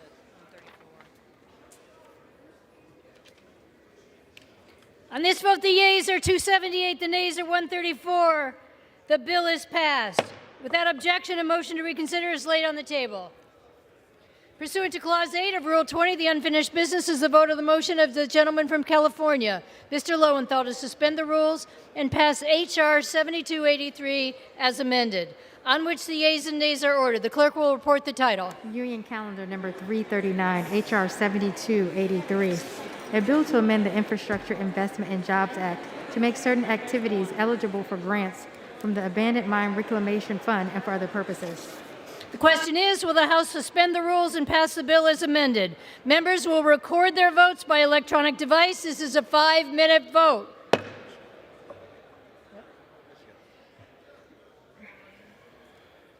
For what purpose does the gentleman from Michigan seek recognition? Madam Speaker, as the member designated by Mr. Neal of Massachusetts, I inform the House that Mr. Neal will vote yes on H.R. 7283.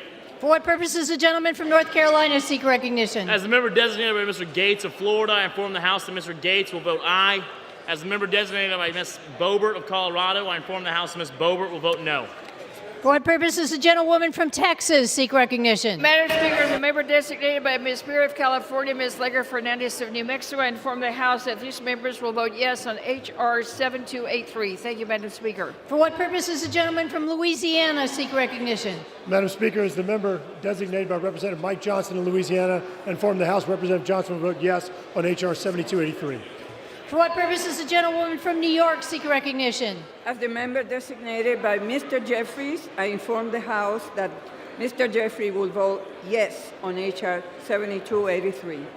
For what purpose does the gentlewoman from Missouri seek recognition? Madam Speaker, as the member designated by Mr. McHenry of North Carolina, Mr. Barr, and Mr. Guthrie of Kentucky, I inform the House that Mr. Barr, Guthrie, and McHenry will vote aye on H.R. 7283.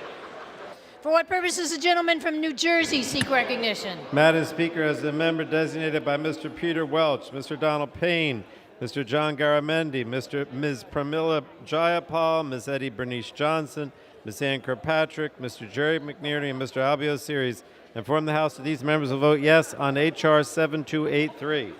So, for what purpose does the gentlewoman from California seek recognition? As a member designated by Ms. Steele of California, I inform the committee or the House that Ms. Steele will vote yea on H.R. 7283. For what purpose does the gentlewoman from Illinois seek recognition? As the member designated by Ms. Blunt Rochester of Delaware, Mr. Veazey of Texas, I inform the House that these members will vote yes on H.R. 7283. For what purpose does the gentleman from Florida seek recognition? Madam Speaker, as a member designated by Mr. Wilson of South Carolina, I inform the House Mr. Wilson will be voting aye on H.R. 7283. For what purpose does the gentlewoman from New Hampshire seek recognition? Madam Speaker, as a member designated by Ms. Craig, Bustos, Stevens, Frankel, Dingle, Mr. Blumenauer, and Mr. Ryan, I inform the House that these members will vote yes on H.R. 7283. For what purpose does the gentleman from Texas seek recognition? Madam Speaker, as a member designated by Mr. John Carter, Ms. Kay Granger, Mr. Troy Nails, Mr. Paul of Texas, and Mr. Paul Gozarezer, I inform the House they will all vote yes on 7283. For what purpose does the gentleman from Florida seek recognition? Madam Speaker, as the member designated by Representatives Cardenas and Wilson, I inform the House that these members will vote yea on H.R. 7283. Pennsylvania. For what purpose does the gentleman from Pennsylvania seek recognition? Pennsylvania. Madam Speaker, as a member designated by Mr. Smucker from Pennsylvania, I inform the House that Mr. Smucker will vote yes on H.R. 7283. For what purpose does the gentleman from Maryland seek recognition? Madam Speaker, as a member designated by Mr. Boyle, Mr. Ruppersberger, Mr. McEachin, Mr. Jones, Ms. Newman, Ms. Strahan, I inform the House member vote yes on 7283. For what purpose does the gentleman from Pennsylvania seek recognition? Madam Speaker, as the member designated by Miller Meeks of Iowa, Comer of Kentucky, Stefanik of New York, Rashenthaler and Joyce both of Pennsylvania, I inform the House they will all be voting yes on H.R. 7283. For what purpose does the gentleman from Virginia seek recognition? Madam Speaker, as a member designated by Mr. Cohen of Tennessee, I inform the House Mr. Cohen will vote yes on H.R. 7283. For what purpose does the gentleman from Ohio seek recognition? Madam Speaker, as the member designated for Mr. Wentworth of Ohio, Mr. LaHood of Illinois, pursuant to House Resolution 8, I inform the House that Mr. Wenstrup and Mr. LaHood will vote aye on H.R. 7283. For what purpose does the gentleman from Georgia seek recognition? Madam Speaker, as the member designated by Ms. McBath of Georgia, pursuant to H.R. 8, I inform the House that Ms. McBath will vote yes on H.R. 7283. For what purpose does the gentleman from Utah seek recognition?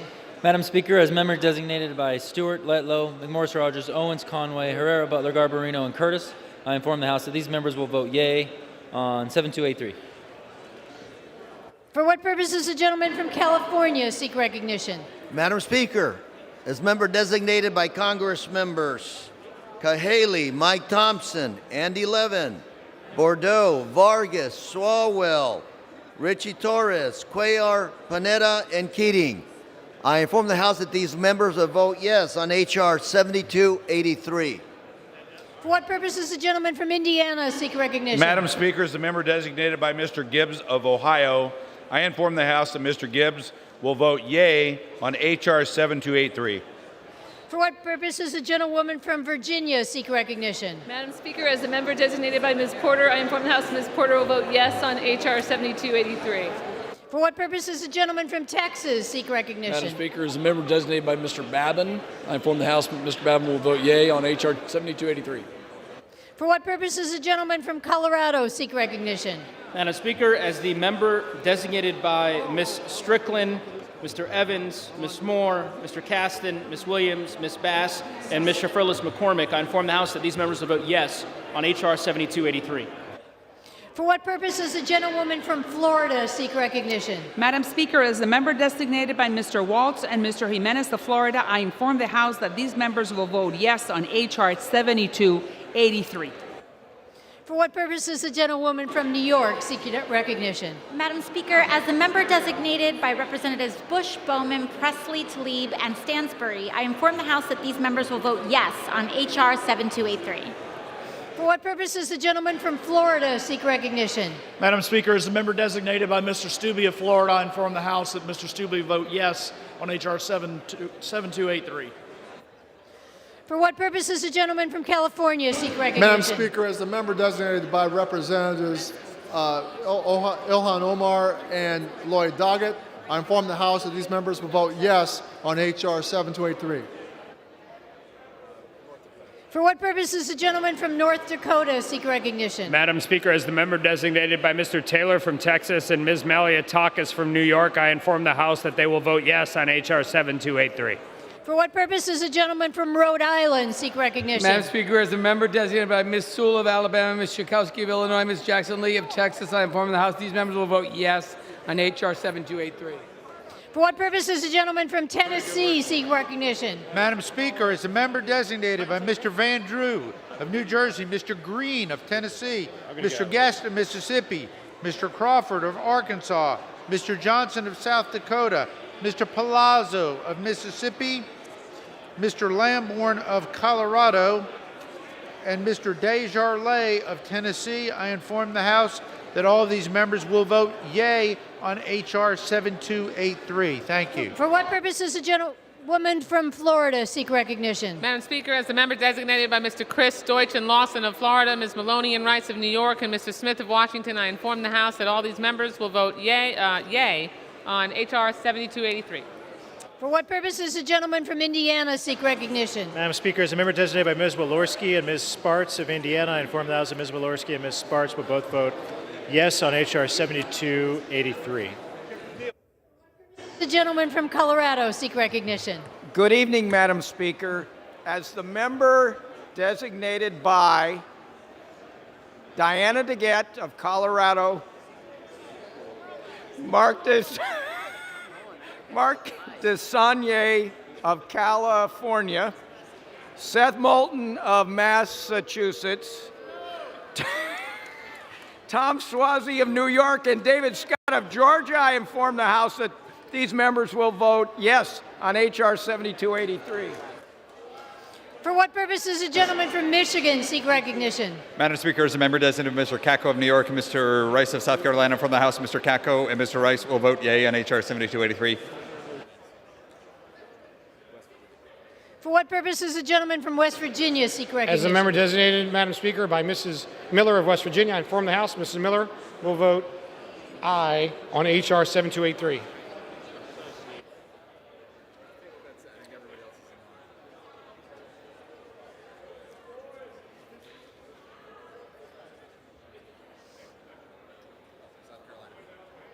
For what purpose does the gentleman from South Carolina seek recognition? Madam Speaker, as a member designated Mr. Donalds of Florida, I inform the House Mr. Donalds vote nay on H.R. 7283.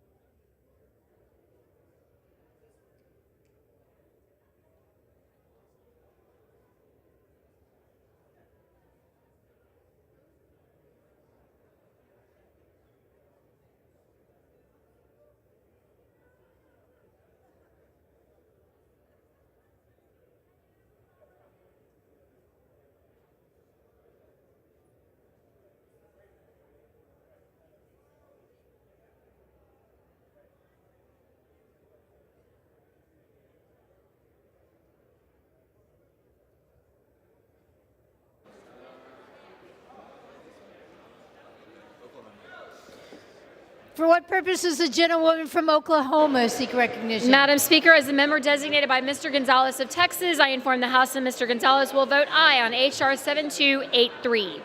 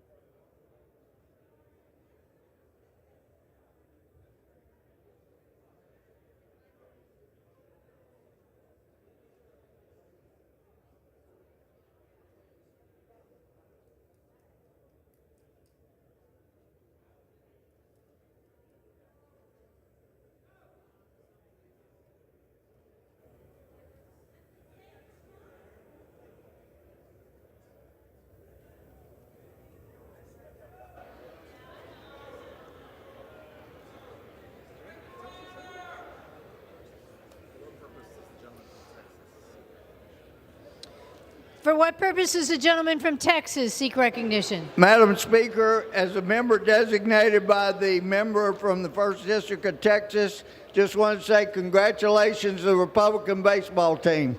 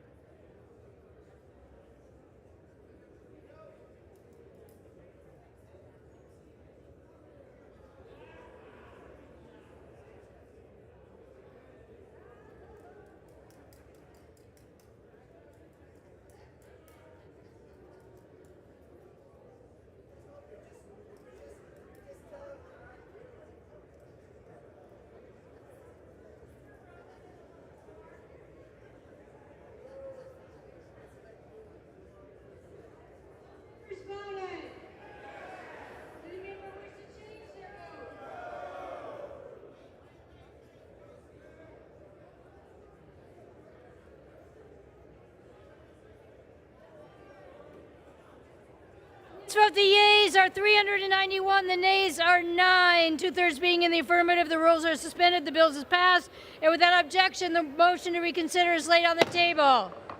Pursuant to Clause 8 of Rule 20, the unfinished business is a vote on the motion of the gentleman from California, Mr. Costa, to suspend the rules and pass Senate 3451, on which the yeas and nays are orders. The clerk will report the title. Senate 3451, an act to include certain computer-related projects in the federal permitting program under Title 41 of the FAST Act and for other purposes.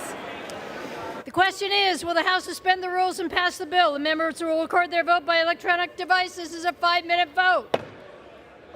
For what purpose does the gentlewoman from Illinois seek recognition? As the member designated by Ms. Blunt Rochester of Illinois, I inform the House that Ms. Blunt Rochester will vote no. As the member designated by Mr. Veazey of Texas, I inform the House that Mr. Veazey will vote yes on S3451. For what purpose does the gentleman from Tennessee seek recognition? Madam Speaker, as the member designated by Mr. Descharlet of Tennessee, Mr. Lamborn of Colorado, Mr. Green of Tennessee, Mr. Gaston of Mississippi, Mr. Palazzo of Mississippi, Mr. Van Drew of New Jersey, Mr. Johnson of South Dakota, and Mr. Crawford of Arkansas, I inform the House they will all vote yea on S3451. Thank you.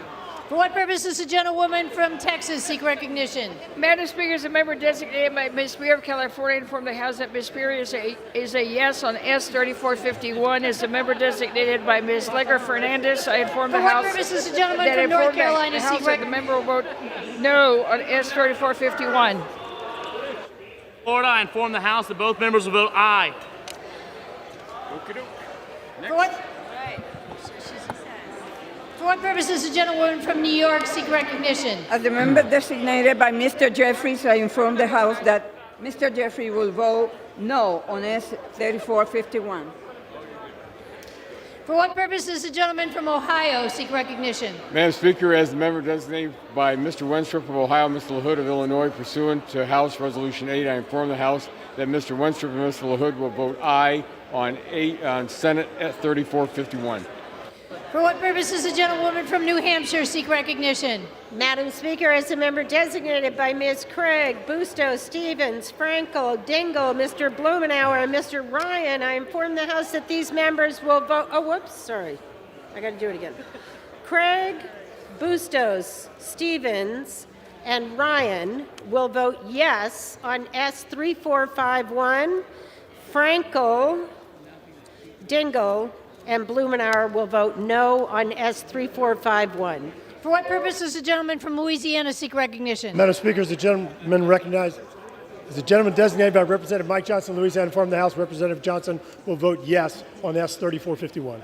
For what purpose does the gentlewoman from Florida seek recognition? Madam Speaker, as the member designated by Mr. Smith, Christ of Florida, and C. Maloney of New York, I inform the House that these members will vote nay on S3451, and as the member designated by Mr. Lawson, Deutsch, and Rice of New York, I inform the House that these members will vote yea on S3451. For what purpose does the gentleman from Florida seek recognition?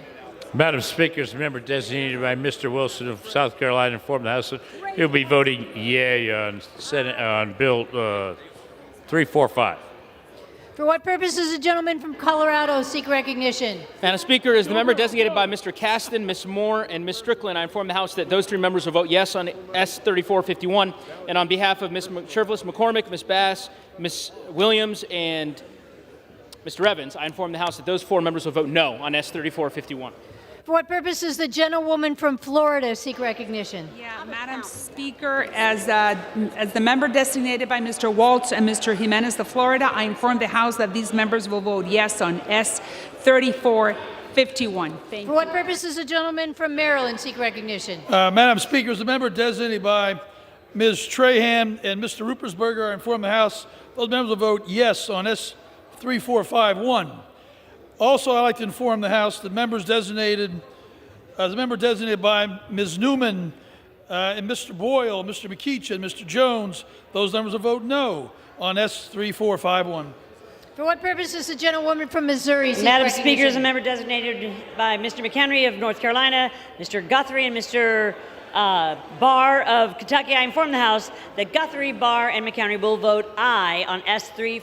3451. For what purpose does the gentleman from Michigan seek recognition? Madam Speaker, as the member designated by Mr. Neal of Massachusetts, I inform the House that Mr. Neal will vote yes on S 3451. For what purpose does the gentlewoman from California seek recognition? As a member designated by Ms. Steele of California, I inform the House that Ms. Steele will vote aye on S 345. For what purpose does the gentlewoman from New York seek recognition? As the member designated by Representatives Bush, Bowman, Presley, Tlaib, and Stansbury, I inform the House that these members will vote no on S 3451. What purpose does the gentleman from Texas seek recognition? Madam Speaker, as a member designated by Mr. Carter of Texas, Ms. Granger of Texas, and Mr. Nails of Texas, and Mr. Goes of Arizona, I inform the House they will all vote yes on S 345. What purpose does the gentleman from California seek recognition? Madam Speaker, as member designated by Congress members Mike Thompson, Bordeaux, Vargas, Swalwell, Cuellar, Panetta, and Keating, I inform the House that these members will vote yes on S 3451. And Madam Speaker, as member designated by Congress members Cahaley, Andy Levin, Richie Torres, I inform the House that these members will vote no on S 3451. For what purpose does the gentleman from Pennsylvania seek recognition? Madam Speaker, as a member designated by Mr. Smucker of Pennsylvania, inform the House that Mr. Smucker will vote yes on S 3451. For what purpose does the gentleman from California seek recognition? Madam Speaker, as a member designated by Representatives Lloyd Doggett and Ilhan Omar, I inform the House that these members will vote no on S 3451. For what purpose does the gentleman from Pennsylvania seek recognition? Madam Speaker, as the member designated by Miller Meeks of Iowa, Comer of Kentucky, Stefanik of New York, Joyce and Rauschenthal are both of Pennsylvania, I inform the House that they will be voting yes on S 3451. For what purpose does the gentleman from Virginia seek recognition? Madam Speaker, as the member designated by Mr. Cohen, I inform the House that Mr. Cohen will vote yes on S 3451. For what purpose does the gentleman from Indiana seek recognition? Madam Speaker, as the member designated by Mr. Gibbs of Ohio, I inform the House that Mr. Gibbs will vote yea on S 3451.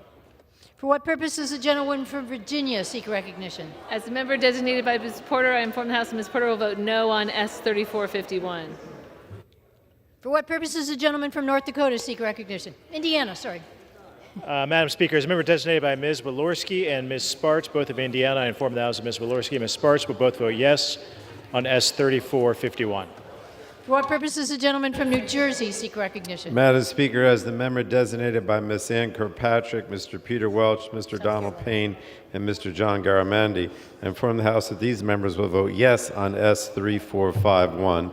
And as the member designated by Mr. Jerry McNerney, Mr. Albio Series, Ms. Eddie Bernice Johnson, and Ms. Pramila Jayapal, I inform the House that these members will vote no on S 3451. For what purpose does the gentleman from South Carolina seek recognition? Madam Speaker, as a member designated by Mr. Donalds of Florida, I inform the House that Mr. Donalds vote aye on S 3451.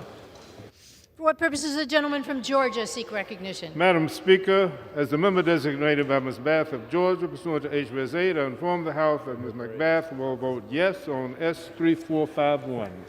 For what purpose does the gentleman from Florida seek recognition? Madam Speaker, as a member designated by Mr. Stubbe of Florida, I inform the House that Mr. Stubbe will vote yes on S 3451. For what purpose does the gentleman from Florida seek recognition? Madam Speaker, as the member designated by Mr. Cardenas and Mrs. Wilson, I inform the House that these members will vote yea on Senate Bill 3451. For what purpose does the gentlewoman from Oklahoma seek recognition? Madam Speaker, as the member designated by Mr. Gonzalez of Texas, I inform the House that Mr. Gonzalez will vote aye on S 3451. For what purpose does the gentleman from Colorado seek recognition? Thanks, Madam Speaker. As the member designated by Ms. Diana DeGette of Colorado, Mr. Mark DeSagne of California, I inform the House that these members will vote no on S 3451. And as the member designated by Mr. David Scott, Mr. Tom Swazi, Mr. Seth Knowlton, I inform the House that these members will vote yes on S 3451. The gentleman from Texas seek recognition. Madam Speaker, as the member designated by Mr. Babin of Texas, I inform the House Mr. Babin will vote yea on S 3451. For what purpose does the gentleman from Rhode Island seek recognition? Madam Speaker, as the member designated by Ms. Terry Sewell of Alabama, Ms. Sheila Jackson Lee of Texas, I inform the House that these members will vote yes on S 3451. And as the member designated by Ms. Schakowsky of Illinois, I inform the House that Ms. Schakowsky will vote no on S3451. For what purpose does the gentleman from North Dakota seek recognition? Madam Speaker, as the member designated by Mr. Taylor from Texas and Ms. Maliatakis from New York, I inform the House that they will vote yes on 3451. For what purpose does the gentleman from Utah seek recognition? Madam Speaker, as member designated by Stewart, Letlow, McMorris, Rogers, Owens, Conway, Herrera, Butler, Garbarino, and Curtis, I inform the House that these members will vote yea on 3451.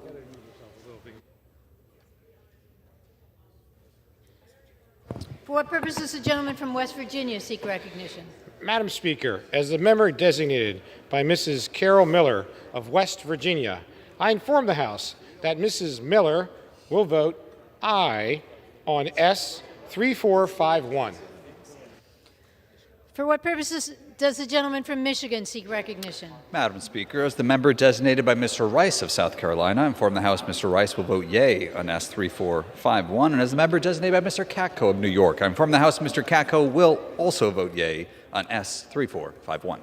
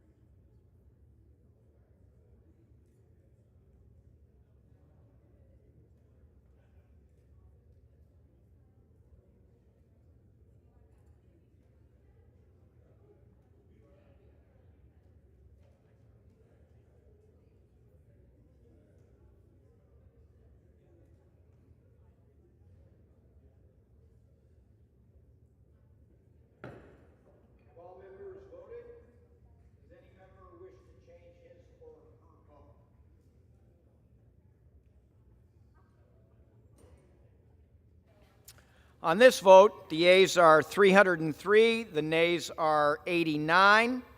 Two-thirds being in the affirmative, the rules are suspended, the bill is passed, and without objection, the motion to reconsider is laid on the table.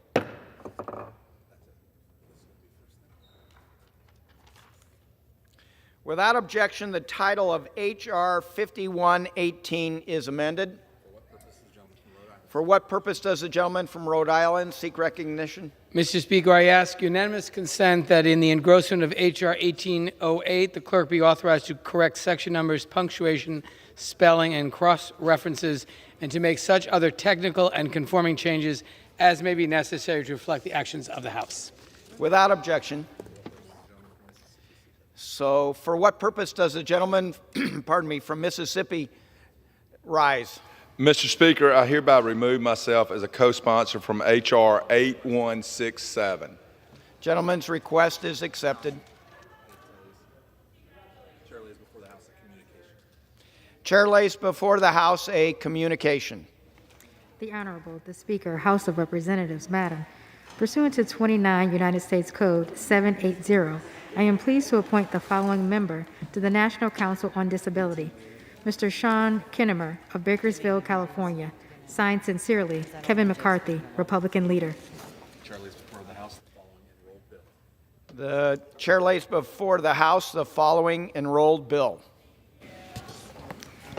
H.R. 3359, an act to provide for a system for reviewing the case files of cold case murders at the instance of certain persons and for other purposes.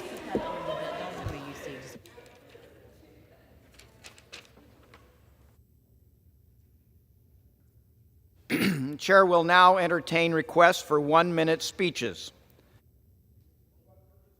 Gentlewoman from Ohio seek recognition. Mr. Speaker, I ask unanimous consent to address the House for 1 minute and to revise and extend my remarks. Without objection.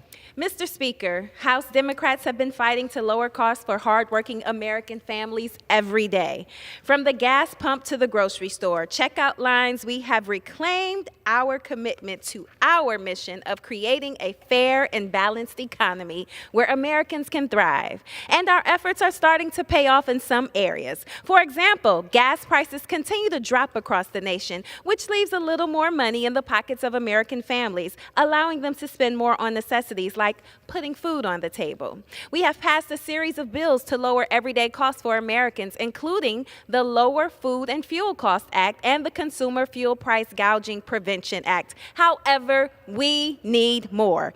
We must continue to put people over politics and pass more comprehensive legislation to help Americans thrive. And with that, Mr. Speaker, I yield back. Gentlelady yields back. For what purpose does the gentleman from North Carolina seek recognition? Mr. Speaker, I seek unanimous consent to address the House for 1 minute. Without objection, gentleman's recognized. Madam Speaker, a right is not truly a right if it requires permission from the ruling class.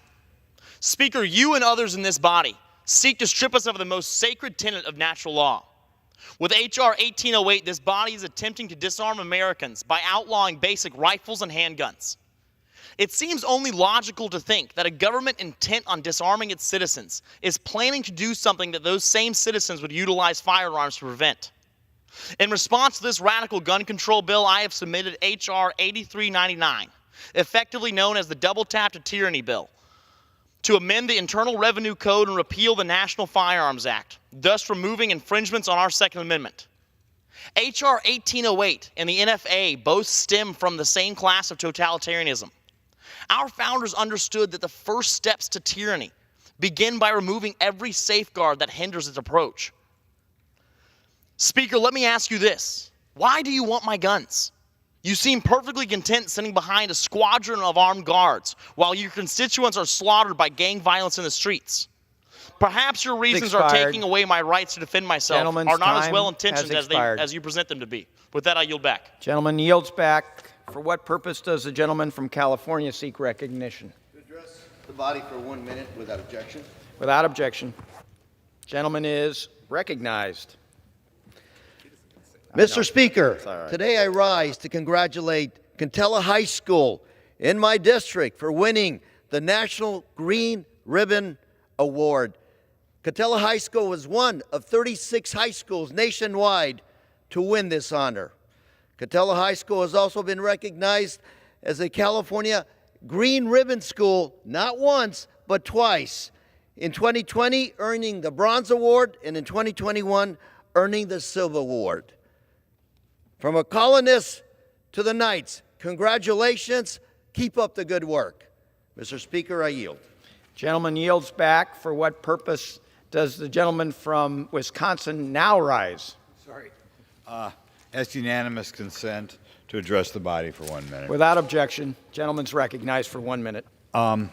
Everybody is obsessed with the inflation, and they, as well they should be obsessed. But there are so many stories out there that the mainstream media is not covering that the American public ought to be aware of. Right now, ICE is proposing identification cards for illegal immigrants.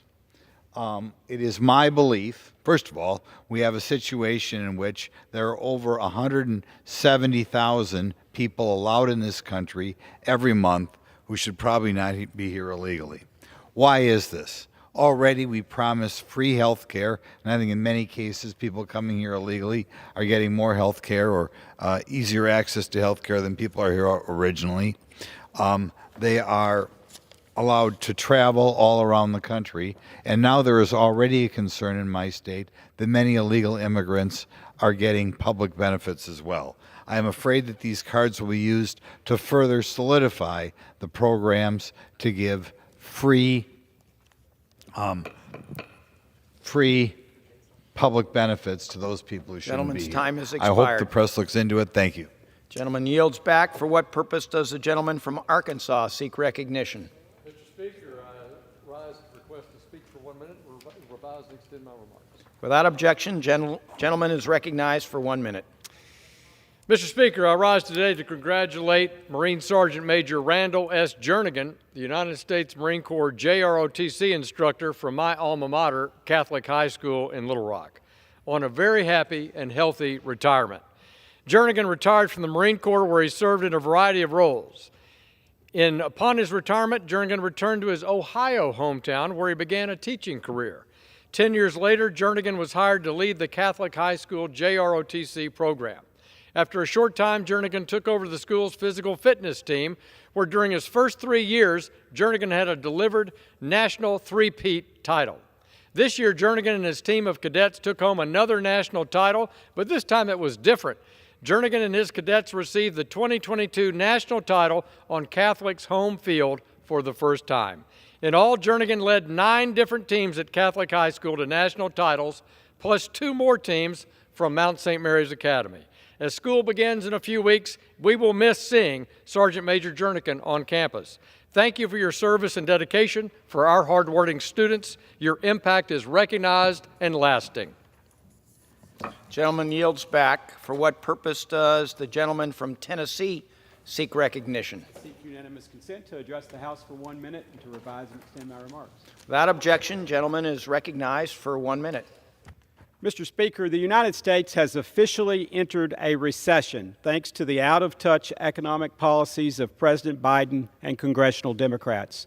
Since the day Democrats gained control of our government, having majorities in the House, Senate, and a Democratic president in the White House, fiscally conservative members of Congress like myself have been sounding the alarms on this reckless deficit spending that got us in this mess. Now it looks like it'll be Republicans tasked with getting us out of this recession, as the American people are fed up with Democrats' economic policies that are causing record-breaking inflation and now a recession. If and when Republicans gain control of the House, I can assure you the first thing we'll do is stop the out-of-control spending, the wasteful spending enacted under complete Democratic control of Washington. Hopefully by then, the President will come to his senses and work with Republicans to get us back on track. Thank you, Mr. Speaker, and I yield back. Gentleman yields back. For what purpose does the gentleman from California seek recognition? Seek unanimous consent to address House 1 minute, revise and extend my remarks. Without objection, gentleman is recognized. Thank you, Mr. Speaker. The Biden administration is throwing such a wrench in the American economy and is stifling production in critical domestic industries, including agriculture.